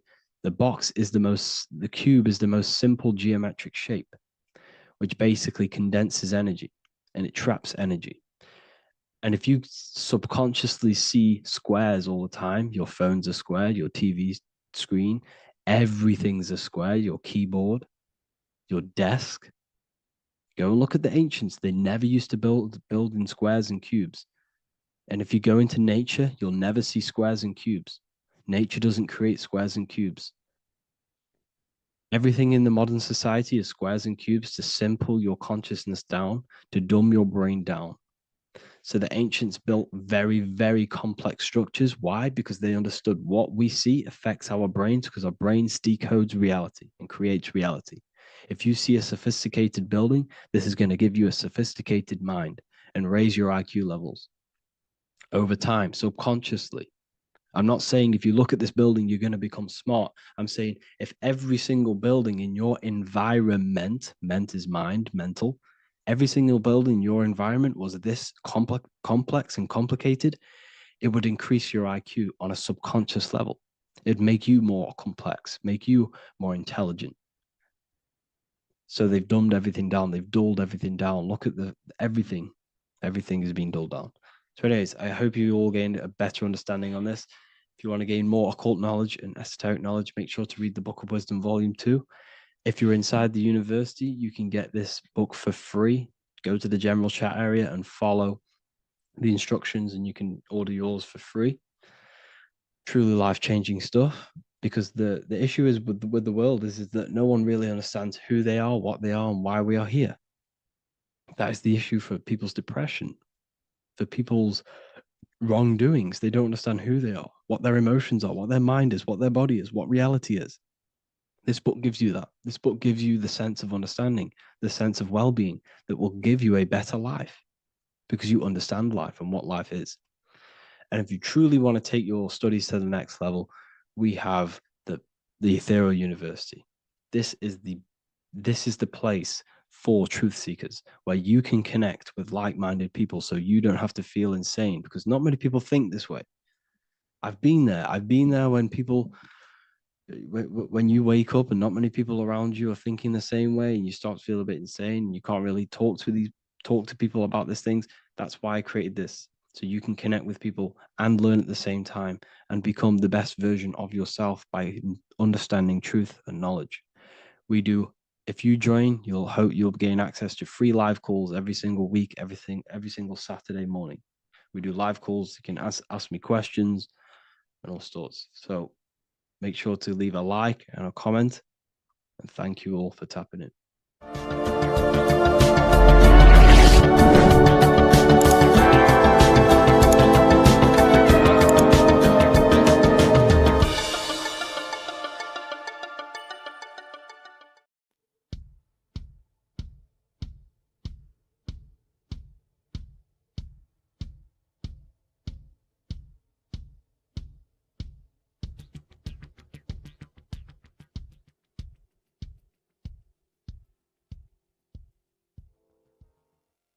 Welcome people, we're back with another video.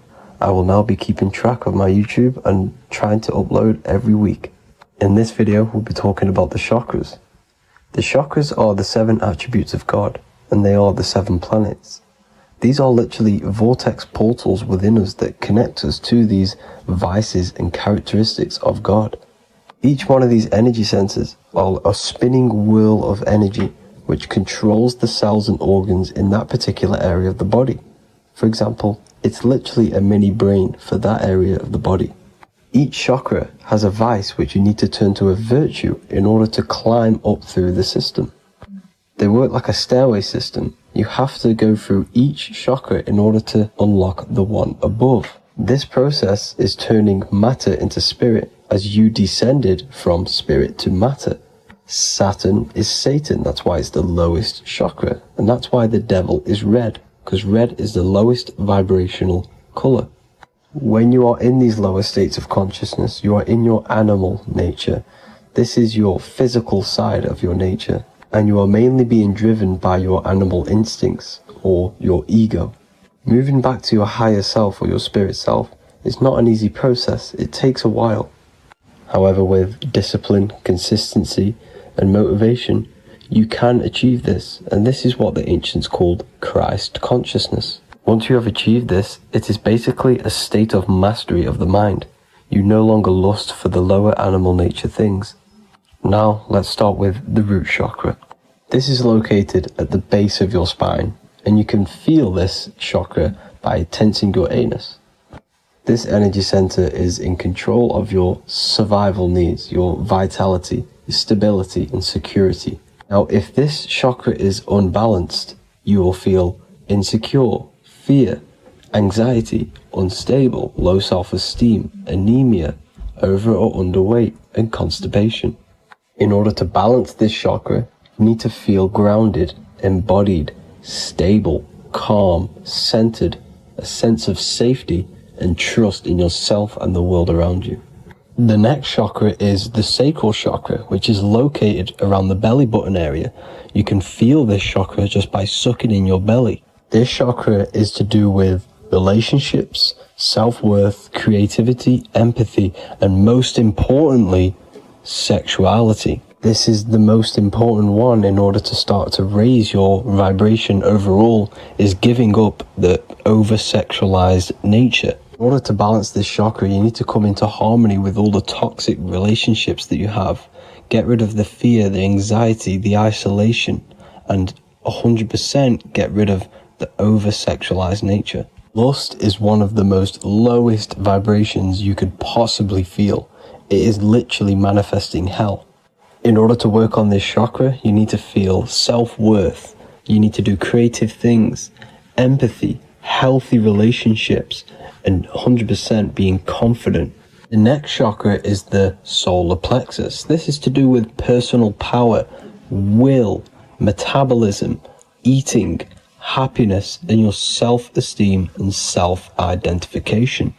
You can feel this chakra just above your belly, below your ribs, and you can suck in this area.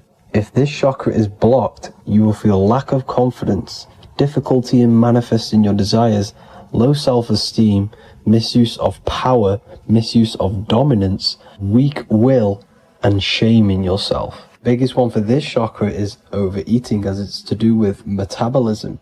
If you are overeating, you are literally unbalancing a lot of your lower chakras, not just the solar plexus.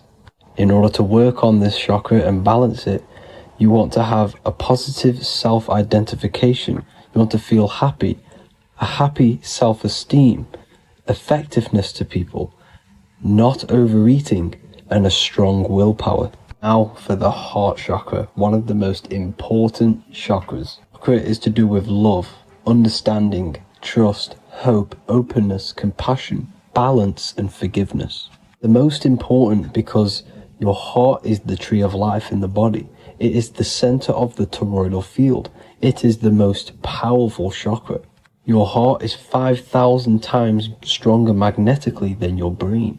Once you have hit the heart chakra and you start surpassing the heart chakra, you are now turning matter into spirit, as the lower three chakras are dense and physical, and the above the heart chakra are turning to spirit.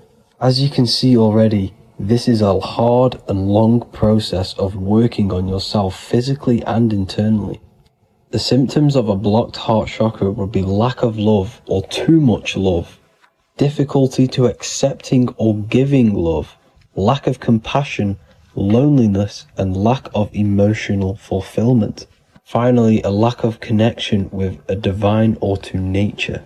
In order to balance this chakra, the most important thing and the most powerful thing you can do is loving people, accepting and giving lots of love. Second most important thing to balance the heart chakra is balance. You need a balanced life. You need balance in all aspects of your life. Now for the throat chakra. This is a very important chakra as it's to do with communication. A symptom of this being unbalanced is a lack of self-expression and putting on a front all the time, acting with the ego. In order to balance this chakra, you need to constantly self-express yourself. You can't be putting on a front. That voice inside your head, you have to let it come outward. Don't just block it off with a wall. Self-expression will lead to you gaining friends who actually like you for being you, and not these fake friends that you have to put on an ego for. In order to balance this chakra, you need to express yourself, express the word that's within you. Don't be lying to people, don't deceive or be deceptive. The next chakra is the third eye chakra. This is starting to get very advanced and you are coming very close to spirit. Just before we head on, I want to announce the PDF is now available, containing all the presentations I've ever made, all into a condensed 38-page PDF. The link will be below this video for you to access.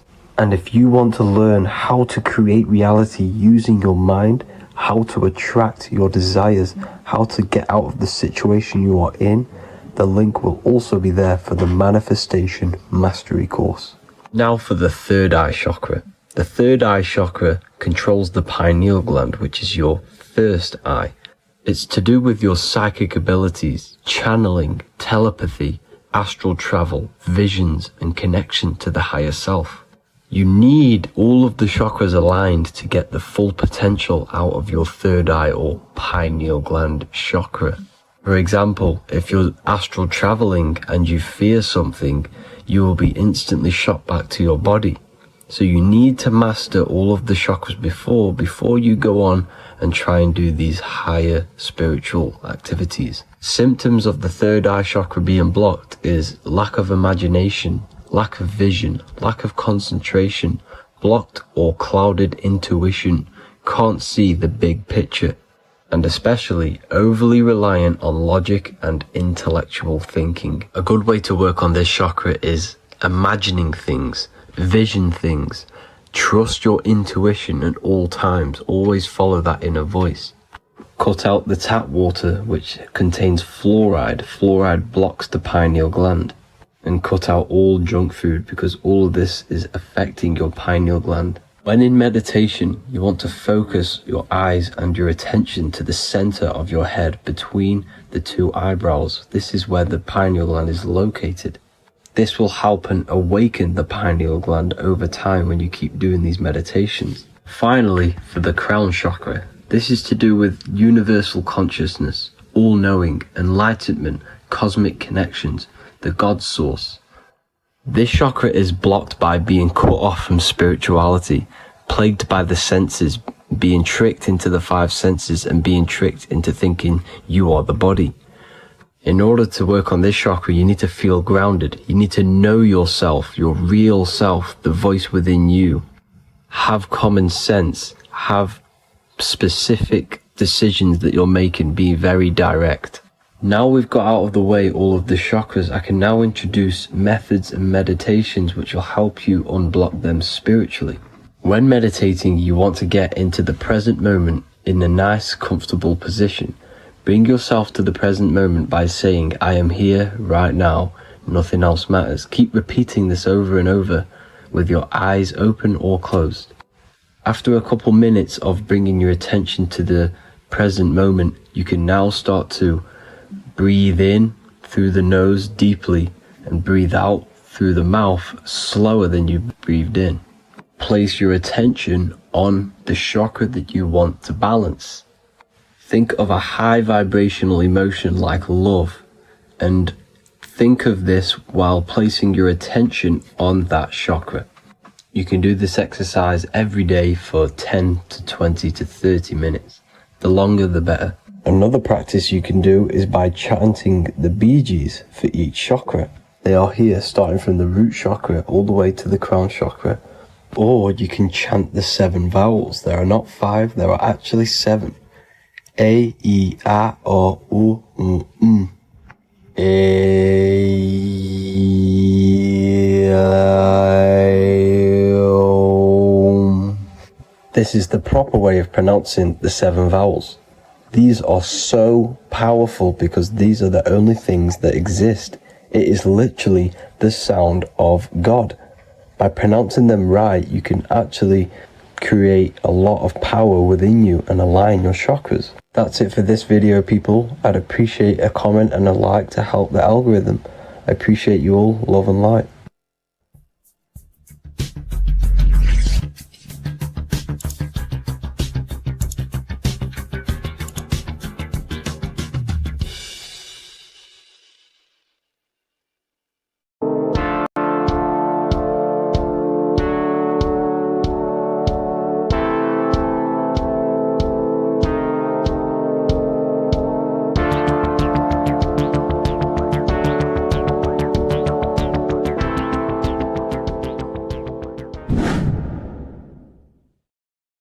Welcome back, people. We're back with another video.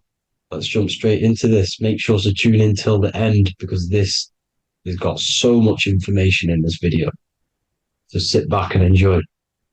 So everything's Taurus fields. The Earth's a Taurus field. Everything's Taurus, which is electromagnetic field, electric and magnetic. The center of the Taurus field is where the two opposing forces meet in the center. And this is what creates the plane of inertia, the dielectric plane of inertia. Okay? You got red shift, blue shift, positive, negative, south and north pole, right? This is what the ancients were showing with the tree of life. As you can see here, this is the plane of inertia and this is the Taurus field. Everything consists of this. Everything is a Taurus field. A atom is a Taurus field. Okay, now the inertia is the 0 point. So this plane is a 0 point. It's the balance between two poles. Okay, now this creates matter because matter is two opposing forces in motion equalize.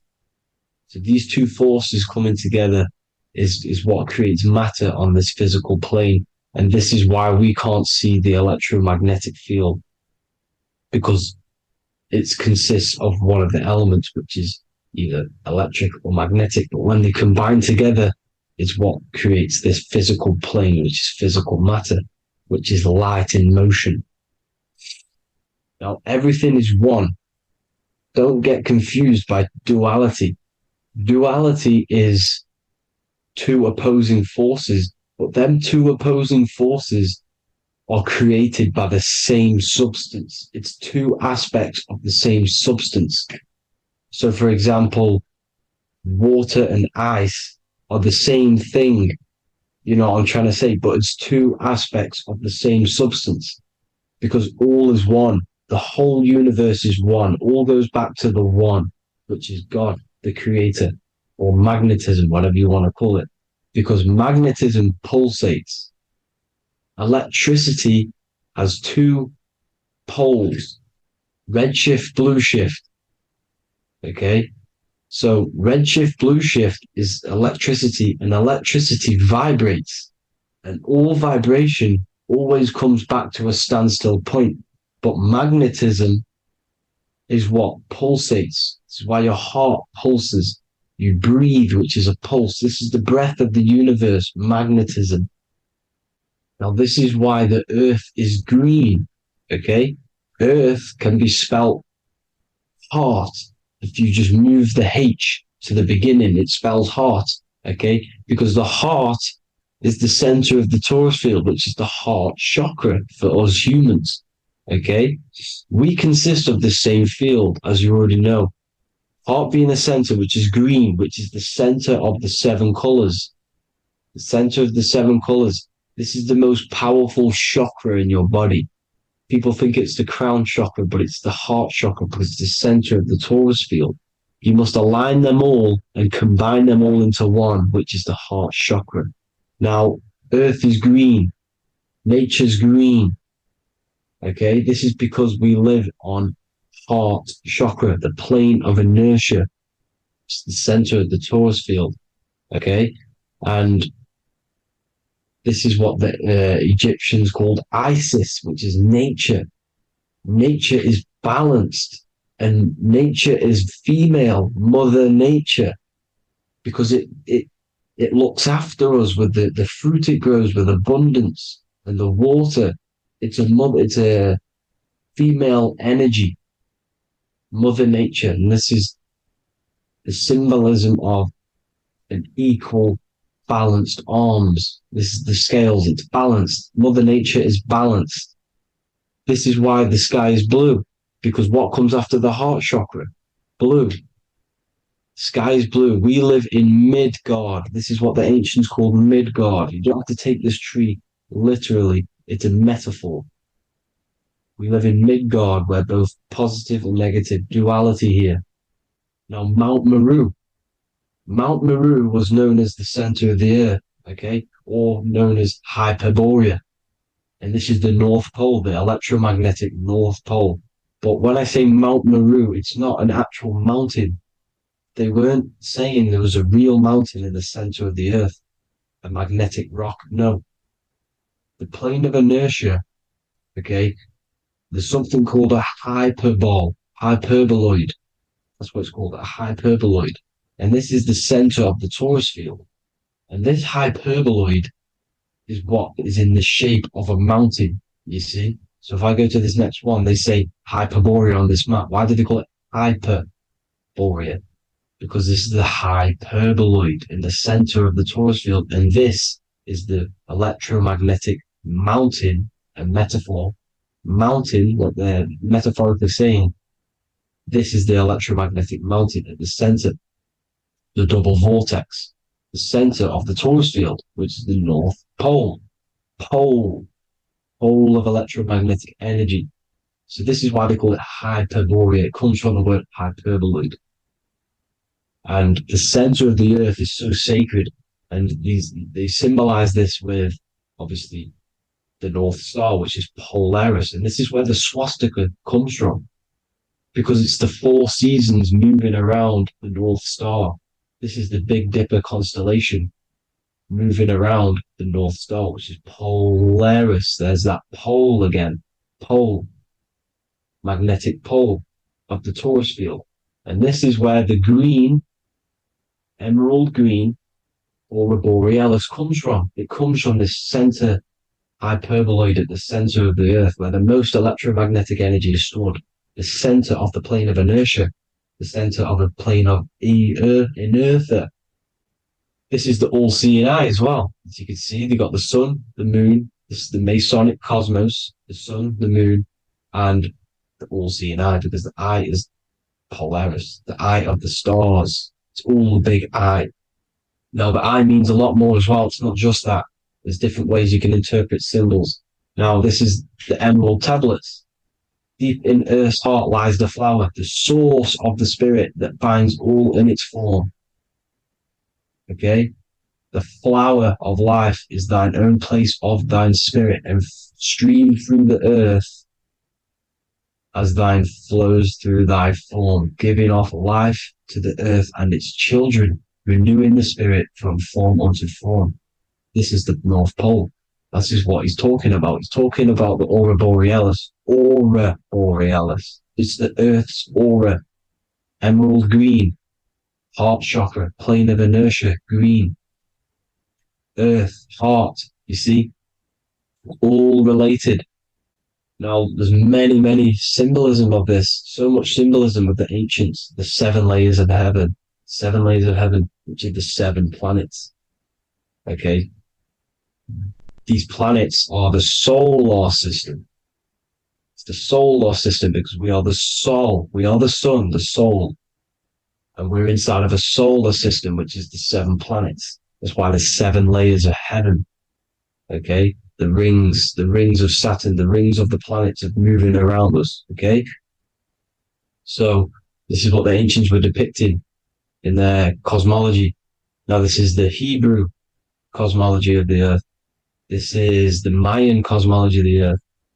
You see, it's all an enclosed system. We live inside of a giant Taurus field. All is atum. It's what the ancients said, the ancient Egyptians said. All is atum.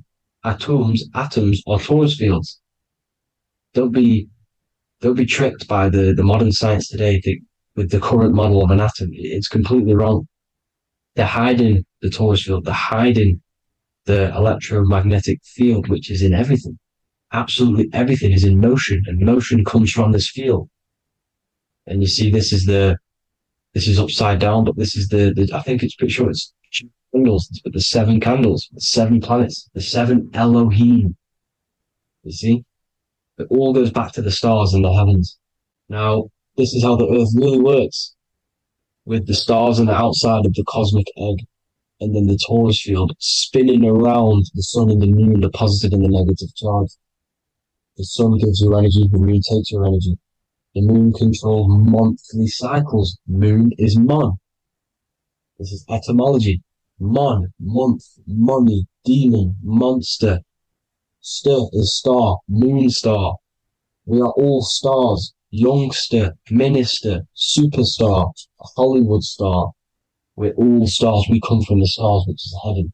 Our soul comes from the stars. You see?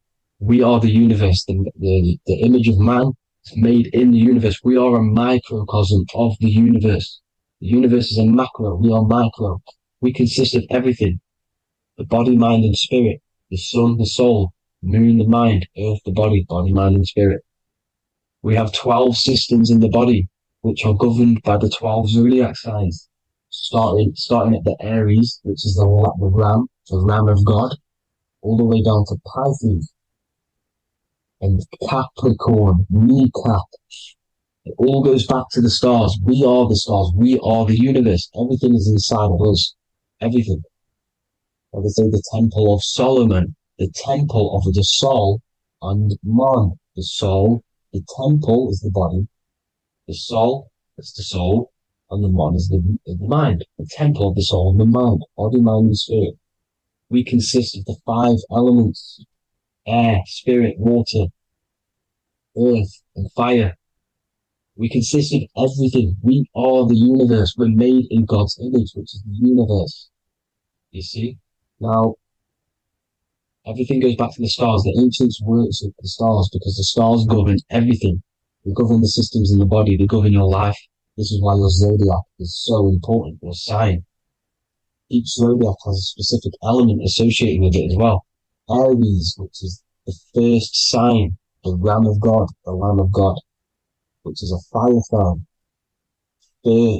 Fire, first. Fire, first. F-I-R, this is etymology. The cerebrum, ram, which is in the brain. Aries, the ram, control the head, the face, and the nose upwards. So it controls the cerebrum. The Torah, which is, I'm pretty sure it's a Hebrew Bible, which is the Taurus. Tornado comes from the Taurus field. You see? Everything's inside of you. It all goes back to the Taurus field, and the Taurus field is everything. Now, like I said, 12 zodiac signs, 12 systems, 12 cranial nerves in the brain, the 12 disciples of the Bible. All symbolic. Have to read the Bible properly. Now, this center at the center of the earth, right? This is what's stirring the ether. And the ether consists of the four elements. Because there's 5 elements. Spirit can be called ether. People call it spirit or ether. Ether is pure potential, pure energy. It's what connects the astral to the physical. It's the dimension between the physical realm, which we're on, and the astral. So it has pure potential. It's pure energy. This is why we say either. I either want to go there or there. It's connecting 2 scenarios. That's what the ether is. It's connecting the 2 worlds, the astral and the physical. The center is like the cosmic womb. There's a black hole in the center. This is the center of the Taurus field. This is the womb of creation. This is the womb of creation. And inside of this black womb are the 5 elements, and everything's being stirred around. Everything's in motion. Light is motion. Everything's motion. Now, like I said earlier, light crystallizes into physical matter. They are the same substance. Spirit and matter are the same substance, but different variations, different aspects of the same substance. Low vibrational spirit turns into matter. High vibrational matter turns into spirit. Or light, whatever you want to call it. Matter is light crystallized. This is where we get the 7 metals from. The planets. The planets are light. Specific frequencies and vibration of light. When these lights, or the planets, materialize, material metals, materialize, they turn into the 7 metals. Saturn turns into lead.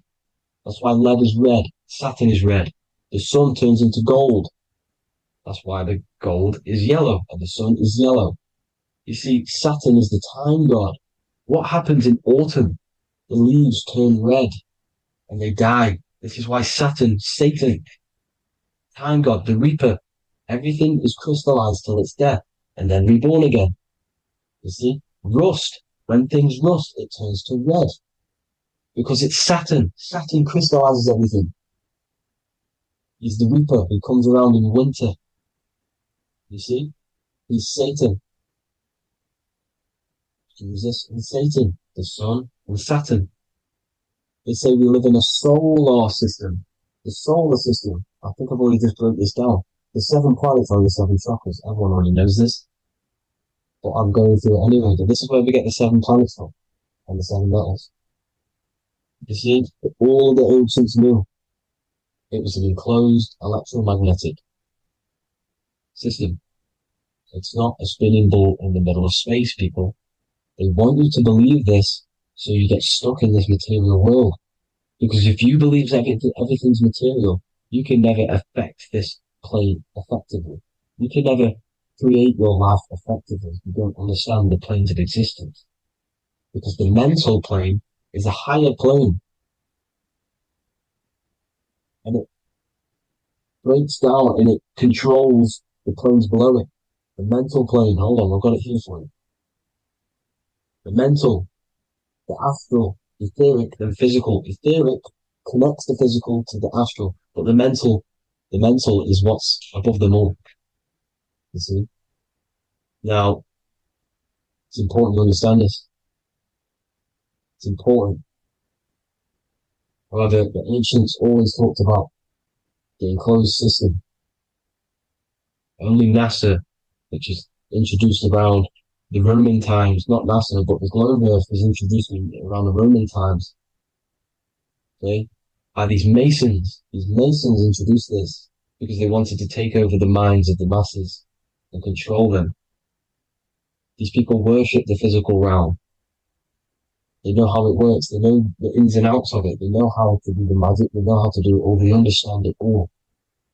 That's why Masonry have to take the oath. The oath of not speaking. You're not allowed to speak about anything you learn about in Masonry because they're discovering the truth about your mind and how it creates reality and stuff like that. So this is the Masonic cosmology, the 5-pointed star, the 5 elements, the checkerboard for duality, positive and negative, the 2 aspects of every substance. This is another ancient painting depicting the firmament, the stars inside the firmament, the sun. You see, the ancients worshipped the sun because it's so important for sustaining our life. It's the only reason we're alive is because of the sun. But then people think it gives you cancer today. They brainwash you to think the sun gives you cancer when it's the #1 source of all life.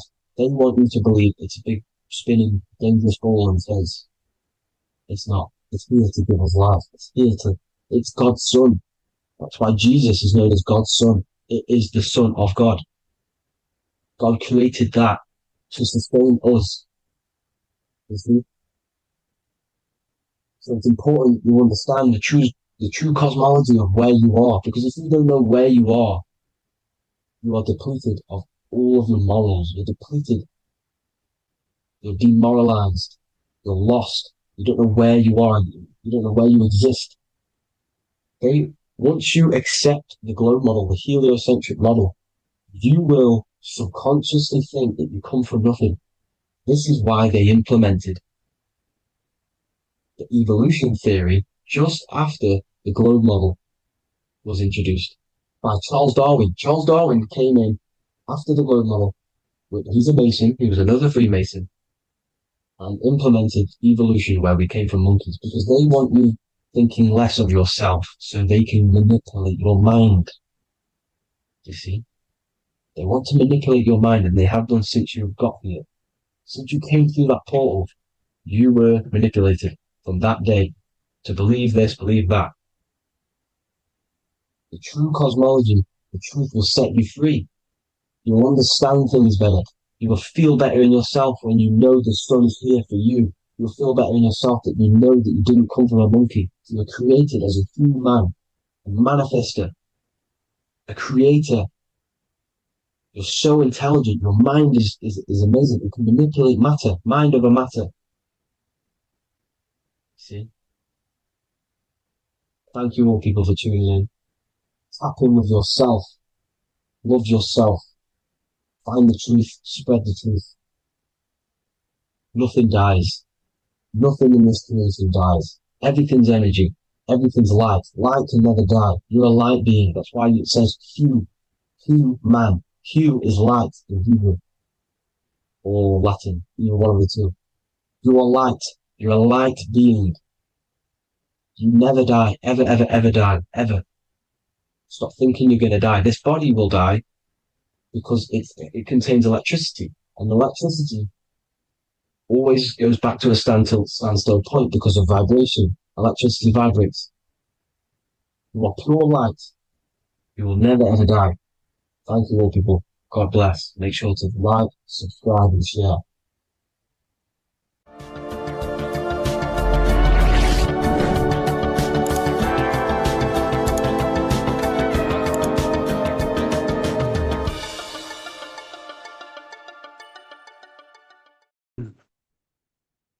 the third eye, or the all-seeing eye. This is an important video because there's a lot of misunderstanding when it comes to the third eye. People tend to think that the third eye is the pineal gland. The pineal gland is not the third eye. It is the radio receiver for our eye. It's not the third eye, it's the first. It's the eye where everything begins. So the pineal gland acts as a radio antenna or a radio receiver because the pineal gland has crystals on it. And crystals are used in your phone, they're used in radios because they pick up and transmit frequency. So the pineal gland is the radio receiver for the higher consciousness, for the thoughts, for the commands that come from within. Before you move your body, it begins mentally in the eye. Before you say something, before you kick a football, it all begins in the eye. What happens above happens below. What you think, you manifest into the body. Whatever you think, your body reacts. You see, this eye is the universal cosmic intelligence, the higher consciousness, which is controlling the physical body. Like I said, you have the Buddhic, mental, astral, etheric plane. This is a page from the brand new Book of Wisdom, Volume 2. You have the Buddhic plane, the nothingness. Then you have the mental plane, infinite potential. This is the I, the singular consciousness. This is the infinite potential within you. The I is where the thoughts are. This is the mental plane. And it is this I which experiencing everything. It's the I behind the body. It's the I behind the thoughts. Yes, the mental plane is the plane of thoughts, but you are the I experiencing the thoughts. You are the I behind the thoughts, behind the emotion, behind the words. Deep, deep down within your being, there is the all-seeing eye, which the body obeys. Everything the eye says, the body does. This is the eye in between the two pillars, or in between the sun and the moon in the Masonic artwork. Sun, masculine, left brain. Moon, feminine, right brain. The all-seeing eye in the middle, consciousness, the eye, the order, the intelligence, the infinite potential within you, the creative force within you that can create the good and the bad, the left and the right. So you are either creating negative or good. You're even doing good, which is God, or evil, or the devil, which is do evil. You have this creative ability within you, which is God, the consciousness, and you have the choice to do the devil or the God. So the third eye is the human mind. It's the mind. It's the infinite awareness, infinite potential within you. And when you see it in the triangle, it represents the ethereal plane. This is the ethereal, the triangle. This is the eternal. This is the material. Because the physical plane is the box. It's the square. That's why we say think outside of the box. Because you got to think outside of the box to awaken your divinity. You see, humans have been given the tools to awaken to their true divinity. No other animal on this planet, or whatever you think it is, on the earth, has the ability to have self-awareness. Humans have been given the tools to understand the very, very complex things and understand who we are, what we are, and what the universe truly is on a higher level, not just physical. We have the ability to access planes beyond the physical world, which is unlike any other animal. This is why the humans are gods. So when you see the pyramid with the capstone on top, it's cut off, it's separate from the rest of the pyramid. This is the consciousness that is looking through the ether into the material plane. It's like I discussed down here with these planes. This is the I, the mental plane. Your consciousness, your I, is looking through the ether. It materialized through the ether into the physical plane, and you are now the I looking into the material realm. And when you come here, you lose that divinity, but you have to awaken. So you don't lose the divinity, you forget your divinity while you are incarnated in physical. So when you see the triangle with the eye in it, this represents the eye looking through the ether. It's materialized, but it also represents when you see it's illuminated like this and it's separate, because this is separate from the physical plane. The consciousness within you, the thought within you, that intelligence within you, that voice is separate from this physical world. And everything above manifests below. Everything what happens in this realm of consciousness, of thought, manifests into the physical plane. It's separate. So you see the illumination. This represents the awakened self, because the mind is the third eye. So when you have a closed third eye, this just means that your mind has not experienced things other than physical. When you expand your mind, expand your consciousness from having an out-of-body experience or a mystical experience where you had experienced a higher plane of consciousness or a higher level of consciousness, this is now an open third eye, which is an opened mind. It's nothing separate. So when people say, working and opening the third eye by imagination and stuff like that, you're working on your mind.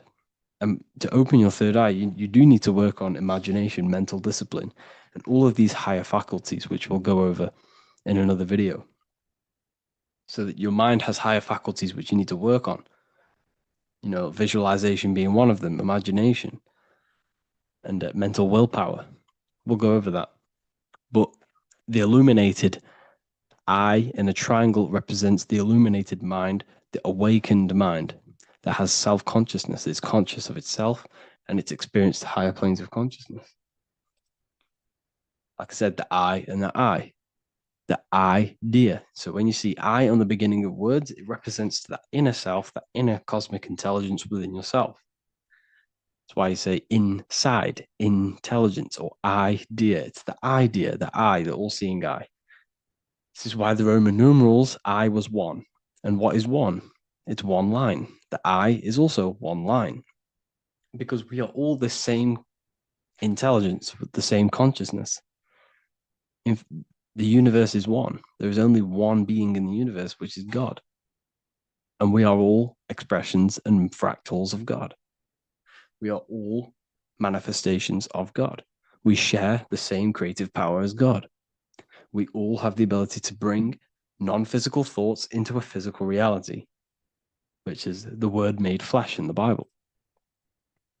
So when you see hovering the eye with the 666, this represents the eye stuck in matter, worshipping the physical body, the God in flesh, which is Satan. Satan represents God in flesh, yourself in flesh, because evil love bondage.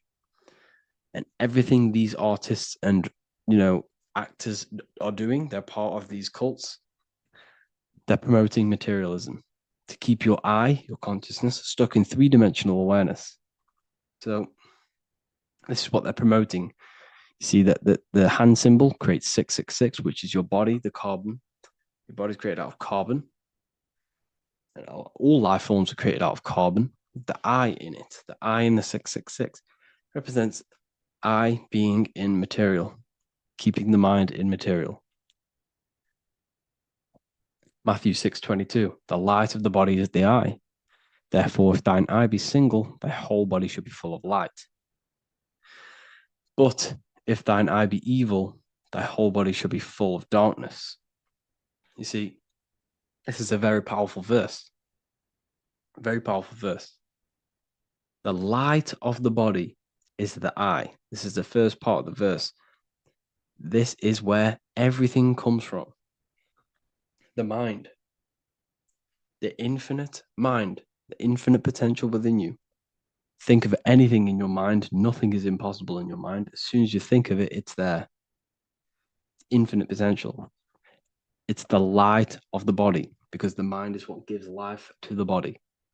It manifests its will through the body. It's the light. All the things that the body does happens mentally before it happens physically. Before you move your hand, it is a mental power. Just like when you astral project. When you astral project, you use your mind to move your body. It's mental. If therefore thine eye be single, The whole body should be full of light. So what does that mean? Becoming one with the consciousness within you.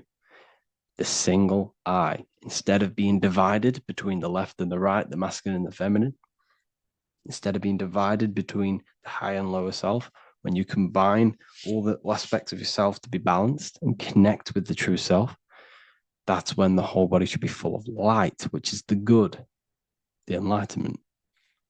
But if the I be evil, which means what? Because your I, your consciousness, your mind has the ability to create positive or negative, devil or the god.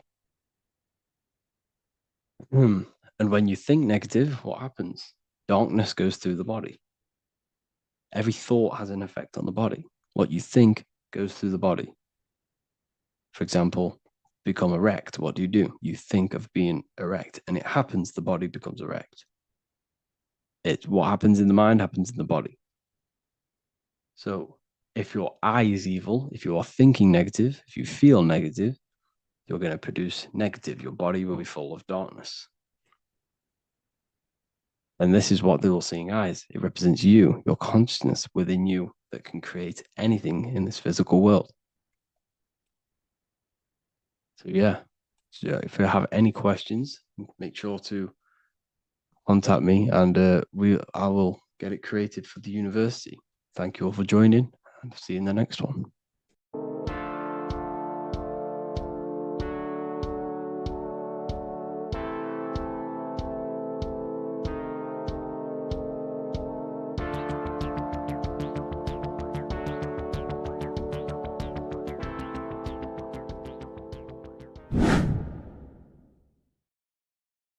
How are we all doing today, people? It's Revival of Wisdom, and today we're going to get real deep.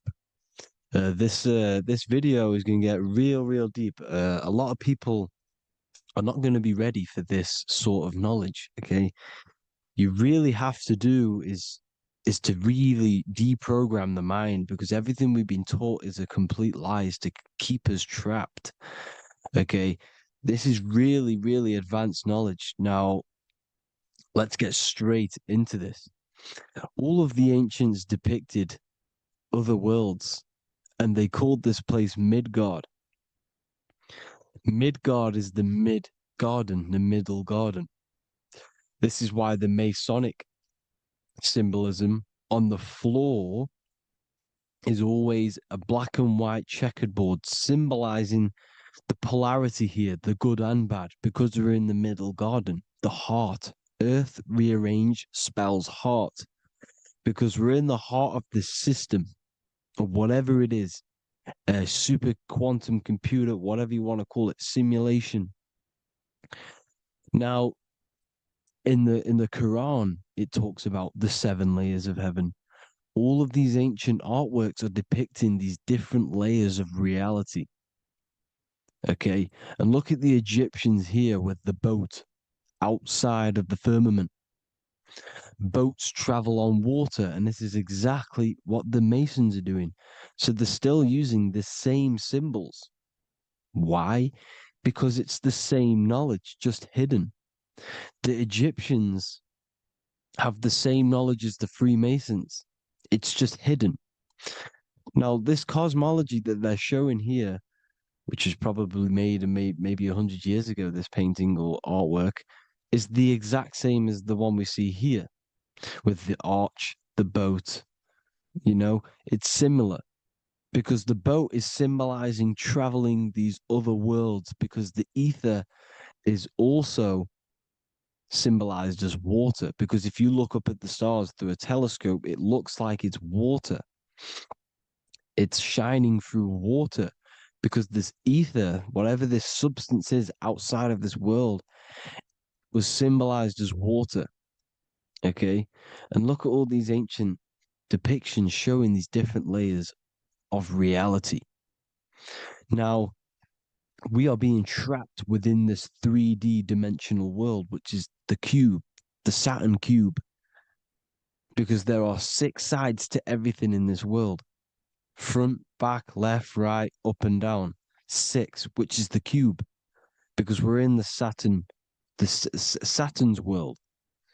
Okay, now always been depicted as a tree of life, the tree of the universe has always been depicted as this tree.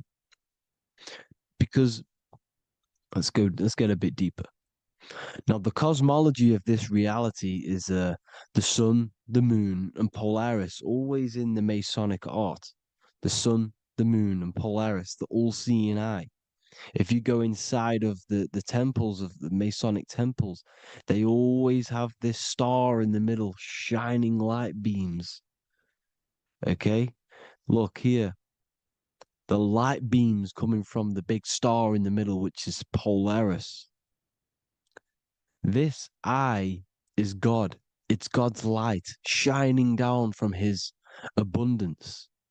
Now, when you astral travel, you will see this big ball of light above you, and this big ball of light is God. But you cannot travel towards it until you are pure. It doesn't work like that. You have to become formless. You have to become pure before you can become one with the light. In all these Masonic artworks, it's all depicting the star in the center. This star is Polaris, because Polaris is the way out of this place. And this is why you see the stairway to heaven all the way up to the light beam, the light source. What does it say in the Bible? God is light, because everything is made out of one substance, and that substance is light.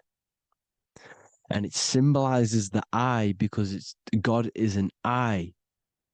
All things that are alive have an eye. And we all say, I am. We all see these realities through eyes. God is an eye.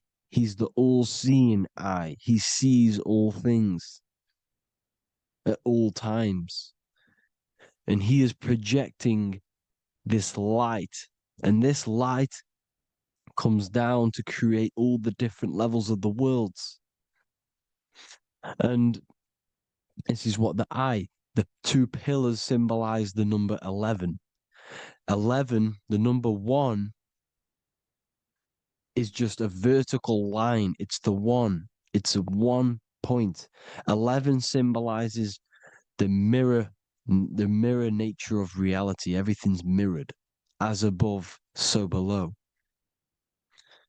Now, the 11 also symbolizes openings, doorways. And as you can see here, an opening to the all-seeing eye. And you see here again, an opening to the stairway all the way up to the light. This light is the light of God in the astral worlds, beyond this world. Now, Polaris has also been symbolized as the UFO. They put the truth in plain sight. So, you know, in the films, how the UFOs suck people up. That's what Polaris is doing. If you ascend beyond this world, if you do not ascend beyond this world, you will be reincarnated in this world. The whole thing is to outgrow this consciousness to the plane above. And I'm not just making this up. I'm going to be bringing in scriptures after this. But you can see with the Christmas tree, we always put a high, big star at the center, at the top, which is the star of Polaris, which is exactly what the Masons are doing here. The star at the top. And it's on top of our Christmas trees. And all of these symbolize the other stars, because Polaris is the most high star. And all the other stars are wrapped around the firmament lower than Polaris. And that's exactly what the Christmas tree is. And it's a triangle. It's a triangle, just like light beams travel from one point in the triangle, just like the all-seeing eye. It's a triangle. The light is coming from one point and sending its rays downward. You see, it's kind of like you see here with the water. And the lower you go, the darker it gets, the more evil it becomes. And this is what the ancients would call hell. Now, this all-seeing eye is Polaris. And below Polaris is Mount Meru. the North Pole, the magnetic North Pole, the Tower of Babel, which is in the Bible. The etymology of the word Babel, Ba meaning spirit, which gives the ability to move the soul through the worlds, which is that's the ancient Egyptian description of the word Ba, meaning of the word Ba. You have the Ka, the Ba, the Ak, but the Ba is the one that gives the ability for the soul to move through the worlds. Your soul can't speak into a world without incarnating into it. Now, the Tower of Babel symbolizes Mount Meru because it's the word Ba is the spirit which gives the ability for the soul to move through the worlds. The Tower of Babel is the magnetic North Pole, Mount Meru, which gives the ability to move through these different worlds. And you can see the ancient Tibetans always showing this depiction of these different worlds coming from the center. Because we have to ascend our consciousness. It's not about how good you are to reach heaven. It's about how you expand your consciousness, you expand your mind. So they teach now that you have to be good in order to reach to heaven. It's about expanding the mind, expanding your consciousness to these different planes, these different realms. So that's what it's about. And Jesus was known as the fisher of man.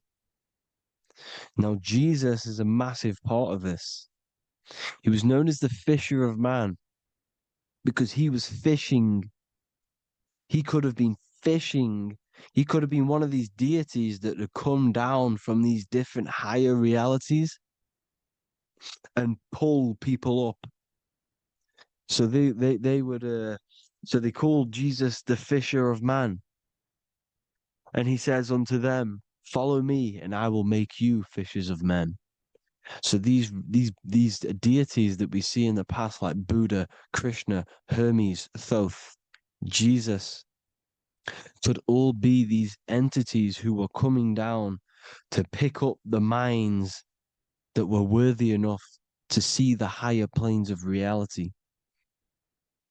And this is why they called him the fisher of man. Now, when Jesus walks on water, there is a parable with Paul. And he says, but Jesus immediately said unto them, take courage, it is I, don't be afraid. He's talking about astral travel here. He's talking about leaving the body. Because when you leave the body in astral travel to see these alternative realities, you can't be afraid because fear is a bondage, which is what the Emerald Tablets talks about. Lord, if it's you, Peter replied, tell me to come to you on the water. The water. Come, he said. And Peter got down from the boat, walked on the water, and came towards Jesus. But when he saw the wind, he was afraid and began to sink. When you become afraid in astral travel, you sink back into your body. Lord, save me. So this is talking about Jesus pulling people up into different realities. And you can see the fish is the symbol of Jesus, is another symbol of Jesus, a fish. Because fish symbolize deep occult knowledge, because fish travel the depths of the ocean. And they symbolize us because we are fish underneath the ethers. And Jesus was pulling people up. You see, so the Bible is a people today believe the Bible is a book telling you how to reach to heaven, how to become godly and reach heaven. But you've got to become the Jesus Christ to see these alternative realities. Now look at the Emerald Tablets is a massive part, and it speaks so much about these different realities. Look what it says here. This is in Emerald Tablet 3. Then in my heart grew a great longing to conquer the pathway that led to the stars, which is exactly what the Masons depict in all of their art. Look, the ladder to the stars. And then he goes on to say, years after years, I sought after wisdom, seeking new knowledge, following the way, until at last my soul, in great travail, broke from its bondage and bounded away, broke from the bondage of the body. Free was I from the bondage of earth men. Free from the body, I flashed through the night. The stars. The stars are a massive part in the astral world. Each star is a different reality. And the true astrology is the star that you came from. You came through a star to reach this, to reach here. There is a reason why you are here. There's a reason why you have the personality traits, because your soul came from a specific star. This is why we call them stargates, because they are gates in and out of this reality. And Polaris is the way out to the higher worlds. Now look, far into space, my soul traveled freely into the infinite circles of light. Beyond knowledge were some planets and great gigantic beyond dreams of men. Then he goes to say, lift up your flame from out of the darkness, fly from the night and ye shall be free. Lift up your flame. Your flame is your soul, because it has to be lifted up out of the darkness. This is the darkness, this world, this body is the darkness. Because it's a bondage. You need to break free. You need to learn how to astral travel, people. You have to learn this. If you want to get out of this world, you have to learn how to astral travel and see the other realities. Traveled I through space-time, knowing my soul at last was set free, knowing that now I must pursue wisdom until at last I pass to a plane hidden from knowledge, known not to wisdom, extension beyond all that we know. So he's talking about he went to a place where we cannot even comprehend here, a place that is not even known to Earthmen. He's telling you he's ascended out of this world to the planes that are beyond. And it says here in the Emerald Tablets, man is in process of changing to forms that are not of this world. Grows he in time to the formless, a plane on the cycle above. Know ye must be one, ye must become formless before ye are one with the light. The light, the same light that I was talking about, the Masonic light, with the triangle, God, the one source. Ye must become formless before ye are with the light. Formless, you have to leave the body. You have to leave the body. You have to gain the ability to leave this body and travel to these other worlds. Now, it says here, not as man am I, for free have I become of dimensions and planes. In each I take on a new body. In each I change my form. Know I now that the formless is all there is of form. You see, all things created come from the things that, all things that you see come from the things that you cannot see. All of us have the same spark of consciousness, the same I am. Every dog, every animal, every human has this same I, this same thing which sees through the eye. It's formless. It takes this formless entity is the same entity of us. We are all the same entity in different bodies. And this entity it was represented as the flame, the cosmic flame, which is inside of all of us. And this is why the Masons depicted your spine as a candle or the Holy Grail. You would either see this or a candle with a flame on the top, because the Holy Grail is your consciousness, which is on top of your spine. which is the candle. Now, Jesus, Thoth, Buddha were all these deities which were coming down to lift people up because they were fishermen of men. And he would lift you up to the higher worlds, out of this world, to the ones above.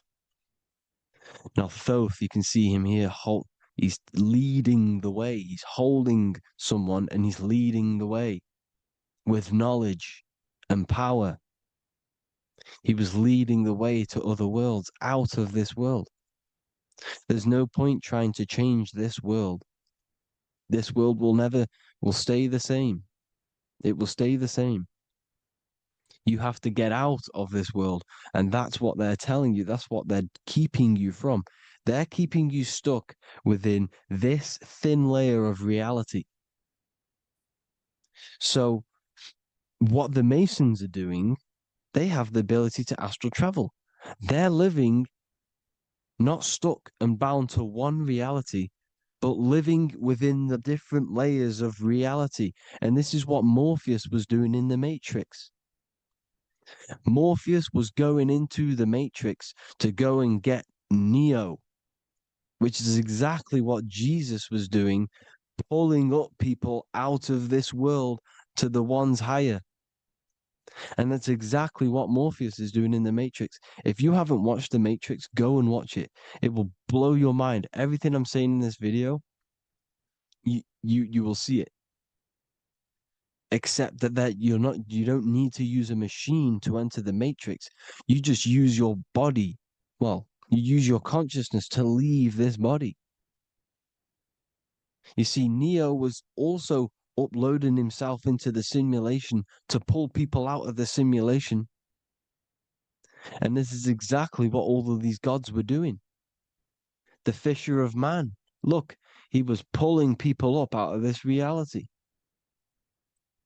with the knowledge. Now, Jesus was always depicted with the mushrooms. Look at all this mushroom art.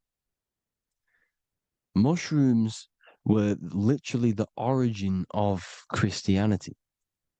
You can see it everywhere. There's mushrooms in all of the ancient art. Every single one of these paintings you see here, there's mushrooms on them. Mushrooms have the ability to see alternative states of consciousness. Now, if you go and do them and you go to sleep, if you pop mushrooms, you go to sleep and you will wake up in another reality. You will wake up in another reality. Don't try it if you don't want to do it. But if you've got the heart to do it, do it. Eat them and go to sleep.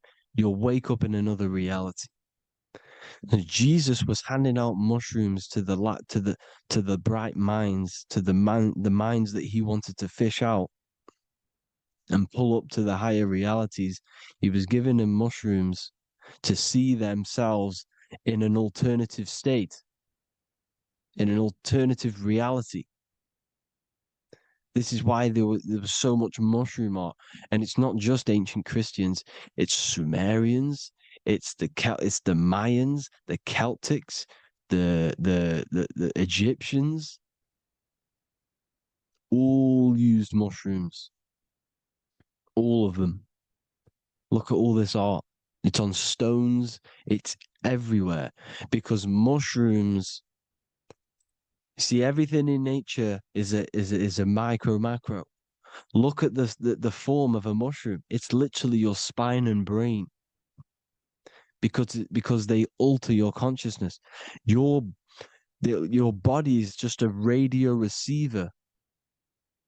Everything that you're experiencing is a program being ran by the central nervous system, and your consciousness is experiencing this program, these electrical impulses of the nervous system, because it's all feeding back to one point, which is the pineal gland. And this is the candle with the light on it. Type in Masonic candle and you'll see it. It's your spine with your spark of consciousness on top of the spine. And it's a mushroom because this sends you to alternative states of consciousness, alternative realities. Now, they were all doing this, the Egyptians, the Mayans. Now, there's more symbolism which goes into this. Look at the Christmas trees we use. The Christmas tree with the presents underneath them. Magic mushrooms grow under trees. And these are the presents under the trees that we symbolize today with Christmas. Santa's red and yellow for the red and yellow mushrooms. The same mushrooms Mario has to collect. And when he gets enough mushrooms, he levels up. And then what does he do when he go past the world? When you win that world in Mario, you go to another reality. You go inside of another world. It's truth in plain sight. And it's using mushrooms. It's using mushrooms. Everything, all of the characters in Mario, well, a lot of them are mushrooms. Look at this one. The presents, black, yellow, and red and white. Red and white mushrooms. And the bow on the top is the mushroom head. That's a bit of a reach, but you know, the symbolism never lies, is what you need to understand. And it's as above, so below. Now look at the Sumerians. The Sumerians were also multi-dimensional beings. Okay, look at how they have the double faces. They had 1 foot in this reality and 1 foot in another reality. And look at this one, a double-headed god inside of like a portal. You see? Because and look at these with the wings, the astral travel. Birds, ancient birds symbolize the soul. Because the soul is a bird, it flies to different worlds. It flies around the cosmos. And mushrooms gave you the ability to see these alternative states of consciousness, these alternate realities, because you exist in infinite realities. You exist in infinite realities. Now look at the 33rd degree Ordo Ab Chao badge. You get this badge when you become a 33rd degree Freemason, and it's a double-headed eagle. A double-headed eagle. And you can see this in Sumeria first. Sumeria have the same symbol, a double-headed, bird. You can see it here as well. And the Masons are still using this symbol today. And when you become a 33rd degree, 33 vertebrae on the back of your spine, above the vertebrae is your consciousness, and it's a double-headed eagle. One reality in one. You become a multi-dimensional being in the 33rd degree. And I've heard many interviews of Masons say it becomes Luciferian. You see, they speak in code. These Masons can't tell you about what they learn about, but they will speak in code. They said it becomes Luciferian. The word Luciferian is lucid. The root word of Luciferian is lucid, and lucid is lucid dreaming, alternative realities, dream worlds. You become a god. Luciferian means you're becoming your own god, pretty much. Because you are becoming a multi-dimensional being living in between the different layers of reality at the 33rd degree of Freemasonry. And look at the double-headed eagle, because the birds symbolize the soul. And they reach high, they fly high, just like the soul wants to fly high to the light, to become one with the light, like the Emerald Tablet says. Now look at Janus. Janus was another god, and he's known as the god of doorways. Janus always depicted with a double head. Janus is why we say janitor or January. And January is entering a new year. Janus is known as the god of doorways with keys, always got a key. because keys open doors. That's why the janitor holds all the keys. And Janus always has double heads because he had one foot in this reality, one foot in another. He was a multi-dimensional being, a Luciferian, living between the different layers of reality, except from being, instead of being stuck in one like we are. Well, a lot of people. And that's the whole point. You see, all of this stuff is about like changing the world and stuff like that. This world will probably never ever change. It's probably been like this forever. Well, forever, for a long time. But it's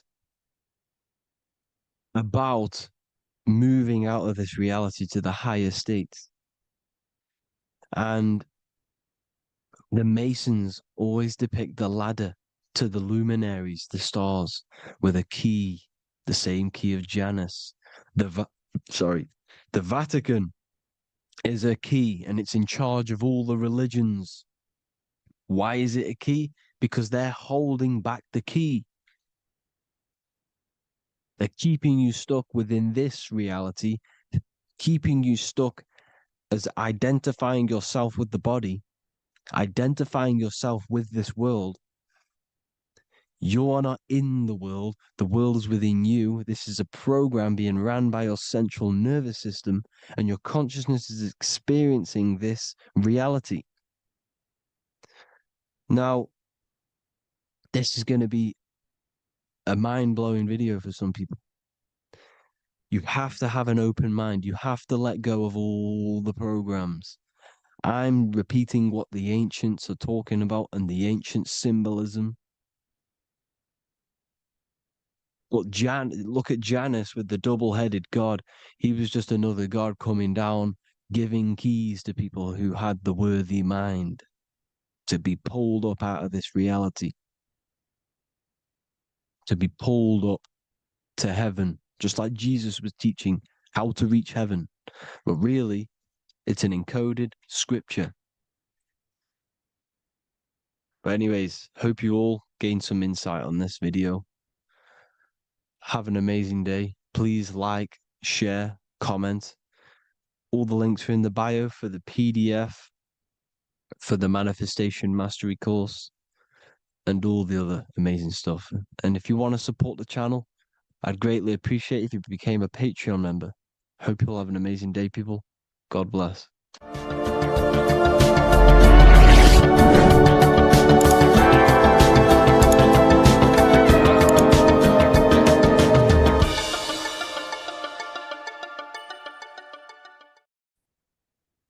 Lesson 2, Planes of Existence. These planes are all aspects of your mind. They are in you, they are outside of you, as above, so below. The Godhead is the sole purpose. This is how spiritual manifests into physical. This is the process that the universe goes through in creating the physical universe. So it starts with the Godhead, the sole purpose, then the mind, then the astral, then the etheric, then the physical. Everything is mental. Everything exists in the mind. These dimensions are not separate. They're all dimensions within your mind. They're different vibrational states, pretty much. So the mind is the realm of thoughts. This is where thoughts reside. There's no form to a thought. It's invisible. There's no physicality to it. It's the most lucid. The higher you go, the more lucid it is. The lower you go, the more solid it becomes. Okay? So the mental plane is the most lucidic. So the mental plane is the thought alone. The astral plane is the imagination of the thought. This is where the thought forms manifest into some sort of form. Not physical form, but some sort of form, lucid form. Like dreams. Then it goes to the etheric, then physical plane. The etheric plane is the blueprint. It's like a blueprint of the astral and the physical form. It's basically the realm of energy. This is where energy is and frequency. And then the physical plane is where physical manifestations happen. So essentially, this physical world is a product and the world of effect. Everything goes through this is a world of effect. You can't change this world by manipulating it physically. You can, but it's not going to last long. It's not long term. This is where we get the saying as above, so below from. You change the higher planes, you manipulate the lower planes. If you manipulate the astral plane, you manipulate the physical plane. This is a mirror effect. You manipulate the mental plane, you manipulate all of the planes. So these planes are how things manifest into physicality. Everything starts in the mind, then goes through the astral. Now, the higher, middle, and lower astral are the vibrational states of the thought, because remember that the mental plane is the thought alone. So, for example, I'm going to give you an example now. This is a chair. Think of a chair. That's just a. Don't imagine the chair. Just think of the thought of a chair. So you have the thought of a chair in your mind. Then now, imagine that thought. What does the chair? What form does it have? This is the astral plane. This is the imaginational plane. This is where you imagine things. So when you hold something in the screen of your mind, this is this is astral matter. You're creating out of astral matter. That's what imagination is. Depending on the vibration of that thought that you are manifesting in your imagination, depends whether it goes to the higher, middle, or lower astral. If it's a high vibrational form, high vibrational thought, you create the higher astral plane. This imagination will go into the higher astral. Or if you think of a chair to murder someone on it with spikes and kill someone on it, it will go to the lower astral plane because it's a lower vibrational thought form manifesting. So you got to use these planes to manifest things, to imagine things. You can manipulate the astral plane through astral projection. This is a very, very deep, this is a very occult teaching of astral projection. And that's going to be taught later on in another course because that's not for everyone. But you can still access the astral plane through imagination. And that is how you pretty much get there. You use your conscious mind to project yourself, your consciousness, your awareness into the astral plane. So if you manipulate these higher planes of existence, you manipulate these lower planes as above, so below. You got to look up. But it all starts in the mind. Use your thoughts correctly. Use your thoughts. Use your imagination. Use your energy.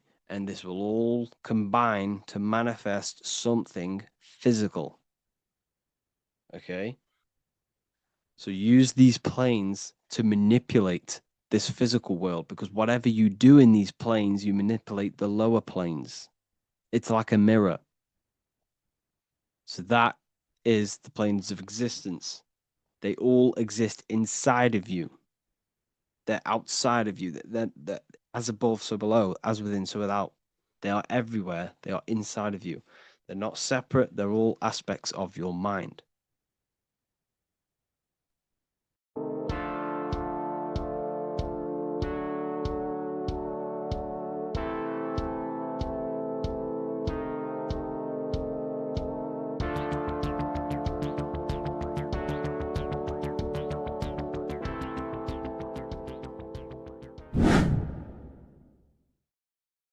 What is up, people? How are we all doing? Today, we're talking about the flat earth cosmology. So let's jump straight into this. Please drop a follow and leave a like to help the algorithm. So we live in a torus field. Everything's made out of torus fields. And every torus field has motion. It's what it is. It's the motion of energy. And every torus field has a center, which is the black hole. It's a womb of creation. It's counter space. Now, this is why the North Pole is magnetic, because the center of this torus field is the most magnetic part, the strongest part of the field. So this is why all compasses will point you to the center. And the Earth's magnetic field is spread across the whole of the Earth. And it's spinning, as you can see here, it's like a tornado at the center. And this tornado is the force which is spinning the sun and the moon around us. You got the sun, the moon, Polaris, just like in the Masonic cosmos here. The sun, the moon, Polaris, the all-seeing eye. Now we'll get into Polaris a bit later, but the sun is the magnetic force. Sorry, is the electric force, because every field is electromagnetic. Now, the sun is electric. It's positively charged. It's gonna give you energy. It's feeding energy. The moon is more magnetic energy, which is taking your energy away from you. And this is why you become sleepy when the moon comes out, because it's taking away your energy. So these two forces is the balance. It's the yin and yang. It's the balance. Everything in this creation is balanced, because the Taurus field is the Earth is the plane of inertia, the 0 point within the field, because physical matter is a result of two opposing forces equalized on the plane of inertia. And that is where matter crystallizes into physical results. And this physical plane is the plane of inertia, planet Earth. And at the center of this plane is the black hole, the womb of creation. And outside of this black hole gives birth to light. So the Taurus field is constantly rotating, going into counter space, the black hole, and then out of counter space gives birth to the white hole, white light. You see? So it's going around, black hole, birth again, black hole, birth again. And it just keeps going around. It's an infinite cycle of energy. And this is where the infinity sign comes from. This is the motion, this is the force which is creating everything to spin inside of this circle. Okay? And it's making the stars spin. It's making the sun and moon spin around us, around this center point. Now here you see Horus and Set putting their feet inside of this dome. This is the royal arch, the arch of the dome above us. It's like you see in the Masonic cosmos, the royal arch of Freemasonry. This is the dome above us, the firmament that the Bible talks about. You see, they're putting their feet in because Set symbolizes the moon and Horus is the sun. Horizon, Horus. Horus is rising, the sun. So they're both putting their feet around this center magnetic pole, which is the pole, North Pole. And above the North Pole, you have Polaris, the pole of electromagnetic energy. You see? And this is how we get the sun and the seasons. Because the sun, for us, when it becomes summer, it's on the Tropic of Cancer. Then it spirals outwards, going out and out and out, then goes to the Tropic of Capricorn. That's winter for us. Then it comes back in and creates summer again. So it's constantly spiraling around this center magnetic North Pole. You see? So this roof above our heads is the firmament, and this is what they've taken off of us. They haven't physically taken it, but mentally they have taken this away from you. It's a female energy, and this is what the Egyptians called Nut, the sky god Nut. And this is the womb. We are inside God's creation, God's womb, and the woman's womb when she has a baby is a microcosm of this, because everything inside of this creation is macro.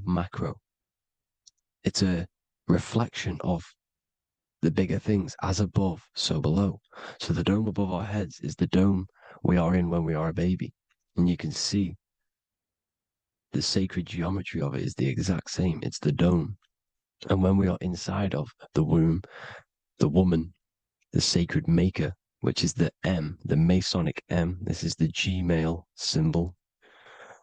The Masonic M is maker, mason, matter, male. She delivers the male, you see?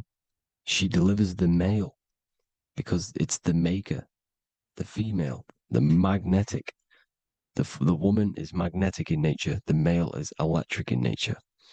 So when we are in this womb, the female, we are being fed by the center umbilical cord, by the center of the mother's stomach, are connected to the center of the woman's stomach, just like we are when we are in the earth. The center is where the aurora borealis is being emitted from, the electromagnetic aurora borealis, the northern lights. This is our spiritual umbilical cord, connecting us to counter space, connecting us to the realms beyond this world. Because at the center of every Taurus field is counter space. And at the center of the earth is our spiritual umbilical cord. And this is the earth's belly button, as you see. As above, so below. We had a physical umbilical cord. We have a spiritual umbilical cord. And this gets cut when we die, when we're cut away from the physical reality. You see, here's the ancient Egyptian tablet showing this female. You can see the hair, it's a female above us, because the female energy is nurturing, helping, looking after. And that's exactly what the dome is. It's protecting us. It's the Ark of the Covenant, the Ark covering us, you see? And this is what they've taken away from us. By you believing in space, it completely destroys the idea of this being a sacred creation. They've taken the roof off your head, whether if you believe in space, you believe that there's chaos, there's planets, there's asteroids that could kill us at any moment. But this isn't true. They've made you fear your own creation that you're inside of. They've made you fear what's above you. You see, and it's to hide the power of astrology, the power of the lights in the firmament, which are constantly flowing through the ether. These powers which are above us are sending rays down to the earth, which are influencing our psychology and how we behave. And this is what astrology is. It affects human consciousness. It interacts with our consciousness. And there's a different energy every day because the planets are in different houses, different alignments. And this is, we'll go into this a bit deeper later on.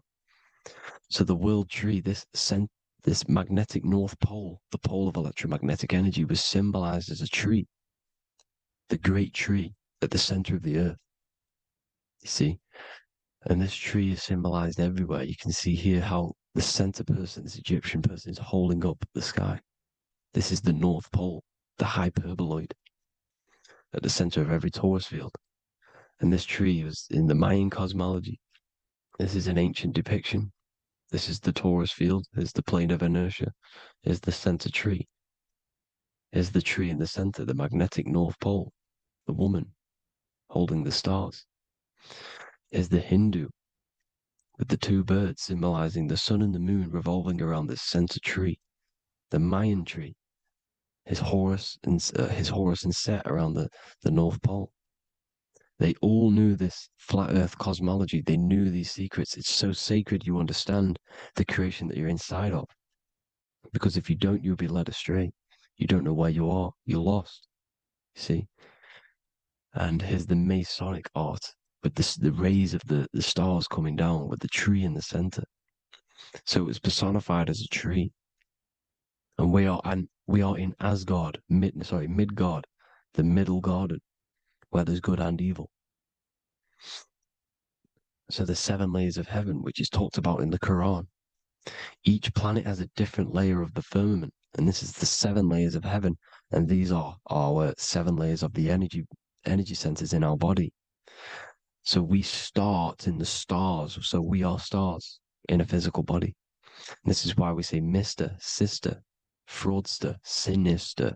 Stir is star, and we are in the stars, and our star descends into the soul system, not solar system.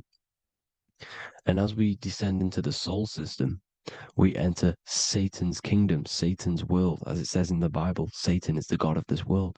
Well, if you've been into my research for a while, you know Satan is Saturn. Saturn's world, because Saturn's the outermost ring. He's the Lord of the Rings. And you enter his kingdom, the kingdom of time. And this is why Saturn's the time god.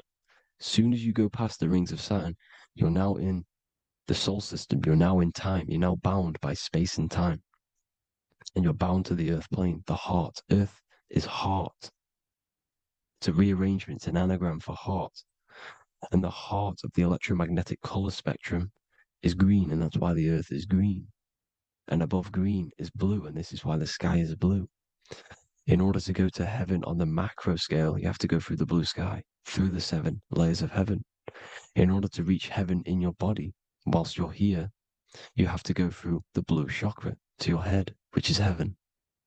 It's micro, macro. Everything is micro, macro inside of this creation. Is an ancient. I think this is a French image, piece of art from the ancient French, with obviously the 7 layers of heaven, which they all depict. And notice how it's like a dome. We'll go into this dome symbolization, the Royal Arch of Masonry, which is next. But these 7 layers of heaven give us the 7 metals, the 7 days of the week, the 7 diatonic tones, the 7 chakras, the 7 everything. It's God's favorite number.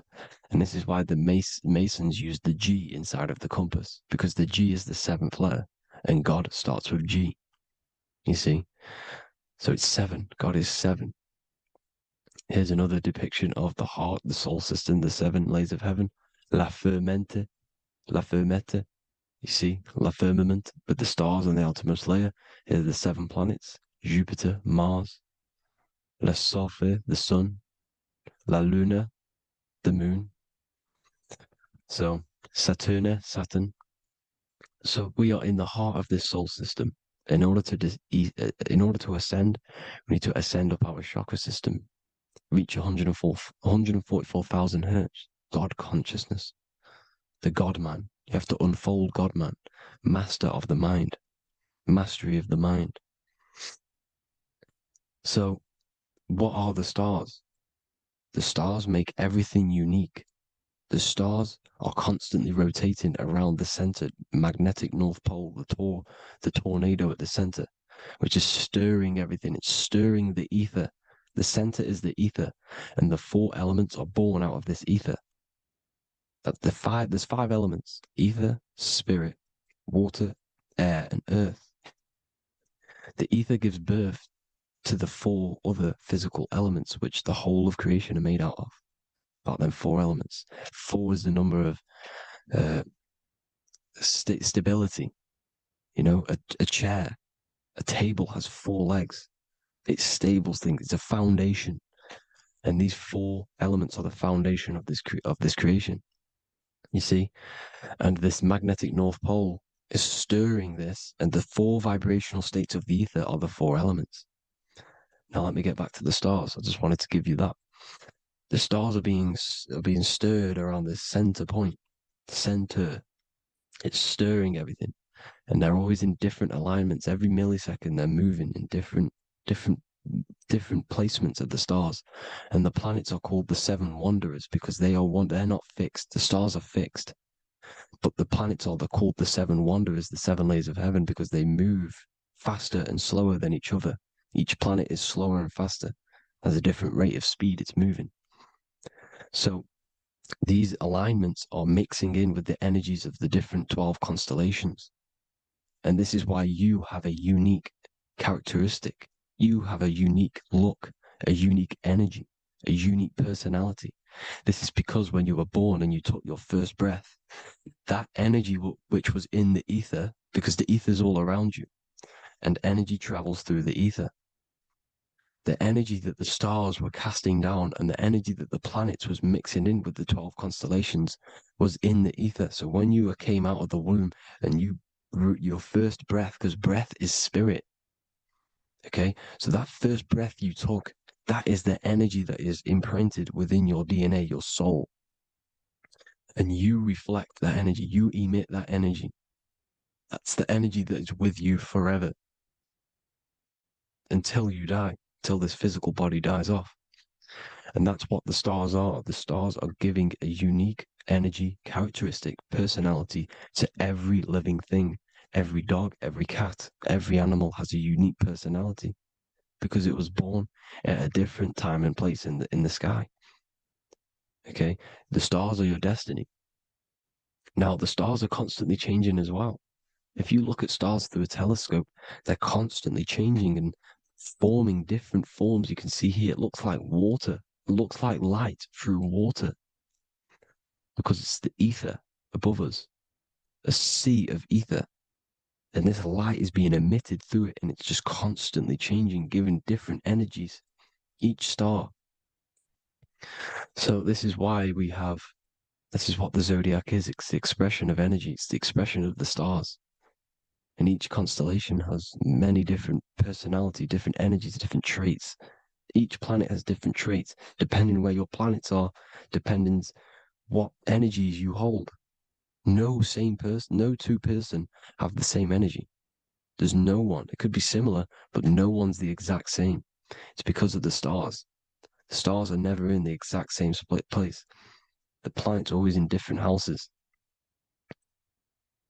So here's some Royal Arch symbolism. Here's the Royal Arch of Masonry, as it says here. The sun and the moon, the constellations. Here's Cancer, the 7 planets, the 7 stars. Here's the Royal Arch. This is the firmament. Here's the duality. Black and white, duality, good and evil, rest and motion, dielectricity, magnetism. See? So this is what the Royal Arch is. It's symbolizing the cosmic dome above us. The womb we're in. We're inside God's womb. And here's George Washington, the Freemason, inside of the Royal Arch. You see? With the G, the Masonic G, God, 7. Here you see another depiction of George Washington with the stars in the dome above his head, his Polaris, the sky vault, Polaris. We'll get into that later. Go inside of all of your ancient churches, you will see the dome. Go to the Vatican, you'll see the dome. All of your ancient churches have this dome because it's the dome above your head. The ancients knew this. This was known. We did not live in space. It was known back then. They all knew. This is Crown Court, which is one of the most important courts in the UK. You can see it's clearly so much Masonic symbolism. You've got the 4 pillars of Masonry. The Royal Arch is like an arrow pointing upwards to Polaris. As the Disney World is under a dome. In his Polaris, the sky vault. You see? And also 666 in the symbol. Here's more 7 layers of heaven. Here's an ancient depiction. The firmament. Here's the astral plane outside of the firmament. The Royal Arch. You see? It's everywhere. Here's Polaris, the 8-pointed star. Polaris is in between the sun and the moon. It's at the center of the Taurus field. And Polaris corresponds with the pineal gland as well because it's the all-seeing eye. See? So is Polaris, the 8-pointed star, which is at the very top. It's the very center. It's on top of the North Pole. And it's an 8-pointed star that's always symbolized as an 8-pointed star. Here you see the Vatican. The Vatican is a giant key with an 8-pointed star. See, it's a key. Here's the dome. Here's the Space Delta, the USA Space Delta logos. Here you see the Egyptian god looking from the center of the North Pole, looking upward to an 8-pointed star, Polaris. An arrow pointing up to Polaris. Here's another, the bear holding a key with an arrow up to Polaris, 7. Holds the key to Polaris. Here's an eagle holding a key above the North Pole to Polaris. Polaris, and here's another one. There's another bird, like a dragon, holding a key to Polaris. Because Polaris is definitely something to do with leaving this creation. Okay, maybe, I can't say for sure, but maybe it's to do with Ascension, and this is why the Vatican hold the key to the 8-pointed star. And this is why the space, well, we all know space is a lie, but they're showing Polaris and its sacred symbology. Maybe it's to do with something leaving this creation, going to another. Here's some North Pole symbolism. As above, so below. See the four seasons of the Big Dipper constellation going around Polaris. This is Polaris, this is the Big Dipper constellation, and this is the swastika. This image gives us the swastika, because all the symbols we use are created in nature. They're created somehow in nature. This is how we get them. As above, so below. This is the map of the North Pole with the 4 rivers looking like the Big Dipper constellation. Is the Masonic, is the ancient cosmology with the four, you see the four islands, Mayan cosmology, four islands. This is the alchemical symbol for Earth, four sections. The windows, because the center at the North Pole is a window to another dimension. The four lucky four-leaf clover, which is supposed to be lucky. It's just, it's truth in plain sight. And here's Hitler looking at two flat Earth maps. So this swastika has been used for thousands of years, thousands and thousands of years. And it's symbolic for the most sacred land on this plane, the North Pole. Shambhala. Do some research on Shambhala, people. It's a it's a Hindu mythology about the sacred lands at the center of the earth. And it's known to be full of enlightened beings. And it's all symbolized at the center. You can see their paintings of Shambhala. It's all at the center, the North Pole. And it's known to be the most godly place ever because it takes you to a portal to the higher places. And maybe this is something to do with Polaris, connecting you to this sacred land at the very center. But anyways, people, thank you all for tapping in. Hope you all learned something. Have an amazing day. Please follow, subscribe, like, all the links in the description for the courses, the PDF. Please have an amazing day. God bless.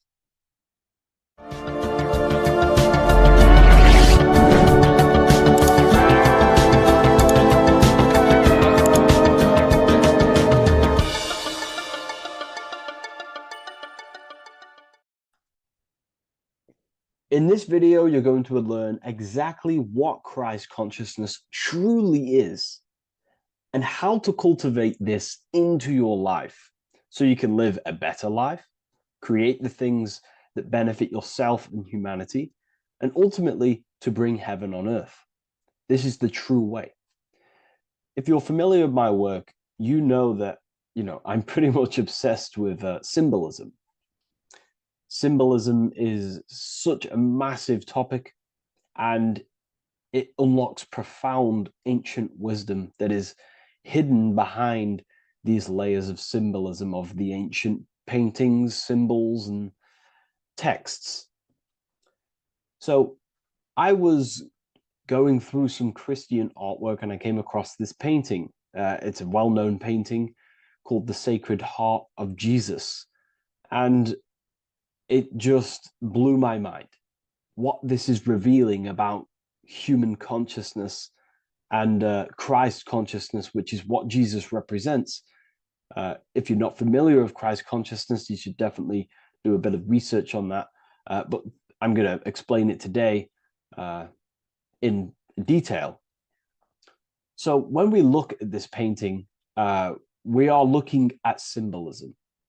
We're looking at consciousness, a state of being, a state of living, a way of thinking, a way of feeling, and a way of acting in the world. As I've said this many times, we're all creators. We all create and generate reality. And you don't just have your personal reality, you have a collective reality. Your reality is affected by the collective consciousness. Depending on the collective consciousness's understanding of reality will also affect your life. We have a collective life and a collective experience. So Jesus in this depiction here is in a way showing us instructions to reach Christ consciousness, whether you see it yet or not. But I'm going to decode this for you. And your mind might be blown after watching this. Okay, so what is the meaning of Christ consciousness? What's the whole purpose of this? Very simple. Like I mentioned before, we have a collective experience on this world. And Christ consciousness is the natural consciousness that we all need to be functioning on to generate peace, love, and unity on the earth in this experience we call life. That's what Christ consciousness truly is. It's a state of being that we need to cultivate within our own self, within myself, others, and everyone in this life and experience, so that we can all live in peace and heaven on earth, what they like to call it, so that we can generate the best experience possible together on this thing we call earth, on this material world, this material dimension. The material dimension is simply just a physical dimension of thought. It's a physical outcome of thought, but that's a whole of a lecture. So please leave a like, leave a comment if you have any topics to talk about that you wish for me to cover, and definitely leave a subscribe if you like my content and channel. So to go deeper into this, right, we've explained what Christ consciousness is and what it actually, will do to the earth and what it will do to reality and our collective experience. And it's also representing a profound understanding of self, a deep understanding of the true nature of self, the true source of self, what the self is, pure consciousness, pure God. We are all Jesus. Jesus is you, a physical manifestation of the divine made manifested physically. A physical manifestation of consciousness, okay, of spirit descended into matter. However, Jesus is a symbol that should not be worshipped, but something that we need to cultivate, maybe look up to, and cultivate within our own mind and hearts and actions. So he is someone that we should embody into our own very own being. We need to reach a level of intellect, the mind, a level of emotional understanding, and ultimately this creates Christ consciousness. Okay, and now I know that was very, very vague what I just said, but I'm going to explain a bit more. I don't want to give it fully away yet because you need some more information, more keys. So let's observe the top end of this painting. Jesus with this circular light emanating around his head is symbolic of the mind, of the our thinking aspects of consciousness, the way we generate thoughts, ideas. The mind is also good at also ruling communication. It also rules what we give attention to. Okay, so this is symbolizing the mind of every human being. The mind is a very powerful center of consciousness located in the head, of course. This is why Jesus is the head at the top with the circle around it, representing the mind. Now, to reach Christ consciousness, we need to purify our minds. Purification of the subconscious mind. The subconscious mind is the hidden aspect of our mind with all of our memories, belief systems, and everything we've ever experienced is stored within there. We have traumas there. We have bad belief systems that hold us back. So it's about reprogramming the subconscious and aligning the subconscious with higher consciousness, with higher understanding of self. Removing any mental blockages from the mind. Because in today's world, most people's minds, including myself before I, purified myself, and I'm still continually purifying myself. That's not to say I'm perfect, because I'm definitely not. But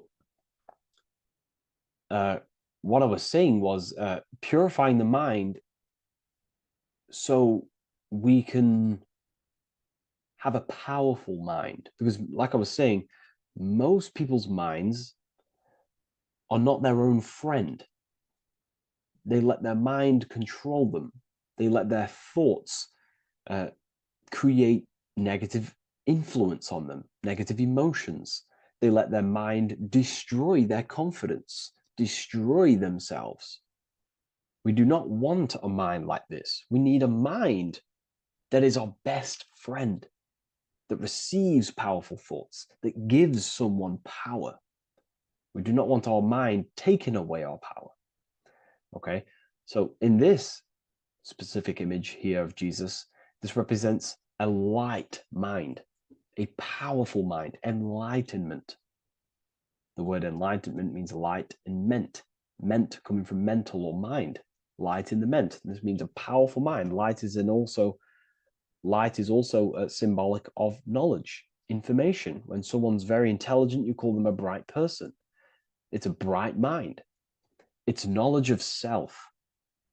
So the mind is conscious of self. That's another thing. We need to be conscious. A lot of people are not conscious, including myself before I did this, before I woke up. Most people are not conscious of their actions. They're not conscious when they're actually awake in the day. They do things unknowingly. Are we conscious of our thoughts, emotions, and actions? What we're giving attention to in our mind? Because ultimately this shapes our experience.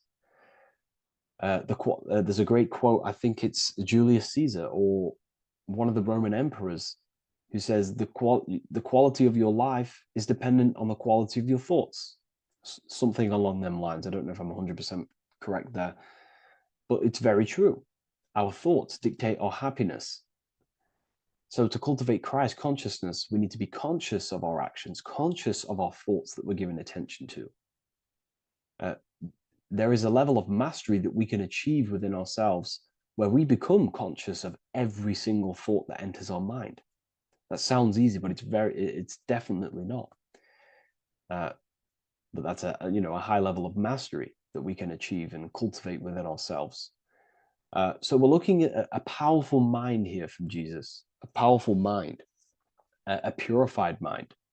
And we purify the mind through, affirmations, meditations, ritual work.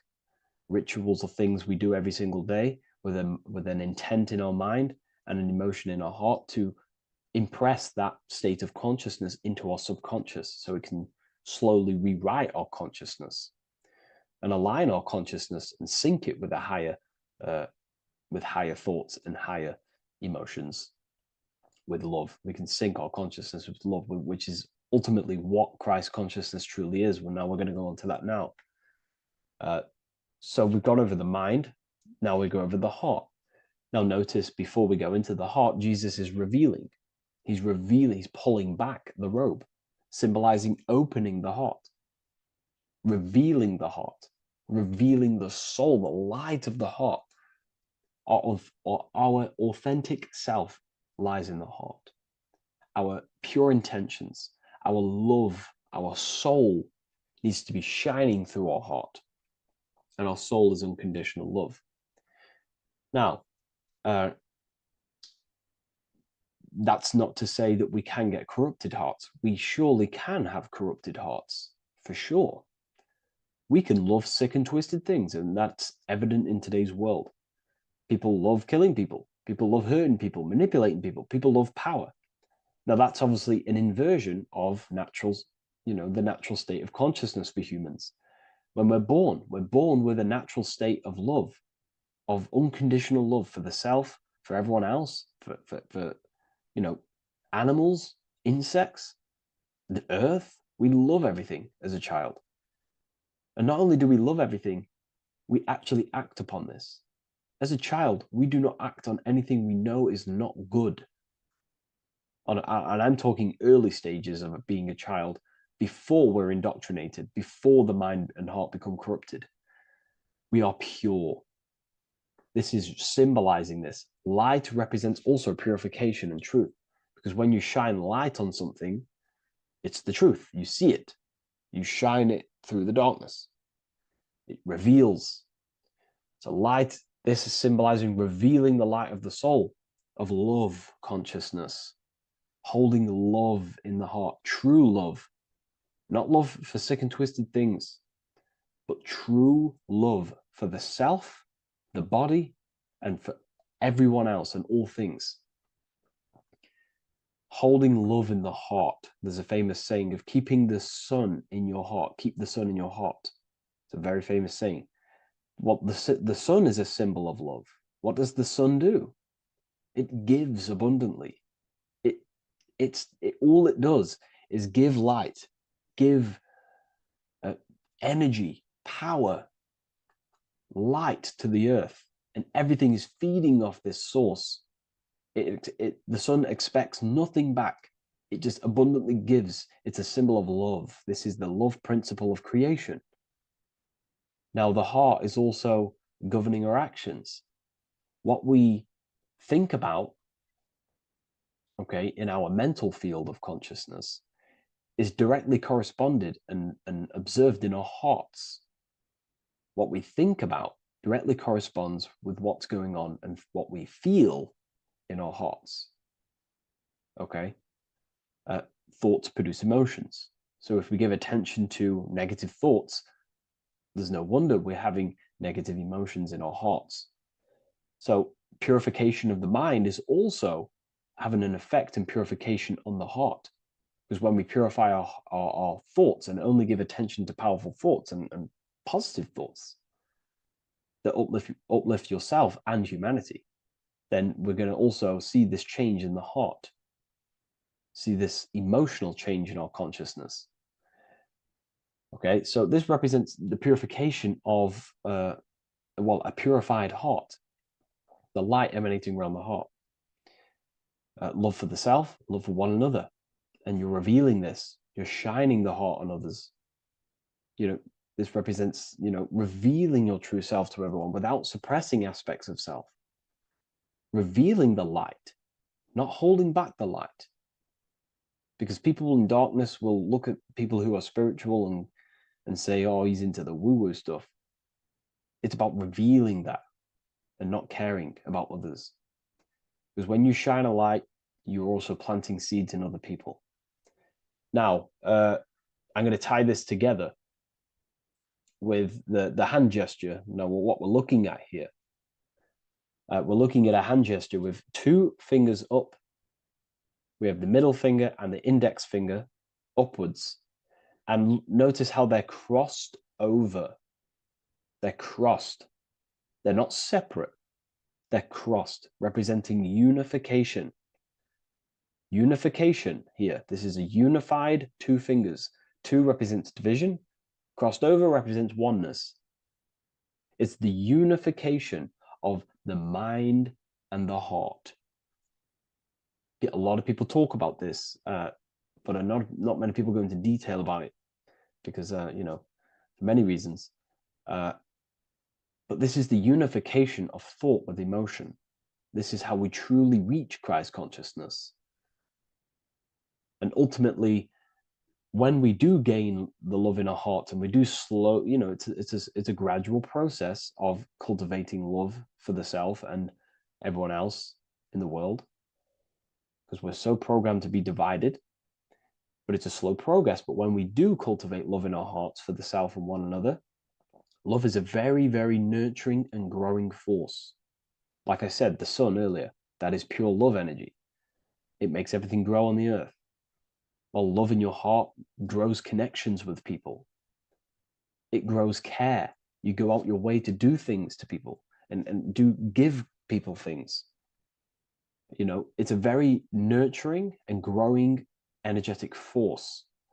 And me personally, I think the whole universe is built upon love. The whole thing. Without love, without the love, there is nothing.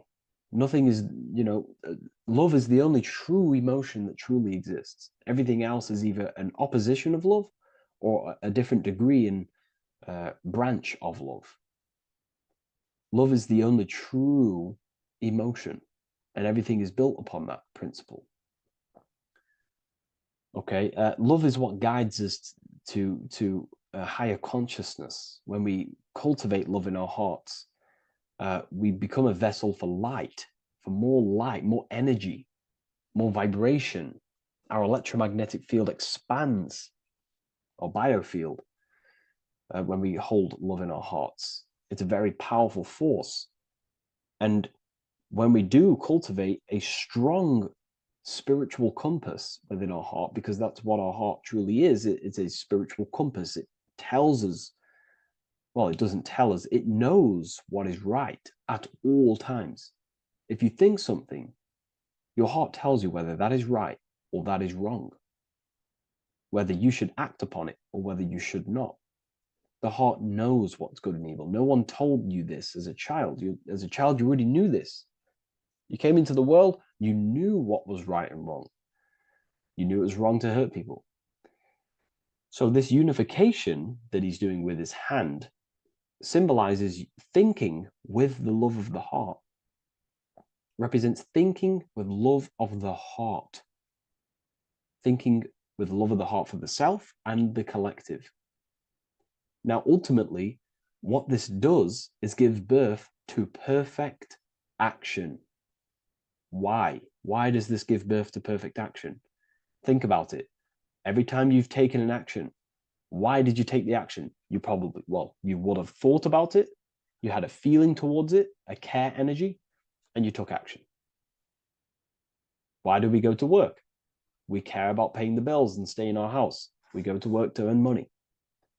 We think, we care, we act.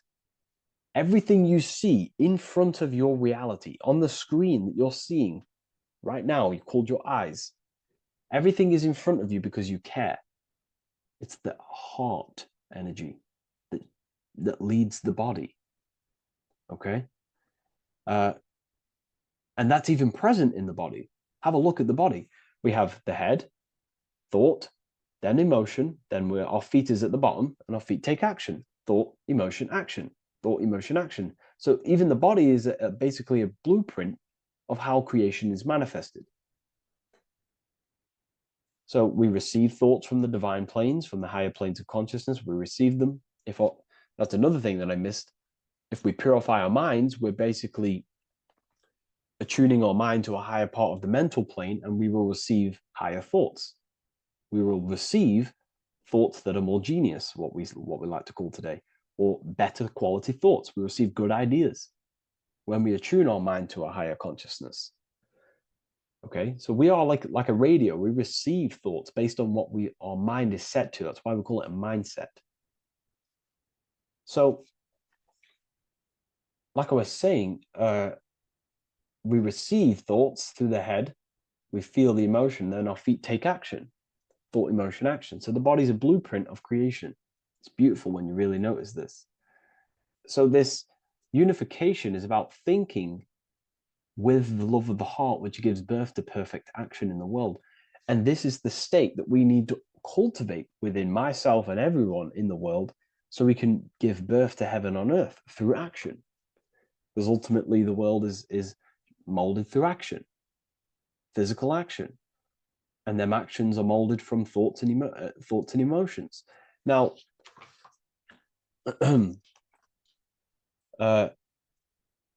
just to have a little announcement, I am now opening 10 more spaces inside my Symbolism Masterclass. With 10 more spaces, you're going to learn about a lot more about symbolism. It's very affordable. I'll leave the link in the description if you wish, if you care about gaining more information and learning the ability to read symbols. So what is the inversion of this? What is the inversion of this consciousness? Well, that's what we call satanic consciousness.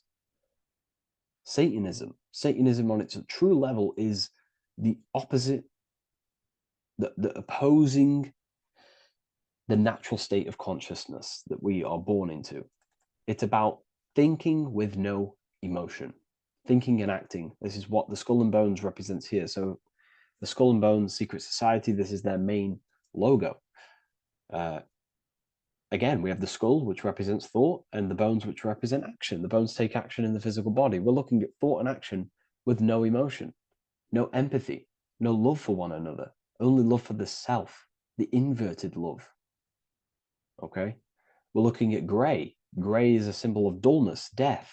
There's no emotion in gray because colors provoke emotion. When we look at a color, it invokes an emotion. Gray has no emotion. So we're looking at dullness of the emotions. I'm not going to go too deep on this subject. I'm going to create a whole new lecture for that. In fact, I think we have a great lecture inside Ethereal University on Satanism. We're going very into depth of what Satanism is and what Satanism consciousness truly is. And again, it's just the cross inverted. Satanism is just it's the invertation of, I don't know if that's a word, but it's the inverse of natural law, natural consciousness, of love consciousness that we are born into. Okay, so ultimately, the message in this video was to create love in our minds, love in our hearts. Think with the love of the heart. Think with the care for one another. And that gives birth to perfect action. And when we align, when we do truly act out what our heart is telling us, and I know this from first-hand experience. This is what happened to me. I woke up, I started to follow my inner guidance. I always took action on it. I was saying yes to it every single time. And it led me, I'm getting goosebumps actually saying this. It led me to where I am. Like that action, me saying yes to my heart, to that knowingness of goodness within me, was like a domino effect. And that domino effect, every time I did it, it was just opening more and more doors, not physically, but mentally. I was receiving more information. I was receiving more opportunity physically. My work started to explode on social media. Like, when you follow your heart and truly take action on what you know is good, it's like a domino effect that leads you step by step to where you're meant to be. And it's so profound and it's so, beautiful. And I'm telling you this from firsthand experience. This is ultimately how you kind of unlock your purpose in this physical world as well. So not only is it going to create a better world, it's also unlocking your true soul form and soul purpose while you're here. It's very beautiful. So I thank you, everyone. Please leave a like, comment, and share, and subscribe to the channel. And I'll see you all inside Ethereal University if you decide to take your studies to the next level. Take care. Welcome to Revival of Wisdom. What is good, people? Is Revival of Wisdom. We're back with another video. Today we're going to be talking about the importance of Saturn and the occult. Let's jump straight into this.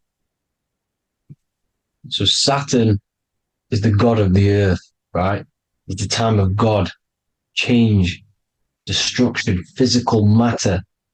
He creates and destroys, because the energy of Saturn is the key to crystallization. It wraps things in physical matter, right? He creates everything, all life forms, and he takes things back, because the day that you're born, that's the day that your expiry date is coming. The time is ticking until Saturn takes your life. This is why he's known as the Reaper. Okay? As he's personified as eating his child here in this ancient Roman painting. As you can see, he's eating the child. We are all children of Saturn, right? He creates physical matter, our physical bodies, right? He's the god of time because he's the slowest moving celestial body. He's the Lord of the Rings, as you can see here. He's the last one on the ring. He's the slowest one moving, okay? So he is the Lord of time, destruction and creation, okay? This is why his name is Saturn, Satan. He's the devil, okay? But I'm not saying Saturn's evil, guys. It's a part of life. Everything lives and dies, right? He's the key to crystallization. Now, as we have the clock here, our god Saturn, or Chronos in Greek, just means time. He's also the god of time, as I've already said. 60 seconds in a minute, 60 minutes in an hour, 24 hours in a day. Add 2 plus 4 equals 6. 60 seconds, 60 minutes, 2 plus 4 equals 6. That's 666. Okay? And as you see on the clock, 6 take away 12 equals 6. 7 take away 1 equals 6. 9 take away 3 equals 6. 6 is the number of Saturn. It's associated with Saturn, right? He's the god of time. of justice. Everything goes back to the Reaper in the end. Everything lives and dies. Now, the artwork of him, he's always got the Reaper staff. You see, it's personifying death. Now, when you see this, the Romans were not saying Saturn was a real person, a real god in human form. No, this is personification. This is what the ancients always did. They personified, just like the Bible. It's all personification. So the personifying Saturn eating its children because it eats, it's the Reaper. No one can escape the Reaper. No one can escape death. Now, Saturn is 666, which is in the Bible, the number of the beast, right? The number of the beast, Satan, 666, right? So on the North Pole of Saturn, you have a hexagon, which makes a cube, right? Now this hexagon, when you join up all the corners, creates the six-pointed star known as the Star of David, right? In the Jewish religion. Now, as you can see, the six-pointed star has 6 points, 6 mini triangles, and a six-sided hexagon. That makes 666. And also, your Saturday is named after Saturn, the 6th planet, the 6th day of the week, and has a six-sided polygon in its North Pole. That's also 666. Now, this Star of David, this symbol goes back thousands of years, and it originates from Saturn. It's not the Star of David, right? It originates from Saturn. It symbolizes the physical and spiritual aspect combined into one, which makes us humans, right? Also symbolizes the male and female combined into one. These two sacred energies create the human. We consist of both male and female energy, also known as the Seal of Solomon. And we all know if Solomon was a real person, he talks about communicating with 72 demons. He could apparently, in the text, he could communicate with 72 demons, and this is sorcery. This is black magic. Now, this symbol is associated with hexing people. When you place a hex on someone, that is a form of witchcraft, which a hex is just a curse. When you're cursing someone, this is black magic. Now, the black magician would stand in the middle of the symbol and cast his spells onto other people. Now, this symbol is obviously on the $1 bill, twice on the $1 bill. And it's very, very ancient symbol. And it originates from Saturn. And let's keep going. So the cube. So I've just said how you see the cube on the North Pole of Saturn, right? The cube is limited. It's a 3D shape. It symbolizes limitations to the physical 3D dimension, the third dimension, the physical realm which we are in. Now, as you can see, the color associated with Saturn is black, right? Black is infinite potential. Black is the creation of all things before there was light. Light is born out of blackness, darkness, okay? Now, black is physical matter. And as you can see, the black cube, black symbolizing physical matter, the cube being limited, as the physical realm that we are in is limited. It's not like the fourth dimension where everything can exist in a thought. The third dimension is limited, right? And this is what Saturn is. It limits you to the 3D 666. Your body limits you to your physical body. Now, these black cubes are placed everywhere. As you can see, Australia, Denmark, Manhattan, There's one in New York. As you can see, the Apple have a cube. The Nintendo GameCube, Trump Tower is a black cube. This is worshipping the energy of Saturn, the god Saturn. Okay, it's not a god, it's a celestial energy. However, it rules over Earth because it pretty much created the physical realm. Now, as you see, when you go to a funeral, you wear black, a black suit symbolizing Saturn, which is the color associated, black. And as you see in Mecca, they walk around the black cube in rings. As you can see here, they're stood around in rings, like the Saturn, the rings of Saturn. The Mercedes symbol. You probably wouldn't notice that, but yes, it's Saturn. And when you graduate from university, you wear a black cube on your head. This is all symbolizing Saturn. Okay. Now, as you can see, the Jews here have a black cube on their third eye whilst they pray. Notice how he's shutting his eyes into blackness, darkness, and he's wrapped around a black strap around his arm. This is symbolizing the wrapping of physical matter, of how physical matter wraps things into existence. And as we all know, the Star of David is a Jewish symbol. So he has the black cube and the Star of David, right? So all of these religions are secretly worshipping Saturn. Okay, this is all Saturn worship, Kronos, the god of time and destruction, the physical reality. Now, as you can see, it's symbolized everywhere in all major corporations.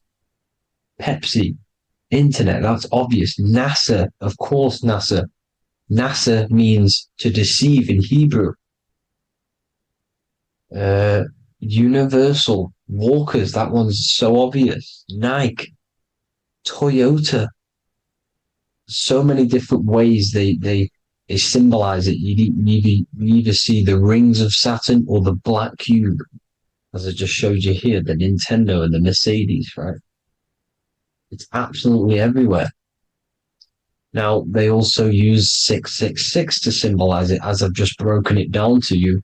666, the World Economic Forum. We all know how they're trying to enslave us into this new world agenda.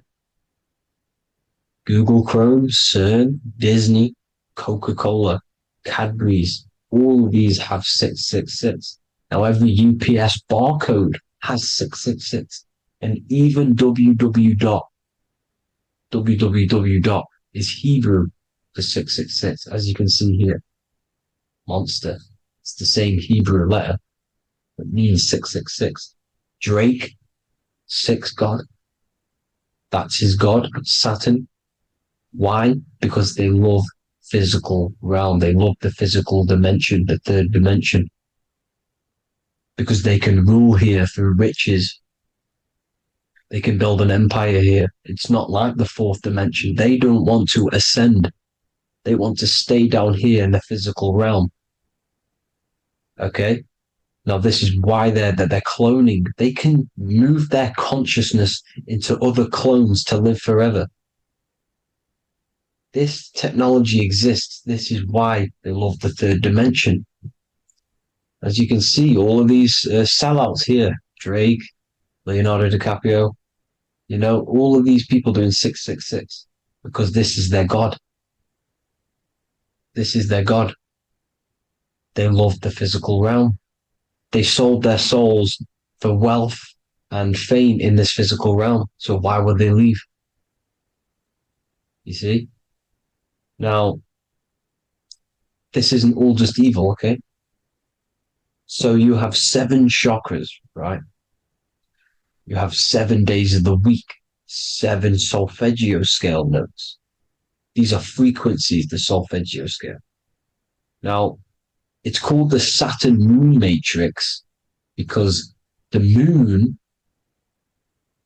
symbolizes your mind, because you're created out of the Holy Trinity, which is body, mind, and spirit, right? That's the triangle, the equal triangle, body, mind, and spirit. Now, the three main celestial bodies are Earth, Moon, and Sun. The Earth being your physical body, the Moon being your mind, and the Sun is your soul, hence why it's called solar. It's a solar soul. Now, these symbols are alchemical symbols. So when you're doing alchemy, you use these symbols to obviously symbolize what we're talking about. Now, as you can see, these are all the symbols of the planets. Now, Saturn is created out of the moon on top, the moon on the bottom and the earth on top, as you can see here. You see? And this creates the number 5. Now, with the moon being your mind and the earth being your physical body, this is mind over matter, because the earth is your body's matter. This is a matter over mind. You don't want to be matter over mind. This is low states of consciousness. You won't be mind over matter. You see, to manipulate matter, to create your own reality. Now, obviously, we all know Saturn is associated with the lowest chakra, which is the root chakra. This is to deal with your animal instincts. When you're down here, you identify as the physical body. You don't know anything spiritual. You're you have a pure physical mind. You don't believe in anything spiritual. This is survival mode, consumption. They want you trapped down here, which is matter over mind. They don't want you to create your own reality, which is mind over matter. You see? Now, that's what Jupiter is. Saturn is the moon on the bottom and the earth on top. But Jupiter is the moon on top with the earth on the bottom. That's mind over matter, you see? So, these chakras are an ascension process from matter, physical matter to spiritual. This is the ascension. This is the stairway to heaven. This is Jacob's ladder. You see? Now, the number 5, which is obviously associated with Saturn as well, which create the symbol for Saturn, created the number 5. You have 5 senses, 5 elements, 5 physical elements. As we all know, Saturn crystallizes everything into physical matter out of the 4 elements. 5 fingers and toes, 5 points of man. Okay, the number 5 is the number of justice. Saturn holds things back. He restrains things from you, makes you learn the lesson. Now, 666 is not all evil. 666 is the atomic structure of the carbon atom. 6 protons, 6 electrons, 6 neutrons, right? We are carbon-based life forms. All life forms are based on the bonding properties of the element carbon. Because Saturn crystallizes everything into physical matter. Now, the Masons symbolize this with the checkered boards. They have the black square, which is obviously matter. As I just said, the black cube. And spirit is the white square.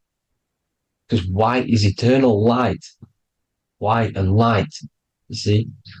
Black is physical matter.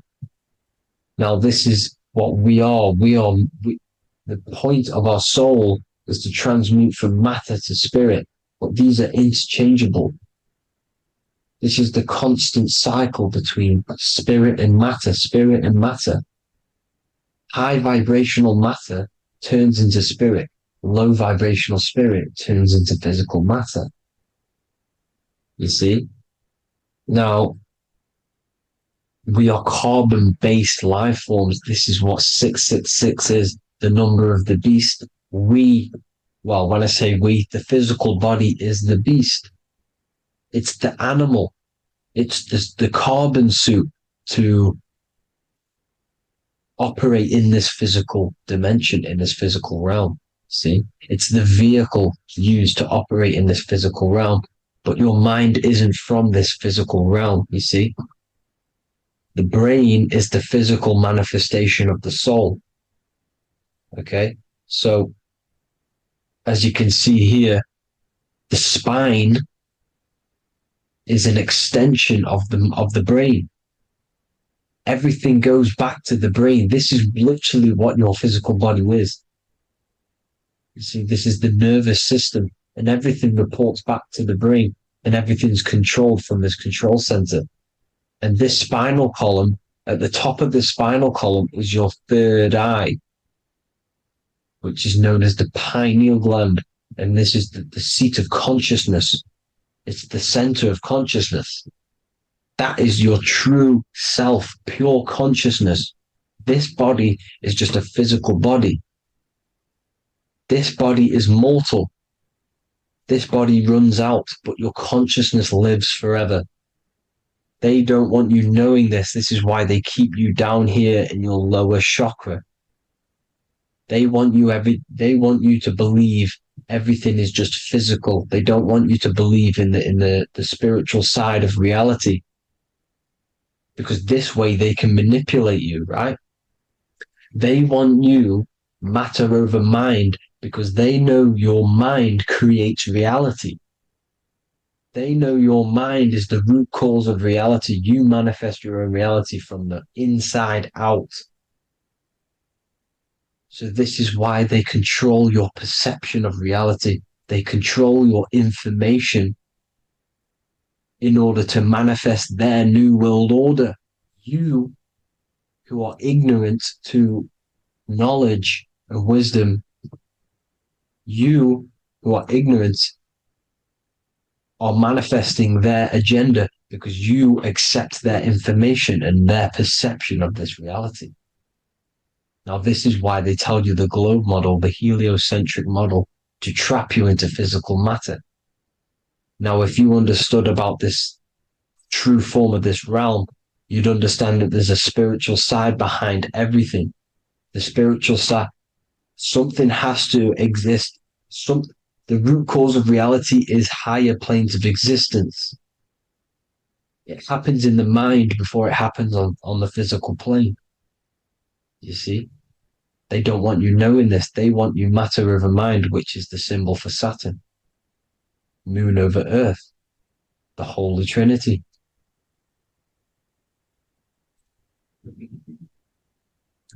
Now, as you can see, the cube also makes IXXI.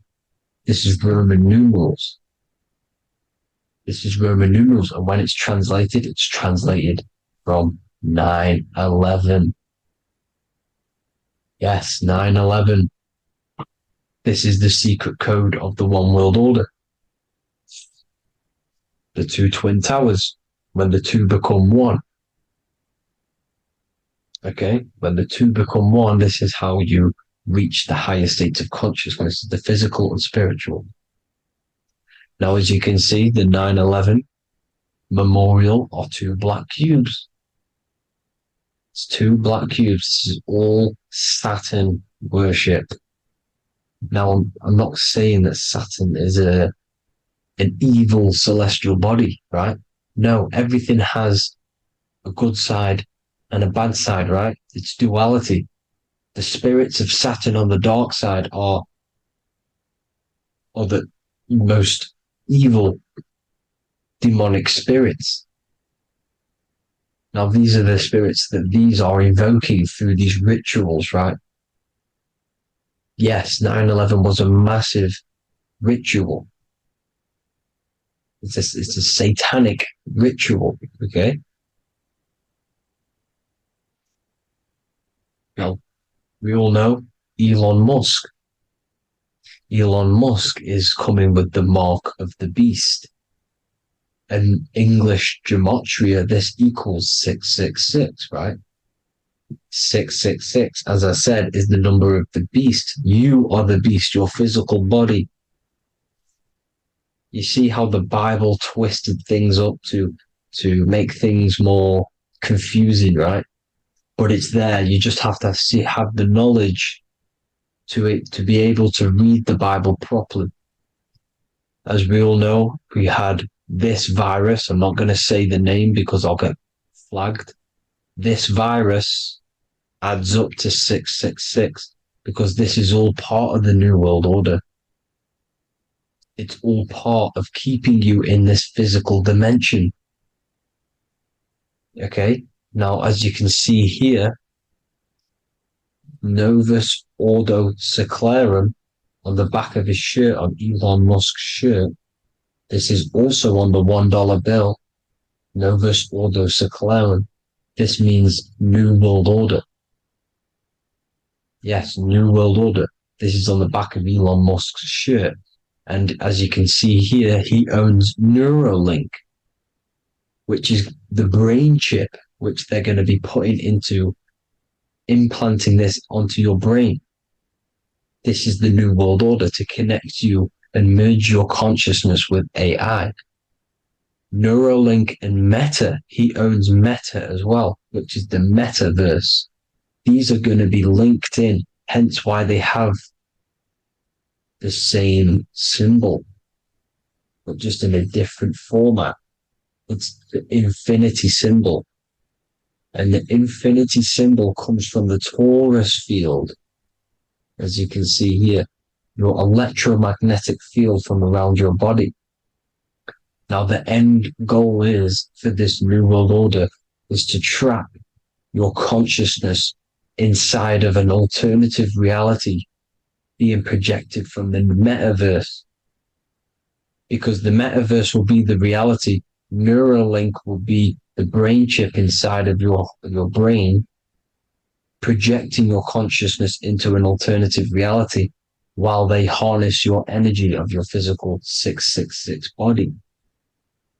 Now, this stuff gets real deep, people. Now, this is the end goal of the New World Order, is to connect you with AI. This is why they're trapping you and keeping you in these lower states of consciousness in the Saturn-associated root chakra, so you don't find out about the spiritual side of reality. Because if you knew the truth of this reality, you wouldn't connect to AI. You see, you have the power within you to travel to other worlds, the astral plane, for example. You travel to different worlds when you are sleeping. Okay? They want you to know it's just a dream. However, their end goal is to trap your consciousness and feed off your energy, spiritually and physically. Okay?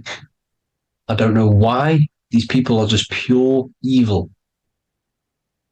As I said, evil love bondage. They love the physical dimension. They don't want to ascend to other realms.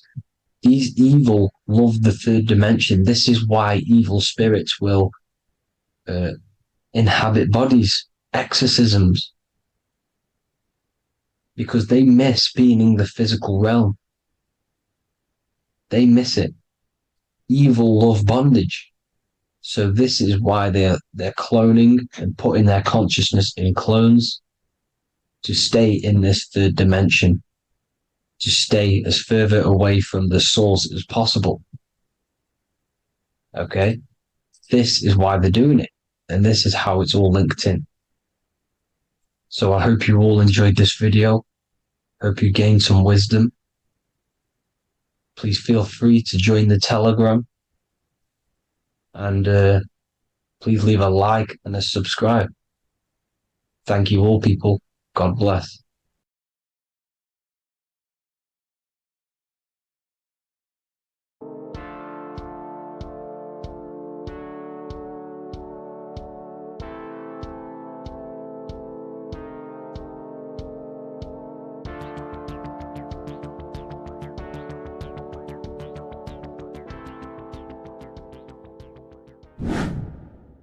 Hello and welcome to another video, people.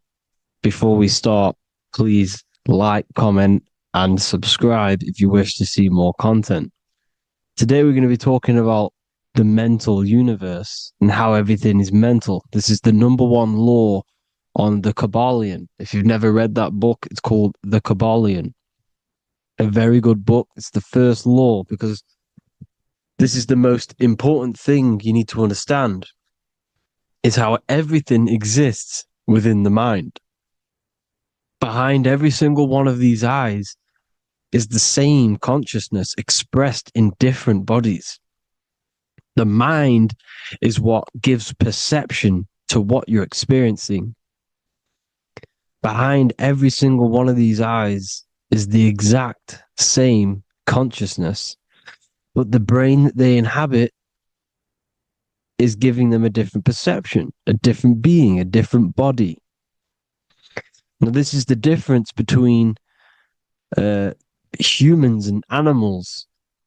Humans possess a advanced consciousness, an advanced mind that gives us the ability to be aware of ourselves mentally, physically, and spiritually. We can reflect on ourselves. When a dog looks in the mirror or an animal looks in the mirror, it doesn't know what it's looking at. It doesn't realize it has a consciousness. It can't reflect on itself. It can't say, I want to improve in this area. It doesn't have that consciousness. We have a divine consciousness.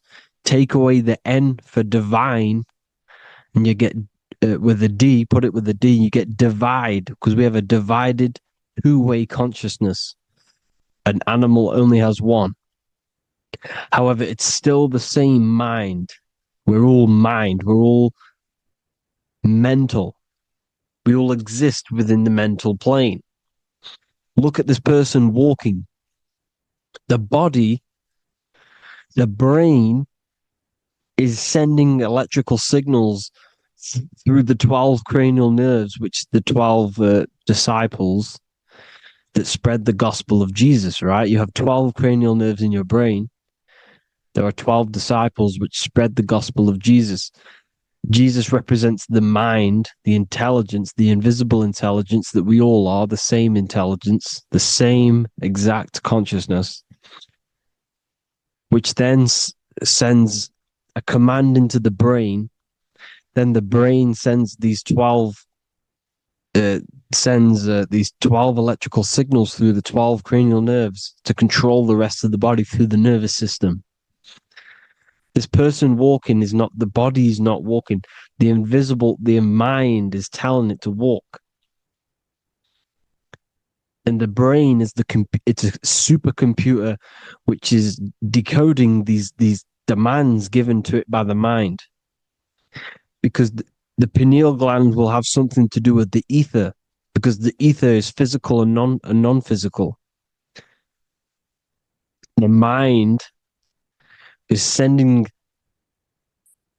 the commands through the ether to the pineal gland, which is then getting broken down into electrical codes within the brain and sent throughout the nervous system to control the body. And this is why in the Sims simulation, because the body's the simulation, it's a false reality. It's the fake reality. It's not the real you. You are formless. There is no form. But the third dimension is a dimension within your mind.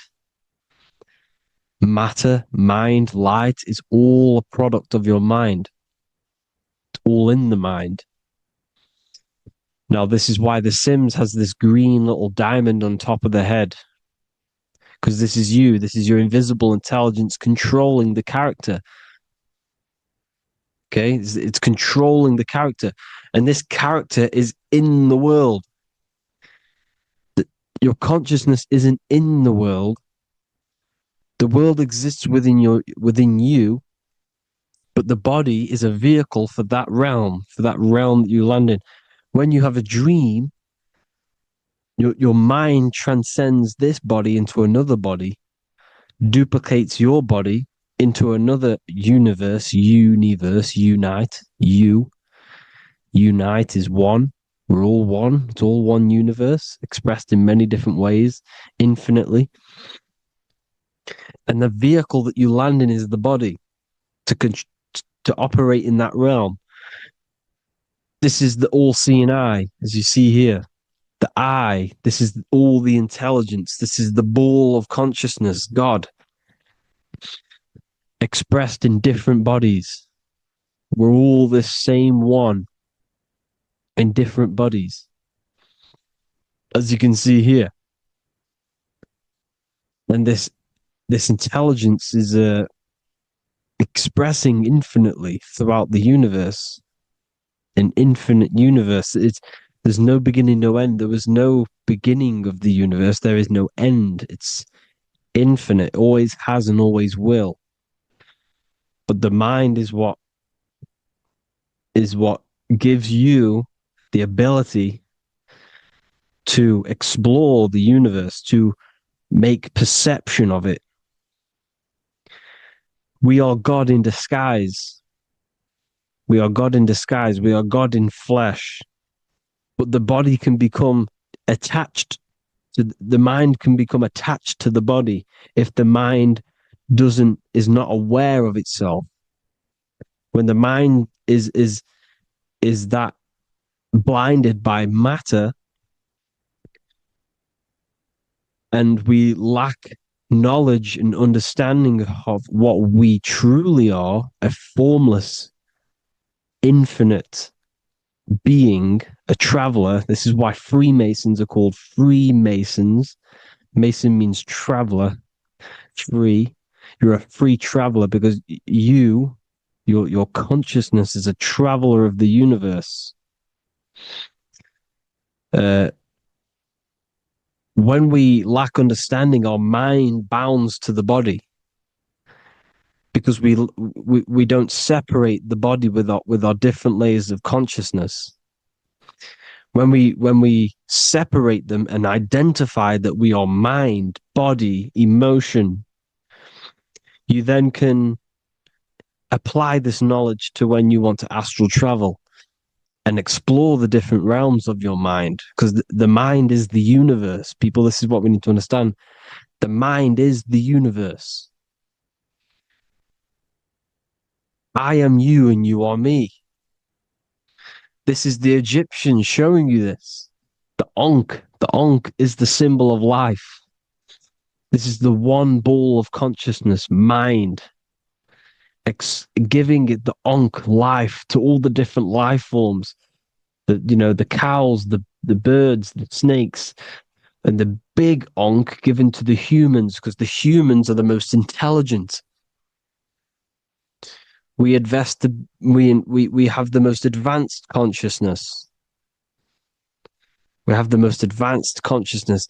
This is why the one is giving a big Ankh to the humans here. Here you see again, this is not the sun. This is also showing Ankh giving out its life to all things infinitely. And this is the Most High. We are the Most High in disguise. When we strip off the body, we strip off the desires for the physical world, we strip off all of these fake identities that the mind gets attached to. That is God. The universe. You are the universe experiencing itself. I and I. The letter I and the number 1 is just one line. The letter I is the number 1. Because your I am, when you refer to yourself as I, every single one of you who's watching this video refers to yourself as I, which is the one. We are all the one. We are all intelligence. We are all invisible. We are all the one. 1 is the only number. 1, 2, 3. Everything goes up in ones because there is only one. Doesn't matter how far you go down the line with numbers, all of their numbers are created by 1 because there is only one. It's me and you are the exact same consciousness expressed in different bodies. Mind. Cause. There is only one cause. There is only one mind. There is only one being. But because we lack understanding of this, we think we are the bodies. And this causes division, because the physical world is the most illusionary world. It's an illusion. It's all an illusion. Now, you see with the two, you look with the two eyes, but you see with the inner eye, the mind. Okay? The mind is the mental plane is a shared plane. And it gives perception to what you're looking at, the mind. I'm affecting you when I speak, because the mental plane is shared. We all share mind. We all express mind. When I'm speaking to you, I'm affecting you because we are mind. So the words that I'm saying, which are being manifested from my mind, are being manifested through my body into vibration, is affecting you. I'm affecting you with what I'm saying. And these words are having an effect on your mind, because we're all mind. This is why you need to be careful what you're listening to, music and all sorts. Because music can also create thought loops within your mind. Because the chorus, we shouldn't be listening to choruses. Choruses are loops. And what they're saying in the chorus is being looped. And this can create thought loops within your mind. Go and listen to an old song that you used to listen to about 5 years ago, 10 years ago, 20 years ago. Go and listen to an old song, and you guess what? You will get nostalgia. Why will you get nostalgia? Because that song will trigger the thoughts that you were thinking in that time of listening to that song. So songs with choruses create thought loops, and they reprogram your subconscious mind. It's important why music is very powerful. Mind and mind, same word. See, language is the truth, people. This is why I use language in all of my presentations, especially the English language. It's riddled with occult truth. I is my me. I, you, and me, or I, one. We are not the name. We are I. Every single one of you is I, because we are all the one, all mind. Now, the only thing that is truly mine is my mind. When you say something is mine, it's an illusion. It's not yours. The only thing that is mine is mind, my mind. Okay? It's my mind. It's the only thing. It's the same word, mind and mind. Like I said before, everything's one. Hot and cold is different degrees of the same thing, of the one substance, of degrees. The 7 colors are different frequencies of the one white light. Everything is one. There is only one. We are all one. Everything is one. Hot, cold, day, night. It's the same degree of one, which is mind. The mind's perception is what's giving it, labeling it hot or cold. The mind's perception of colors is what is giving it red or purple, hot or cold. There is only mind. The mind gives things perception. There is only one, that is mind. The conscious and the subconscious mind. The male and the female, these are married. The subconscious mind is your hidden part of the mind. Okay, it's hidden. You can't really, you can access it through different meditations and Reiki teachings. And dreams are manifestations of your subconscious. This is how you know mind and matter are one, because your mind creates matter in dreams. Your subconscious manifests everything in a dream, in the astral realms. The conscious is what you're conscious of, what you're consciously thinking of. So me, I am conscious that I am speaking into this mic and creating this video. My subconscious mind is the hidden part of the mind, which is speaking to my heart, telling it to beat. It's telling my food to digest. It's regulating all my blood. It's doing everything in my body without me being conscious of it. Without me being conscious. The subconscious is the feminine. The conscious is the male. The Bible, of course. Proverbs 12:4. Helpful, not helpful, an excellent wife is the crown of her husband, but she who brings shame is like rottenness in his bones. In the same way, husbands should love their wives as their own bodies. He who loves his wife loves himself. You can take that physically, you can take that literally, or you can take it metaphysically. See, the Bible's written in such a way where you can take it as your level of realization. He who loves his wife loves himself. If you love your subconscious, if you love yourself, you speak good about yourself, because your subconscious takes everything literally. If you say, I hate you to someone, your subconscious does not know the difference between me and someone else. It only thinks me, me, me. Why? Because mind is the only thing that exists.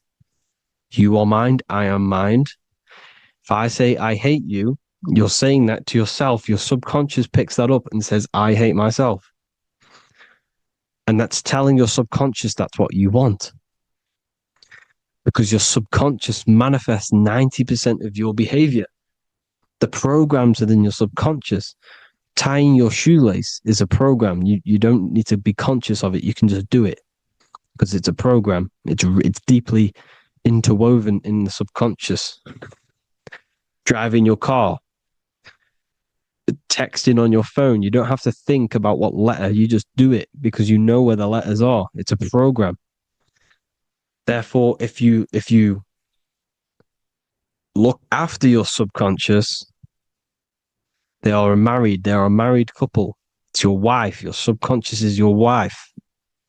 And it manifests 90% of your daily basis thought patterns, actions, behaviors, emotions, all the things that you all the trauma that you've experienced is stored within your subconscious, which is affecting you.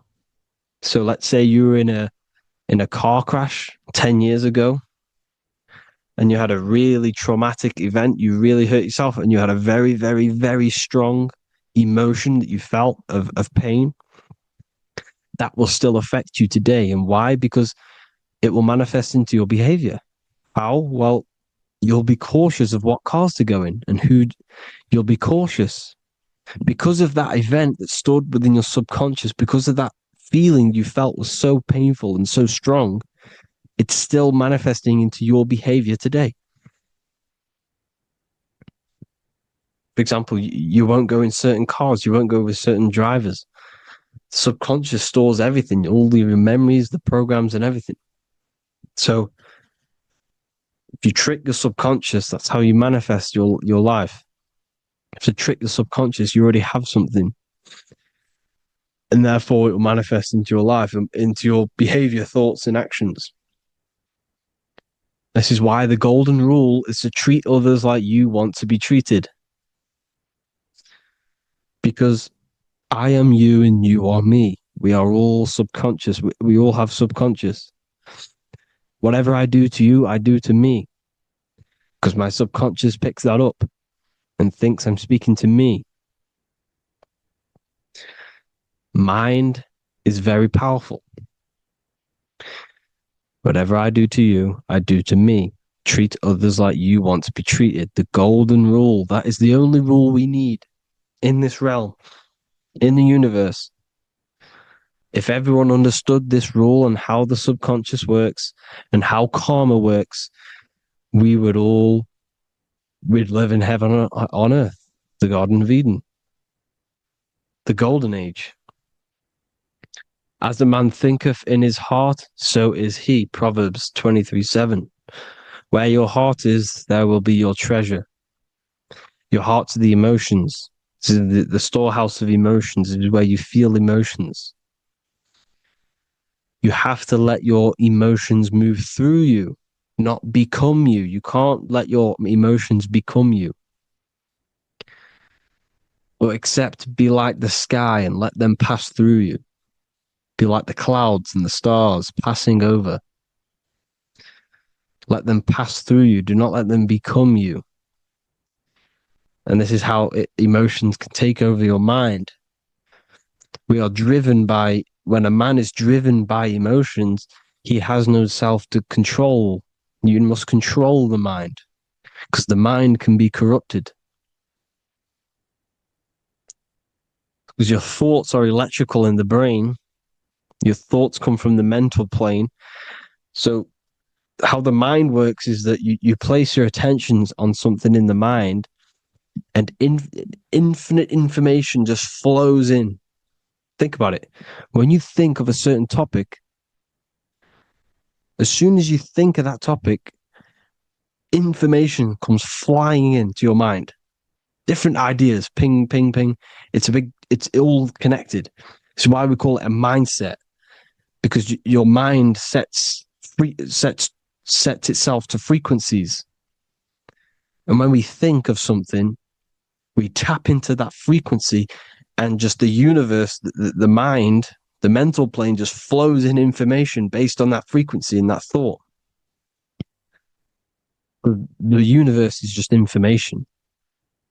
All of the information out there, nothing is new. It's all there. You just have to tap into it.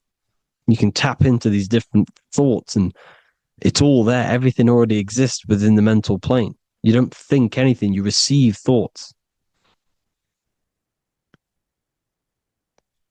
We all share the mental plane. We affect each other. I'm affecting you. Listening to me is affecting your mental plane, your mind. The physical plane is the lowest plane. It's the world of effect.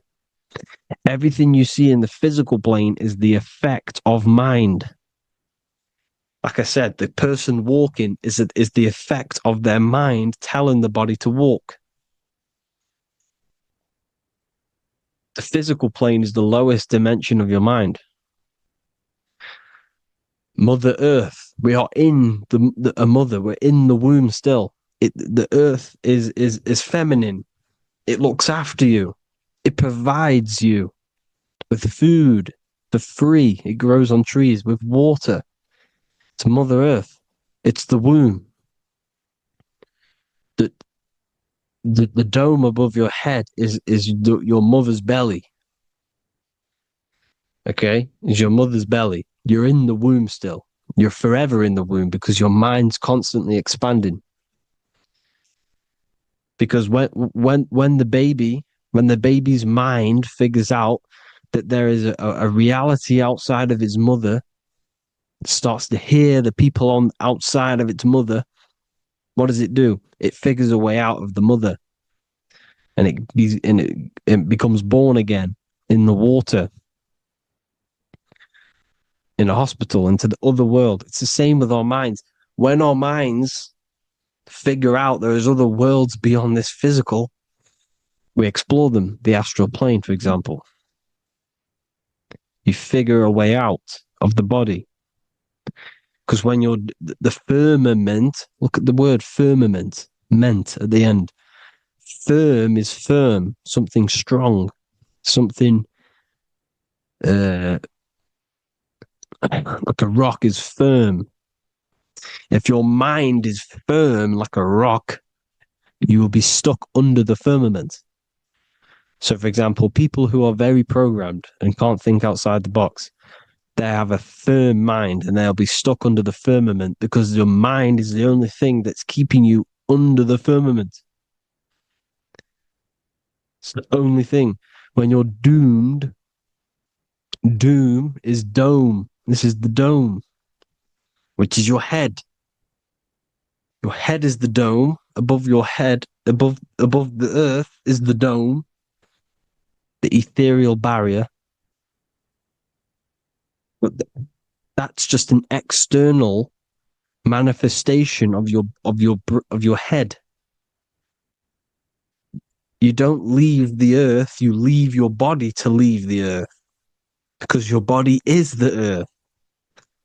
It's a dimension within your mind. So when you're doomed, you're domed. Your reality is your level of realization. You realize something, or when you have an idea, the mind, in the EYE or I. Same thing, mind. It's all mind. Reality is your level of realization. You realize there's other worlds. That's your reality. Your perception's your reality. Mind in Latin is mens. Jesus was known as the fisher of men,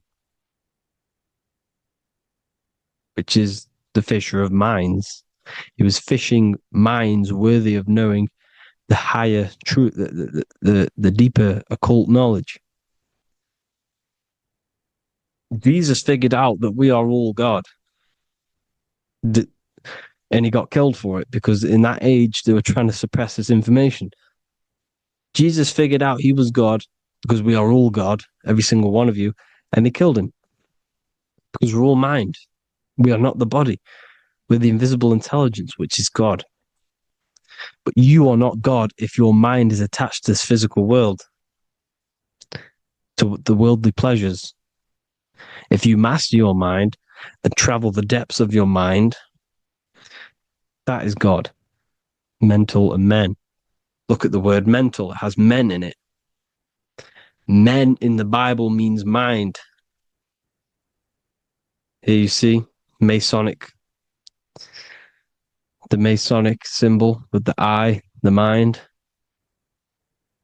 Looking over, everything is the one. Everything comes from the one. All the lines coming off it, giving its life to all of the life forms.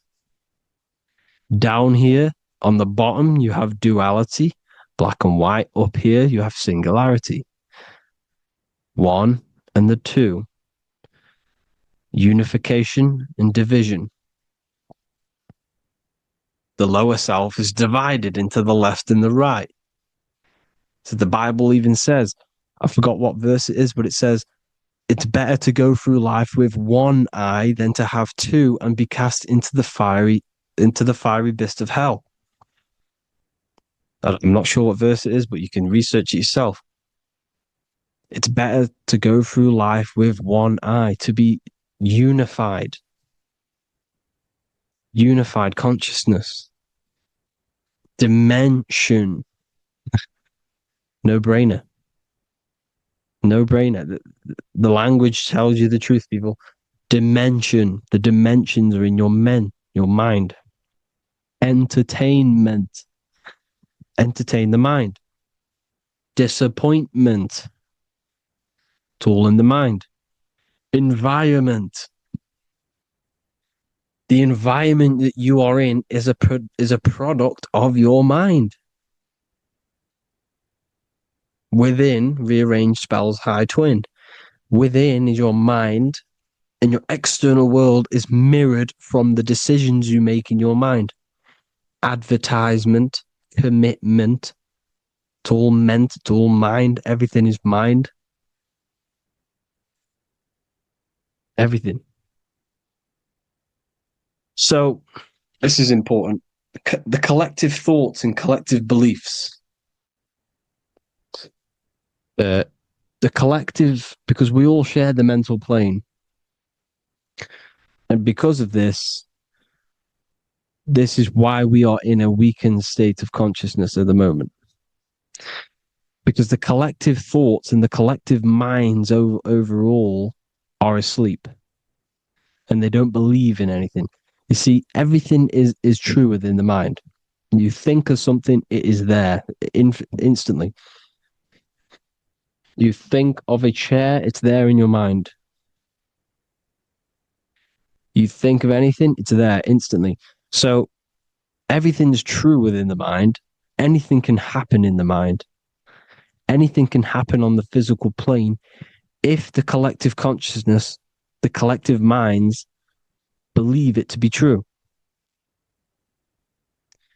This is why back in the days, in the ancient days, you look at all the old world stuff, you see all this crazy technology, and it's because as a collective, as humanity back then, they believed that they had much more open minds. Therefore, the things manifested in the physical world were a lot more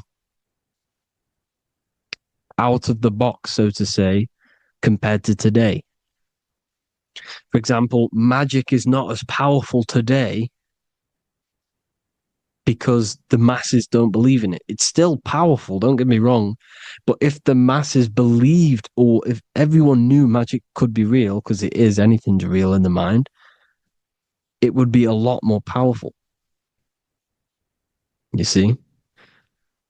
So and what they're trying to do is create a hive mind worldwide. They're trying to make one religion, an external God.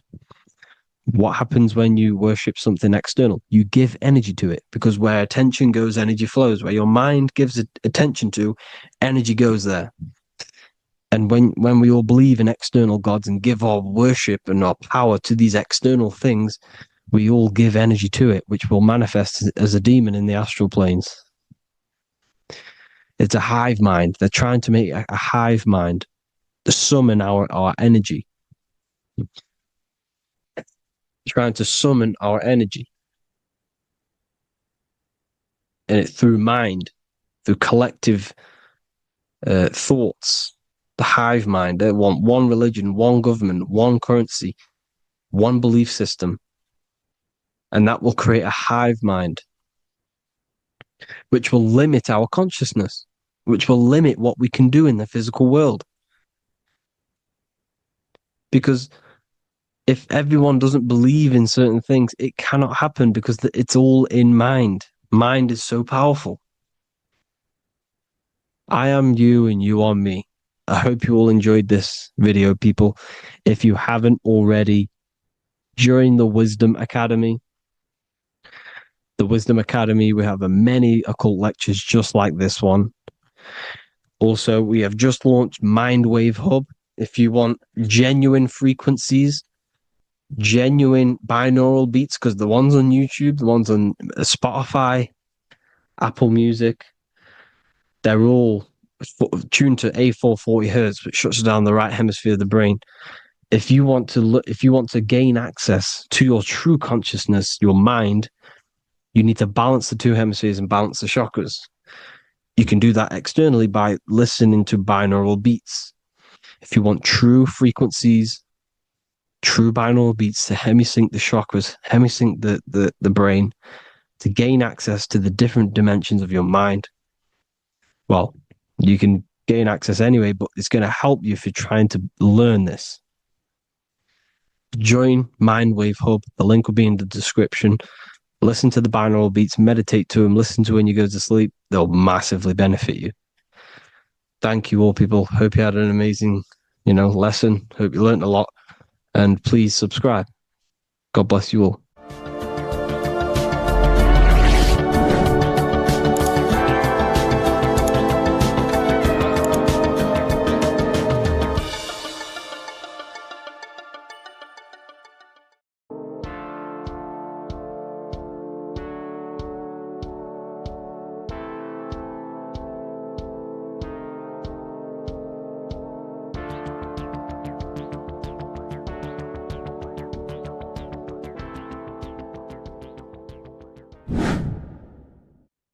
How are we all doing, people? It's Revival of Wisdom from the Wisdom Academy. Today we're going to be breaking down God, consciousness, and the higher and the lower self, and how to overcome the lower self. Now, the first thing you need to understand is that you are the invisible intelligence within the brain, within the body. This invisible intelligence is known as the mind, but you are not the mind. You are the observer of the mind, which is the soul, the invisible entity. The mind is your intellect, your intelligence. Now, the mind is, it's hard to put this in words, but the mind is something that gives you the ability to explore the universe. And this inner self is the I am. It's the quiet, the inner self, the voice you see in you hear in your head. This is why within spells high twin, inside, internal. The I is also the number one, which is one line. Because the one and only, is the inner self, which is the I am. This is why you say, my name is Harry. You are not Harry, you are the I, the inner self, the intelligence. Okay, this is why Jesus in French is I am. You look with the two eyes and you see with the inner eye. I and I, the same thing. Okay, because the I inside is what gives you the perception of what you're looking at. So when someone's trying to explain something and then you catch on saying, I see now, it's because you're seeing with your inner eye, the one that gives you perception, gives you intelligence, gives you the ability to understand things. This is the internal eye, the invisible self, which the physical body is nowhere near as complicated as this inner self. Is in infinite potential, infinite potential. God, God, generator, operator, destroyer, soul, mind, and body. Brahma, Vishnu, Shiva, the Father, the Holy Spirit, and the Son. They're all. The reason why you see God is always a triad is because it represents yourself. Your invisible intelligence is God. Me and you are the same invisible intelligence. We are the invisible intelligence experiencing the program being run by the central nervous system and the brain. I always say this in my videos, but I have to, in order for you to understand the things that I'm going to say later on in the video, you need to understand this concept, is that you are the consciousness experiencing the nervous system, the tree of knowledge of good and evil, which is you here. You would be in this invisible intelligence right here in the center of the brain. Now, this is why the ancient Christians show God is in the brain. This is the brain stem. This is the brain. This is also the brain stem and the brain. The brain stem and the brain. It's all depictions of the brain because the brain's the computer, the electromagnetic computer, which decodes the demands created by the invisible intelligence, the I, the inner self, you, your true self. The person moving, if you observe what someone moving, this is going to sound, but if you observe someone walking, it's not the body. The body is moving, but the thing telling it to move is the invisible intelligence. Before you kick a football, a decision is made within your invisible intelligence, your mind.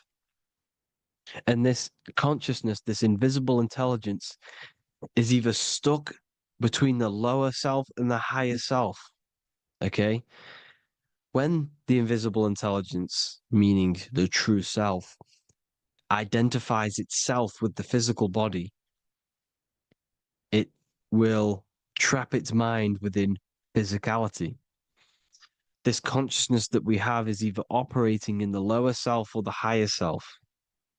It's either feeding the material body or it's feeding the spirit. Okay? But because we are physical and spiritual, we need to be even. We don't want to be meditating all day long because we do have a physical body as well whilst we are here. We are playing a game in physical matter. Okay. Now, the reason that you incarnated here is to learn a lesson, because the mind can manifest anything it wants within the astral planes, within the world of imagination. It can manifest anything it likes, but it incarnates into matter, into this game, so we can understand labor, because anything in matter you have to labor to manifest. But in the astral, you can manifest at the click of a finger. You come here to learn the knowledge of good and evil. And your consciousness, I came out a bit off topic there, but your consciousness is experiencing the lower or higher self. The lower self is manifested in the lower parts of the body: sex, food, and power, the lower three energy centers. These centers are like mini brains. You are literally thinking with these centers. And when your mind is stuck within these lower centers, you'll think. Have you ever heard the term of thinking with your penis, or thinking with your, you know what, as a man? Even females maybe, but mainly this is a boy saying you're thinking with your penis. This is a truth. It's truth in plain sight. You think with these energy centers. When you're living off the lower three centers, all you care about is sex, food, and power, eating, sleeping, and greed. Power's kind of like greed. Now, when we move up to the higher parts of the body, when we live our life within the higher parts of the body, this is considered heaven: love, expression, intuition, and wisdom. This is what we need to be aiming to do, moving out of the lower half of the body and living our life within the higher self, the higher parts of the body, thinking with the higher energy centers, thinking with love, expression, intuition, and wisdom, spreading love, expression, intuition, and wisdom to others. Heaven is even. This is why Jesus is pointing at the heart chakra, always pointing at the heart. Earth rearranged his heart, because in earth you're manifested as a physical being. You're in the heart, good and bad. You need to be balanced between the good and bad. Because love can be a demon too. That's a whole nother video, but love can be a demon. Now, the seven chakras are known as the seven seals in the Bible. When the Lamb opened the seventh seal, there was silence in the heaven for about half an hour. This is a verse from the Bible. The Lamb is Aries, which is the higher brain, the cerebrum, the cerebram. Ram, Aries. Because when the Ram opens the seven seals, you enter the kingdom of heaven. Because these chakras seal your invisible intelligence. They seal your true self. You are behind these seven seals, your true invisible self, your true consciousness. Because behind these seven seals, you do not think about anything materialistic. Your intelligence is not material. It's not physical. It's not from the physical world. It does not desire the physical world. The body is the beast. The body's the animal, the lower self, which can corrupt our intelligence. It can corrupt the intelligence. Okay? Now, we need to balance these chakras so that we gain a deeper connection between this intelligence and the brain. Because when there's a strong connection between the brain and the intelligence, your body and the intelligence, you have a strong connection. Therefore, you can manifest what the intelligence is saying at all times. Meaning, when, for example, your higher self, this is intelligence, the higher intelligence is always speaking to you. It's always guiding you. It's always telling you the right thing to do. You can feel it when you're doing something wrong. You can feel that you're doing something wrong, because this higher self, this intelligence knows what it needs to do here. And when there's no connection between the body and this our intelligence, our true self, when we strip away, when you close your eyes for long periods of time, you will figure out you are this invisible, infinite, creative being. There's no words that I can't describe what it is. But it's the voice inside of your head that you can feel when you close your eyes. You are this being inside of the head, heaven, because this is heaven, this intelligence.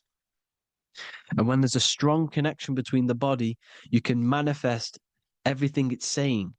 When everything is balanced, when you're no longer thinking with the lower centers, when they're all balanced, you're not thinking in particular with every center, you balance them all, you can manifest everything it says. Your body will act out what the intelligence is always saying. This is God in the brain, the intelligence, trying to touch Adam, representing the lower self. This is why they're not touching. Notice how Adam is resting, but the intelligence is always reaching out, stretching, symbolizing metaphorically saying it's guiding. I'm always reaching out. The intelligence, your intelligence is always guiding you. It's always reaching out to you. But Adam is ignorant of it. The lower self is ignorant of it. And that's why he's so relaxed and God is so stretching out. Because at our highest self, that when you think of when you want to better your life, that highest true version of yourself is God. When you're manifesting this, your highest self, this is God. Your truest form, your most perfect form, that is God. Your highest version of yourself, that is God. Emotions are not what you've been taught. Emotions are not something that should be reactive, okay? You should not let the emotion be you, except that you should experience them instead of letting them become you. You need to understand there's a separation in our consciousness. You have the soul, which is the person who is observing your thoughts. When you think a thought, who's the one observing that thought? The soul, you, the I am, the I, the inner self, the one and only. And inside of every single body, inside of me, inside of you watching this video, there is this same intelligence that is inside of me, inside of you. And it's the exact same intelligence, experiencing a different body. And this is what we mean by the universe is mental. We all are all sharing the same ball of consciousness in a different body. The animals, the fish, the cells, all expressing this one consciousness. Me and you are the same. This is why the golden rule is treat others like others should be treated, because I am you and you are me in a different body. Now, going back, you need to identify that there's different levels of consciousness: soul, mind, emotion, and body. Okay? Your emotions are on a separate layer than the body, the mind, and the soul. So when you identify there's a difference between all of these, you do not let them become you.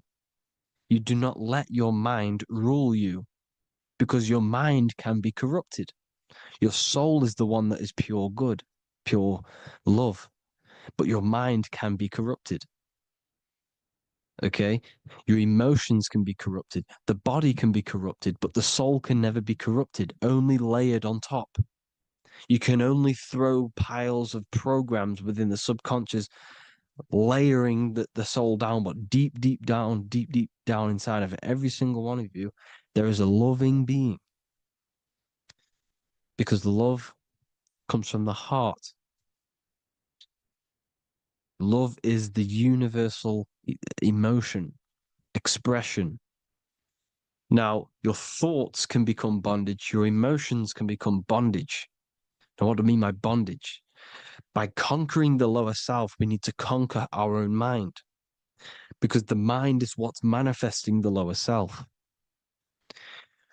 When you're thinking with the lower half of the body, when you're becoming your emotions, you need to experience the emotion, not become the emotion. Do not let the emotion become you. Do not let your thoughts become you, because your thoughts are tools that you can manifest. Your thoughts are the idea. Your emotion is the energy that you can use to manifest that thought. Your emotion is energy in motion, emotion.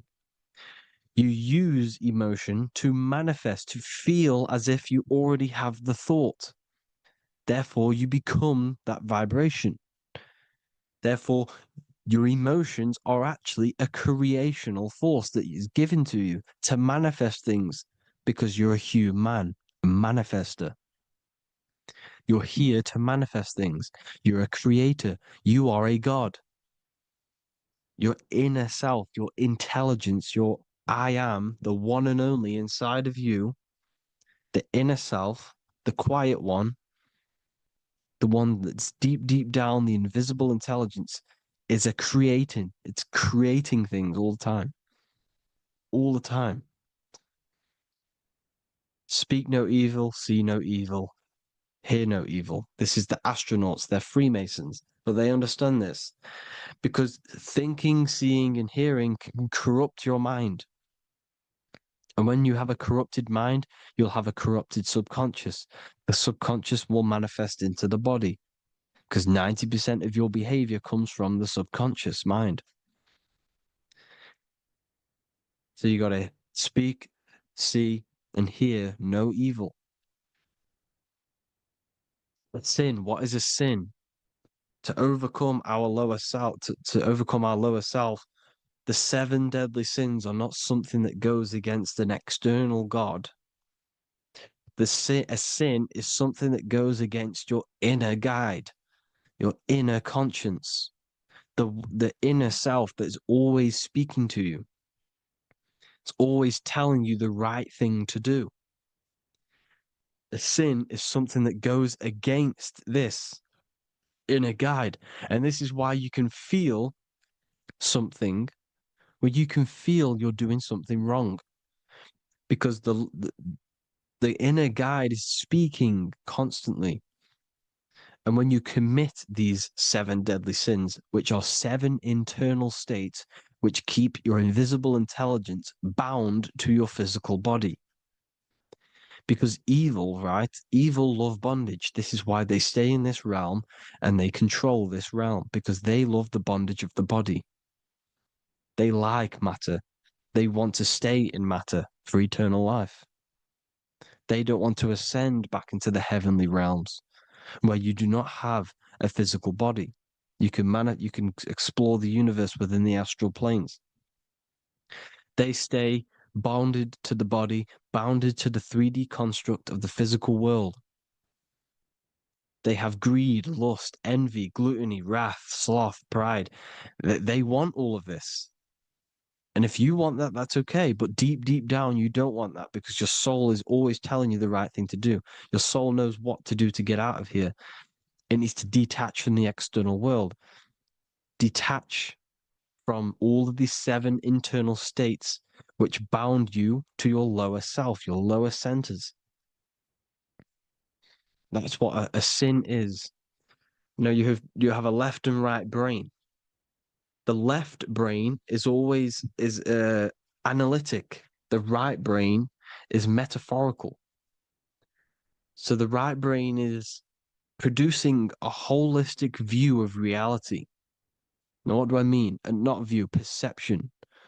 When you see, because your eyes are parts of the brain, so when you look at something and you look, that image is produced in the back of the brain in the visual cortex. And then the right brain produces a perception, a holistic, it breaks down what you're seeing into a holistic image, a holistic perception. So, for example, if you're in a woods, the right brain sees the whole woods as one big woods. The left brain is breaking that perception down into individual trees, branches, and leaves. So the left brain's to do with duality, the right brain's to do with wholeness, unified. The left brain's dualistic, analytic. This is necessary so that we can pick things up and manipulate them and break things down. We need the left brain, we need the right brain. I'm not saying any of them's bad, but the left brain, sinister in Latin, means left. Because when you're left-brained, you see everything in dualistic. You see everything is dual, when everything's actually one. We need to be focusing and strengthening our right hemisphere. I'm not saying sit in the right hemisphere all the time, but we need to be strengthening our right hemisphere. And this is why left is sin and right is right. Because when you focus on the right hemisphere, you see the holistic perception of creation. The right hemisphere sees humanity as one unified consciousness. The left hemisphere sees everyone as individual persons and egos. Because the left hemisphere is dualistic. And this is why the Bible says, cast the net onto the right side of the ship and ye shall find. John 21:6. What does that mean? Cast your energy, cast your perception into the right hemisphere of the brain, and ye shall find unified consciousness. You shall find your higher self, the one and only. If then you have been raised with Christ, seek the things that are above, where Christ is seated at the right hand of God. Wow. Powerful. What does this mean? Seek the things that are above, where the Christ is seated at the right hand of God. God is your consciousness, your invisible intelligence between the two hemispheres. The right hand of God is the right hemisphere. Seek the things that are above the heart. Love, intuition, expression, and wisdom. Seek the things that are above the heart, the higher self, the higher part of the body. Because when you seek the things of love, expression, intuition, and wisdom, you create a strong aura. You attract the same frequency. And this frequency is heaven, God. This is the Sumerian artwork showing the lamb. This is a step symbolizing stepping upwards, raising up. He's stepping over the lamb up to the bird. His hand is going to the bird. The lamb symbolizes the lower self. Okay? The bird with the wings is in the sky. It represents the higher self. This is why angels always have wings, because it represents the higher self in the sky.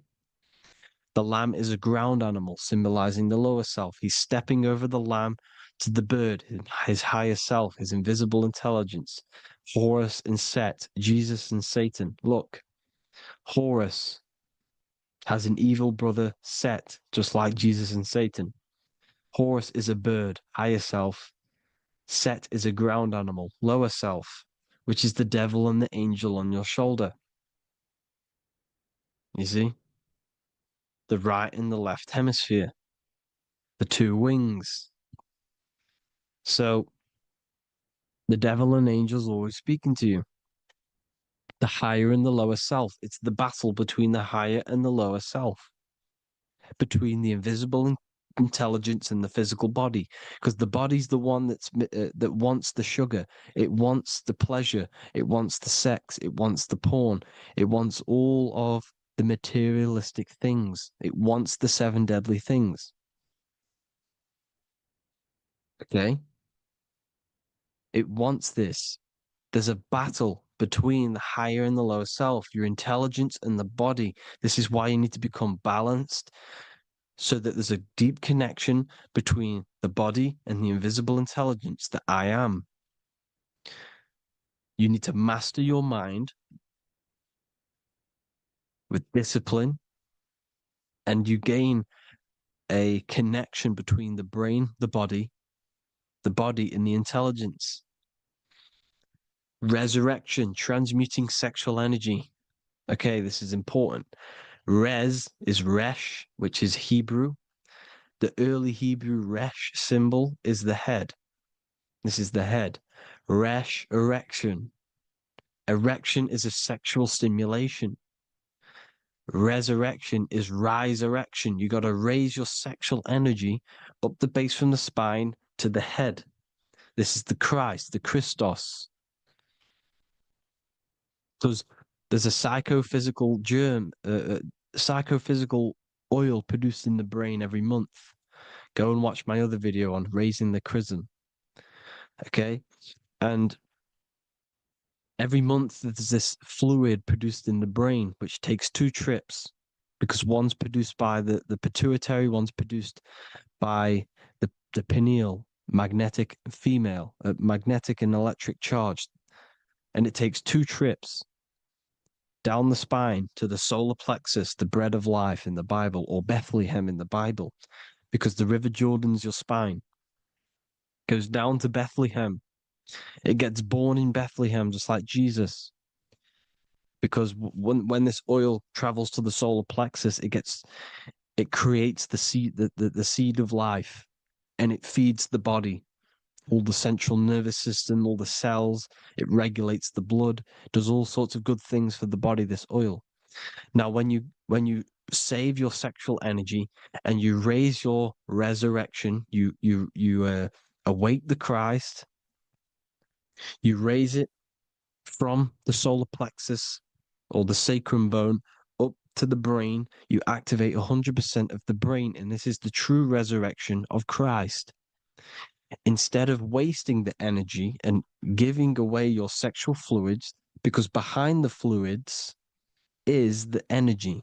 So when you release that fluid, the energy is out there. You've released the energy.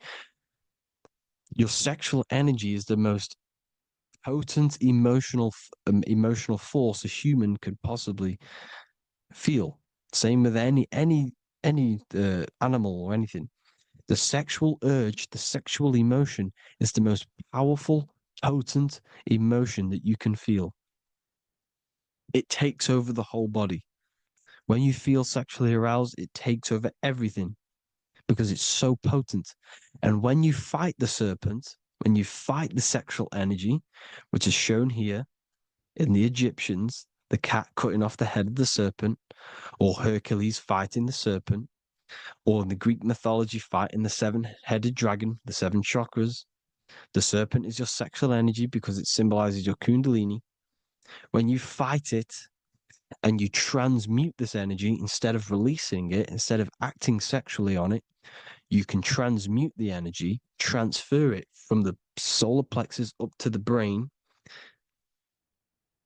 You can also do this with other tasks. Instead of releasing it, instead of raising it from the solar plexus to the brain, you can use it for other things.